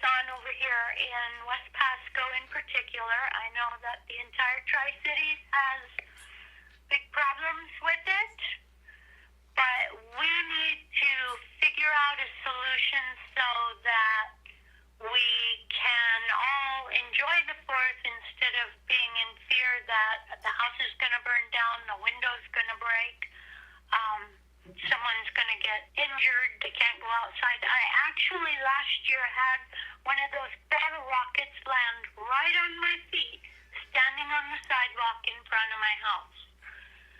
So that's my quest, is that we need to address the use of the illegal fireworks in Pasco particularly. All right, well, thank you for that. I appreciate your time. Thank you. Thank you for the call in. I know we've got quite a lot of emails as well as far as council members. And in my verbal report, I will mention what I saw when I was out on a police ride along on 4th of July. But I think that's all we have online, correct? So let's move on. And again, we could hear from everybody what they did. So let's start off with members of the council for the verbal reports. This is 7A. Let's start off with Councilwoman Blaisdell. Thank you. I'm going to take it back. Last weekend, I attended the Pasco Police Foundation fundraiser, and it was, I don't know how successful it was, but it seemed pretty successful in the silent auction and their live auction. Was very enjoyable. It's probably one of my favorite events to go to that we've had this last year. And then I also did the parade, which it was kind of overcast, but it seemed like the streets were pretty filled from beginning to end. All the kids were enjoying the candy that was being thrown, and then the dancing in the middle of the street before the parade. And then I also did the car show, judging the car show, which I picked a 1965 Impala as mayor choice. And then I finished the night off with, right along with the Pasco Police Department. And I will say that we had a lot of interaction with the fire department, and it was non-stop. I did 4 hours. I started at 8 o'clock and ended at midnight, and it was one thing after the other. And I will say this, they couldn't keep up, police or fire, so they were pretty overwhelmed. But everywhere we went, they were doing the best that they could to get on to the next call and get the solution handled. So I want to say thank you to police and fire for all of your hard work this weekend, probably since before the 4th, and it's probably still continuing. So kudos to our teams for really working hard, and I was gonna say something kind of inappropriate, but they really kicked butt this weekend. So thank you. Well, thank you for that report. You gonna chime in as well, or? Sure, I can. Yeah, I also attended the Grand Old 4th of July parade and some of the festivities. It was my daughter's birthday, so some things are a little bit more important. But the parade, as usual, and the festivities, flawless. Thank you to staff, and your staff was very courteous, professional. It just seems like it gets better every year, and it was enjoyment to myself and my family. So thank you to you and your staff, Mr. Rice. Thank you. Well, thank you for that report. I'm not seeing any of the lights, so I'll comment on it. Did start off with the 4th of July parade. I do appreciate Perales, Blaisdell, and Barajas, and I know Barajas went with the Mustang Club, so I do appreciate the involvement by council members. I did see Councilman Harpster, so I was glad that he was at least there. And then in the evening, it was a pleasure to give the speech since Mayor Serrano was out of town. And I will want to thank staff. I assume it was Nicole for writing a great speech. I did enjoy it. And I did say on the parade, I do also want to echo Perales's that we are blessed with great weather. I thought a good turnout overall. And I was lucky enough that my wife Nicole and grandchild were in the car with me, and we were able to wave at everybody and have a good time. And then after my speech at Giza Stadium, I did a ride along with John DeLiego, or it was a D'Aquila, yes, sorry about that. Can't read my own handwriting. And we were out till well after 1:30, and I know for myself, I was hoping we'd give more tickets, but it seemed like we were overwhelmed with intoxication, disturbances where people were drunk. I mean, again, it just seemed like, and I guess Washington state law requires you have so many officers for some of these events. They said, like we pulled over a car that was not run with light, or it had problems with the car, and when there's 5 people in the car, you had to have extra officers. So the problem is we would see these fireworks going off. We're trying to get there, but other things, whether it was a car accidents, public intoxication, people tearing out of parking lots, people running without lights on. I mean, it was just one thing after another, and those were priority. But I will say, all the officers we talked to, we did try to keep going back, trying to find people that were shooting off illegal fireworks. A lot of times it was already done, or and we did go off and talk to them, and we must have hit 6, 7 houses. Definitely wanted to do more, but it was definitely frustrating when you get that many calls. You only have so many officers, and everybody's trying their best. And it did kind of seem like people were in competition with Giza Stadium. I was actually kind of shocked. The other fireworks that were going around, as a council, we do talk about these things. I think we're all wanting the best for the city of Pasco. We are wanting police force to clamp down on all this. And maybe that's further discussion on how we get there. But I know with the budget that we have and the police force that we have, we can only do so much. But I did want to give kudos to Pasco Police Department. Again, we were out till, and the fire department. Again, it seemed like everybody was working their hardest to try to do the best 4th of July that we could have. So I give my hats off to you guys, and thank you. So with that, I'm not seeing any other lights. We'll jump to 8, which is hearing council action on ordinances and resolutions related to thereto. I'm not seeing any. We go to 9, which is ordinance and resolutions not related to hearings. So we have A, which is a quasi-judicial, and I'll read it, and then we'll have our lawyer say his. So we got quasi-judicial ordinance number 4779, Diaz rezone from C1 to MU, and Mr. Ferguson. Great, thank you, Mayor Pro Tem. Again, this is a quasi-judicial matter. It's a hearing or proceeding to render a final decision on the materials that are presented. It's defined as a proceeding in which the council defines the legal rights, duties, or privileges of the specific parties in a hearing, proceeding, or other contested proceeding. The appearance and fairness doctrine applies, and the hearing must be fair in 3 respects: form, substance, and appearance. All council members should consider whether they have potential conflicts as follows: A demonstrated bias for or against any of the parties; B, any direct or indirect financial interest in the outcome of the proceeding which would affect the council members personally; C, whether there has been any prejudgment of the issues prior to hearing the facts; D, whether there has been any ex parte contact with anyone other than staff prior to this hearing; and finally, E, any other conflict which a council member believes would prevent them from hearing this matter fairly and impartially. If any council member has any of these concerns or disclosures, now would be the time to make them known. Hearing none. Are there any members of the public seeking to disqualify a member of council from participating in these proceedings? Seeing none, please proceed. Well, thank you. We're going to go with Haley Miller as far as going to give us a presentation on this. Thank you, Mayor Pro Tem. Good evening, Council. Tonight before you is an ordinance for a rezone of a parcel shown on the screen here that is just south of West Sylvester Street and then west of North 20th Avenue. And this is the northern portion of the parcel shown on the screen that is vacant. And the applicant proposed to rezone this parcel from C1 commercial zoning to mixed use zoning. And this is in compliance with the comprehensive plan designation, which is mixed use commercial. And this project went to a public hearing on May 14th, and the hearing examiner has recommended approval. There were no appeals that were received. And on the next slide, show the land use map here. This is the comprehensive plan zoning. That pink color is the mixed use commercial designation that was enacted in 2023. Then the next slide shows the current zoning of the property, which is C1, and that would be converted to mixed use commercial.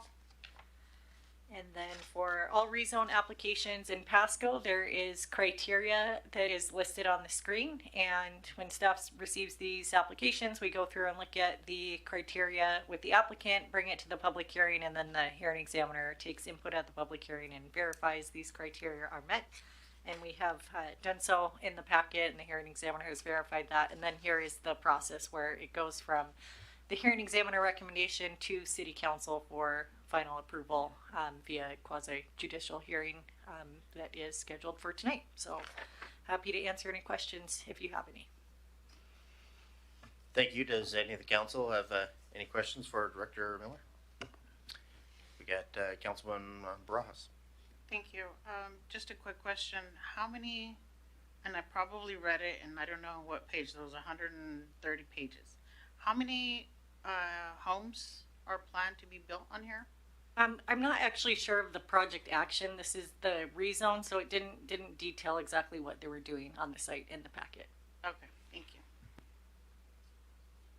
All right. Do we have any other? I'm not seeing any. So with that, can I get a motion? Mayor, I move to adopt ordinance number 4779, amending the zoning classification of certain real property located near the corner of West Sylvester Street and North 20th Avenue in Pasco, Washington, from C1 retail business to mixed use MU, and further authorize publication by summary only. Second. We got a first by Perales and a second by Blaisdell. So all those in favor say aye. Aye. All those opposed say nay. Looks like that one passes unanimously. So let's go on to B, which is resolution number 4621, setting time and date for a public hearing for an easement vacation for Big Sky Developers, LLC. And we also have Director Miller. Thank you. This is a resolution to set a time to consider the easement vacation proposed by Big Sky Developers. And on the next slide, there's a bit of history here. Don't try and read all of that. I will explain it. But in the early 1900s, there was a petition filed by residents in the area to establish a 60-foot road. And then later on in 1910, the road or the easement was established by the Northern Pacific Railway Company. So there's an easement in that area. And then on the next slide, this is the process that staff goes through to determine if an easement should be vacated. And for those of you that don't know, when you vacate an easement, that just means that it's a public easement, but we, the city, are vacating it. We no longer have a need for it. And then that can be returned back to the applicant. In some cases, we can assess a fee. In other cases, if it's just fixing an existing deficiency, we do not recommend that. So we go through the different approval criteria listed on this screen, and we feel this is eligible for an easement vacation and have scheduled a public hearing for August 18th.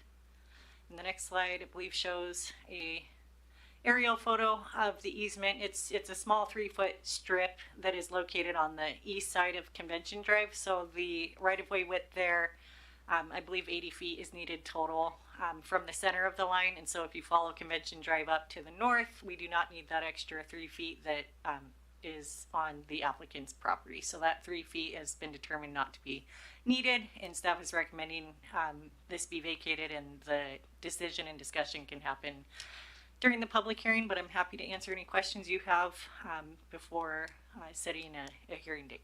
Thank you. All right. With that, does any of the council have any questions for Director Miller? I'm not seeing any, so if I could get a motion, Councilman Perales. Mayor, I move to approve resolution number 4621, setting a 7:00 p.m.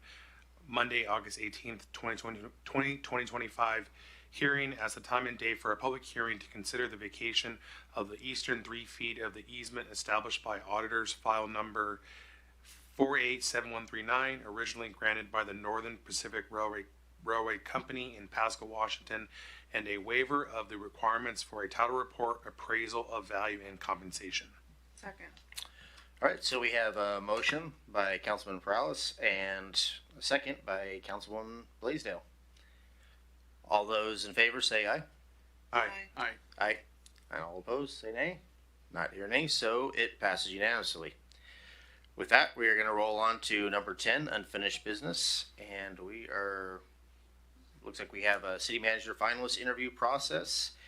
And we got, looks like human resource director, Sarah.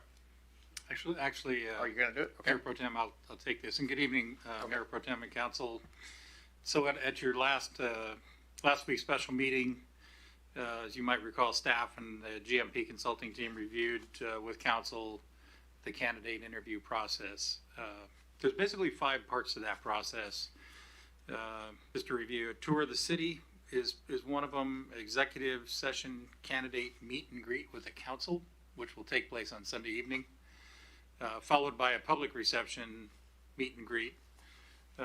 Worth noting that the general public, as well as I anticipate many of our stakeholders and other interested parties, will be at that event to meet the candidates. The following day, on the 14th, panel interviews along with a council executive session to top the day off to discuss the qualifications of the candidates. So that kind of gives you a sense of the sequencing there.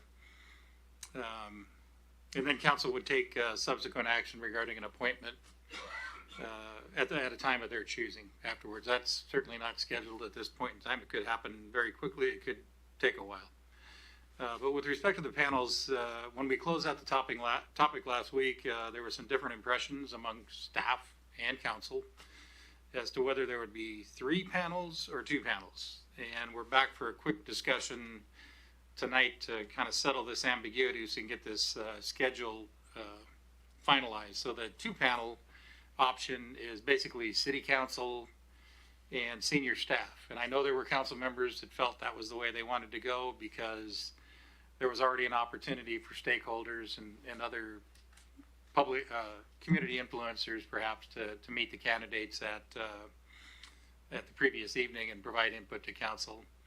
Then there's a 3-panel option that we talked about that had some support among council, which would be city council as a panel, the directors as a panel, and then a stakeholders group,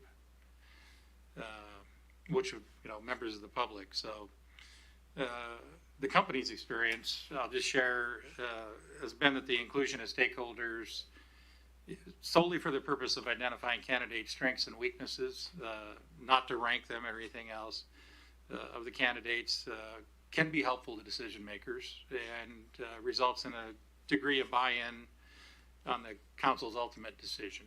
So that's one of the advantages of having that panel. Again, you do have the function the night before as well. Regardless of whether you have 2 panels or 1 panel, obviously this is the council's sole decision to make. And staff is asking, you have 2 motions to consider. Option A, that it believes a 2-panel option, and option B, the 3-panel. We're looking for some directions so we can finalize this. So, any questions? All right. Well, thank you. We're going to start off with Councilman Grimm. Thank you, Mr. Mayor Pro Tem. I would be for option A. I was one of the ones last week that talked about the different options and was kind of just at least thinking out loud about it as far as including the stakeholders. And I love the idea of the buy-in and having them as part of the process, but yet it would be really easy for people to feel left out because not everybody's going to be in that group. And so I love the idea of the open house the day before where many of these stakeholders are invited and can interact. But I would be for option A as I think the cleanest and easiest way of putting it of the 2 panels. Mr. Mayor Pro Tem, thank you. Thank you, Councilman Grimm. We got Councilwoman Barajas. I have a quick question for staff on what we've done in the past. I'm looking at David. Not sure if you recall what the process was when we brought on Adam, but that was a little different. Here we're starting brand new. Can you, Dave, I'm not sure if you were there, but Richa or staff, can someone refresh me on the process we went through when Dave was brought on? When I was brought on? Yeah, I can. Well, because Adam's process, Maria was here. again, Adam's process was different because Adam was basically already on board. He was the interim. Yeah. So he just kind of transitioned in. but the process to bringing in someone new, someone different. And I can give you my experience with it as a candidate. I can't tell you how well it worked. Well, I think it came out with a good decision, but that aside, I can't tell you how smooth of a process it was because I wasn't involved in the internal piece. But basically, there were 3 panels. There was a council and 2 additional panels. And those 2 panels had a mix of department directors and community members, community influencers. The school superintendent, college president, folks like that, Chamber of Commerce. Thank you. That's the response I was looking forward to. I would opt for option B because again, I'm going to state this, what I said before. It's a community-wide consensus of who is going to help us as council members to run the city when we're not present. Someone that does the hard work behind closed doors. And so I think it's the community that should be involved. Like Mr. Zabel just mentioned, colleges, your school directors, your possibly your school board president, but someone that has a stake in it and someone that has good input to share on why they're participating. That's my take. Thank you. Thank you for that. We're going to move on to Councilman Prowse. Thank you, Mayor Pro Tem. I'll be brief. Yeah, I agree with Councilmember Grimm. I thought about it a lot over the weekend because I knew we were going to talk about this tonight. I just don't really see any benefit from it because I did think about, I don't want to leave anyone out. I don't want to get into this whole, I suggest like 4 or 5 people and then half the council doesn't agree and then it just goes back and forth. I think the points that interim city manager Dave Zill made about, maybe having, Superintendent Whitney, CBC, but at the same time, I'll just say it, I don't really feel like we have like the best relationships with any of those entities. We're community partners, but it's not like we talk every week or something. So I'm going to go off of their judgment. I don't know. I don't know what benefit I would get from hearing what they think. I think the community mixer on Sunday is something great. People can come, they can talk to them. I just think at the end of the day, hearing from director heads and talking amongst yourself, we'll be able to get a good kind of grasp of the 3 candidates and kind of make a decision from there. And so I'm going to be for option A. And again, I'm all for community input. I'm Mr. Community after all, but I just think I'm not really sure what I can glean from having a 3rd panel of community stakeholders and influencers. And plus it's more work on staff because they're going to have to organize it. And, it's not like we have a lot of time here. And I know Dave wants to get back to being retired. So, a little faster we can kind of get information and make decisions. I think that bodes well for us. Thank you. Thank you for that. Councilwoman Blaisdell. My preference is option B. Reason being is this city manager is representing Pasco as a whole. So I think that that's more reason for this person to build relationships with council, the directors, and the stakeholders. They're going to have the relationship with all of those people. And the stronger the relationship they have with everyone, the better city we will have. I think that our stakeholders are really important to the city, and I think that their opinions matter. All right, I do appreciate that. I know I'll give it to Mr. Perales in a second to do his motion, which one he decides he wants to push forward first. I will say, whether it's Whitney or some of the other members, we do talk to them. We have the social hour. You are going to talk to people. Hey, what's your... And then again, we're always open to emails or phone calls or whatever. So I'm good with both of them. I guess my big take would be, how can we move forward faster? How can we get this done? A lot of times I go with my gut as a business owner, kind of knowing what I would want. Usually kind of get a sense of the person and their qualifications. I think all of us on the council, on the dais are competent enough to do that, but I mean, again, I'm definitely willing to hear from the community, but I don't think it's a necessity in my book. So with that, and I'm not seeing any other Oh, Mr. Zabel. Just one comment, just in the sake of time. If council were to approve option B, we would want to follow that vote with a discussion on who we invite. Thank you. Okay. Well, with that in mind, why don't we have Councilman Perales tell us what he wants to do first. Thank you, Mayor. I move to approve option A for the city manager finalist interview process. Second. Okay, we got a first by Perales, second by Councilman Grimm. So let's do a roll call on this, make sure we're clear. Councilmember Barajas? No. Oh, wait, for Option A. option A. Okay, so no. Okay. Blaisdell? No. Grimm? Yes. Perales? Yes. And Milne? Yes. Okay, it's 3-2. Passes. All right. So with that clarified, let's go on to number 11, which is new business. I'm not seeing anything listed, so let's go on to number 12, miscellaneous discussion. Do we have anything by council, or let's start off with Councilman Perales, and then we'll go to interim city manager Dave Zabel. Perfect. I'll be brief. Just wanted to, I know we talked about it a little bit, and I sent an email last week, a little bit at the budget meeting. We didn't really touch on it, but I sent over that email about the right-of-way vacation policy change. Wanted to see if there's any appetite to maybe have staff work on that policy change based on those merits I presented in the email. You know, it would help out infill. It would increase property tax base.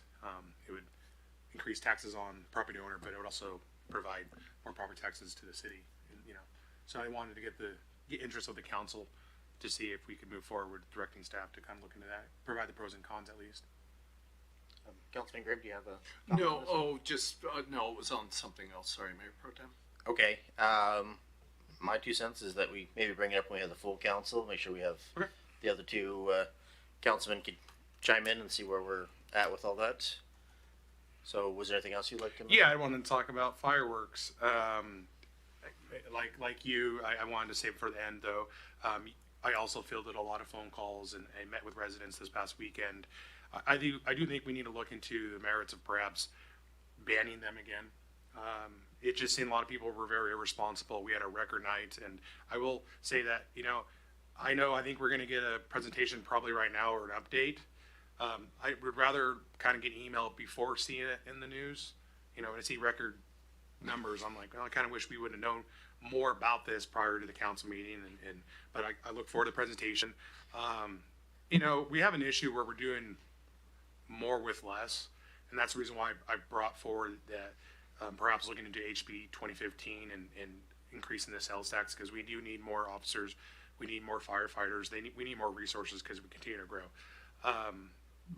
Just there's way too many incidents this weekend that could be prevented, and I think there's a lot of small proportion of bad actors, but they cause great big problems for our city within a 2 to 3 day span. We don't got to make a decision tonight, obviously that wouldn't be appropriate, but I think we need to at least have the discussion. It looked like we lifted the ban 6 or 7 years ago based on a kind of a simple search. I do think we need to look into it. If I could just bear with me, I know we get excited when we get a chance to get out early, but I got a lot of different emails from people. I have one from Diana Bellafato off Salem Drive. This is what she had to say. I had an absolute mess in my front yard, especially my backyard, until I saw my driveway. This is so frustrating. Little bits of melted plastic and shredded cardboard, not to mention, I actually take care of my yard, and then the 4th of July happens, and now I have to clean up all by myself. From Jean, over here in the community also, last night sounded like a war zone with explosive sound. It sounded so loud, it sounded like they were right outside my window. I got another individual who said that, her walls were shaking, her dogs were barking, she had to calm them down. I had another person say they had to leave, actually leave, get in their car and leave and drive just out into the country and try not to laugh, but get away from all the noise. So I think it's great that people want to have fun, but they got to be responsible. And you saw across whole Tri-Cities, people are just making really bad decisions. And so I think it's incumbent upon us to do our research, get with our staff, and make a decision here going forward. And I'm a person who was selling fireworks, but we were selling the ones we actually are allowed to use here in the city of Pasco. But you have people bringing in stuff from the reservations and outside other areas. So I'll get off my soapbox, but again, thank you to Pasco PD, Pasco Fire Department for doing a good job. Sorry it was such a record-breaking night. We'll try and get you guys some help and get you the resources that you need. Thank you.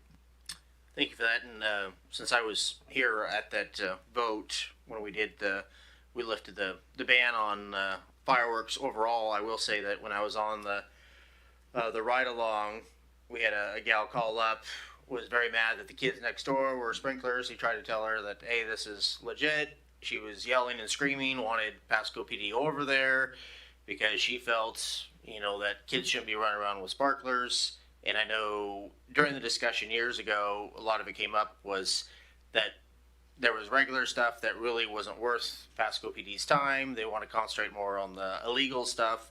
And that's why we allowed the regular stuff that's sold in the city of Pasco to be legit. It's the stuff that's going up in the air. I do feel we should have a conversation as far as how to have more police on this particular day and this evening. I'm all for that. I'd wait to hear if Ken Roski, within the next couple weeks, he's going to give us a report. But I'm saying that it is difficult. We did go back and forth on whether to lift it. And again, if you put the ban, you're still going to have kids with their little firecrackers, sparklers, and you're going to have Pasco PD. And then again, as I said before, there was a lot of other things. When you get drunk and you get people with alcohol partying, it causes, that's higher up on the chain. It shouldn't be, but I mean, I guess it should be, but it's, when you only have so much police force, it's very difficult to be everywhere at one time. So definitely willing to have a discussion, but right now I still think I'm going to go off with what Ken Roski has said in the past, that they want to concentrate on people that are shooting illegal. And again, with the amount of resources that we have, I would be for that unless we got a different tone came back from Pasco PD. So that's my 2 cents, but I know Councilman Grimm was next. Thank you, Mr. Mayor Pro Tem. Would it be more appropriate to add my comments at the end after were they going to make a presentation or talk about it, or? Were you planning on this evening? Okay. I wasn't sure if you were. Okay. Well, he is Johnny on the spot on that one then. So, I just prefer to make them afterwards then, okay. Mr. Mayor Pro Tem. Thank you. And let's go. I have a quick request. Okay. Now knowing that you have your report ready for today, maybe in an email we can get a comparison of what it was before. So I know the ban was in place for 22 years. 2018 is when we lifted the ban. So I'm curious to see what the numbers were when there was a ban in comparison to now. And just an email is perfect. Thank you. Okay. And Mr. Zabel, did you still want to? I was actually going to invite the chiefs up to give their presentations, and then I do have one other item after that. Okay. Well, let's see what the chief of police has to say. There we go. Thank you, Mayor Pro Tem, council members. Quick update on the July 4th and the weekend. It took us most of the morning into the afternoon to pull the data, get it analyzed, get it into a report for me. So that's why you didn't get it well in advance. I didn't have it well in advance. So we were a little busy last night as well. So we hit the ground running this morning. This was a priority for us, pulling this data, but other events from last night got us a little bit behind the 8 ball. So apologize for not getting it to you in advance. See if the clicker's working. Just some graphs and some data for you.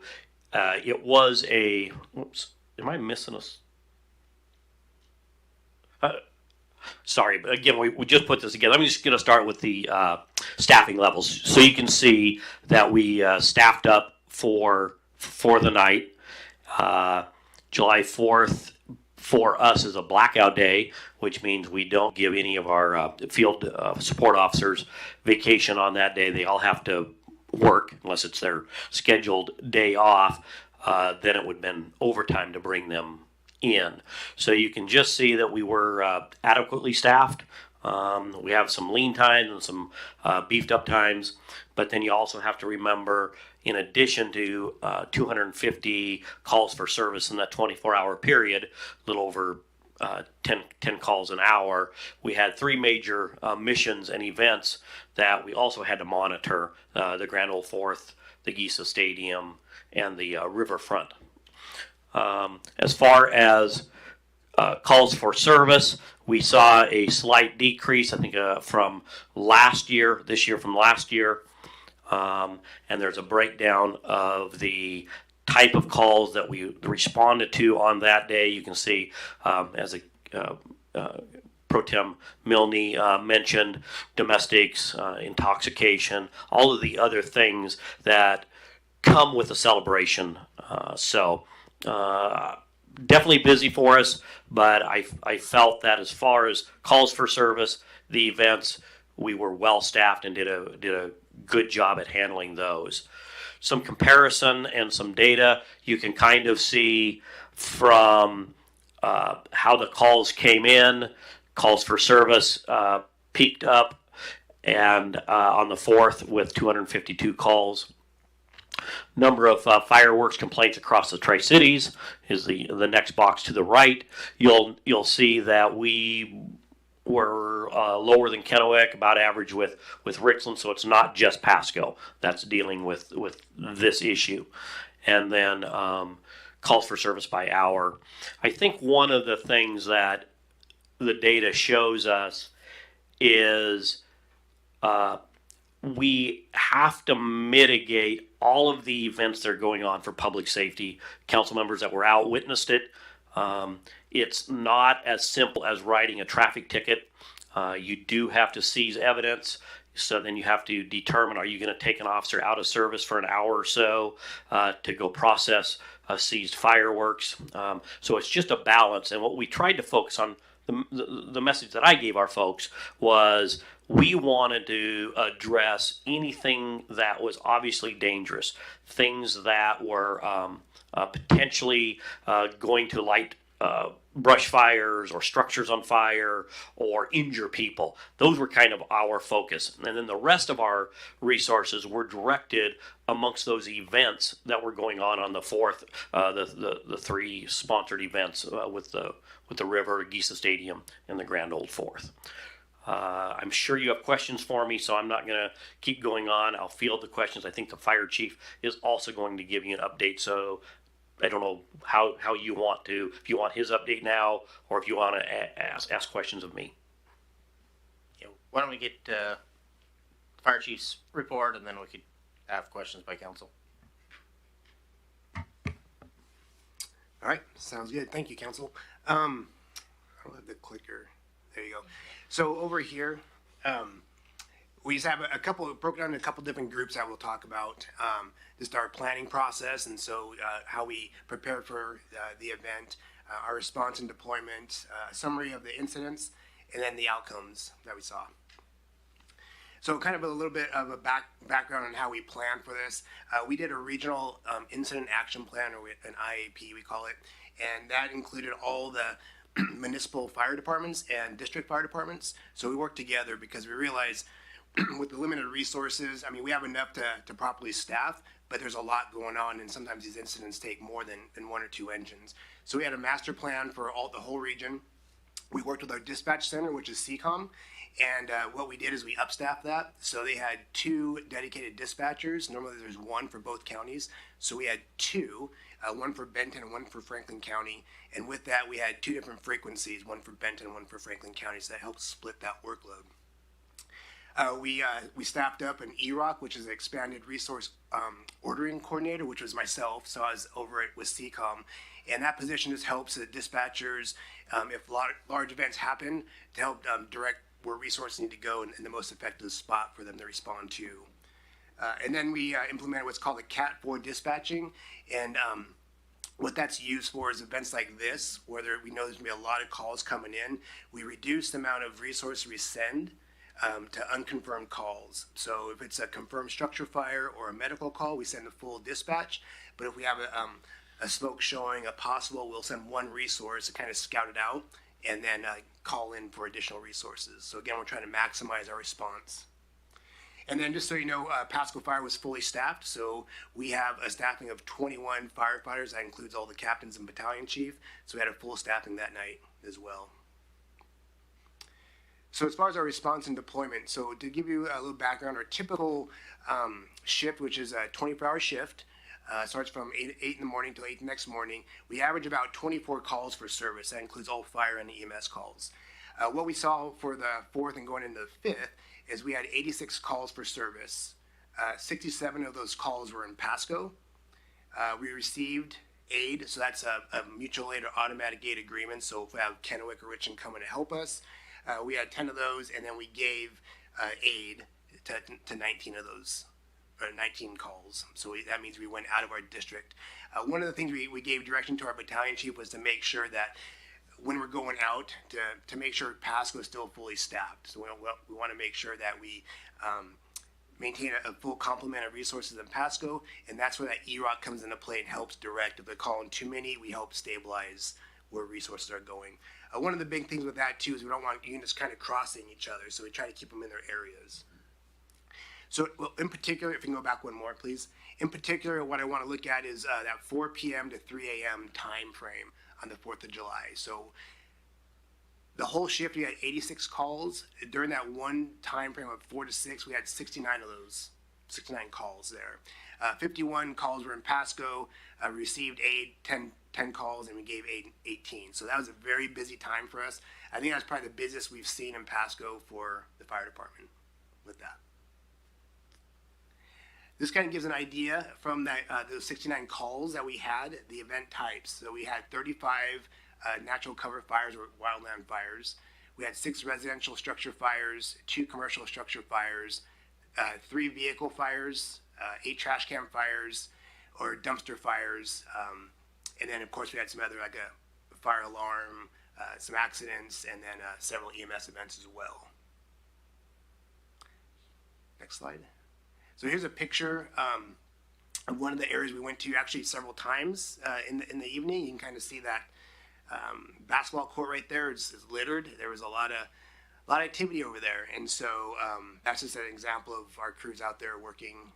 Again, you just had one resource out there, so though we were able to handle all the calls efficiently, we didn't reduce staff, and so we had a little more stress on our crews out there. So our outcomes. Overall, we had 1 civilian injury. It was a very minor injury that didn't require transport. We had 0 firefighter injuries. Of those calls, the 69 calls, 54 were fire-related calls, and 52 of those were directly related to fireworks. So the 2 that were not were 2 vehicle fires that were on the highway. The good thing is with our dispatching and with proper preparation, we were able to dispatch our incidences very quickly with our dispatch center, and we were able to provide a very quick response. Of those calls, it sounds pretty significant as far as the residential structure fires and commercial fires.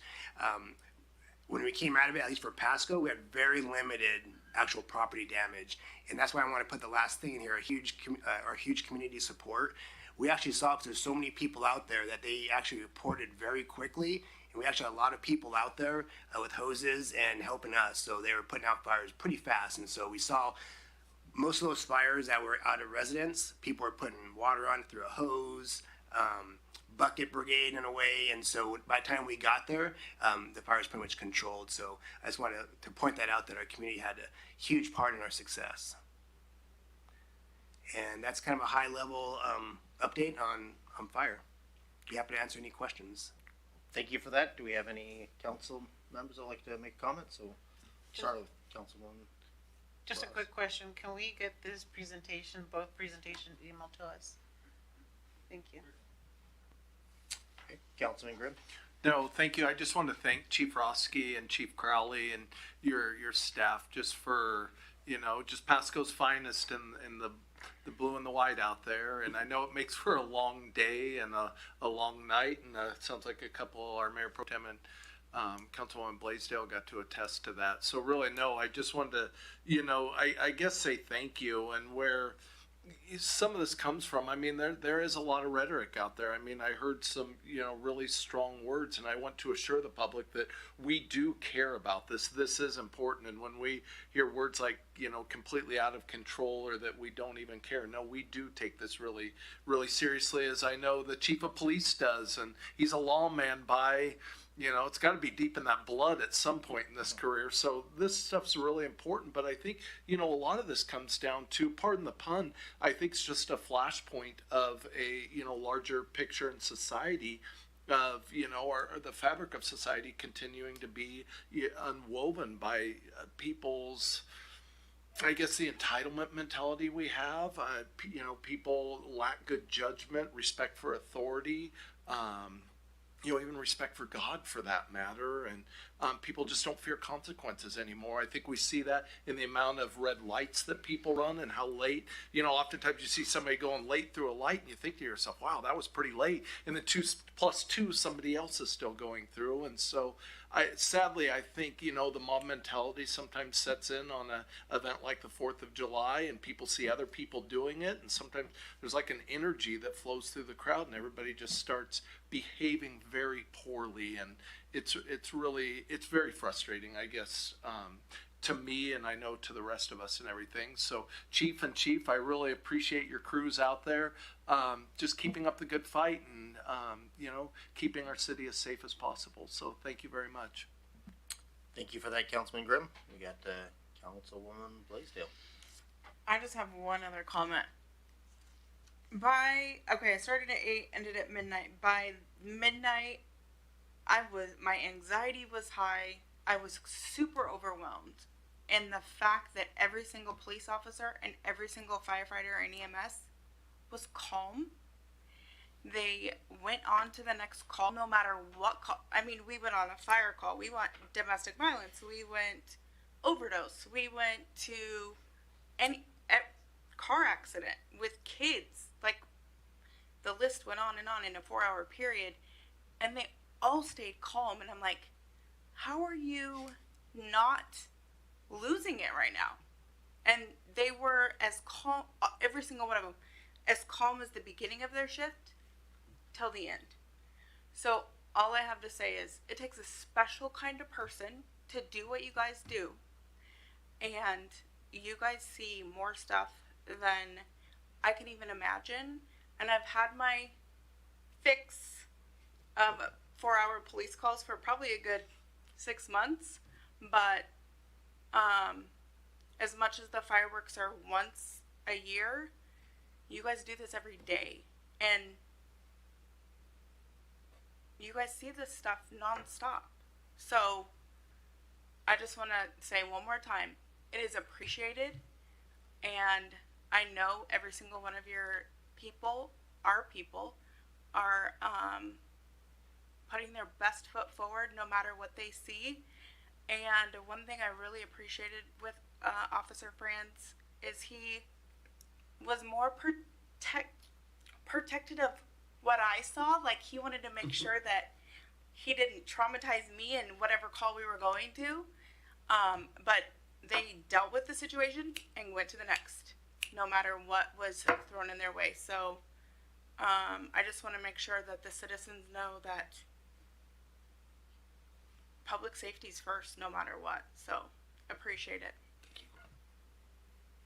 Thank you for that. I do want to echo that. I know one of the bigger things I got out of it was the officer that I was with, he had to go up and there was about 15 guys that surrounded him when he went up and they were done with the fireworks, but they had just finished. And again, all this group of guys surrounded him like, oh, that's bad. I'm in the cop car and he's out there by himself. But he handled it really well, and it just kind of hit me that, our decisions, other people are having to go out and answer for that, to explain it. And so it's just kind of weird when you vote on something and then you see another guy in the fray, in there, surrounded by people. Again, it all turned out well, but, I was thinking, well, if something does go down, this is really bad because I'm in the car, and I'm not going to be able to give him that much assistance, me against 15 guys. But it went well, and he handled it expertly. And so just another thing I will say, that it's weird when we make decisions and then other people in the police force have to go out there and answer to those decisions that we've made. So it a little bit of eye opener. And again, I also want to echo Councilwoman Blaisdell's comments about how professionalism and how everybody was calm, and I do really appreciate the experience and the opportunity to go out there and spend 3 hours with you guys. It was a good experience. Thank you. One final comment. Okay, we have another comment from. Just a final comment. I am very sorry that I had to miss it this time. I had family that I needed to tend to, but I'm very curious to organize a ride-along in the near future, just to see how things have mellowed down since. I know your officers have always done a great job at making sure when there's a ride-along that we're well taken care of. I've been on one before, and have seen a lot of what they go through. One thing that we as council members need to consider is that our officers, both fire and police, are always out there exposing their lives for what they do. We need to make sure that the services, we need to somehow fix the budget to where they have the services for mental health and to be able to take care of themselves and their families. So I just want to highlight that now that we've all seen what the officers go through. So just keep that in mind in the future. Thank you, Chiefs. Thank you. Thank you for that report. And yeah, I look forward to getting a written copy of that as well. And so kick it back to. And just one more comment. Thank you, Mayor Pro Tem. And that is, we don't have a report on the July 4th festivities in general just now. We don't have the software and the staff to put that kind of thing together. It's Jesse doing it by himself. And we'll have that for you next week, though. And get into kind of the attendance. It was very well attended, very well, council noted, very well executed, as well as sponsorships, which were pretty high, and a lot of support out there in the community. So we're anxious to get that to you, but it's kind of one of these years where when you have July 4th on a Friday or Saturday, it's hard to turn it around by Monday night. Well, I appreciate that. Yes, that would be difficult. So with that, we don't have a need for an exec session. So it's going to roll us into number 14, which is adjournment. And without anything, we are adjourned. Thank you.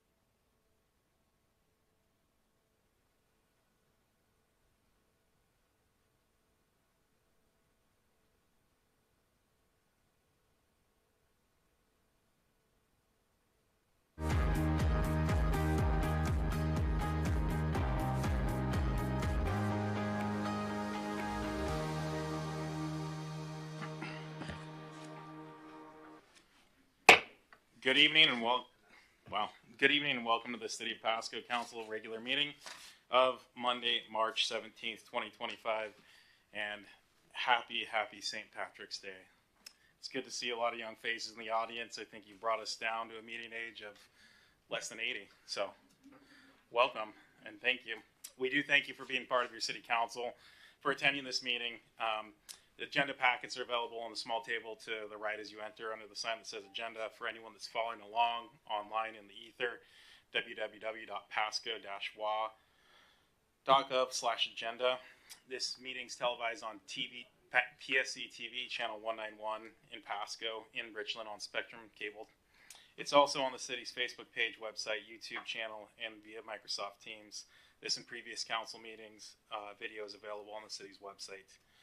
The public may submit their comments, other than outside of the comment time, via the Ask Pasco app, through the city clerk, or through the city manager. With that, Ms. Clerk, if you'll read the roll call. Certainly. Council members: Barajas, Blaisdell, Grimm, Here.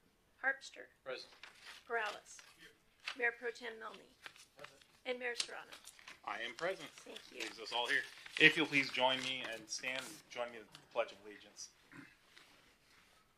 pledge allegiance to the flag of the United States of America and to the republic for which it stands, one nation, under God, indivisible, with liberty and justice for all. Thank you. So with that, we do have a consent agenda. That's item number 4 for anyone following along. The consent agenda, all items listed on the consent agenda are considered to be routine. They're adopted by the City Council in one roll call motion. There will be no separate discussion for any of these items unless a council member desires to remove and place further along in the agenda. So with that, we have a handful of items on the consent agenda. Item A, approval of meeting minutes for February 28th, March 3rd, and March 7th, and March 10th. Item B, bills and communications, approving claims in the total amount of $3,743,876.74. Item C, resolution number 4575, change order number 3 for wastewater treatment plant phase 2A construction with Apollo. Item D, resolution number 4576, memorandum of understanding between the Bureau of Alcohol, Tobacco, Firearms, and Explosives, the ATF, and the City of Pasco. Item E, resolution number 4577, memorandum of understanding between the Bureau of Alcohol, Tobacco, Firearms, and Explosives, the ATF, and the City of Pasco for the NIBIN Enforcement Support System, or the NESS. Item F, resolution number 4578, memorandum of understanding with the Washington State Department of Commerce and the City of Pasco for participation in the Domestic Violence High Risk Team, the DVHRT. Item G, resolution number 4579, letter of agreement between the Geiger Institute and the City of Pasco for implementation of the Danger Assessment for Law Enforcement, or the DALE, D-A-L-E, model. Item H, resolution number 4580, service agreement between Hanford Mission Integration Solutions, or HMIS, and the City of Pasco for use of the Emergency Vehicle Operations Course. And finally, item I, approve Visit Tri-Cities Tourism Promotion Area Reserve Funding Request and 2025 Work Plan. With that, before I get a motion, do we have any discussion or desire to remove any of these items? Seeing none, Mr. Milne. Thank you, Mayor. I move to approve the consent agenda as read. Got a motion by Mr. Milne and a second by Ms. Blaisdell. Can we get a roll call? Councilmember Grimm. Yes. Councilmember Harpster. Yes. Councilmember Perales. Yes. Councilmember Barajas. Yes. Councilmember Blaisdell. Yes. Mayor Pro Tem Milne. Yes. And Mayor Serrano. Yes, a yes. It's unanimous. Thank you. With that, that moves us on to item number 5, which is proclamations and acknowledgements. We do have one proclamation, and I'm stuffing the final envelopes to give to our wonderful students at the Pasco High dance team. So what I will do is I will read. You know what? Let's do this. Why don't you all come up, all the members of the dance team, and I'll come down and read it to you from there, and I'll hand these out to you. And then I know there's a request for a photo op, so if that takes a few minutes, we could take a quick intermission. But I'll come down, and I'll approach you from the lectern. That way I can read it into the lectern.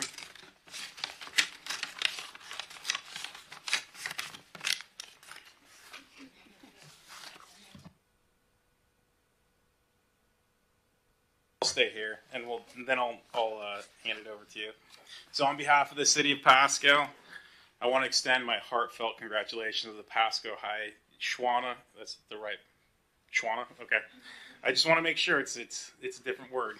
Bulldogs hip hop team for your historic victory at the 2025 Dance Team Union National Championship, earning the title of national champions in the hip hop small division and becoming the first team from Washington State to achieve this prestigious title is a truly remarkable accomplishment, one that will be remembered and celebrated for years to come. Your extraordinary performance has brought us great pride and joy to your community, and I'm honored to commend you on your well-deserved success. This is an exceptional achievement. It's a testament to the hard work and the dedication you've poured into your craft and you've truly exemplified the power of teamwork, tenacity, and passion. Countless hours of practice, perseverance through challenges, and an unwavering commitment to excellence have led you to this incredible moment. And you have a well-earned, deserved place among the best.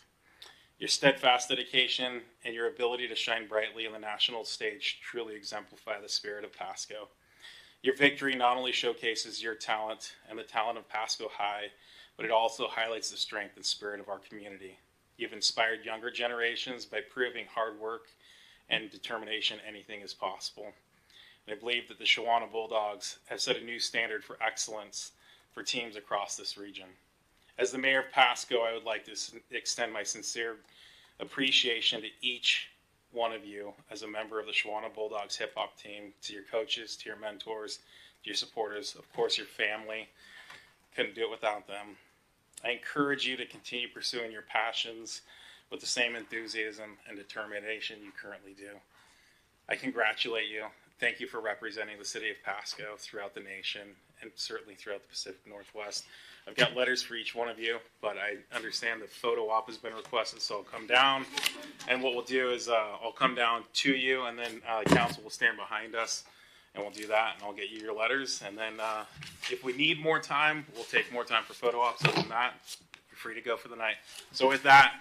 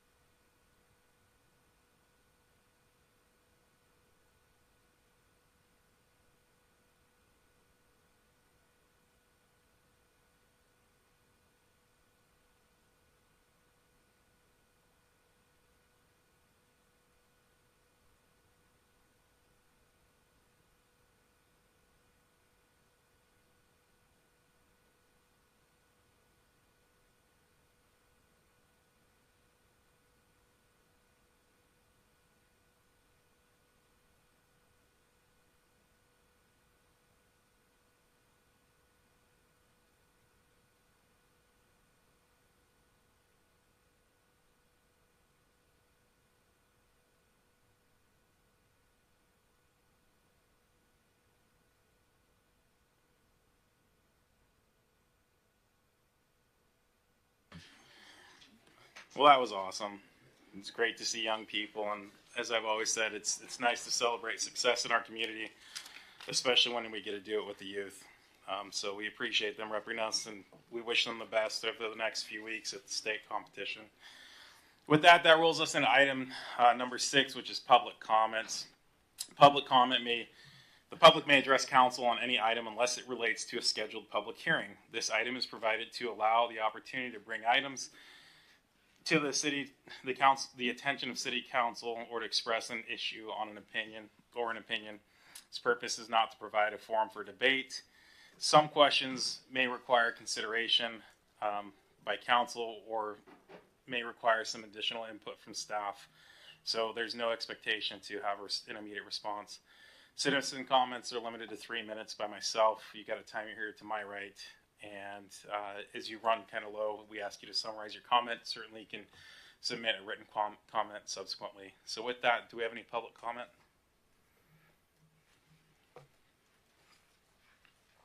And if you can give your name and city of residence for the record, please. Good evening, Mayor, Council, and staff. Thomas Grandbois, Big Maple Properties, 108 North 4th Avenue in Pasco. I wanted to highlight a couple of things tonight. I wanted to highlight some positive things, some positive staff interactions that I've had that I know you guys probably get a lot of. You don't always get a chance to hear positive things. So I wanted to highlight Chad from the graffiti abatement program. The other day there was some graffiti in our alley, and we got a hair up our, you know what, and we decided to go through the Ask Pasco app, which is amazing, and we tagged, I believe, 30 pieces of graffiti within our immediate area, and within 3 to 4 days, Chad had knocked them all out. So I really want to recommend everybody, to all the people watching at home, if you do have graffiti, please just use the Ask Pasco app. It's fantastic, and the turnaround time is incredible. The other person is Park Ranger Steve. He's one man, and he does a great job covering our parks in the downtown. I don't know what we did without him there. His presence is really, really vital to our success. And then the final thing, I know there have been some requests for public records in the past from folks here, and I went and I submitted a public record request for what was provided to them. So Ms. Mahoney, I just wanted to give this to you. This is a print up of what was provided to you, so you don't have to worry about that. So I'll just leave this here for her to pick up in case she has any other comments. So thank you all very much.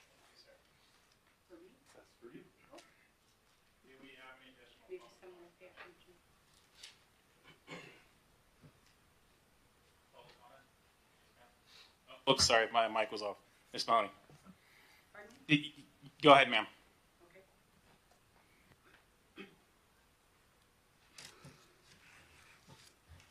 Mary Mahoney, Pasco resident, to Pasco via RCW 42.56, provide permits for Pasco and Hayden Homes to kill our 8 floodplain American bald eagles, provide a 404 permit for Pasco's floodplain sewer station, give a start date for the floodplain Road 48 Park and for the floodplain LID on Pearl Street. Indicate which plan, LID plan or design. What's the total cost for the Pasco Aquatic Center, including Matt Watkins' Wow Factor wave machine, which comes in at a cost of, who knows, $22 to $280 million. Pasco's CIP budget is over $500 million. How much is going for homeless shelter for people with and without pets? How much of the CIP budget is going for a low-cost spay-neuter clinic anywhere? Provide the deleted Pasco City Council meeting with City Attorney Lee Kerr's comments regarding the WSU contract, Angela Zeiler's missing rainy day fund from Animal Control, his permission for no due process at Animal Control, floodplain development, and more. How much money does WSU pay Pasco and Animal Control for our dogs and cats used for research? Animal Control, Angela Zeiler's quoted in the Tri-City Herald, quote, "The dogs euthanized at WSU were the ones the shelter would have had to kill anyhow." See Animal Control Zeiler-Ziegen's files with Bell, Kilo, Jack, and more, as well as WSU Animal Control dog videos. Give Angela Zeiler's rehire date at Tri-City Animal Services. For all details, call Lee Kerr at 509-735-1542. Animal Control has botched many euthanasias, calling it popcorning the dogs and cats. That is, dogs and cats suffer painful and violent deaths. Provide Zeiler-Ziegen's education and certification for humane methods of euthanasia required by the Animal Welfare Act. Provide results for the 48 counts of animal cruelty, theft of $375,000, the missing rainy day fund. See Chambers, Hernandez, Howard, and Angela Zeiler, respectively. Provide insurance policies for Tri-City Animal Services and cat bonds for Pasco. For a list of all WSU dog and cat research providers, call the WSU president at 509-335-4200 and WSU's Dr. Guy Palmer, also of the Paul Allen School of Global Animal Health. He can be reached at 509-432-3385. My comments are for the record and to put Pasco on notice. Thank you. Do we have any additional public comment?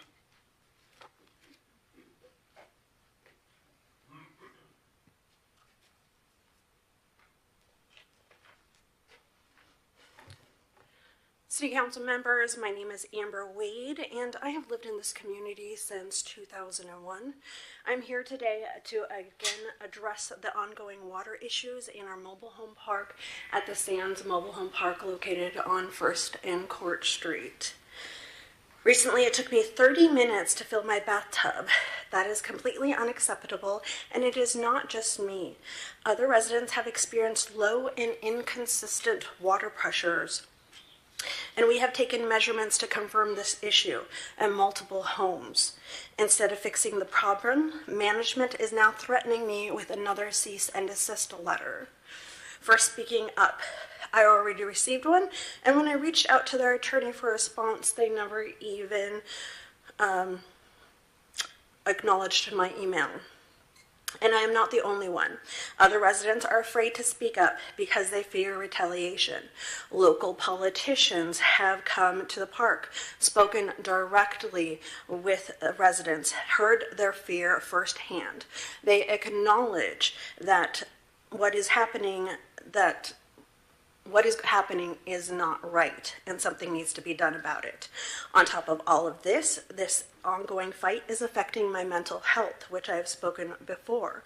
I have worked hard to regain my stability, but the constant stress, intimidation, and fear of losing my home are taking a serious toll. This is not just about water, this is about our well-being. No one should have to fight this hard just to be in a livable home.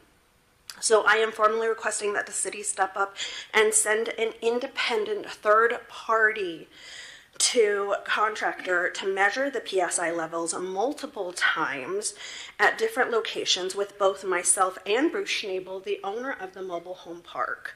So we need transparency, fairness, and a real solution.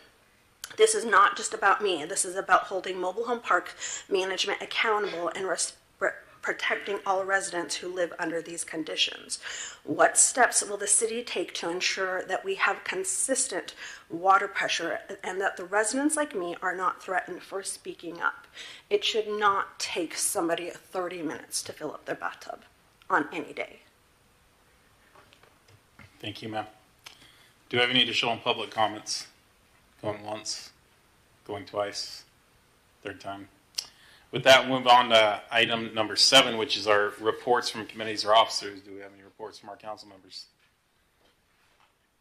I think Mr. Grimm, I see a flashing green. We'll see what that does. I was wondering the same thing.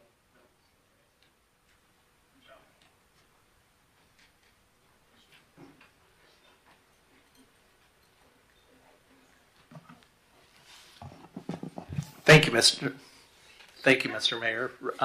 Just real briefly, Thursday night I attended the Benton Franklin Transit meeting and just really heard a report from our CEO, Thomas Droist, about the key performance indicators, and it was a real brief meeting, but I appreciated him challenging himself, his team, to standards there that are measurable and that they can follow up on and just really have some accountability in trying to better the organization. He's, several months in now, but I'm sure still getting his feet wet, but yet he is more comfortable, confident, and I believe he's off to a great start there. So thank you. Thank you, Mr. Grimm. I'll go with Mr. Harpster because it looks like Mr. Milne's struggling.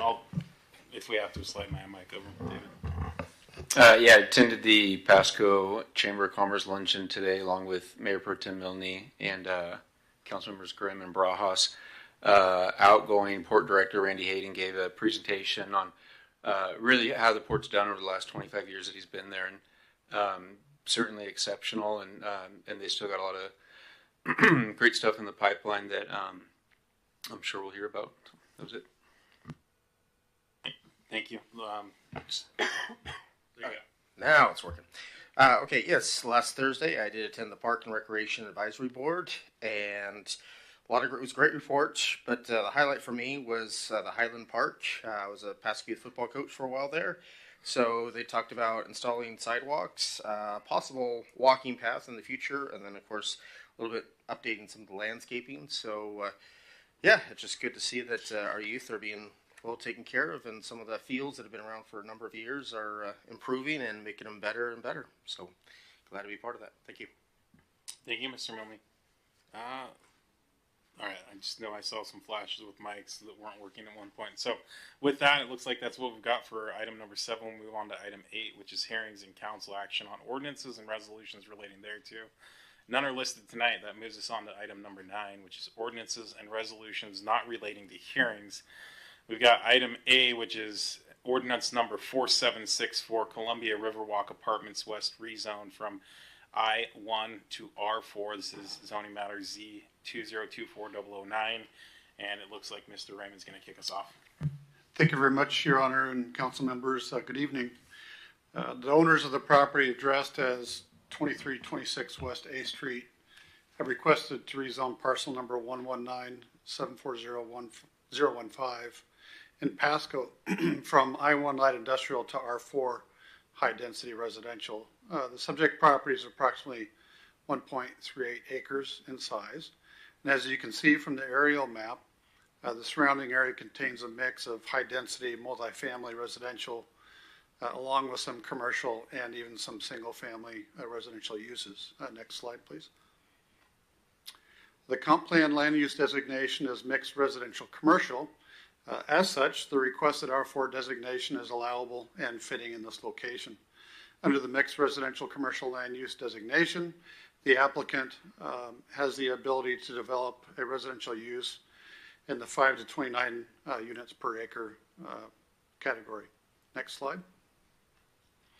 The surrounding zoning designations vary from R1A2 low density residential alternative district to the north, C1 retail business district to the west, and R4 high density residential to the east. Given this, R4 is a fitting continuation of recent development trends in the area. Next slide. This slide speaks to the requirements on how to evaluate zoning petitions like this. And in consideration of all the criteria, application package, and public comment, staff finds consistency with this criteria. Additionally, the hearing examiners held a public hearing on January 8, 2025, and subsequently recommended approval of the requested zone change. Next slide. At this time, staff is requesting that the City Council adopt Ordinance 4764, amending the zoning designation of the subject property from I-1 light industrial to R4 high density residential district. Thank you. Thank you. Do we have any questions or comments? This hearing? Sorry, Mr. Ferguson. Yeah, I just need to go through the script real quick for quasi-judicial. So this is a quasi-judicial hearing or proceeding to render a final decision on materials that are presented. It's defined as a proceeding in which the council defines the legal rights, duties, or privileges of specific parties in a hearing, proceeding, or other contested proceeding. The appearance of fairness doctrine applies. The hearing must be fair in 3 respects: form, substance, and appearance. All council members should consider whether they have potential conflicts as follows: A, a demonstrated bias for or against any of the parties; B, any direct or indirect financial interest in the outcome of the proceeding which would affect the council members personally; whether there has been any prejudgment of the issues prior to hearing the facts; whether there has been any ex parte contact with anyone other than staff prior to this hearing; and finally, any other conflict which a council member believes would prevent them from hearing this matter fairly and impartially. If any council member has any of these concerns or disclosures, now would be the time to make those known. Seeing none, any member of the public wishing to seeking to disqualify a member of council from participating in these proceedings? Seeing none, please proceed. Thank you for that. Do we have any questions or comments of staff from by council? Seeing none, can I go ahead and get a motion? Yes. Yeah, Mayor. I'd like to make a motion. I move to adopt ordinance number 4764, amending the zoning classification of certain real property located at 2326 West A Street on the south side of West A Street at the intersection of West A Street and South 23rd Avenue in Pasco, Franklin County, Washington, from I-1 light industrial to R4 high density residential, and further authorize publication by summary only. Second. Got a motion by Mr. Sorry. I got a motion by Mr. Milne and a second by Ms. Blaisdell. All in favor, say aye. Aye. Aye. Any opposed, say nay. Hearing none, that passes unanimously. We'll move on to item B, which is resolution number 4581, fourth amended and restated interlocal agreement with Benton County Emergency Services, BECS. Mr. Ferguson. Great, thank you, Mr. Mayor. So essentially, first of all, I must say I'm very disappointed. I worked very hard on trying to get multiple colors in this document to show you the differences, and they were there, but then they got lost in translation. So anyway, I was. Do you ever? Okay, good. At least on my I had it up to 3 colors at one point, but anyway, long and short of it is I won't drag you through it. I'll just show you the things I really wanted you to focus on that were different from last time. Were on page 14 of the document. I guess it's page 330. Well, gosh, I guess mine may be off now, but it's page 14 of the fourth amended document talking about. The public records. Essentially, the first section describes ownership of the records. Now that all the member agencies will be, or participating agencies will be members of they'll have ownership of their own records. The second part really talks about retention and that the BCS will be solely responsible for retention values, but will not go below what the state law minimum is. So that's a significant concern that we would have, and it's ameliorated by that. That provision. Next part that really is focus is that the member agency will be the ones who are responsible for processing their request. And further down in that section C and D, you can see that BCS, because even though the records are created by each jurisdiction and they quote own them, they don't actually possess them because BCS has a lot of these records in their bank. So what is, and the big key, or I guess the big, not bone of contention, but the big concern was how then, if they have the records and we're responsible for providing the records to make sure that it's compliant with the Public Records Act, how do we know that the search was adequate? So the part that you see in D where it talks, you see the 1 and the 2 there, that is really the part that came in after a lot of discussions, because what it said is that if BCS does the search, they essentially are indemnifying the agencies for the adequacy of that search. Now, there's pretty strict requirements to get to that point. It has to be the only portion that if somebody was to have been found liable for not providing records, it has to be the only reason that it would have been subject to liability. But then also they have to go through and the city, you'll see 1 and 2 there, where the agency has to prove that they responded promptly and diligently, and that they promptly notified BCS, the staff, of their requesters' communication of additional searches. So those are two of the big concerns that we had that are taken care of by that provision. And then finally, the legal review is done by each agency now instead of BCS's attorney, who is the administrative agency is the City of Richland. So those are done by each jurisdiction now, that any kind of legal review is done by each jurisdiction. So those are the big things that I just want to make sure that we're spotted. A lot of work went into making sure that got written correctly and that everybody could live with it. So yeah, if you have any questions, happy to try to answer them. But sounds good. Thank you, Mr. Ferguson. Do we have any questions or Mr. Perales? It looks like you're making an attempt. Oh, Brad again. There you go. I was just going to ask. So BCES is as approved our changes. So what we're approving here is, I mean, it's not going to get changed. You got it. Okay, thank you. That's correct. Yeah, everybody's gone through it. I think we are one of the last 2 to go. So everybody else has already approved it, so it won't have any changes. Thank you. Do we have any other questions or comments from council? Seeing none, Mr. Milne. Thank you, Mayor. I move to approve resolution number 4581, authorizing the interim city manager to execute a fourth amended and restated interlocal agreement for the Benton County Emergency Services. Second. Motion by Mr. Milne, second by Ms. Blaisdell. All in favor say aye. Aye. Any opposed say nay. Hearing none, that passes unanimously. Moves us along to item number C, and I'll read it and then kind of talk about why we have 2 distinct motions here. Ordinance number 4765, amending Pasco Municipal Code section 3.35.220 and 3.65.150, and creating one 13 or 13.85.095 with regard to irrigation utility rates. And as I mentioned, there are two options that we talked about. I know Ms. Sarah will get into detail, but that's why anyone following along sees the or in the motions. Good evening, Mayor and Council members. We are going to be talking about irrigation updates to rates and connection fees. And we have discussed this item several times in the recent past, starting in October of 2024 and through most recently in the beginning of March of this year. So this slide is familiar to you as all the things we have discussed in prior meetings, so I'm not going to go into detail here. The service area shown in light purple. And then there are two proposed ordinances. The ordinances are very similar. The only distinction is the rates and connection fee established in each of them. And we'll get into the detail of that. But what do these ordinances do? Each of them, regardless of which one you were to act on, they both update rates for the next 6 years, so between 2025 and 2030.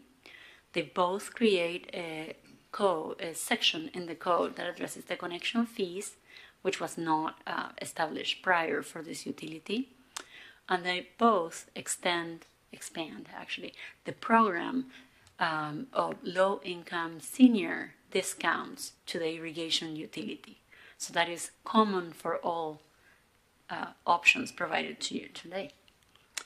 And so what is the difference between the two alternatives? So alternative A, which coincides with ordinance alternative A, provides a connection fee established at the maximum calculated by the cost of service analysis, and that is the $1,468 in connection fee, and then establishes the rate increases at the lower alternative of the two. So that is 17% for the first 3 years, and you're seeing annual cost for the utility in the screen, and then the following 3 years at 3%. Alternative B has a lower connection fee, which is proposed at $1,000 for connection fee, and then the increases to rates is a little bit higher than the option A. So in this case, is the first 3 years is 17.75%. So that is just under 18% for the first 3 years, and then the last 3 years in the schedule is a 3% update each year. So that is all I have to present tonight, but I'm happy to address questions. Thank you. Do we have any questions or comments from council staff? I know we wrestled with this for quite a bit of time, and we narrowed it from 3 options down to 2 options. Now we have 2 before us, and we'll take action on one tonight. Mr. Harpster, and I can circle back with some thoughts. Yeah, no questions for staff. Appreciate the presentation. I did just want to point out to the rest of council that in the staff report that was prepared, it does a good job of breaking down the 3 reasons for the need for this fee. One being the upgrades that are needed to the existing system because of existing use, and then 2, to support future growth. And so the way that, and then 3, to cover rising operational costs. So the way that I would look at that is the first reason needing upgrades to fix existing issues is because of existing users, and that, so then the existing users should pay some share in a raised fee. And then the second reason, to support future growth, would tell me then developers need to also be paying a fee to support the growth of the system. And so just based on that, I'd be in favor of option A. Wanted to share some math that I did. So option B, at a connection fee of $1,000 per dwelling unit and a total rate increase of $173.69 by 2030, is a 475% difference. So it's not necessarily fair, but I do think it's the best case that we've got of the options, right? And there's a definite need. With option A, those numbers are very different. So connection fee of $14.98, total rate increase of $166.19. By 2030 is a difference of 801%. And so just another reason that I'd be in favor of option B. And then lastly, again, this is a need that I think can easily be explained. But as Ms. Copeland from Tri-City Association of Realtors mentioned a couple weeks ago, this does effectively end up as a tax on new homes. And so there, just that again is a third reason for why I'd be voting for option B. Knowing that this is necessary, but giving us the option to keep it a little bit lower. So those are my thoughts. Thank you, Mr. Harpster. Yeah, when we talked about this, I think I was in kind of somewhere between like a B plus, somewhere in the middle of A and B. Looking at it, I think, I'm supportive of option B, and my thought is this: we opt in for maybe the lower connection fee if that's the desire of council, and then maybe we revisit in a year or 2 years, and if the connection fee doesn't seem to be doing the right thing, we can uptick it again at that point. But I do agree with your sentiments there that we're assessing a cost to growth, paying for growth, but we're also assessing a cost to users paying for historical users, which new growth can't account for any wear and tear, if you will. They're just adopting the system as they get it. So, yeah, I'd be in support of B. Certainly, if we lean towards A, I think it is what it is, and we've, at a minimum, we're getting the opportunity to make sure that our system's going to have longevity. I see no further lights, and that being the case, I guess, Mr. Millie, you pick and choose. Choose your own adventure, buddy. Why don't we just shoot for option B first, and we'll see how that goes.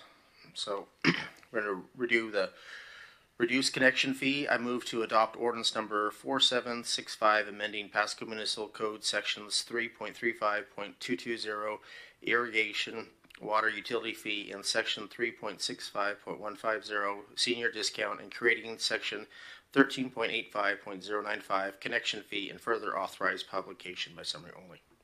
Second. Got a motion by Mr. Milne and a second by Ms. Blaisdell. Because we have two options, let's go ahead and do a roll call. I think that's just going to be cleanest. Councilmember Blaisdell. Yes. Grimm. Yes. Harpster. Yes. Prowlis. Yes. Barajas. For clarification, this is for option B? Correct. No. Mayor Pro Tem Milne. Yes. And Mayor Serrano. Yes. It passes 6-1. Thank you, ma'am. With that, we'll move on to item number 10, which is unfinished business. There is none listed. We'll move on to item number 11, which is new business. It's a number. There are 3 items. Sorry, Dave. Did I cut you off? All right. Just, with the mics not working right, I just want to make sure I'm not missing something. We'll move on to item number 11, which is new business. Item A is transportation impact fees study, Fair and Pierce, and that's going to come from Deputy City Manager Hugh Sigdell, who's not celebrating her birthday this week. Thank you, Mr. Mayor, and evening council. I would like to introduce Kendra Breland. She's representing Fair and Pierce, a leading transportation planning and engineering firm. They have extensive experience in planning and designing transportation systems, and they're very innovative in their solutions for urban growth and infrastructure challenges, which we're very well aware of. And she will be presenting updates on Pasco's transportation impact fee process and talking about the process itself and how it helps manage growth and fund some critical transportation projects, and also, and probably more importantly, ensure smooth development process for our community. And with that, welcome, Kendra. We can turn now on the base. There we go. Thank you very much. And good evening, Council. Again, my name is Kendra Brandlin from Fair and Pierce. And I'm going to I've got a fairly lengthy presentation here. I'm very open if you want to ask questions as we go, or if you want to wait until the end. Either way is fine with me. So first of all, just a few kind of basic slides. What are transportation impact fees? They are one-time charges paid by new development. They were authorized under the 1990 Growth Management Act. And generally, they're provided to fund improvements that are needed to serve new development. So can't go towards things like filling potholes or addressing existing problems that we have on our transportation system, but they're really intended to fund projects that really provide capacity for new growth, so new trips, whether it's more cars, whether it's people walking, biking. Transportation impact fees are really just helping people to move more effectively. So a few other kind of details about transportation impact fees. One, and this is a requirement of state law, once you collect them, the time clock is there to encumber those funds. So once you collect them, you do need to encumber them to a project within 10 years, or you need to pay back development. Also, they need to go towards projects, first of all, that's on a transportation impact fee project list, and we'll talk about that later, but those projects need to be a part of your capital facilities element. So they need to have, the way I like to say is they're projects with status. They're projects that are in your plans, projects that the city is very serious about. And what are those types of projects? State law allows them to be anything from streets and roads to bike and ped facilities that provide kind of some capacity for multimodal commuting, so that could include trails under state law. Generally, what we're seeing communities fund impact fees for are really just kind of what we put in that umbrella of complete streets. So those are intersection improvements, whether it's adding a signal or a roundabout, whether it's adding sidewalk, curb, and gutter to a street, or adding a median treatment, or adding additional lanes. So a lot of need on your guys' capital list, we know. So they're a good funding source to kind of help move some of those projects forward.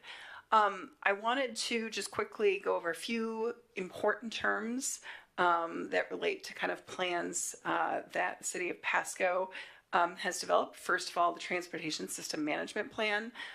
So this is a long-range plan that outlines the vision, goals, and strategies for the city's transportation network.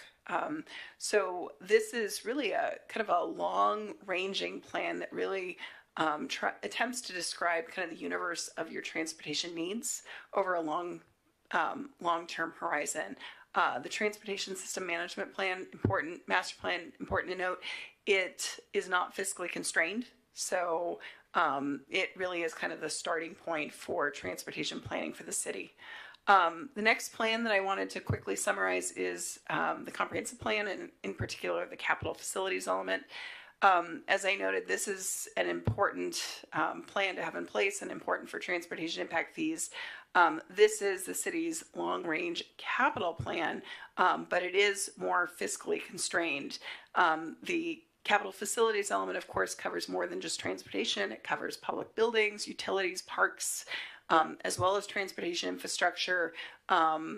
But it's important to look to this plan as a source of projects for funding transportation impact fees.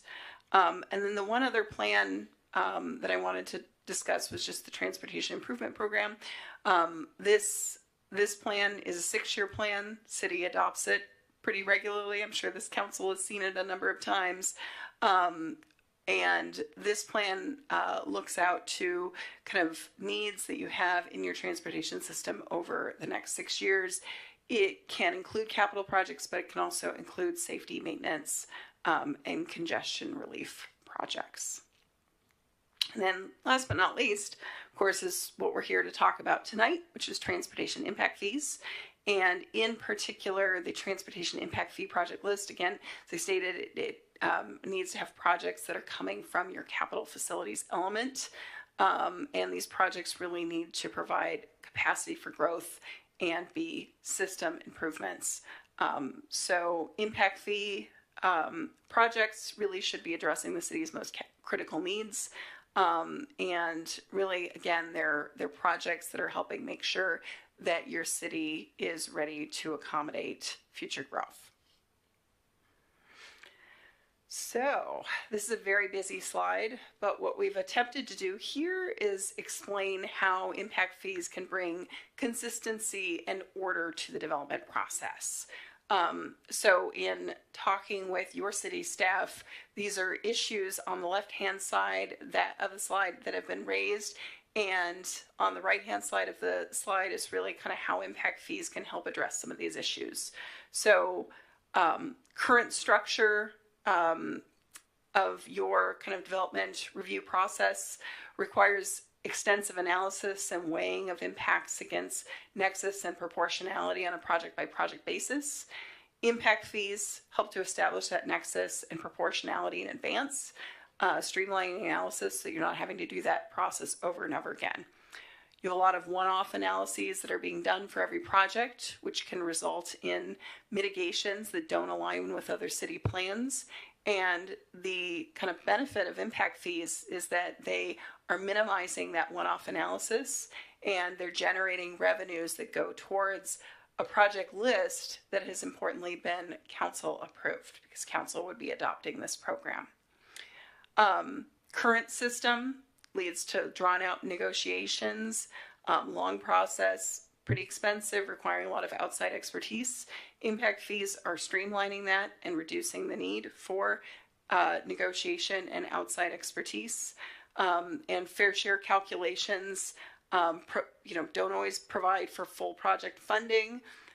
Impact fees, once they're generated, can be spent on any project on the list.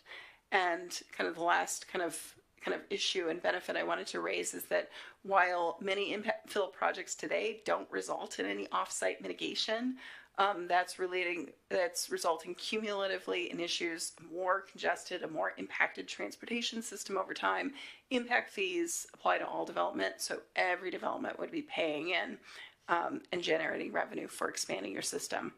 So generally, when we think about impact fees and how can they address Pasco's challenges, one, you have a gap of funding for transportation that impact fees can help to fix. There's a perception potentially out there that development is occurring without paying for adequate mitigation, and impact fees ensure that growth is paying for growth. And last but not least, the current system right now is very drawn out, very expensive, time consuming, which has impacts to the community, to the developer, to city staff. So impact fees are attempting to address all of those issues by helping you to kind of streamline your processes. I would be remiss if I did not note that with impact fees, that doesn't mean that you're not going to do TIAs. TIAs are still going to happen in the city, but in adopting an impact fee program, the city has the ability to potentially modify the TIA development process to streamline it, to reduce the scope of that analysis and make those analyses more expeditious. So again, the hope here is that by imposing this fee, on the plus side, we're speeding up the process and making it easier. I want to make sure that there isn't a question or a comment. I do have a quick question. If you can turn off your mic, I think it allows his mic to turn on. Just a quick question on the first slide, third bullet point. It said funds that traffic impact fees funds improvements that are needed to serve are reasonably related to and reasonably benefit new development.